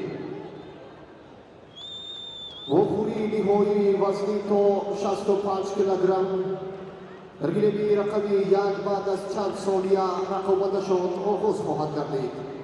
هیئت داوران داوری بالای گیلم، داوری درجه بین المللی نماینده جمهوری ازبکستان ابراهیم کریمov، داوری کنجی داوری درجه بین المللی نماینده جمهوری افغانستان صدیقالله نعمت، داوری کنجی داوری درجه بین المللی نماینده جمهوری آذربایجان خلدون علیف.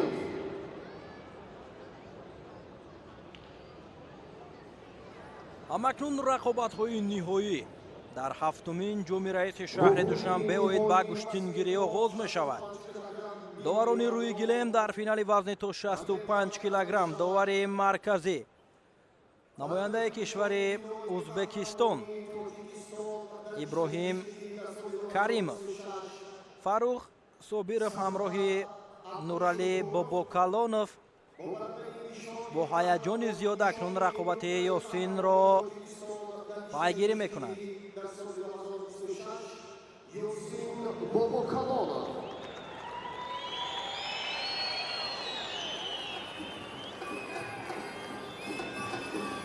همینطور اولین شده سرور عبدالشکورов با یک تکی سفید وارد میدان میشود. این چهره که عنوان قهرمان تاجیکستان را در سال 2026 دارد.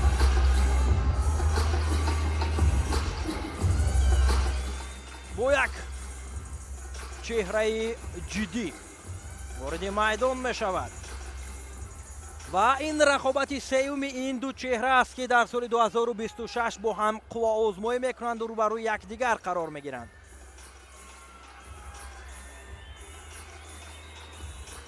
و این هم یاسین باباکالونov است با یک تکی سبز برنده نشان نقره چمپیونات تاجیکستان اوید به گشتینگیری. در سال 2026 سرور عبدالشکورov در چمپیونات تاجیکستان یاسین باباکالونov را شکست داده بود و در چمپیونات تاجیکستان اوید به کورش از یاسین باباکالونov مواجه شکست گردیده بود. اکنون در هفتمین جام رئیس شهر دوشنبه کی غالب می شود بعد از 5 دقیقه وقتی جدا شده معین خواهد گشت. دو ورزشکار کشور ما در این وزن موفق شدند که رقیبان سرسخت خود را از صد راه دور کنند و راه یابند به مرحله نهایی. امام علی هم پهلوی پدر آمد و رقابت هم آغاز شد. گیرد صدای ابراهیم کریمov آغاز می شود که آزمایی، چون گفتیم که هر دو در سال 2026 بار سوم است که با هم روبرو می شود. حساب 1-1 است. تنها ما همین سال را در نظر داریم و این نوبت کی پیروزی را به دست می آورد پیگیر می شویم. از یکدیگر شناخت خوب دارند. هر دو مهارت و هنر یکدیگر را خوب می دانند. موقعیت بسیار هم خوب است برای هم یاسین هم سرور عبدالشکورov. کوشش از جانب باباکالونov است و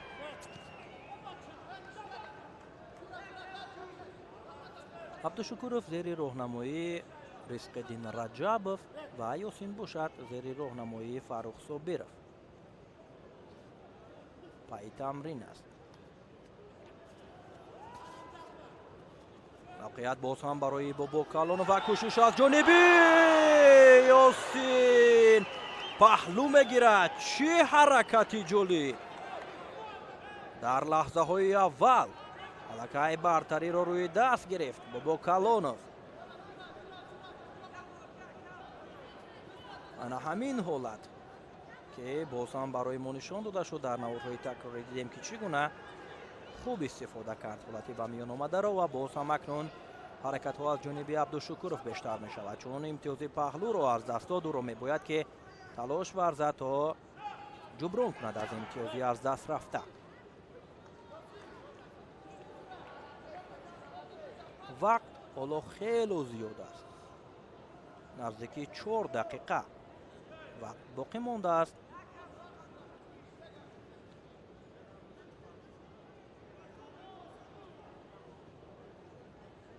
дар ин муддат ҳарду имконият доранд ки боз ҳам нарнамоии хубтару ҷолибтару диданеро нишон бидиҳанд ва ин финал финали тоҷикӣ аст. новаста аз бурду бохти ин ду чеҳра ҳам нишони тилло ҳам нишони нуқра насиби паҳлавони тоҷикистон мешавад.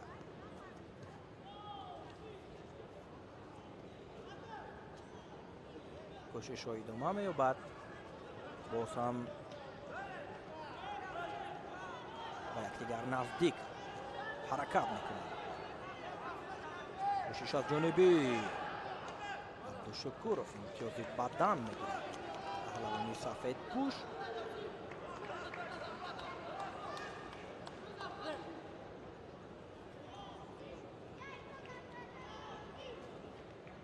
боз ҳам наздик мешаванду идома медиҳанд бо як бадану як паҳлӯ. рақобат боз ҳам шиддатноктару ҷолибтар хоҳад шуд.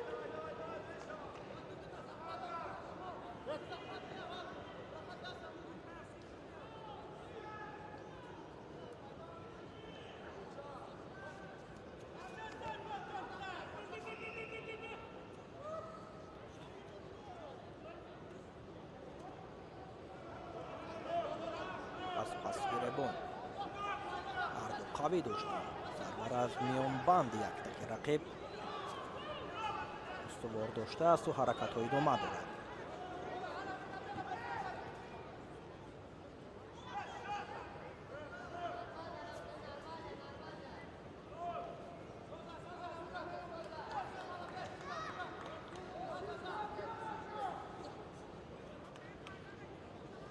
идома медиҳанд.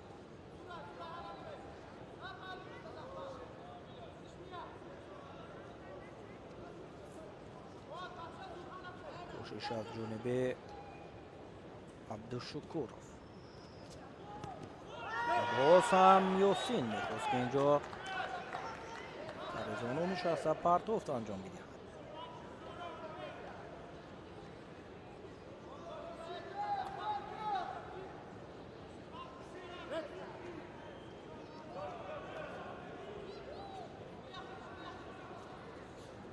идомаи қувваозмоӣ.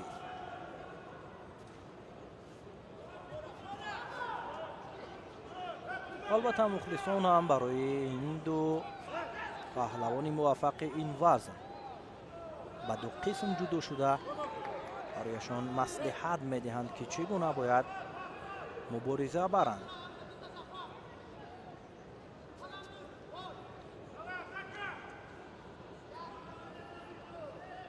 соли гузашта дар ин вазн ду паҳлавони дигари кишвари мо суҳроб боқиев бо мулло раҷаб халифаев ба финал баромада буданд ва дар ин вазн гӯем ки чандин сол мешавад ки паҳлавонони тоҷик мавқеи худро ба паҳлавонони дигар намедиҳанд. инҷо кӯшиш аз ҷониби Абдушукуров ва хело ҳам наздик буд ки имтиёзи паҳлӯро ба даст биёрад. иброҳим каримов довари марказӣ доварони кунҷиро назди худ даъват мекунад ва акнун сидиқулло неъмат довари кунҷи аз афғонистон ва халдун алиев аз озарбойҷон бо якдигар наздик шуданду машваратеро ҳам анҷом доданд ва чӣ хулосагирӣ карда мешавад.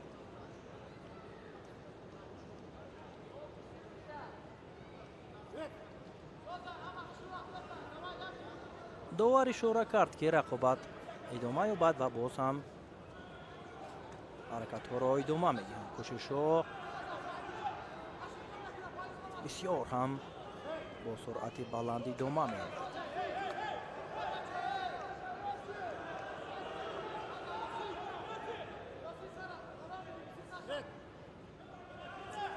як дақиқаи дигар то анҷоми вақт боқӣ мондааст.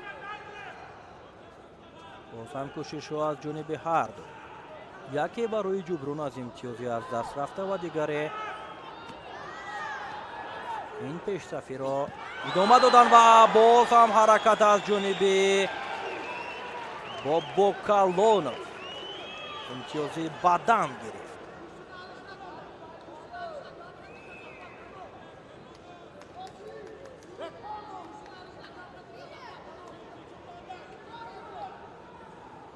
идомаи қуввозморӣ.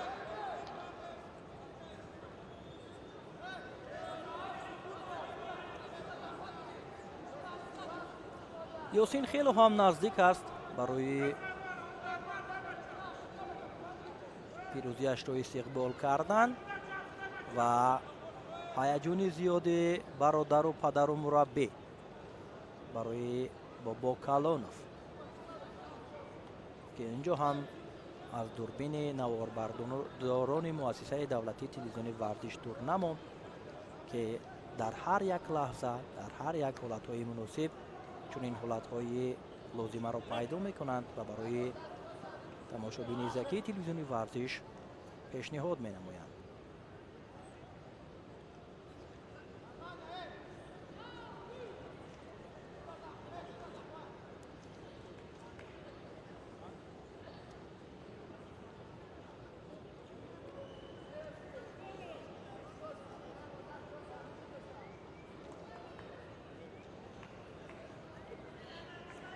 инҷо як расиши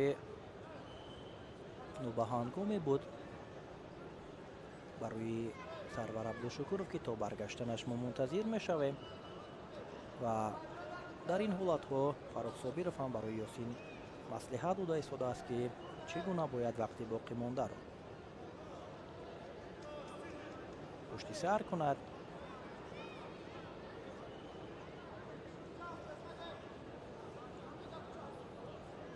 Сарвар ба гилем баргашт ва рақобатро идома медиҳанд. кӯшишҳо бештар мешавад. боз ҳам ҳаракат аз ҷониби Бобокалонов.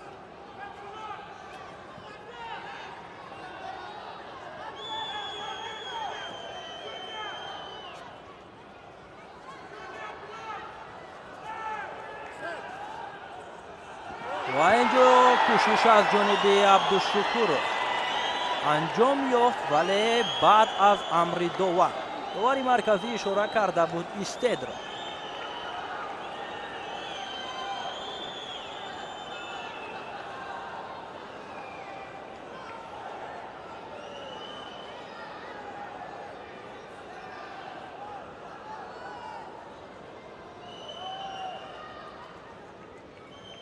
огоҳӣ барои Ёсин Бобокалонов ин танбеҳ аст ва акнун сонияҳои поёнии вақт 5 4 3 2 1 ва ҳамин тавр Ёсин Бобокалонов дар рақобат барои ба даст овардани нишони тилло дар ҳафтумин ҷоми раиси шаҳри Душанбе оид ба гӯштингирӣ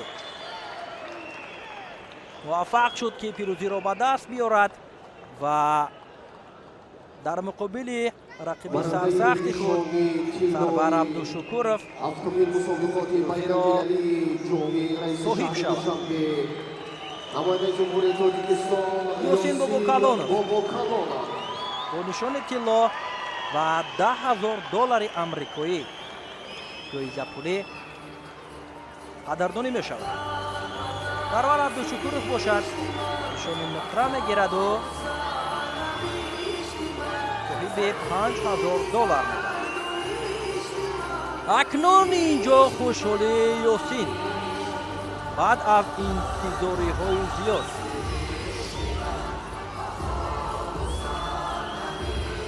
то ин дамо кушодаи ӯро мушоҳида накарда будем. бо ҳаяҷони зиёд дар муқобили рақиби азалии хеш мубориза бурд дар назди падару бародараш. бисёр ҳаяҷони зиёд аст ва муваффақ шуд ки ғолибият насибаш гардад. наворҳои такрориро таваҷҷӯҳ мекунем ки сараввал ёсин имтиёзи паҳлӯ гирифт дар ана ҳамин ҳолат ки зидди ҳамла бисёр ҳам ба маврид истифода шуд ва сипас ҳарду муваффақ шуданд ки имтиёзи бадан гиранд ва дар баробари ин танбеҳ ҳам гирифт ёсин, вале ин бартариро, ин пешсафиро то ба охир идома доду пирӯзӣ насибаш кард.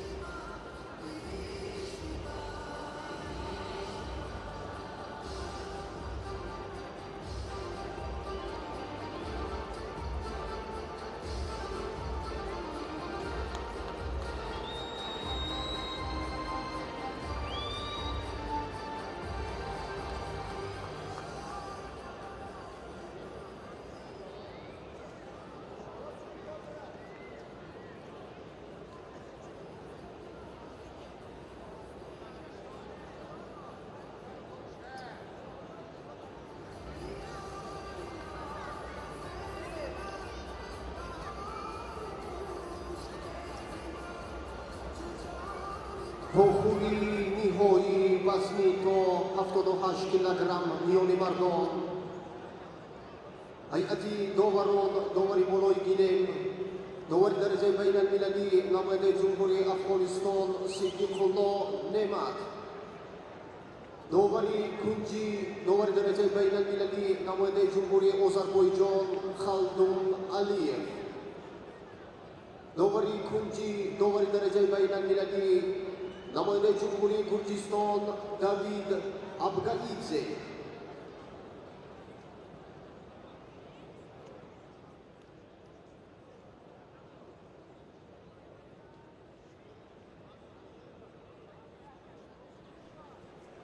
доварони рӯи гилем дар финали дуюми мусобиқаи имрӯза муаррифӣ шуданд. ба гилем даъват карда мешавад барандаи нишони тиллои мусобиқоти байналмилалии куштигирӣ барои дарёфти ҷоми раиси шаҳри душанбе дар соли 2025 намоядаи ҷумҳурии Ӯзбекистон Умид Эсанов бо қаҳрамони Тоҷикистон дар риштаи куштигирӣ дар соли 2026 намоядаи ҷумҳурии Тоҷикистон Муҳаммадшариф Наҷмиддинов. акнун ба финали вазни то 78 килограмм таваҷҷӯҳ мекунем. умид эсанов паҳлавони ӯзбекистонӣ ки соли гузашта дар ҷоми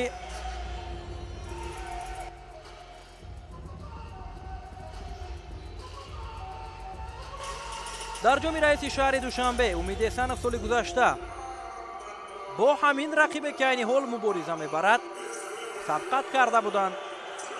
умид эсанов нишони нуқраро ба даст оварда буд ва Маҳмадшариф Наҷмиддинов бошад барандаи нишони тилло гашта буд. ва мо акнун хоҳони он ҳастем ки ҳамон натиҷаи соли гузашта боз ҳам такрор шавад ва ин аз якдигар ин ду чеҳра шинохти хуб доранд.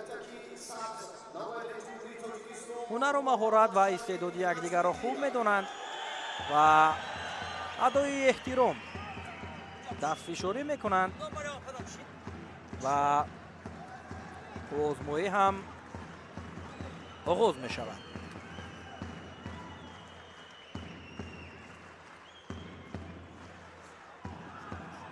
рақобат оғоз гардид. кӯшишҳо аз ҷониби умид эсанов дар лаҳзаҳои аввал ва он ҳунарнамоие ки Наҷмиддинов дар рақобати марҳилаи нимниҳоӣ дошту дар кӯчактарин вақт дар 10 сонияи аввал рақиби қазоқистониашро шикаст дод. хело ҳам умедҳо зиёд гашт ки ӯ метавонад дар финал ҳам ҳамон гуна мубориза барад. шаҳбоз саид аброров нафаре ки солҳои зиёд аст бо маҳмадшариф наҷмиддинов якҷо тамрин мекарданд, ҳамчун бародар аз канори майдон барои наҷмиддинов дар ҳар як лаҳза маслиҳат дода истодааст ки бояд ӯ чӣ гуна дар муқобили ин рақиби сарсахти худ мубориза барад. кӯшишҳо идома меёбад. ҳаракатҳо аз ҷониби наҷмиддинов, дастгирии мухлисон ҳам хело зиёд аст.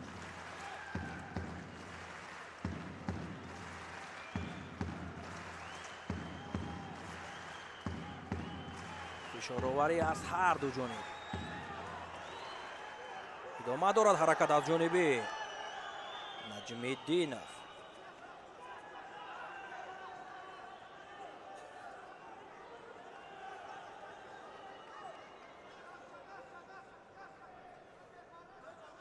барои роҳ ёфтан ба финал ин ду чеҳра албатта ки роҳи мушкилро пушти сар карданд.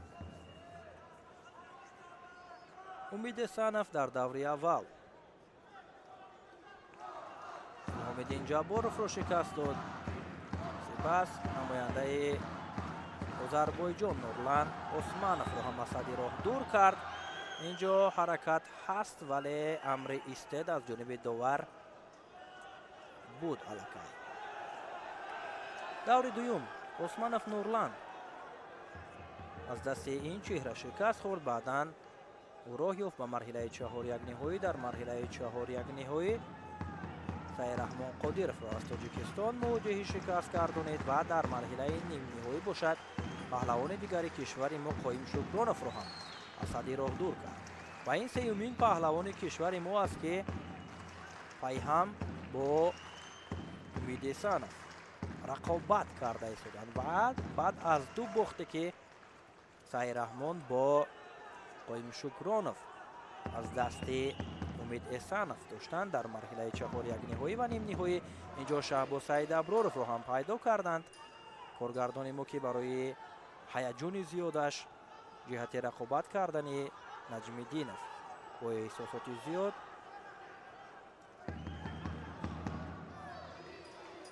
барои муҳаммадшариф маслиҳат медиҳад.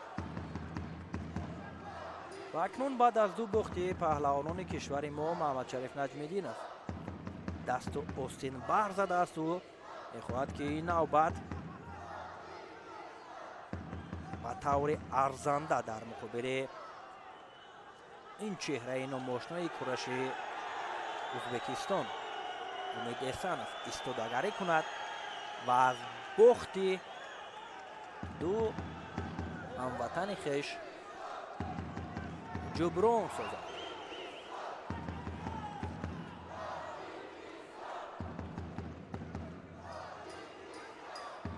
муҳаммадшариф наҷмиддинов ҳам рақобатҳоро аз даври аввал дар муқобили паҳлавони қирғизистонӣ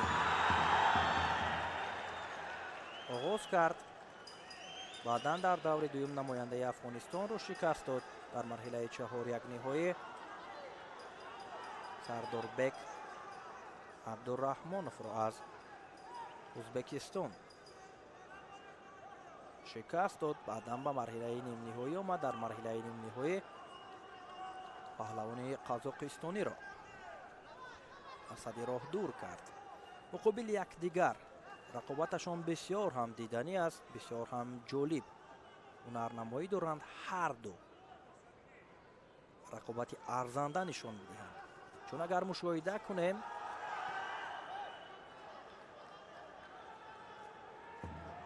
каме ҳам бартарӣ аз ҷониби яке кам мушоҳида мекунем. умид эсанов огаҳӣ гирифтааст то ин лаҳзаҳо ва дигар барои ба даст овардани имтиёз муваффақ нашудааст.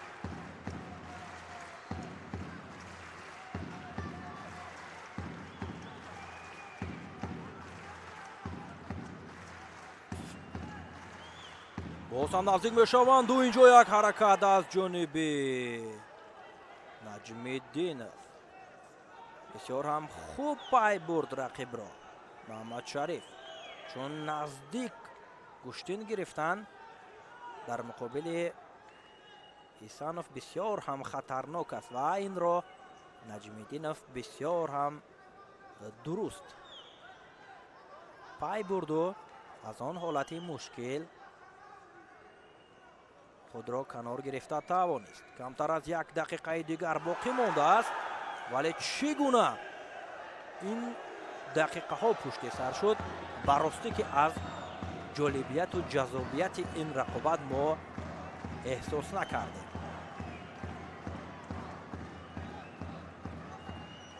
идома медиҳанд.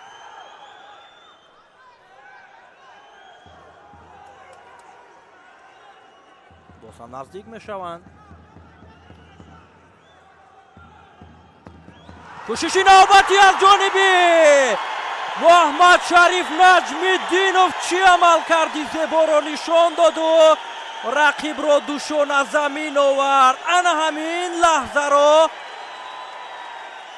ҳама мухлисон ва мо низ интизор будем ва гуфтем ки Маҳмадшариф Наҷмиддинов кӯшиш мекунад ки ду бохти ҳамватанони хешро ин навбат дар финал ҷуброн кунад. ва соли дуюм дар ҷоми раиси шаҳри Душанбе пай ҳам Маҳмадшариф Наҷмиддинов ин рақиби арзандаву азалии хешро шикаст медиҳаду ғолибиятро ба даст меорад. дар вазни то 78 килограмм Маҳмадшариф Наҷмиддинов бо ҳунарнамоии ҷолибаш тавонист ки ҳамаи рақибонро аз сади роҳ дур кунад ва ин ҳам як ҳаракати ҷолиби ӯ ба хотири мухлисонаш. муборак бошад. ин нишони дуюми тилло аст ки насиби варзишгарони мо мешавад. бисёр олӣ, бисёр ҳам ҳунарнамоии ҷолиб. албатта ки ҳатто Умид Эсанов худ ҳам ба қавле тан дод ба ана ҳамин ҳаракате ки аз ҷониби Наҷмиддинов анҷом ёфт. ҳатто дар канор кормандони васоити ахбори омма Меҳрони Қурбон ҳам Маҳмадшариф Наҷмиддиновро бо ҳаяҷони зиёд истиқбол кард ва дар наворҳои такрорӣ ҳам мушоҳида мекунем ки чӣ гуна зебо ҳаракат кард. ба дурустӣ ки олӣ буд ҳаракати анҷомдодаи Маҳмадшариф Наҷмиддинов ва бубинед ки чӣ гуна сари зону нишаст ва як партофти олӣ, ҷаззоб, диданӣ ва хушҳолкунандаро ҳам аз ҷониби Наҷмиддинов мухлисон мушоҳида карданд ва ин ҳам хушҳолии мухлисонро ба лаб овард.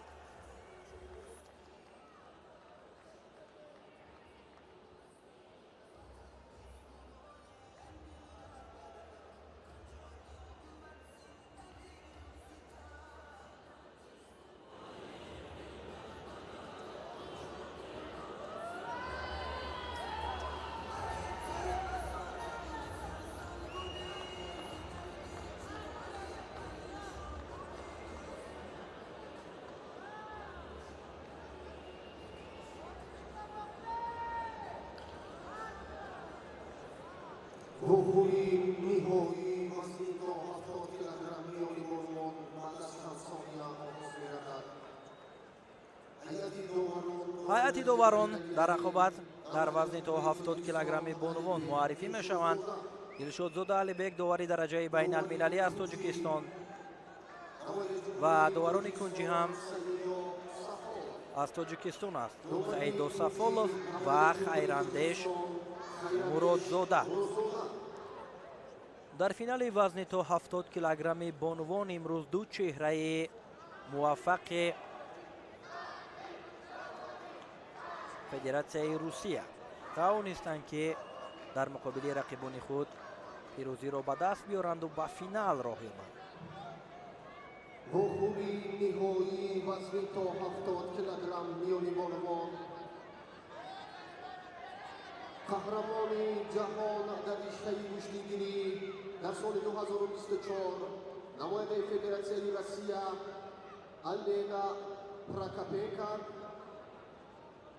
با برنده جایزه جامی رئیس شهر دوشنبه در سال 2024 نماینده دیگری فدراسیون روسیه کامیلا بادورова.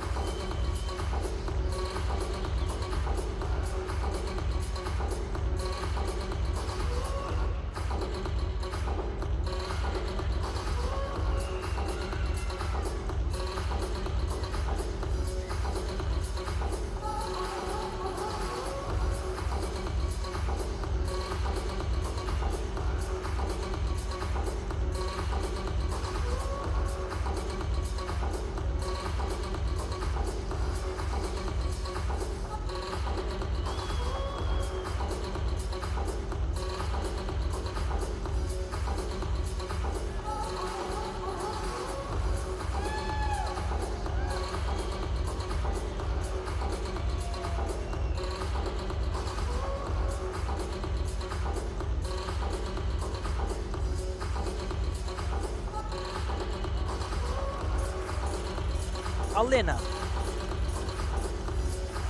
Prokopенко با یک تکیه سفید اولی شده با میدان میبرد. قهرمان جهانی گشتنگیری در سال 2024. اینچنین در سال 2024 این چهره در جام رئیس شهر دوشنبه هم اولیویان رو به دست آورد.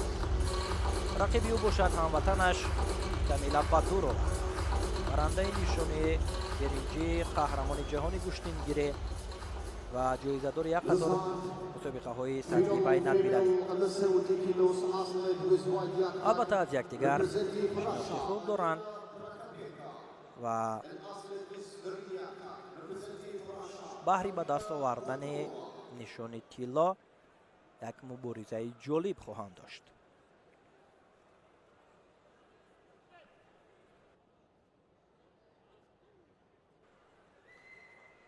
با صدای گیرد آزمایی این جفت آغاز شد.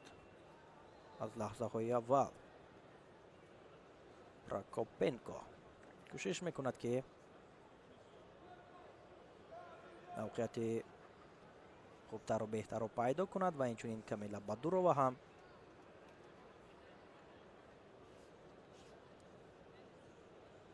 در هفتمین جام رئیس شهر دوشنبه البته میانی بانوان یک وزن راه اندازی شده بود که گلدختران تاجیک هم اشتراک داشتند به مثال شاهده قلندرova جانونا نظرova و باز هم نفران دیگر که همگی در رقابت های اولشان شکست خوردند و این دو چهره بودند که موفق شدند با شکست دادن همه رقیبان راه یابند به فینال. اکنون در فینال که موفق می شود بعد از چند لحظه خواهیم دانست که نفر ارزنده در این وزن در این مسابقه با نفوذ سطحی بین المللی کی است. کوشش های ادامه دارد همانا بدون نتیجه و اینجا یک حرکت از جانب کامیلا بادورова امتیاز بدن میگیرد. کامیلا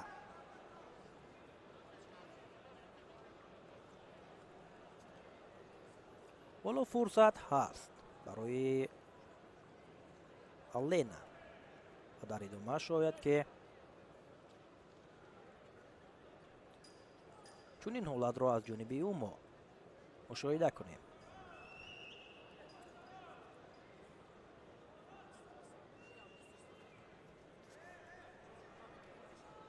ادامه آزمایی فشارآوری از جانب آلینا بیشتر می شود و اینجا کوشش می کند که کسب امتیاز داشته باشد.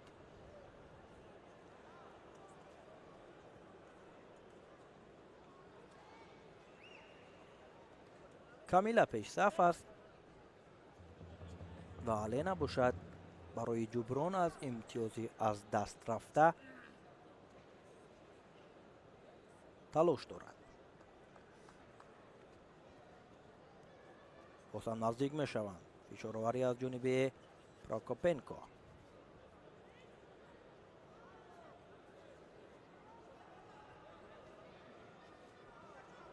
аз ҳунарнамоие ки камила бадурова дорад ба назар мерасад ки ӯ бо як омодагии ҷиддӣ ба ин мусобиқа сафарбар шудааст. огоҳӣ барои алена нишон дода мешавад ва боз ҳам идома медиҳанд.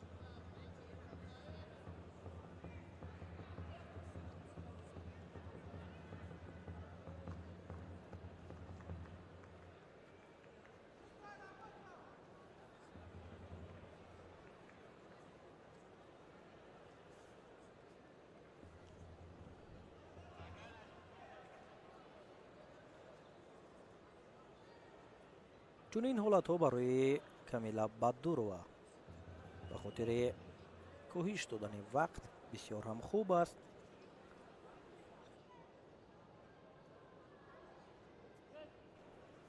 боз ҳам наздик мешаванду аз маркази майдон озмоиро идома медиҳанд.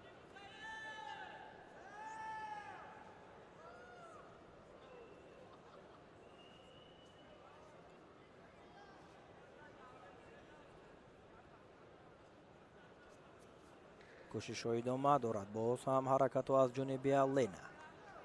чун имтиёз аз даст додааст, ӯро мебояд ки ҳаракатҳоро бештару хубтар кунад.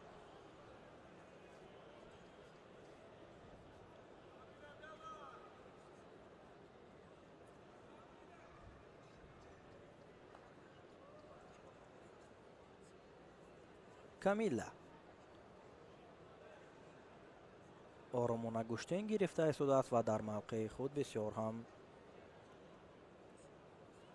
устуворона мубориза мебарад.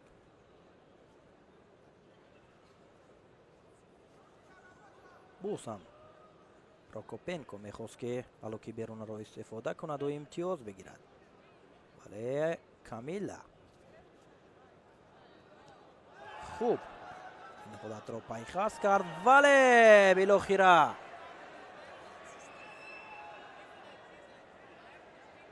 чӣ кор кард? довар истед садо карда буд.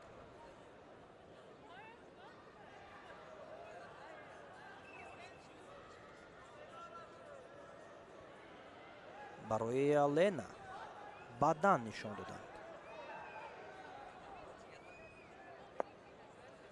дилшодзода алибек ҳам ишора мекунад ки дар наворҳои такрорӣ бори дигар ҳаракати анҷом додаи Прокопенкаро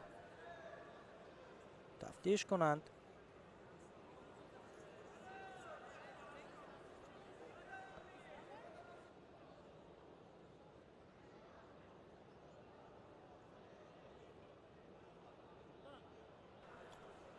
бадане ки нишон дода шуда аз ҷониби довари марказӣ тасдиқ гардид ва рақобат идома меёбад.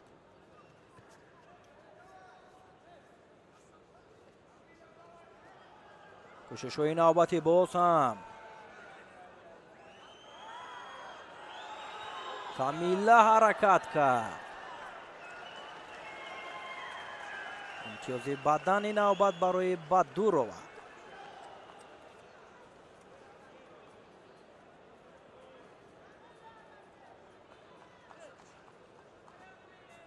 ҳамин тавр вақт ба анҷом мерасад. дар як рақобати бисёр ҳам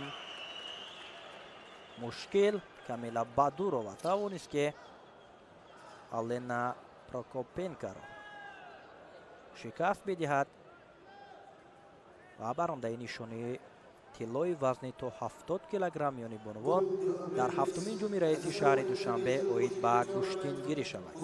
ҳам нишони тилло, ҳам нишони нуқра насиби бонувони федератсияи русия гардид.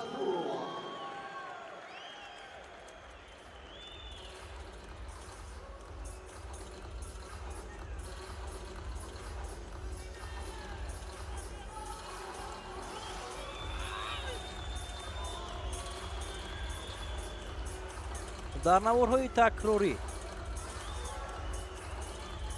рақобати ин ҷуфтро хоҳем дид ки чӣ гуна мубориза бурданд ва баъдан сабқати ниҳоии вазни дигарро таваҷҷӯҳ мекунем.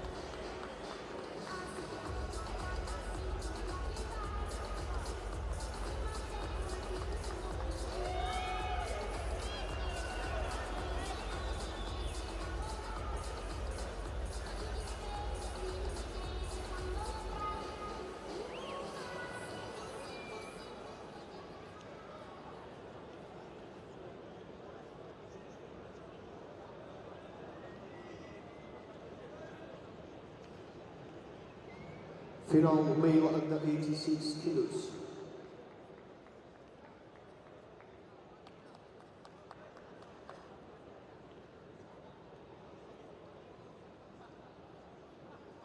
This is contest central referee, representative Afghanistan, Sadiqullah Nemat.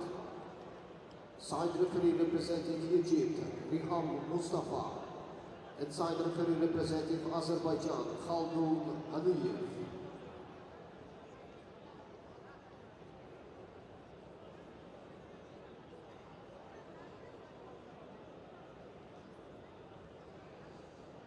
Рухури ниҳои вазни то 86 килограмм миёни мардон ба гиреб даъват карда мешавад қаҳрамони ҷаҳон дар риштаи гӯштгирӣ дар соли 2024 дар вазни то 86 килограмм намояндаи ҷумҳурии тоҷикистон ҳақназар Назаров бо барандаи нишони нуқраи қаҳрамони ҷаҳон дар риштаи гӯштгирӣ дар соли 2024 дар вазни то 78 килограмм намояндаи ҷумҳурии Ӯзбекистон Аҳрор Зиёдуллоев.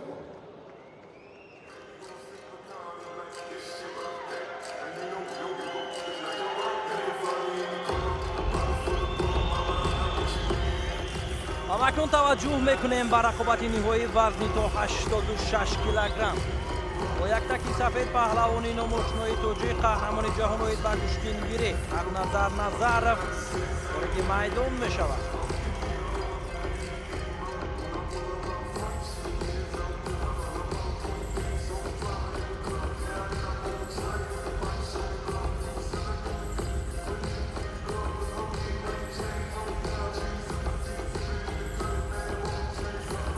و رقیبی ҳақназар Назаров در فینال پهلوانی ӯзбекистони Аҳрор Зиёдуллоев аст ки бо як таки сабз вориди майдон шуд. ниҳои вазни то 86 килограмм миёни мардон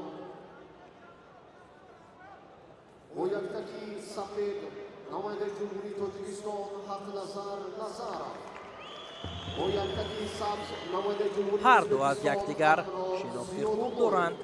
борҳо бо ҳам мубориза бурданд дар мусобиқаҳои мухталифи сатҳи байналмилалӣ оид ба куштингирӣ ва ин навбат барои дарёфти ҷоми раиси шаҳри Душанбе ва ба даст овардани нишони тиллои вазни то 86 килограмм. رقابتشان آغاز گردید. کوشش‌ها از هر دو جانب ادامه می‌یابد. حق‌نظر چگونه حرکتی عالی اینجا انجام می‌دهد و بسیار هم نزدیک بود برای به دست آوردن امتیاز. بسیار هم موقعیت عالی را انتخاب کرد و خیلی هم نزدیک بود که موفق شود تا امتیاز لازمه را به دست بیارد، ولی احرار خود را کنار گرفته توانست و از نو باز کوشش‌هایشان ادامه می‌یابد. فشارآوری از جانب هر دو بیشتر می‌گردد. احرار اکنون پی برد که این نوبت حق نظر برای غالبیت روی گلیم برآمده است و اکنون کار رنگ دیگر می‌گیرد.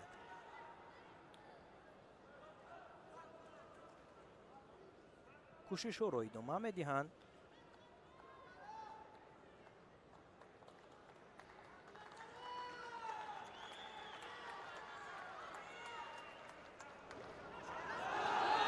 موقعیت برای اجرا کردن اصول و حق نظر یک حرکتی عالی انجام می‌دهد و امتیاز پهلو می‌گیرد. حرکتی انجام داده حق نظر و پهلو بهاگذاری کرد داور افغانستانی صدیق‌الله نعمت. این رو در نوارهای تکراری هم باز هم مشاهده میکنیم که حلقه درونه رو بسیار خوب استفاده بود. حق نظر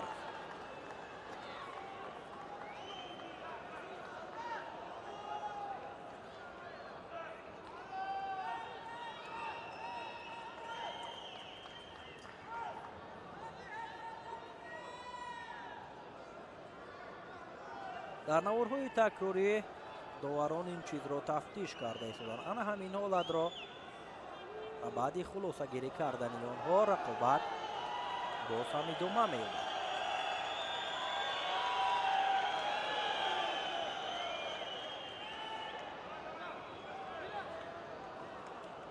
پهلو رو باز پس گرفتند و بعداً بهاگذاری کردند و باز هم حرکت از جانب حق نظر.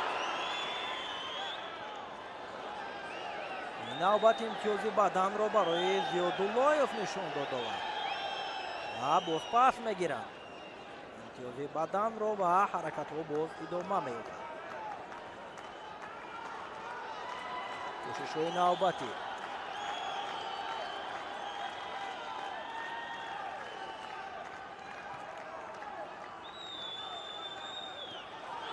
باز نزدیک میشوند. حق نظر کوشش میکند که در این حالت باز اصول اجرا کند.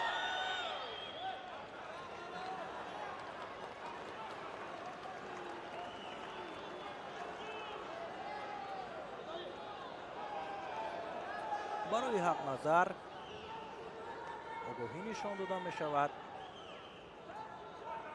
و تو آزمایی ادامه می‌یابد.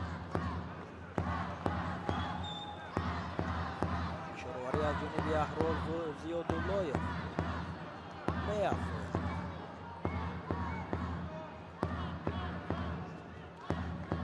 باز هم احرار می‌خواست که در این حالت که بهتر استفاده برد.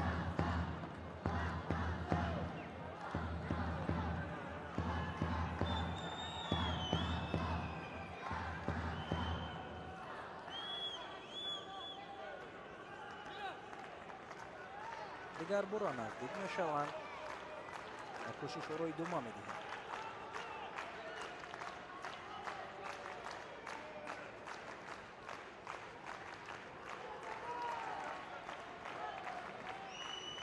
کوشش های دیگر برای حق نظر بسیار هم تا این لحظه ها هنرنمایی نظر خوب است. طوری ارزنده مبارزه می‌برد و یک حرکتی دیگر برای حق نظر بدن بهاگذاری کرد داوری مرکزی، ولی فکر میکنم که پهلو بود.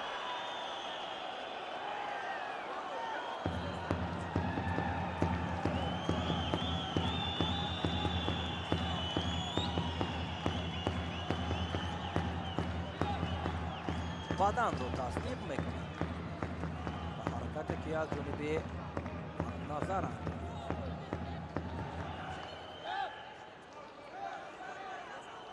دو امتیازی بدن دارد حق نظر و کوشش های دوم می‌دهد. تو انجام وقت حالا فرصت هست. 2 دقیقه وقت باقی مونده. تحرار باز هم نزدیک می‌شود. کوشش نوبتی حق نظر.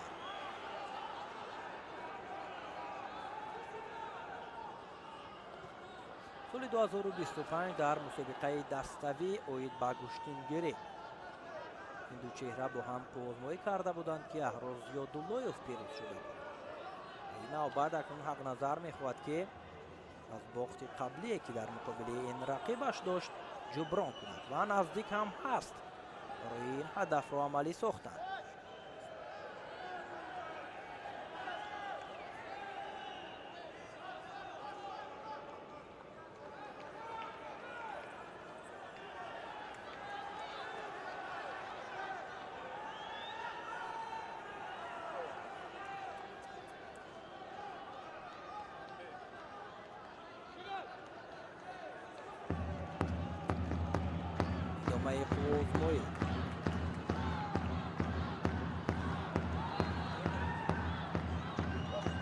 ادامه دارد و ببینید که زیاداللهیف چی کار کرد. غیر انتظار بود این عمل کرده که از جانب احرار زیاداللهیف انجام یافت. غیر انتظار بود در حقیقت.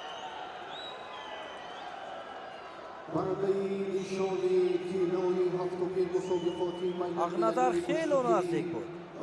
خیلی هم نزدیک بود که غالبیت رو به دست بیارد، ولی پهلوان ازبکستانی بسیار هم خوب حرکت کرد و توانست که حق نظر رو نشون از زمین بیارد. استقبال میکند از این پیروزیش غالب هفتمین جام رئیس شهر دوشنبه باید با گشتینگیری در وزن تا 86 کیلوگرم میشود.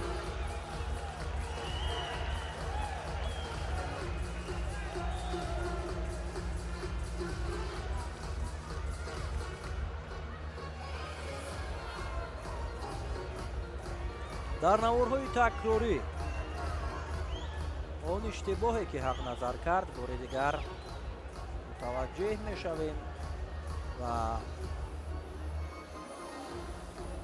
چون این حالت را البته انتظار نداشتیم که حق نظر با چنین شکل شکست میخورد و نوارهای تکراری توجه میکنیم.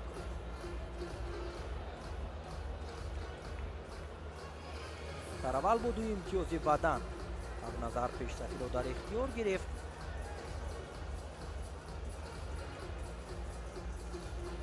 بعداً حالت به میان آمد که دیگر کار برای حق نظر خاتمه یافت.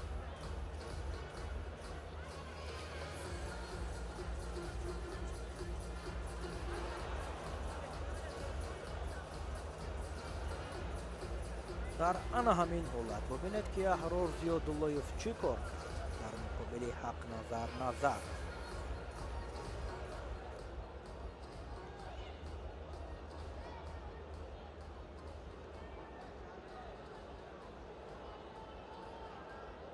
Start final male plus 86 kilos.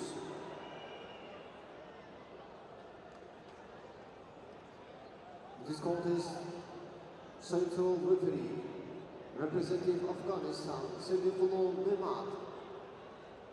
Side referee, representative Turkmenistan, Zarina Saparova. And side referee, representative Georgia, David Abgayidze.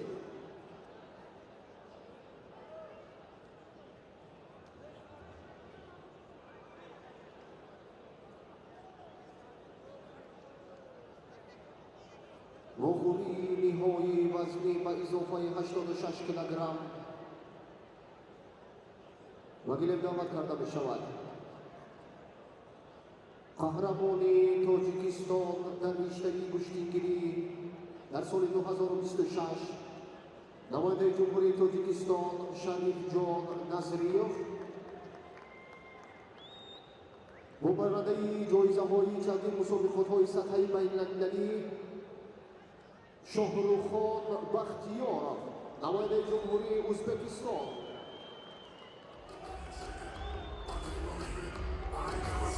ҳамакун ба рақобати охирин дар ҳафтумин ҷоми раиси шаҳри Душанбе ноид ба гӯштингирӣ таваҷҷӯҳ мекунем. Шариф Назриев бо яктаки сафед паҳлавони Тоҷикистон вориди майдон мешавад ва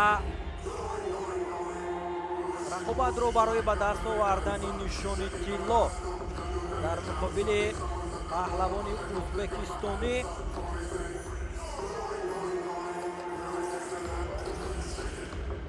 Shohruxxon Baxtiyorov барои ғолиб омадан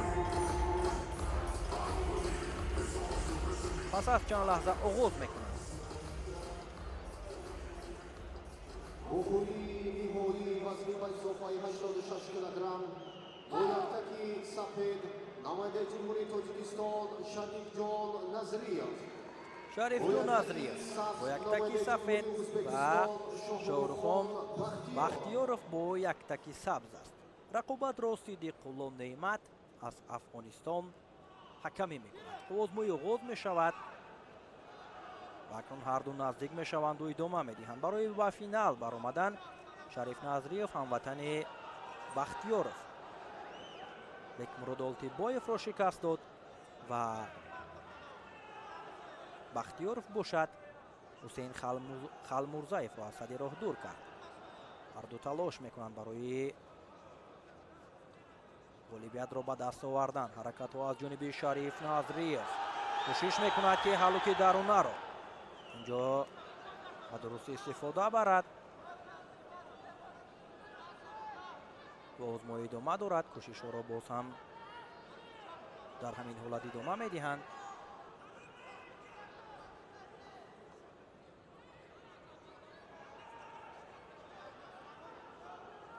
мавқеият барои иҷро кардани усул дар ин ҷо ҳаст барои ҳарду ҳам Шариф ҳам Бахтиёров мавқеияти хуб доранд.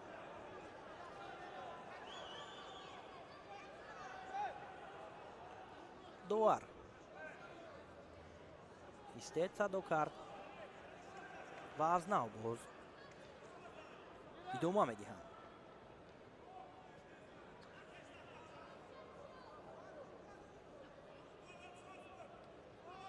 боз ҳам наздик мешаванд. кӯшишҳо идома меёбад.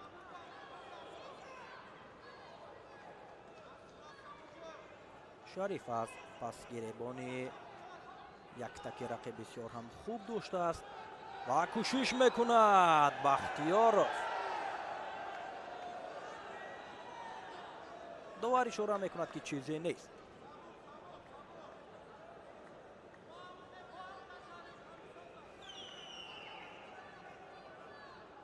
боз ҳам аз маркази майдон озмоиро идома медиҳад.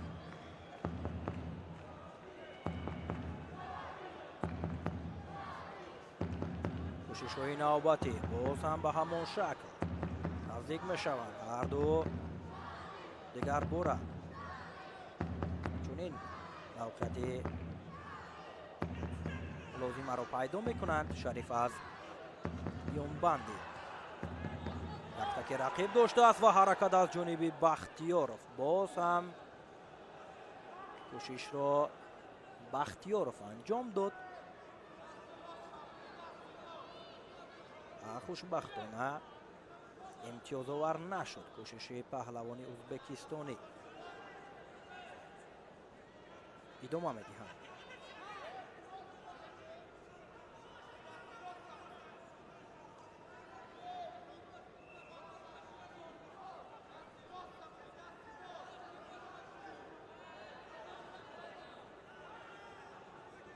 дигар бора Бахтиёров мехоҳад ки ҳаллуки берунаро истифода барад ва Шариф Назриев бояд дар чунин ҳолатҳо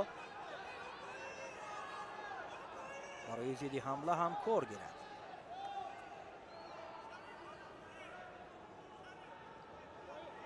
огоҳӣ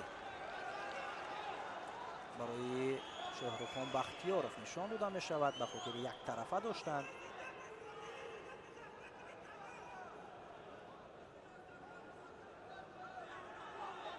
Думамеди.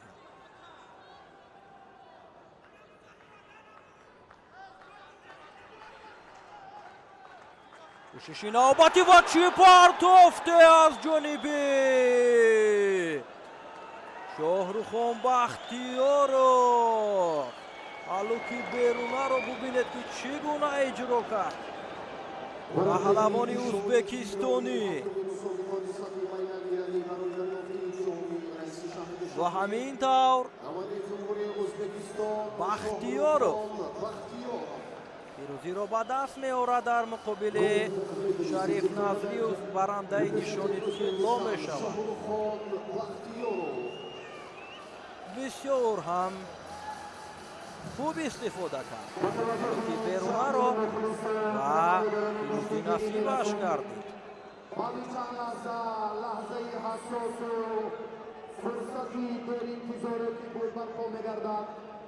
بازی بردناکی لاتریا غالیبی این مرحله را انتظار است کار بلند که با سالیس باید همراه بودم در نوارهای تکراری نرمای این جفت را بار دیگر متوجه می شویم که چگونه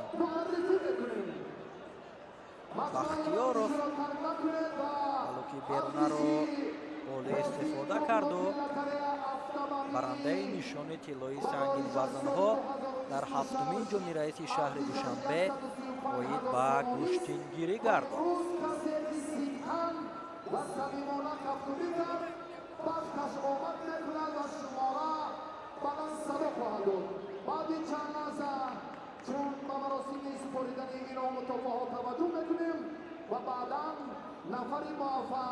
و سربلندی این مسابقات را در فضای متنطنی دانا و شما معرفی خواهید کرد.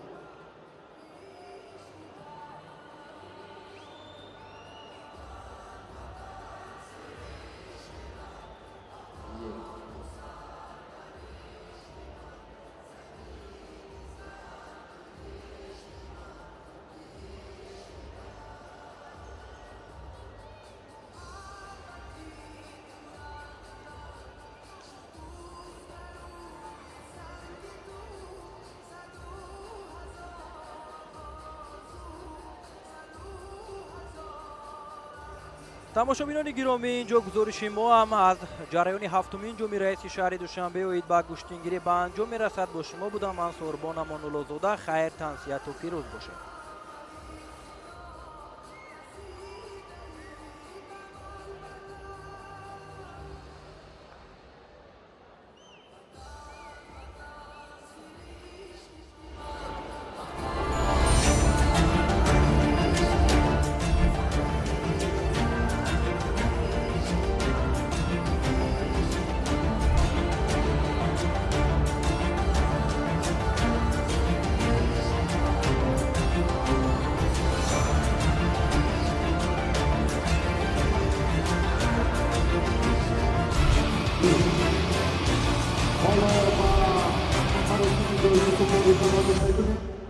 اولا والیبال وزن 65 کیلو رو معرفی خواهیم کرد از نفرانی که امروز برای سپردن این تحفه ها معذبا خواهش میکنیم که نزد منبر افتخاری آیند. معاون یکم رئیس شهر دوشنبه شریفی بختیار و قهرمان بازی های المپیک ریو دی ژانیرو نایب پرزیدنت فدراسیون نایب پرزیدنت کمیته ملی المپیک تاجیکستان دلشاد نظرов را خواهش میکنیم که نزد منبر افتخاری بیایند.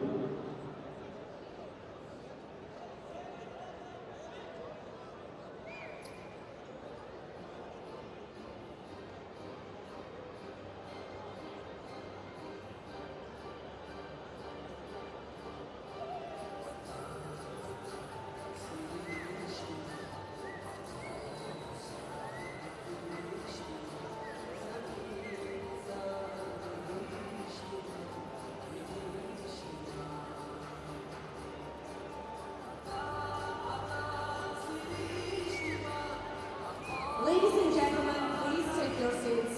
The awarding ceremony for the weight category under 65 kilos will start in 2 minutes.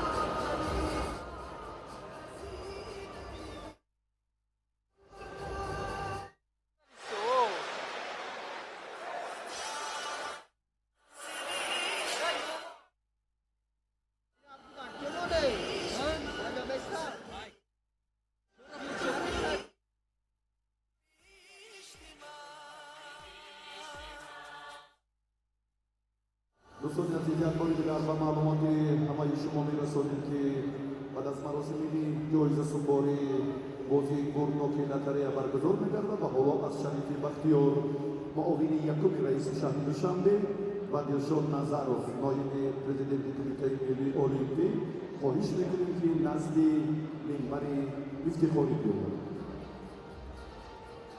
On the weight of 65 kilos, for awarding gifts to the finalists, we are invited Sharifi Bakhtiyor, the first deputy chairman of Dushanbe city, and the vice president of Olympic Committee of Tajikistan, Nazarov Dilshod.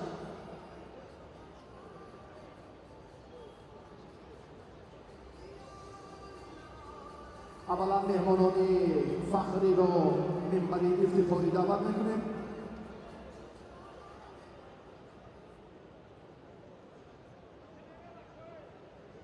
инак фурсати истиқболи варзишгарони вазнашон то 65 килограмм фаро расид. бо мусиқии мутантан ин чеҳраҳои мондагорро истиқбол мегирем. Please, we invite all athletes to come to the stage.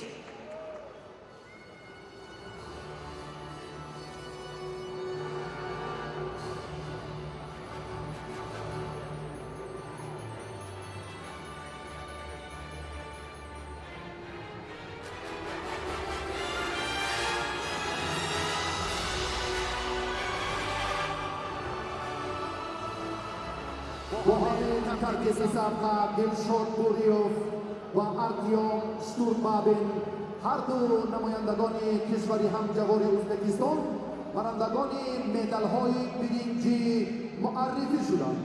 Under 65 kilos, the number 3 Dilshod Buriev, Uzbekistan, Artyom Shturbabin, Uzbekistan.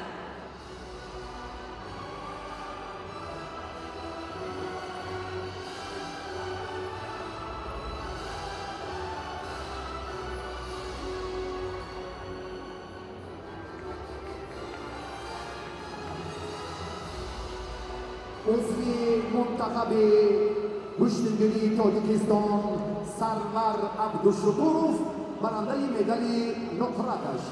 Second place under 65 kilos, Sarvar Abdushakurov, Republic of Tajikistan.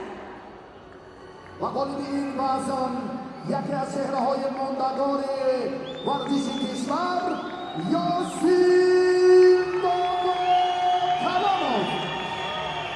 The champion under 65 kilos, Yosin Bobokalonov, Republic of Tajikistan.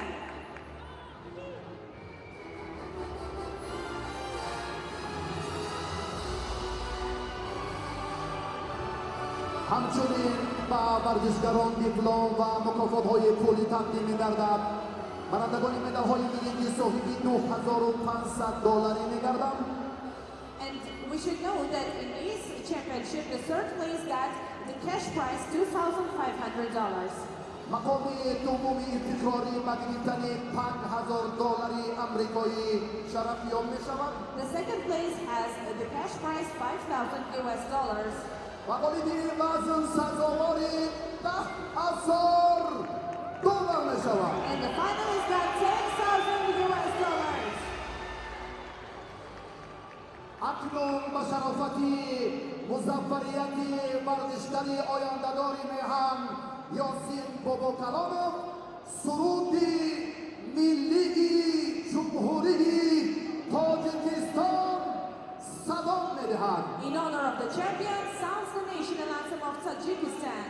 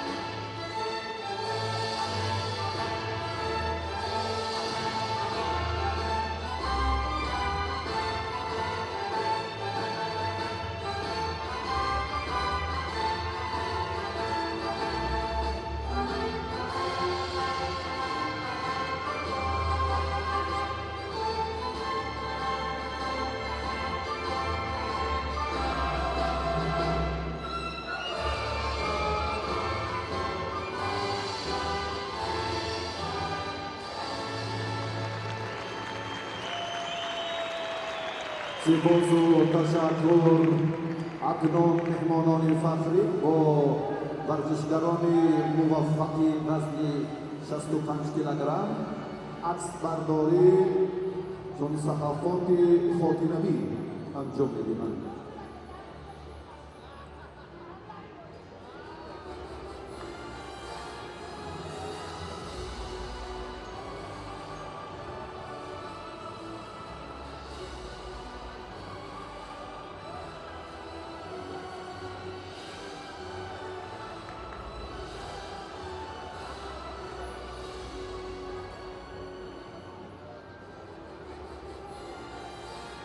سلامت و سرفراز و موفق باشید. اکنون برای سپاریدن انعام و تحفه‌های عالی غالبان وزن 78 کیلوگرم رئیس کمیته کار با جوانان و ورزش نزد حکومت جمهوری تاجیکستان گل احمدزاده ذوالفقار احمد و طاهرزاده مهریدین معاون رئیس شهر دوشنبه را دعوت می‌کنیم. Ladies and gentlemen, it's time for a awarding ceremony under the weight of 78 kilos. To award the gifts and medals, we invite Gul Ahmadzada Zulfiqar, Chairman of Committee for Youth and Sports, and Tahirzoda Mehriddin, Deputy Chairman of Mayor of Dushanbe City.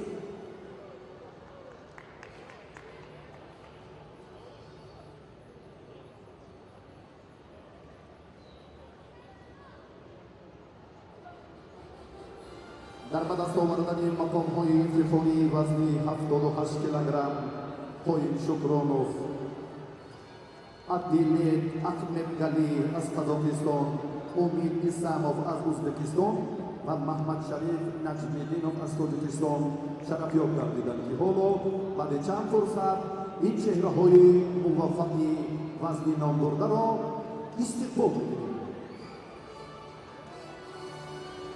And now with great honor, we invite all athletes to come to the stage.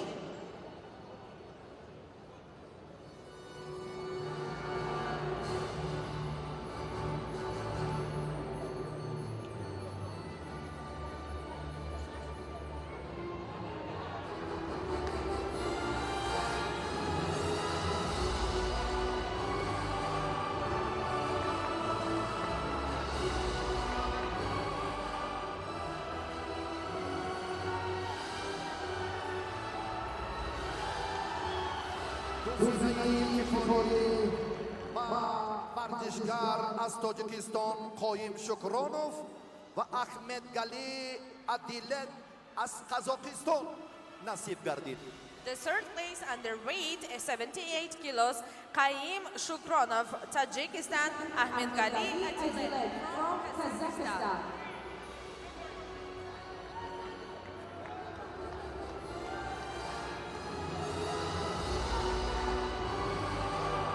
و مقام دومی افتخاری قهرمان جهان یک ستاره درخشان ورزش ازبکستان امید اساموف نایب گردید. The second place got Umeyd Issamov from Republic of Uzbekistan.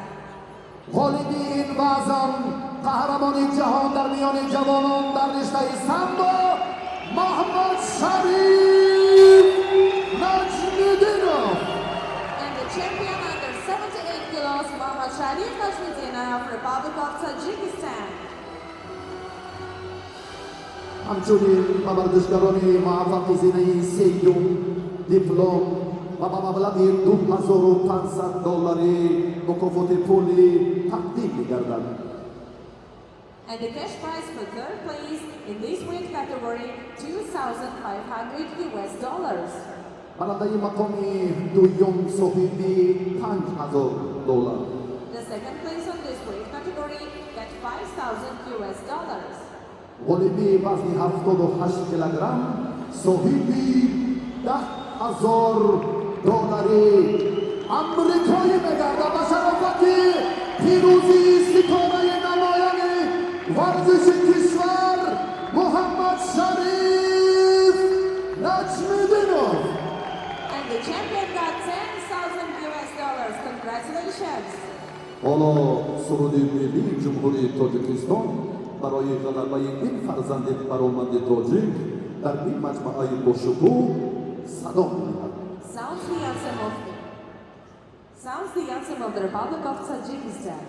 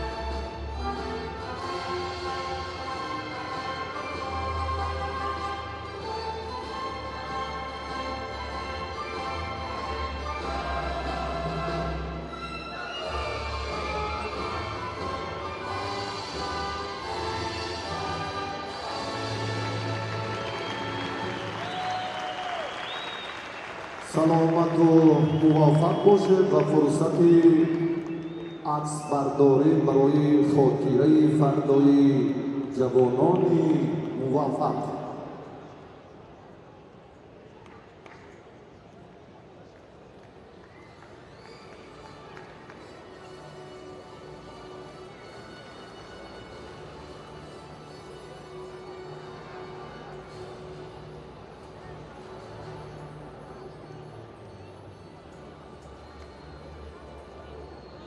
саломату конбор бошед. акнун барои супоридани инъому тӯҳфаҳои олии ғолибони вазни то 70 килограмм миёни бонувон зиё маҳмуд даштӣ намояндаи афғонистон ва иброҳим каримов намояндаи ҷумҳурии ӯзбекистонро ба минбари ифтихорӣ даъват мекунем.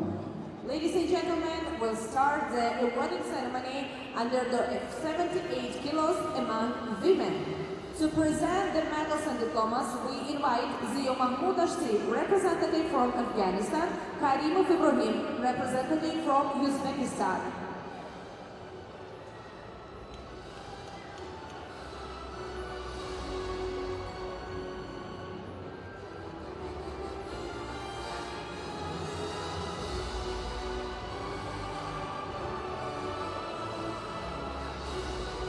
اولین افرادی که امروز در وزن 70 کیلوگرم در نخستین وزن هنرهای بهتر هم نشان دادند.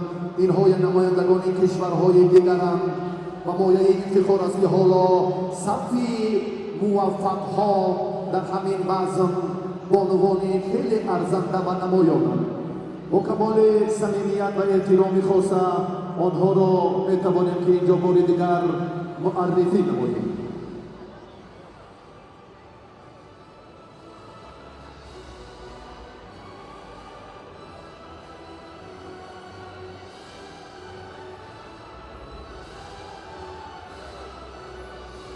حالا مهمانانی بالا مقام را برای اشغال نمودن جایشان در منبر کنار راست دعوت می‌نماییم.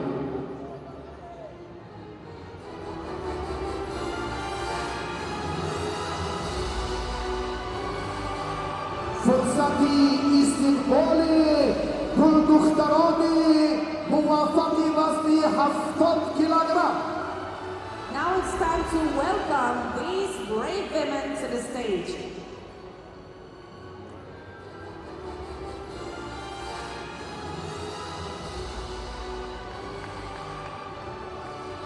Мадузинаи ифтихори Юлия Гребеношка аз Украина ва Мондоколова Алина аз Киргизистон шахадиёб шуданд.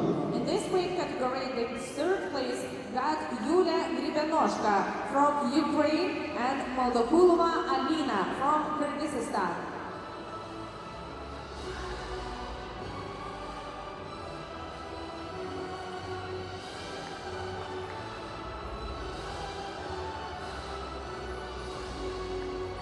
مقامی دویومی افتخاری با پروکاپنکا آلنا نماینده فدراسیون روسیه نصیب شد. The second place, Prokopenko Alena, Russia Federation. کامیلا بادورова از فدراسیون روسیه برنده مدالی کیلو معرفی شد. And the champion, Kamila Badurova, Russia Federation.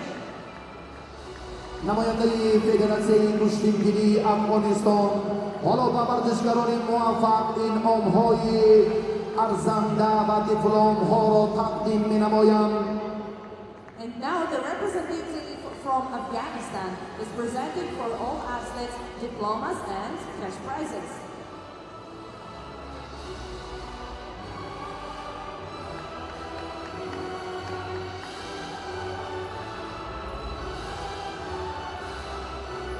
اکنون به خاطر موفقیت کامیلا بادورова سرودی فدراسیون روسیه صدا می‌دهد. Sounds the anthem of Russian Federation.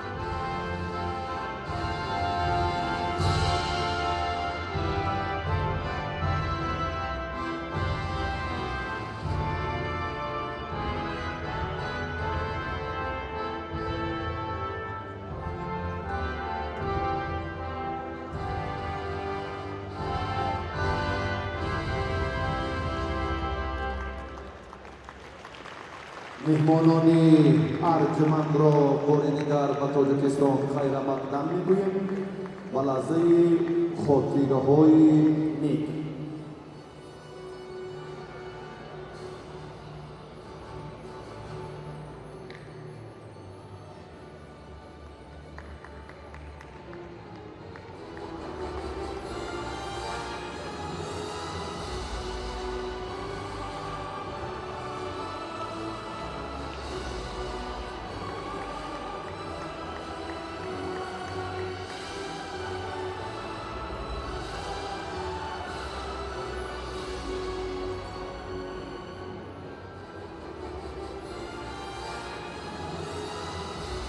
سلامت و موفق باشید.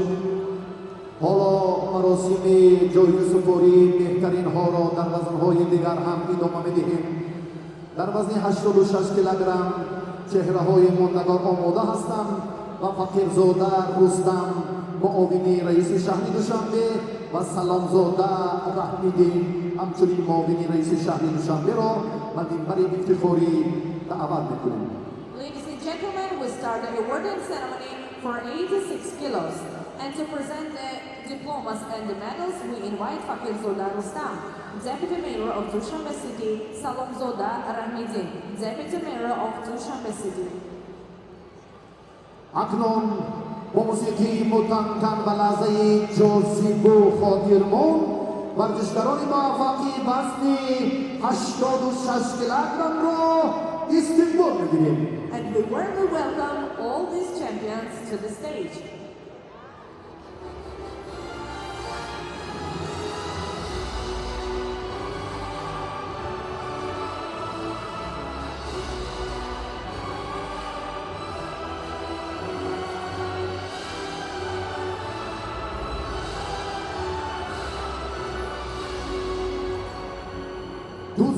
افتخاری رو در این وزن مدال های برنزی رو در نظر داریم.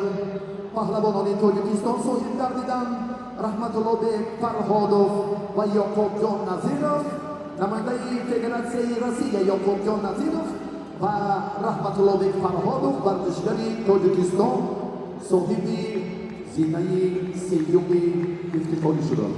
The third place or under 86 kilos got Rahmatullah Beg Farhodov from Tajikistan and Yaqubjon Nazirov from Russia Federation. قهرمان جهان در رشته گوشتگیری در سال 2024 حقنظر نظرov با جای دوم سزاوار گشت. The second place got Haknazar Nazarov from Republic of Tajikistan. احرار زیاداللایف ورزشکاری کشوری همجواری ما از ازبکستان برنده مدال طلا معرفی می شود.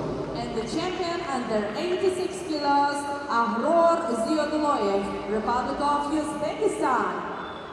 این چهره ها و دیپلم و مکافات های پولی از جانب کمیته تدارکات قدردانی می گردند.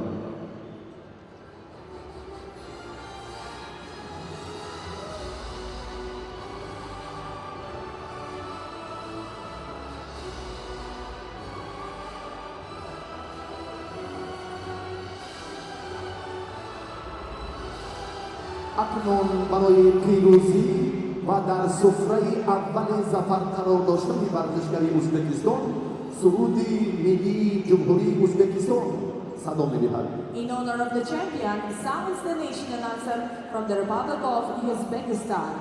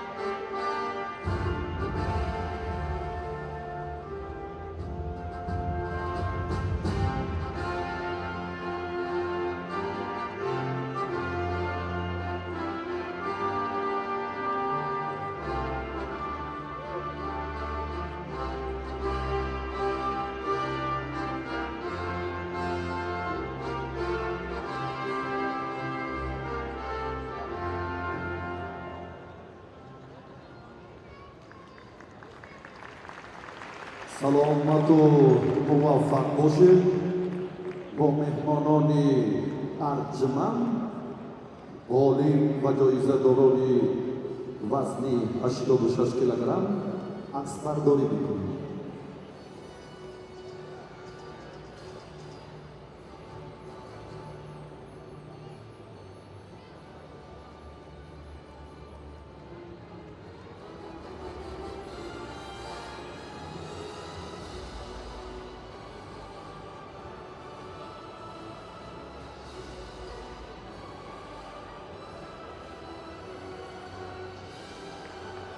سعادتمند و موفق باشید. برای سپردن انعام و تحفه‌های ارزنده وزنی از همه سنگین، حالا نایب رئیس فدراسیون کشتیگیری تاجیکستان قدرتالله اشورov و جایزه‌دار مدال برنزی بازی‌های المپیک پاریس 2024 تیمور رحیمov را دعوت می‌کنم. Ladies and gentlemen, it's time for the awarding ceremony, plus 86 kilos. To award the medals and diplomas, we invite Ashurov Kudratullah, the Deputy Chairman of the Gushtengiri Federation, and Timur Rahimov, the champion of 2024 Olympic Games. اکنون ورزشکاران موفق وزن سنگین را استقبال می‌کنیم. And now we warmly ask for all champions come to the stage.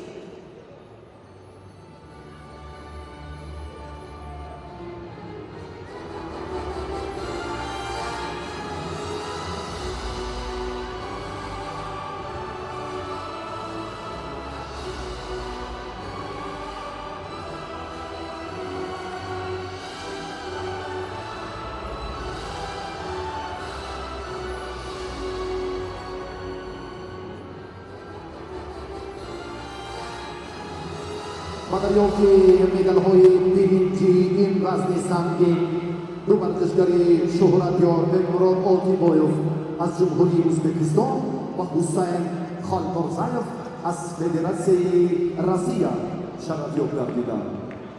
In this weight category, the third place got Murod Altiboyev from Uzbekistan, Hussein Khalmurzayev from Russia Federation.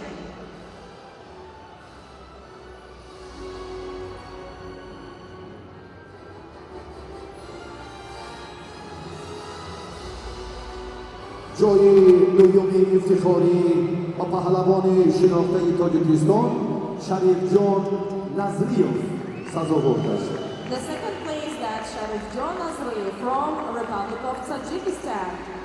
شاهرخ خان بختیاروف ورزشکاری گرانوزن کشور همجوار ما از ازبکستان برنده میدان طلا شد.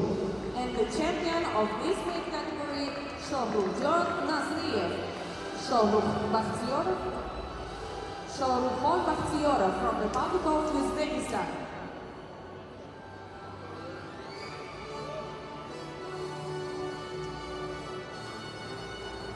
نایب پرزیدنت فدراسیون گوشتنگیری تاجیکستان حالا مقالبان مکافات‌های پولی را تقدیم می‌دارد.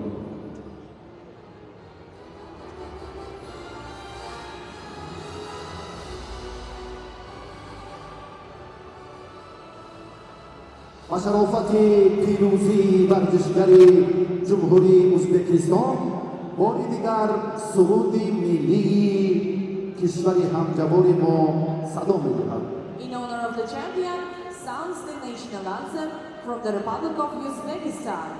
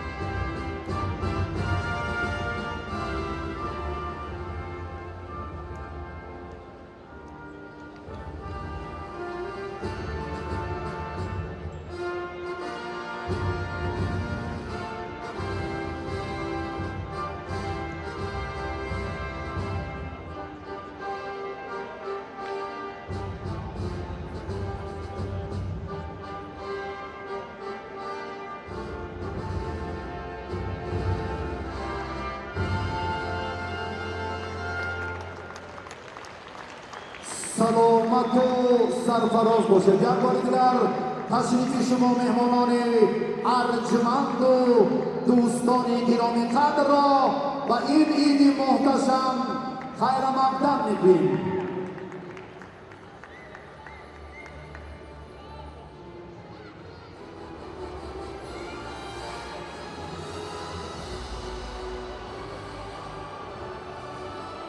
سلامت باشد. و از روی نتایج رقابت‌های انفرادی مرحله نهایی منتخب گوشتنگری تاجیکستان با افضلیت بیشتر برنده مقام اول شد. از سرمربی منتخب گوشتنگری تاجیکستان خورشید امیدالله خواهش می‌کنیم که جایش را در این سفره ظفر اشغال نماید. کاتبی گنرالی فدراسیون گوشتنگری تاجیکستان عبدالله سعید خواجایف و دسته موفقی هفتمین مسابقه بین المللی گوشتنگری برای دریافت جام رئیس شهر دوشنبه تحفه و انعام‌ها را تقدیم می‌نمایم.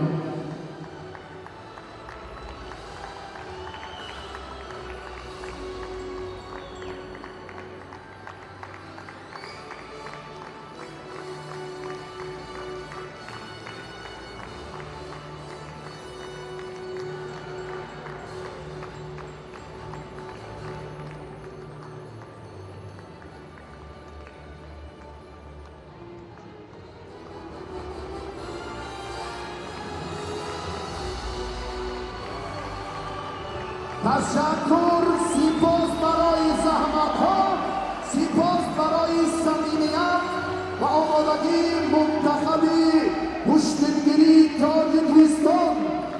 سلامت باشید و احساسات‌های زیادی ما و شما اکنون حل خود را می‌یابند.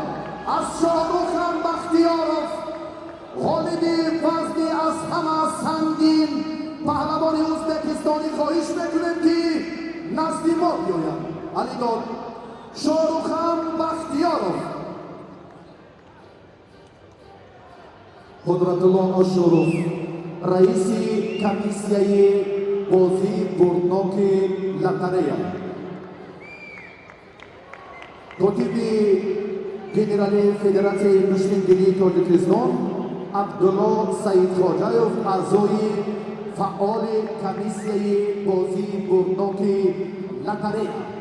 و بیاید یک چهره ماندگار دیگر تیمور رحیمov اعضای کمیسیه بازی بردناک لاتاریا. 3 نفر شخصی برآمد و ارزنده. بختیارov شاهرخ خان. اما این عزیزی ازبکستانی تقدیری نفر طالب بلند را حل و فصل می‌سازد. پربند را دور می‌دیم. انا همین ترتیب، انا همین دور.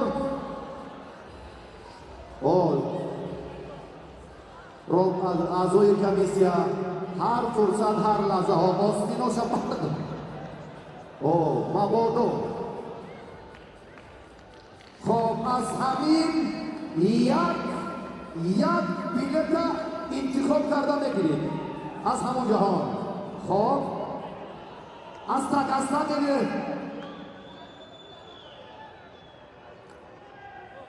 خب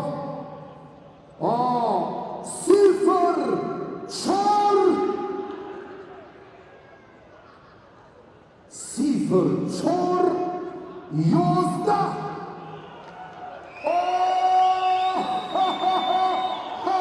کیایی بچه‌ای میانه احساس بین 0-4-11.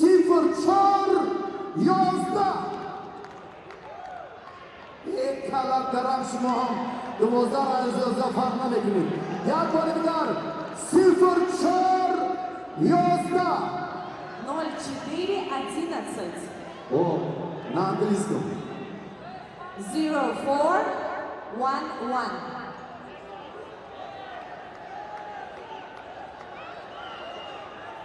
Есть? خب رئیس کمیسیا اعضای کمیسیا 1 دقیقه فرصت داریم برای معرفی و انتظاری 0-4-11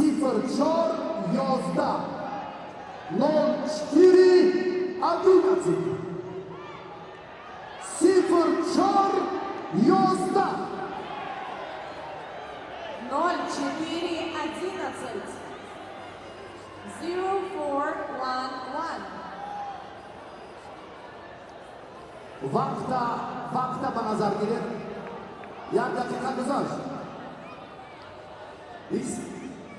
20 ثانیه دیگر یک بار دیگر همه شما رو خیر مقدم می‌بینیم.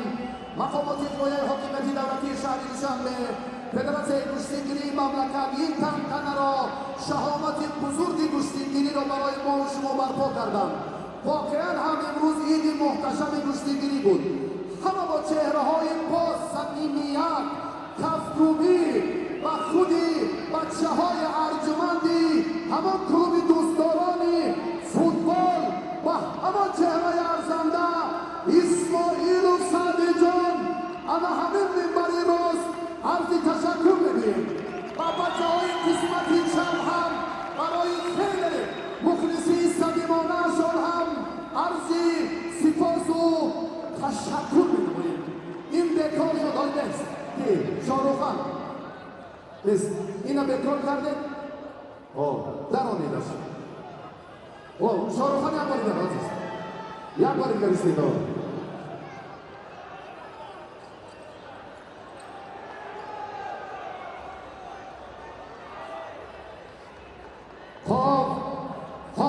ای اون کی دیل از اون کی دیل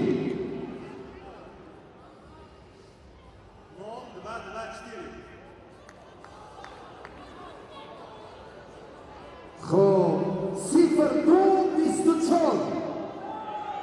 0-2-24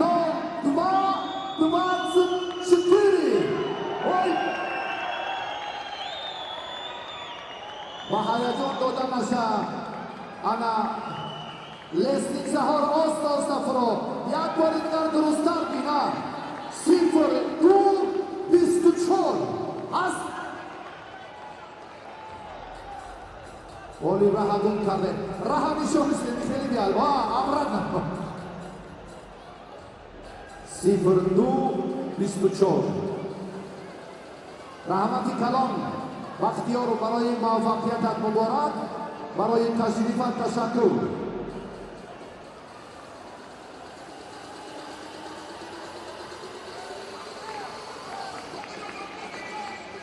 بازی بردنوکی لطره تنها یک نفر تنها یک طالب بلند را میتواند معرفی کند.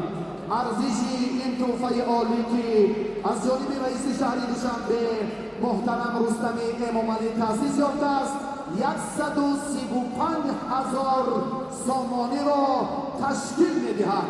سرمربی منتخب کشتیگیری ازبکستان شما را خیر مقدم میگوییم.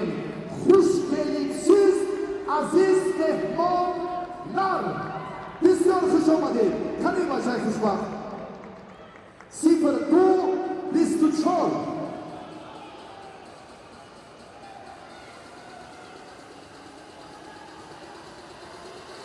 این راه گم کرد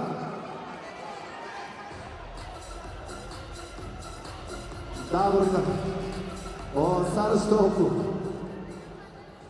خواهش میکنم یک بار دیگر زودتر بیایید. دیر کرده یک دقیقه گذرد اگر یک دقیقه گذرد کاری این بچه طالب بلند آمد نکند و راه پیدا سازد استقبالش میگیره.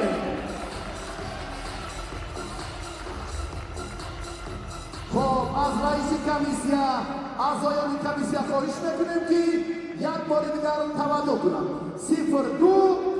0-2-24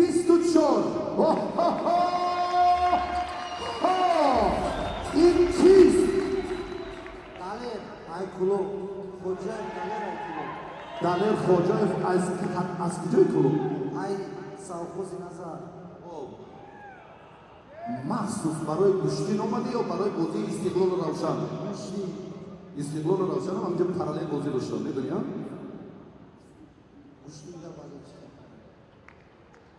саломат бошед. Шарифа мухлисӣ кардӣ, бачаҳоро ҳамаша мухлисӣ кардӣ.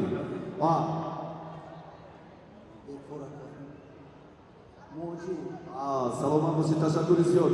Сипоси беадад. ҳоло калиди автомашинаи